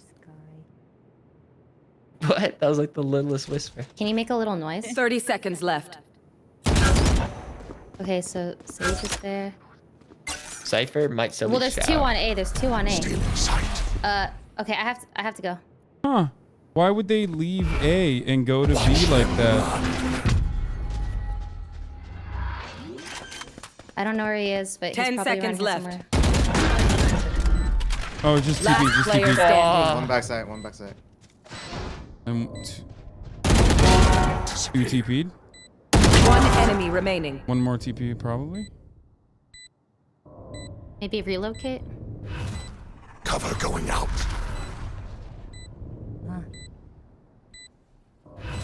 Shadows traveling.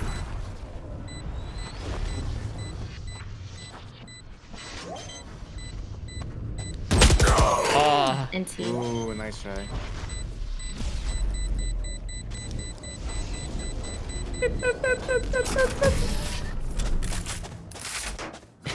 Type, nice try. Well, I'm supporting. I'm supporting my teammates. Okay, this round they're still pretty broke. We got this. Maybe I shouldn't go showers. You guys wanna light buy this round so we have money for next round just in case. Yeah. Let's see. Just have enough for next. Just have enough for next.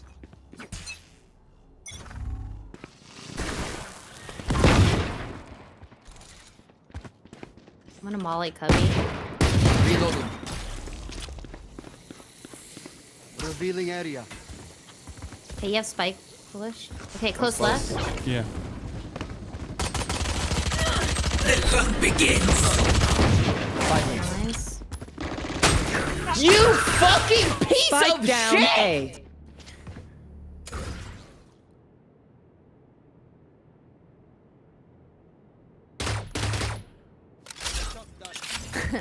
Did you hit him for anything? Oh, I hit him for 100. Where? And 4.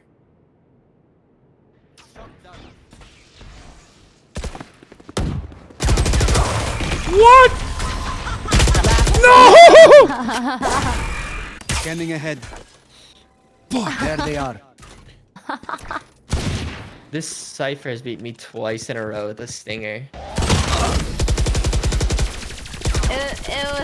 It was a save. It was a save. Yeah. Remember, nobody's a hero. You know what the problem was? We doubted ourselves, okay? We doubted ourselves. We didn't think that we were going to win that round. Yeah. And that's why this happened. So. Should we try B? Yeah. Sure. Mm-hmm. I mean, I'm down for whatever. Don't let me make any calls here, okay? Oh, God. Let's we go wanna hear B. them. This is good. This is good. We got it. Bomb, buddy.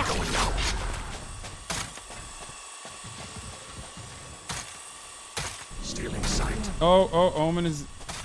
Oh. That's me. Yeah, I didn't fucking. Oh, Sage walled this.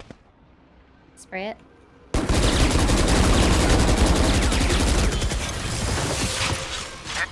Reyna and Sage both here. Okay. Grenade! Shadows traveling. Here comes the party! I got one. Good job. It's the Reyna! Sage was also here. Sage was also here. Let's go, push. Hi, Cypher. One inside the tube, one inside the got you. main Thank wall. you. I'm planting A. Can you guys come? I'm trying to watch. Oh, he's Wait, right what the there. fuck? I just got zapped by Neon.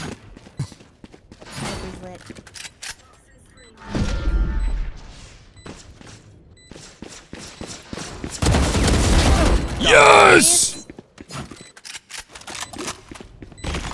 I think they're both Out coming. of charges. Yeah, CT.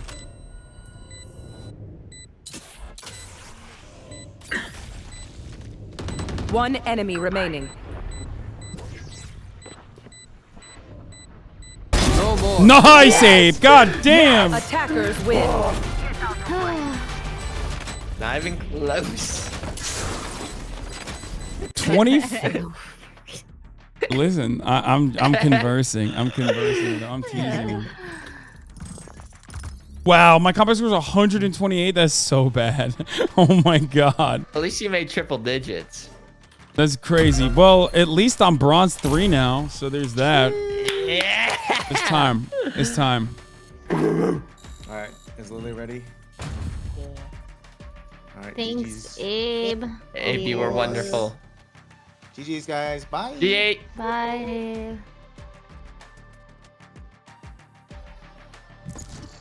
Here we go. Lily.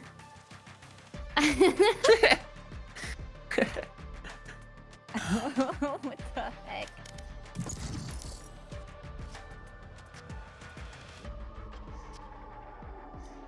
Why can't I add Lily? Are we may I have, friends like, already? What? May I have like auto friend reject on? It just when I click on her, it just says set volume. Here, I'll try. Oh, wait. Yeah, I don't. Lily, did you block Hasan? Just don't like agree with some of the things he says, you know. Lily is a Republican. I'm a hard right. I can't even joke about this. I can't joke about it. I remember her punching the punching bag and being like, "This is what I do to my political enemies, i.e. Hasan." Yeah, where were you January 6th? Okay, I actually don't know why I can't add. You can't add me. Is that an option? in Wait, where this was setting? I January 6th? You mean where were you on January 6th? Yeah, where was I? Yeah. There was no footage of me. You have no alibi. But yeah, I don't know if you have like, do you have like auto friend reject off? Or on? I am currently looking for it. Hold on. Auto reject friend requests off. Uh-oh, It's get not on. ready. Oh. My auto reject friend request is on. Can I add you guys? Maybe. Wow, foolish. Thanks for accepting our friendship. Listen. Okay, to be fair, I saw it. I think it's been there for a while, but I didn't think it was real. Wait, what? Are you serious? Well, I thought it was just like You someone saw it? else. That's worse because you saw it What? a long time ago. Yeah. So I was like, oh wait, that's not real. And then I was like, looked through it again because we were Match talking about friend requests. I was like, oh, like, wait, maybe this is the right one. Oh my. Lily, people in my chat are saying thank you for the theme song. Waiting for Hasan? Hasan. Yeah. I'm working on that right now. Wait, really? Well, waiting for a sign, yes. I feel like I can't parody it until the official one's out, you know? Okay. Don't worry, we parodied it to like 11 different languages at this point, I Oh think. my god, at this point it's like, it's just your song. There's one called Wachten op Hasan. It's Dutch. Link it. I sent you a bunch of them before. I'll send you like the last couple of ones. All because Wendy misheard it as Hasan that day. Yeah. That's how That's legends crazy. are born. There's people in my chat that are like, that's how it started? Yeah, I was singing. It's called Waiting for a Sign. And I'm like, waiting for a sign. And someone was like, Hasan? And the chat was like, Hasan? And I'm like, that's fucking hilarious. And I just rolled with it. Someone clipped it. It got sent to him. And then someone made like a whole like backing track people, for it. you're shocking people right now. They're like, wait a minute, that's not the original? What the fuck? Oh my god, they're trolling. Come on. No, literally, No, they're did like, you know? I actually thought it was an original as well. No. I never told them. Why would I? I was like, yeah, Lily wrote this for me and me only. Well, okay, to be fair, I didn't know either.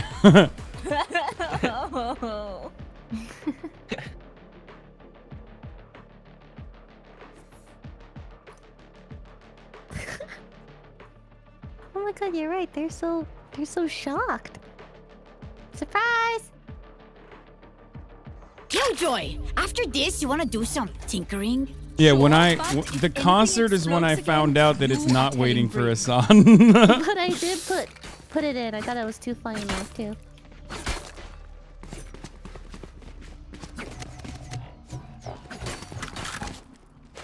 No. She did the parody as well, chat. She also did Waiting for, like, she did a brief parody of Waiting for Hasan as well at the concert too.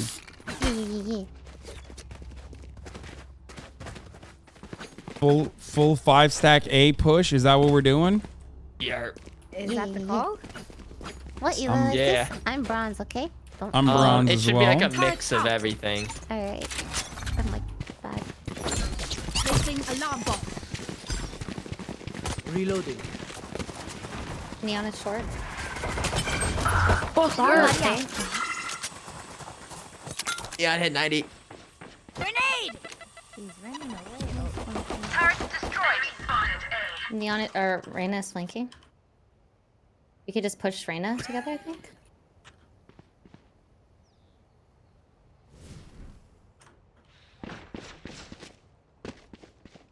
Heard me on Neon. Neon's on bomb site.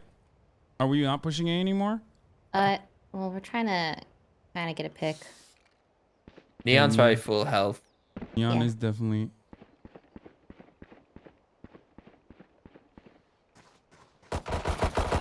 Fireballs on the back and look at me. I'm coming back to A. Wow, good job, everyone. Someone see. Let's push A together. 30 seconds left. I got the Reyna. One enemy remaining. Nice. Oh my goodness. Breach is still here, by the way. No, he's not. Oh, he's Brim's probably like one shot. Anywhere. Could Not be maybe Brim. to your left, Lily. Yeah. Nice. They played it. We played it very cool. Who's spectating me? Do you see my knife? My Shiny? stuff Okay. has more Yeah, fucking yeah. it. Can we celebrate that? It's a cool knife. It gets more You went crazy red with it. the more kills you have. Should we do a lighter buy than usual, or should do we? Are we going? No, we I stuff think it. we Ray, guarantee can I have the win. ghost? No, you have to force up. Yes, you can have it. Woo! Coward. Go, Phoenix. Listen. Every Mia- time I do a spectre, Yeah. I don't do anything with it. Me and Myung have the same approach to this. It doesn't make Reyna's sense. on me. It just doesn't make sense. If you're not good with the gun, it does. So it's not the same reason why Hasan. Reyna's would right there. say- Reyna's right there. Alarm bomb out. There. Checking mid. Right there. Okay, one is in. One's mid. Oh, we are not with you. Spike I didn't down. realize. C. Reloading. Oh shit! Sorry.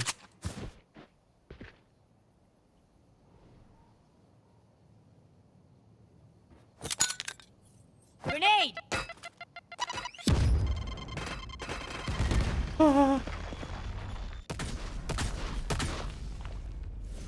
Placing alarm bot.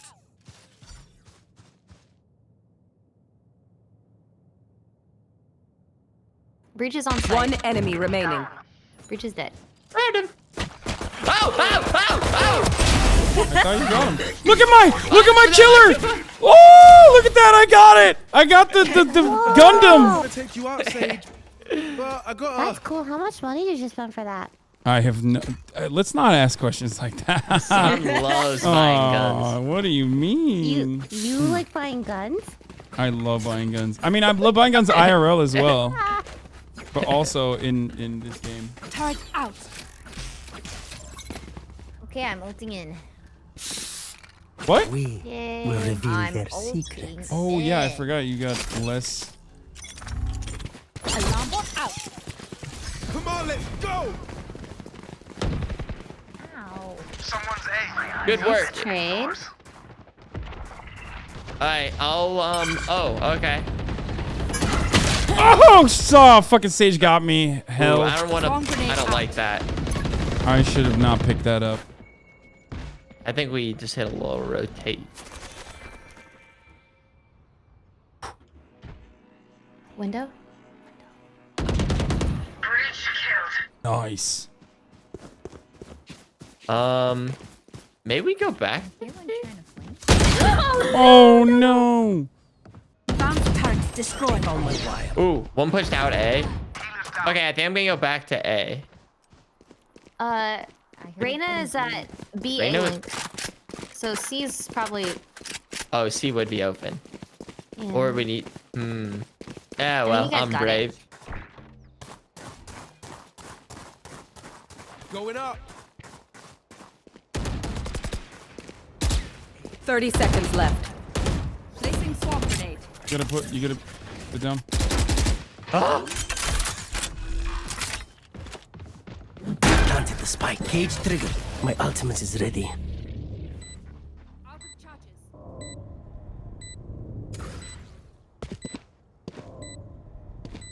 One enemy remaining. Still heaven? You have 7 bullets. Are they heaven? I thought so, but you have 7 bullets, foolish. That's all I need. Wait, they run? Maybe saving. Oh. Where are A Yeah, coward. they they? ran. What the heck? Oh my gosh. Bye. Oh my gosh. Wait, Watch the Oh my flanks. gosh. though. Watch the Lily. corners. Oh my gosh. Oh my gosh. If I live this, true love exists. Woo! Damn, this dude went all the way back to your spawn or some shit. Damn, this is fun. Let's You're keep it going. bloodthirsty. I wanted it. Anyone have funds to spare? Saw your bloodlust, dude. Thank you. Really? Huh? Oh, someone bought me. Not just someone, Ray. I Dude, what is that noise? Wait, yeah, I heard it was a bell. All I saw was that What is that? Lily had a lot of It's like money, a but gong. her money didn't go down. Well, if you press the enter key, it does say katana. I'm gonna try and put this thing inside. Oh, he's learning his lineups. Oh, it's Yes! in. And it's on the move! Oh, it blew up! Reload. Oh, I fucked the grenade Oh, up. you know what? That was good though. He's behind that box back there. How did that blind me? I'm leaving. Oh. My face. Oh, breach is. Oh, breach with the shoddy. Alright, Double there's shot. one What? garage, one C. Sage is in the back up top too on the box.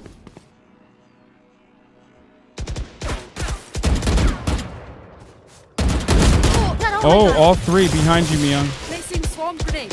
Swarm grenade out. All 3 are near Lily. Oh shit! That was fast. Last player standing. Oh, that's a shot. Spike down A. Embarrassing. Raina's still there? Oh. Oh, well, whatever. Liam We've wins. got Philion. Remember, your weapon is only a tool. You can't just Yeah. shoot. Brim did get lucky there. Are we buying up? Are we still pushing? Buying? We have I enough money. think- Yeah, yeah, yeah. I can buy. Can I get a drop? Thank you.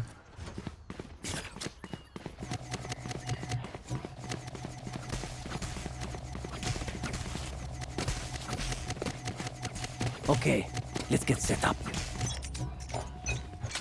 Alright, we're good to go. Turret out. Someone is again. One stuck. Reloading. Could They're still be already there. rotating. Oh Many- yeah, in the many corner, are right rotating. corner. Alright, we can just skedaddle. My ultimate's ready. I have ult now.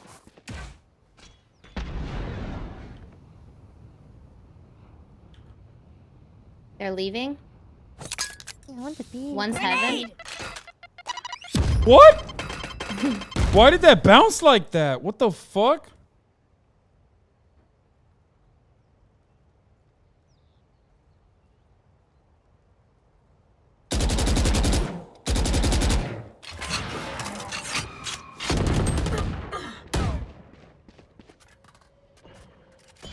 Two on A.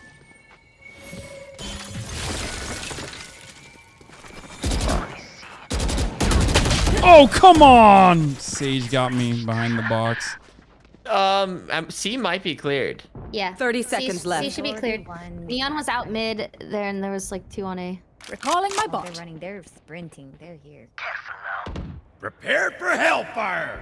Lily, you can run. Carrier is dead. Spike down, C. Shit, I have to run. Last player standing. Oh, shit. 10 seconds left. Fudge. You know, it is what it is. It is what it Out. is.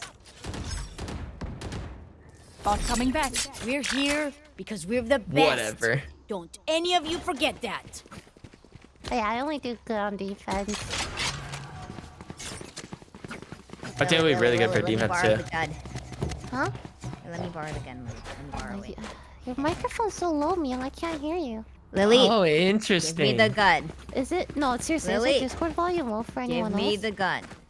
Yeah. Well, I had to I like have up like her. 200%. Lily, give me the gun. Get scammed. Go get him. The hunt begins.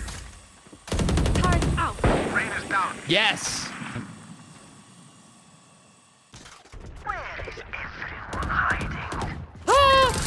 Ooh, all CT.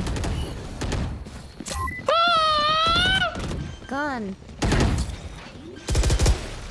Reloading. You have a gun, Lily. You have a gun. Planted the spike.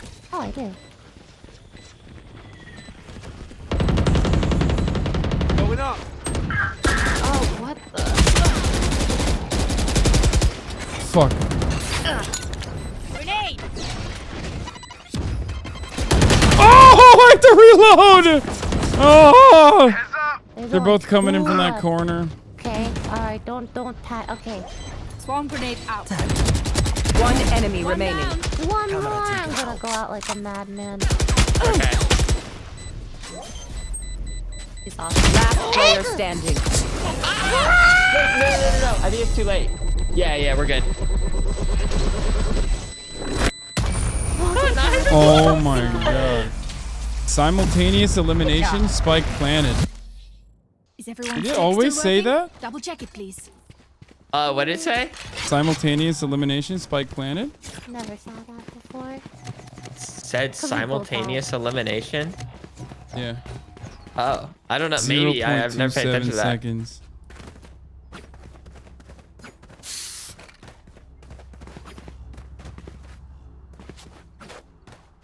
I will find you.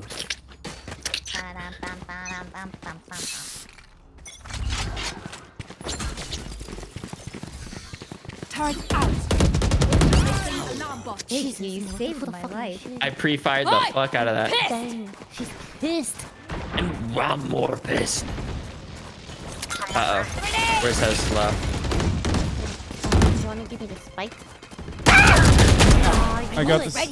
One more in here. Oh, laser! Enemy remaining. Oh. Last one Nice. plays on C. Oh, he's right here. Let's go! Let's go! Good. And we got the plant bonus. Good eco. Now Hasan's happy. Good as their skill. And there we have some beat. They had 3 on A. Wait, yeah. Can I get a drop? request a cheeky weapon? Thanks. You silly goose. Thank you. Very nice of you. I don't know how I landed the fucking bot first time, but then I failed it the second time. I don't know how that happened. Let's flush them out. I don't know exactly what pixel to hit here. Go get 'em. Let's see if this works. Wait, is that Yes! a brimstone lineup? Grenade. Rain is in there. Here comes the first.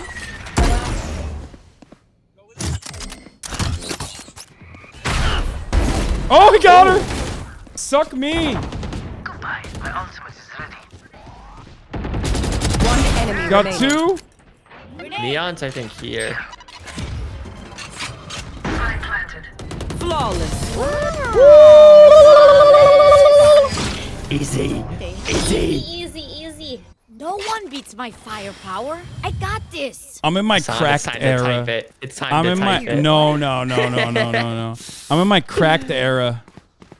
You're reformed now? No, he's not, to be clear. No, first of all, I've never been a toxic guy. Like, it was all a foolish thing. I was only trying to impress foolish. When instead I should have been... So you're saying you don't need to impress him anymore. Oh. No, I just learned. I know better now. No, you don't. What elo are you? I'm bronze 3. Oh, okay, okay. Ooh, goddamn foolish. This is why I fucking try to impress him. 'Cause he's so... You know what? Let's see where they're at. You know, where are they at? Grenade! Well, one of them's gonna die now.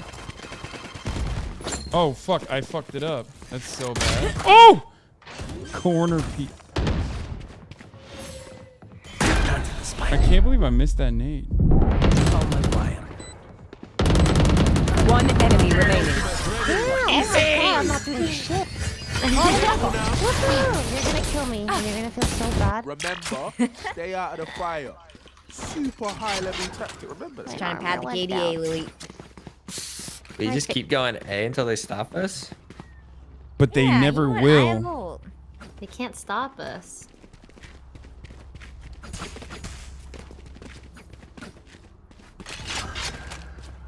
Do they peek this? Do they come sewer? Like, do they quick? Not push every it? time, but they've messed around with it. Like Reyna definitely. Come on, let's go. Oh, her. One down.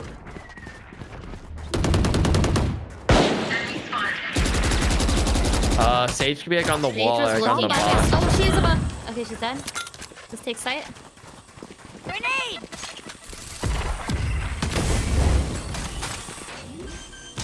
Prepared for hellfire! Oh no! One enemy remaining. Can I really not put my cam in there no matter how hard I try? Oh, I sorta.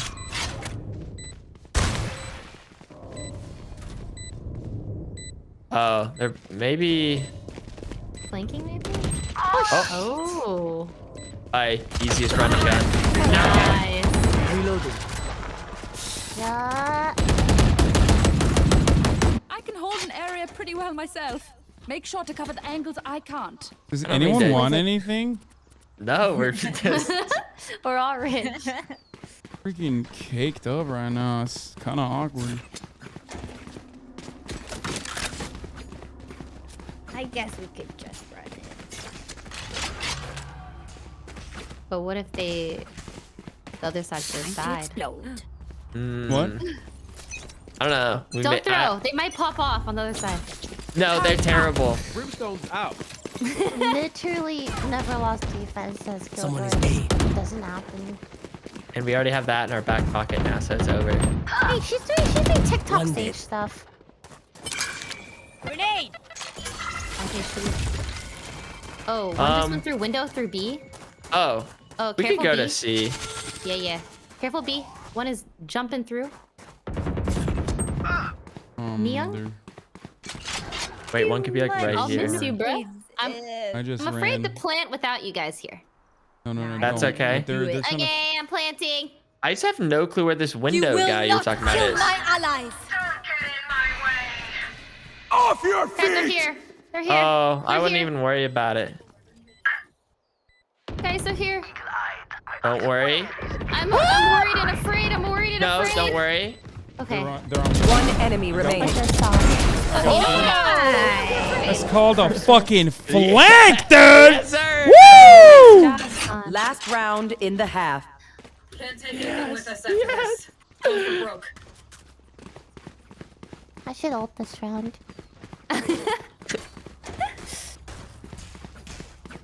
Yeah, it is the last round. Use everything you got. Where do you like to Oh use my it God. best on attack? Lily? Lily's got an op. I'm gonna ult. Watch out. A as soon as I opt A. B. Hold on. Okay, she's gonna opt B. Yeah, I'm gonna get a pick here. Hold on.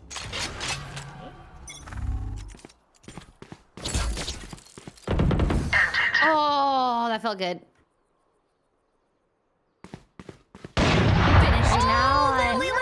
Oh. A, B Just the then? nail in the coffin. Oh, I have the spike, and now you have to deal. Down A. Don't worry though, it was a good. I'm dying. What's going on? All right, be careful. The Neon had a judge around this area. Oh, no longer a judge. Hasan! And she's log. Oh no, she zapped me. 39. Okay. Let's just. We need you. We need you. Yeah, let's. Oh!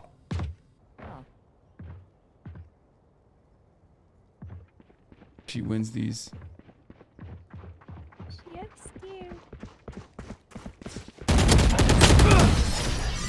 She wins these sometimes. Okay, I'll take most. Okay, no. Before we point fingers. Yes.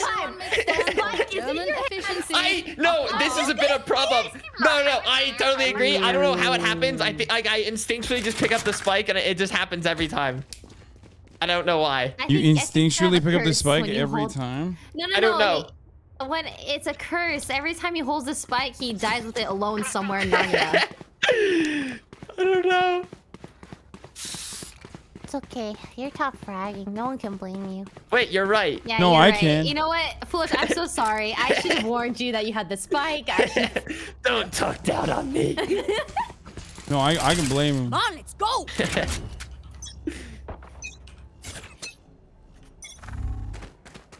Oh, footsteps. Uh-oh. You're gonna have to hold the line. Hold the line, Lily. Hold the line. Empty. Huh. Okay, That was pretty good. Yeah, it's not pretty. I think they took a lot of damage, honestly. One's in the smoke. I'm in the smoke. Where are you guys? Spike planted. How the?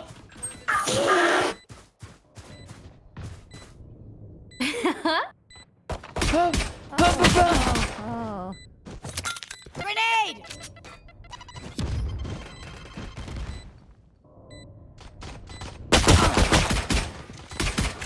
Last player standing. Oh, fuck. Oh, I got one at least. Fucking Christ.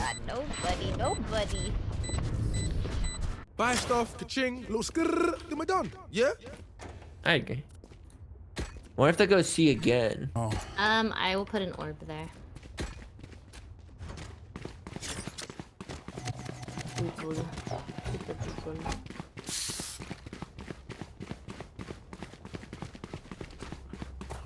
I feel like they're gonna push A this time, like full A push.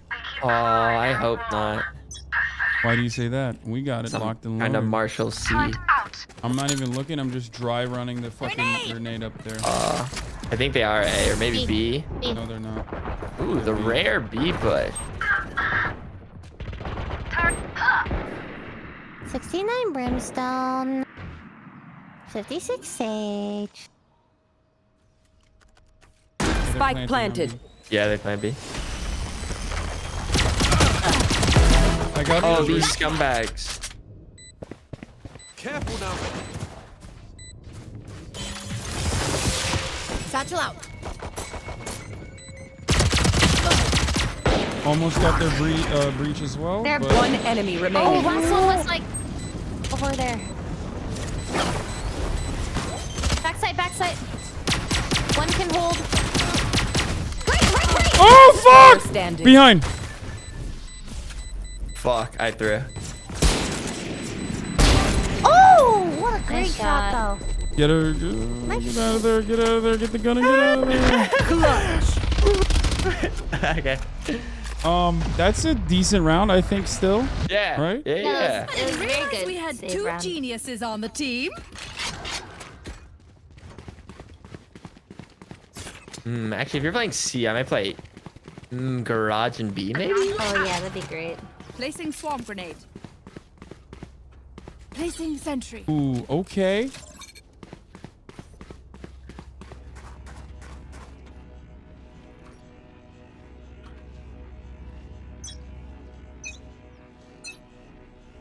Placing swamp grenade. Oh, they're here? They're A? Oh, fucking 116 on Neon, 49 on Reyna. God damn it. It's fine, though. Lily's got this locked and loaded. Wait. I hear a lot of footsteps. Leaving. Swamp grenade out. Killed my bot.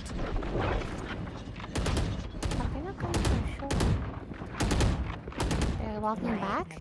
Yeah, we probably come back. Leaving. Oh. See?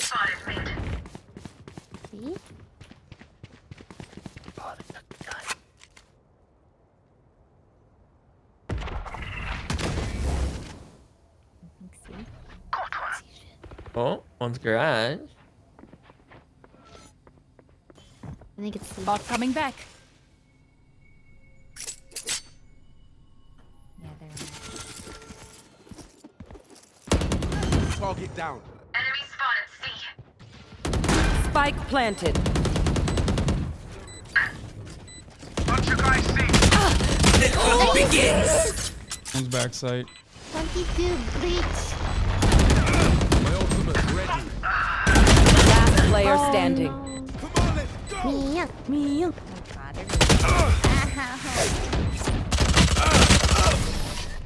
Oh my god! Is this curse? It's curse! No. I may have jabbed my fingers. We're gonna get a better round now. No, it's fine. Yeah, and we kind of like over rotated. It was fine. We forced out. No. I mean, we pushed out. We all just shit. We should save. I'll save. We saved, but we just won. What the heck? Alarm bot out. Let's make them dance. Placing swarm grenade. Placing sentry. Bomb buddy. Nice hit. Their A looks bare. Oh my god. Oh my Spike god. down. C. Great martial picks. Excellent work. Wait, what's behind you? Oh! I didn't even hear smoke. They're on C.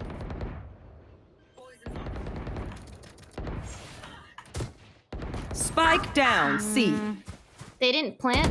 Last player standing. Oh, sneaky. My hands are cold. Where's some mittens? Spike planted. Mittens, though.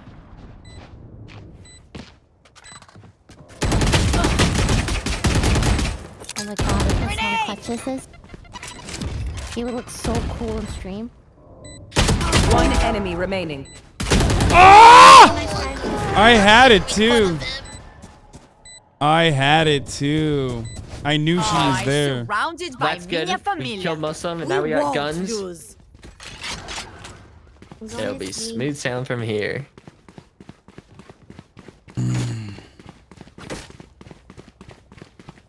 You want to go long? You want me to go long? Can I go long? Just fucking run and gun him. I want to bot it. That's why I want to go. Okay. Turret out.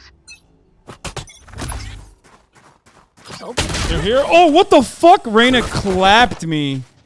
Jesus Christ. I'm sorry. I failed you. Where is everyone hiding? Planning A. Careful One now. of Spike B. planted. Oh, one's B though. One B, two on A.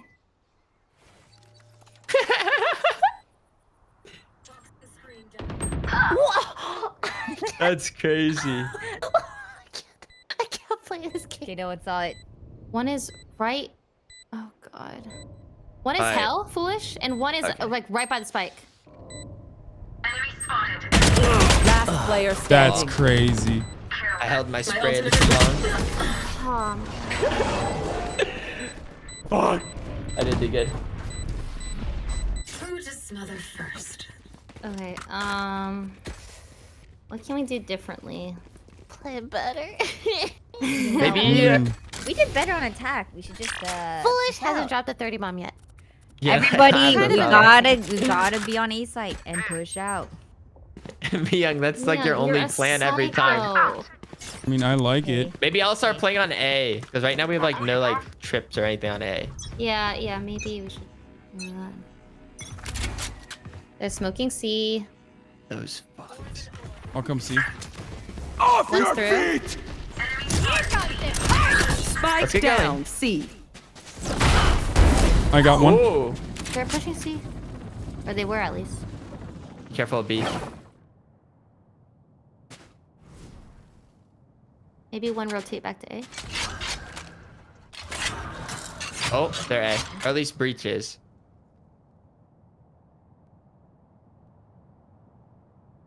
Yeah, they're A. Full push? Okay. Coming from spawn? I had the Lily has ult. sickest They may have flank. ran. They may have ran. Be careful, Lily. They might come to you. I am so sad and I don't know where they're gonna. oh my gosh, you make me want to do the Marshall. I love marshalling. I used to hate marshalling. But then I honed my skills. You will not kill my allies. Where is that? They're playing C. 30 seconds left. They're fucking around with it. Spike planted. One is C long. One enemy remaining. I think the other one's Cubby. Did you hear that, Flush? I don't know if I heard that correct. Let's find out. My camera is destroyed. She's Cubby. You guys She's can right. swing them together. Oh. Nice. Where are you two bozos at? I don't know what you're talking about. You guys knew she was Cubby, and you guys wouldn't swing. I don't know what you're talking about. I was right there on the other side You say something? doing my thing. You know what I Ears mean? still ringing. I bet they go A. Surely. We really needed that. Yeah, we did. I will ult C. You're gonna ult C, but you're starting at B? I'm putting a wallet. Oh, you're walling up? Okay. Come in. He doesn't think you're a good Viper. No, I would never say that. Are you kidding me? I hear him. I hear him here. Brass. I heard Jumping. Get out of here. Oh, it was Got secretly A two. the whole time? Oh, there's a third. Oh, 63 on Neon by the door B. So B. I almost got a 3K there, but yeah, they're cooked. They're cooked. Both outside B. Neon is also 63. One enemy remaining. Yes! Player Oh, standing. foolish. That was great. Come on, there. let's go! There's a wall on the side. She's pushing you.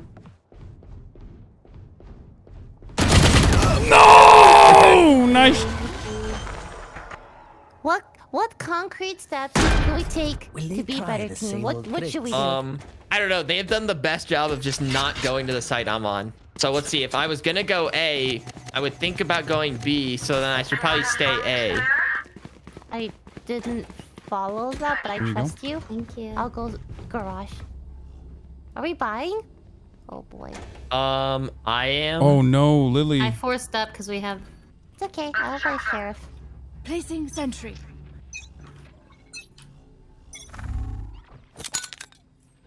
Grenade! I hear a lot of. Watch your eyes! Looking like A. Put down! Nice. Someone is A. What? Are they on? Yeah, they're all. There are 3 people there. Spike planted. Okay. Oh Let me fuck, go we're all with coming you in from the guys. same spot. And then I'll grab the gun. There's the one right here. Grab her gun. Wait, where the fuck? To the right.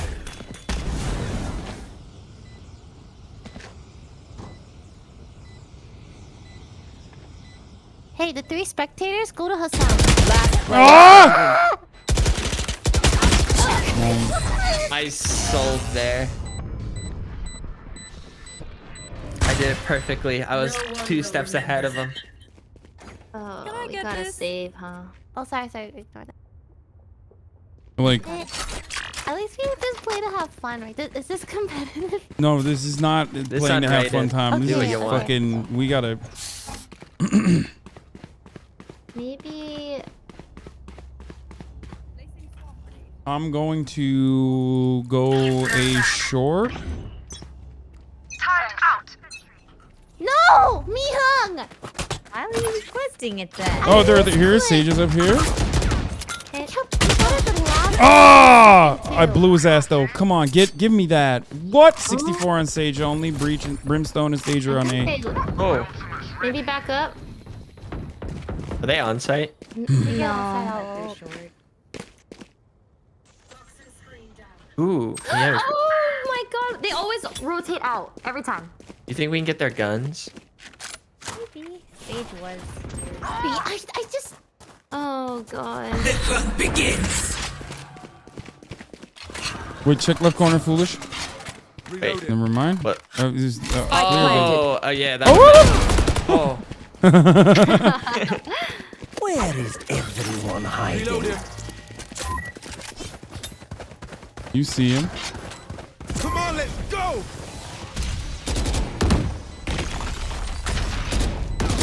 One enemy remaining. Nice. Last one was by garage.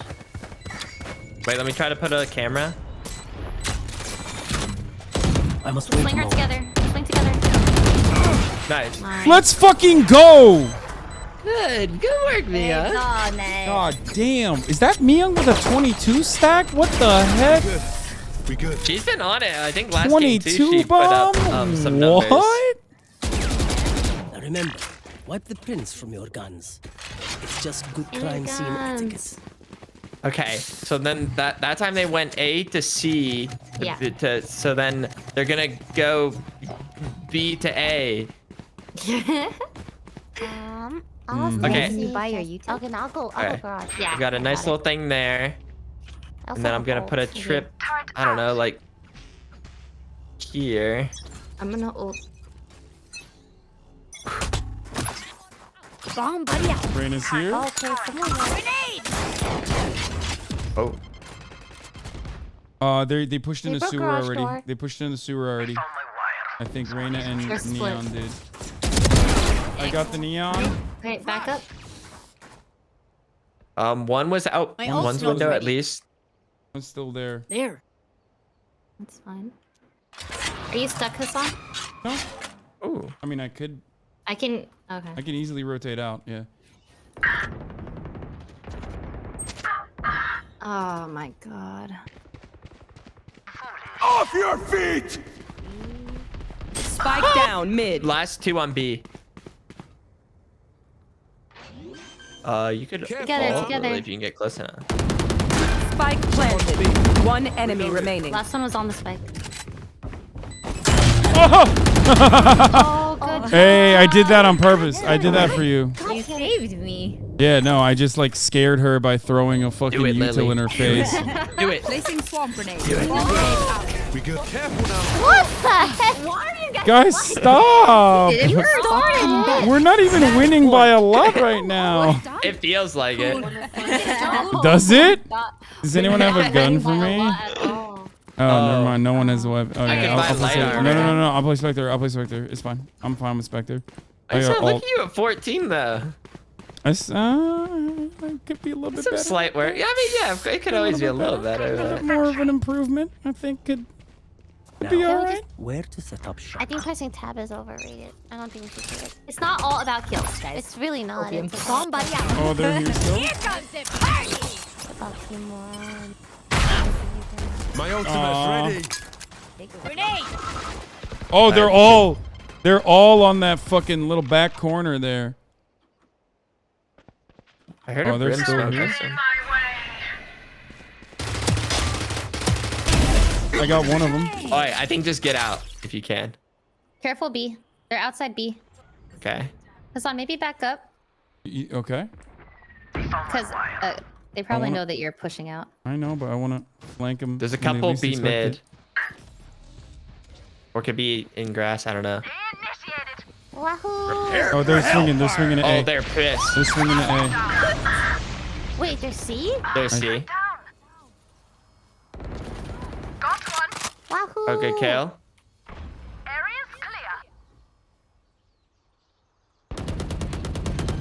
Oh, jeez. Why did I do that? Spike planted. You will not kill my allies. Me too, me too, res me. Res me too. Oh, one's on the bomb on her backside. Oh, that was my bad. That's so my bad. I could have gotten at least one of them for sure. We know more than we did before. Let's use that. Oh my god, I'm so broke. It is not even. Yeah, wait, we how? are. Yeah, we are. Force up. We forced last round. Oh. Well, we have to force. Has anyone ever tried pushing out B to window? You can. You know, should we just all push out? I don't know if all. I don't know. I'm just gonna wait a second to see if they push it, and then I'm gonna push out. They're coming A. Oh, they're all coming A. All right, go, oh go, go. shit, I hear him. Slow them down a little bit.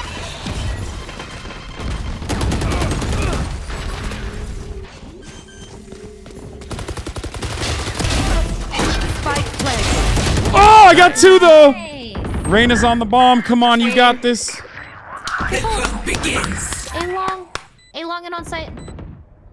Hey now, you're an all. Oh.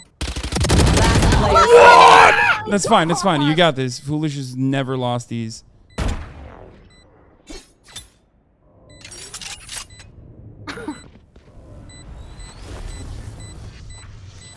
Don't blind me. One enemy remaining. This is no problem. I'm out of time. You're so. No, you're not.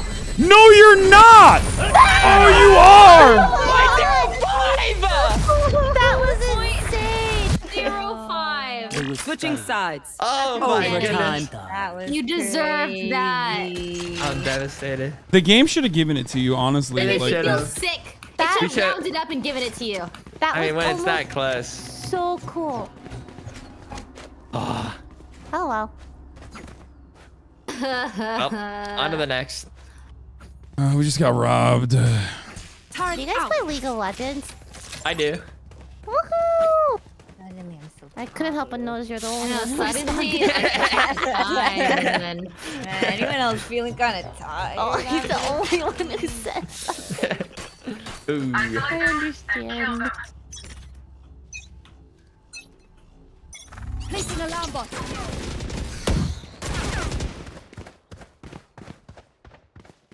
They walled. They should. Does this break the wall then?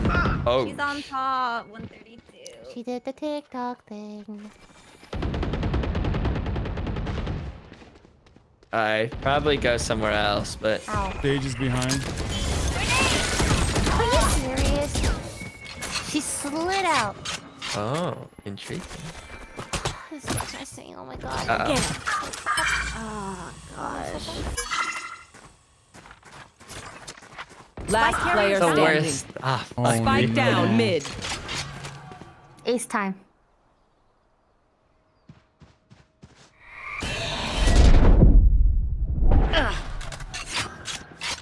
And one's coming behind you.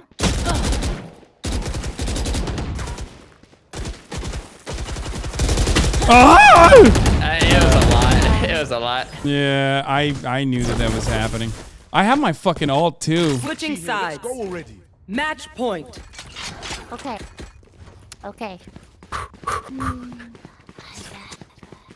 I've peaked. I don't know. I can't improve. Lily! I'm gonna take a gum, yeah. Oh my god, dude, we were so good. Like the 9-3. Shit. I don't know. They're gonna push A for sure. Oh yeah, they are. Stop them! They're A. Oh, I fucking. Oh, damn it, I ate it. Well, they 54 killed on my wire Reyna. garage and B. They're shooting on all fronts. There's a lot of people.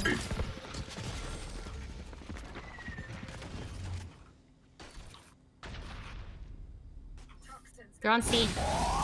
Fuckers. They're on C. Oh my god, I'm quitting. Spike planted. Nice.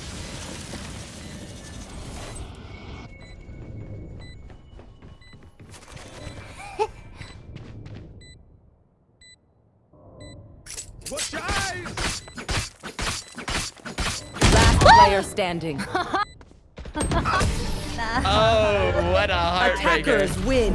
That's crazy. No. No. I almost had 20 kills on that. I Boys, boys and girls. That was competitive. No. I shot my ass off on that. I'm not gonna lie. 7 RR. Oh, wait. We are missing a person. That's what's gonna feel for me. What do you mean? 0.05.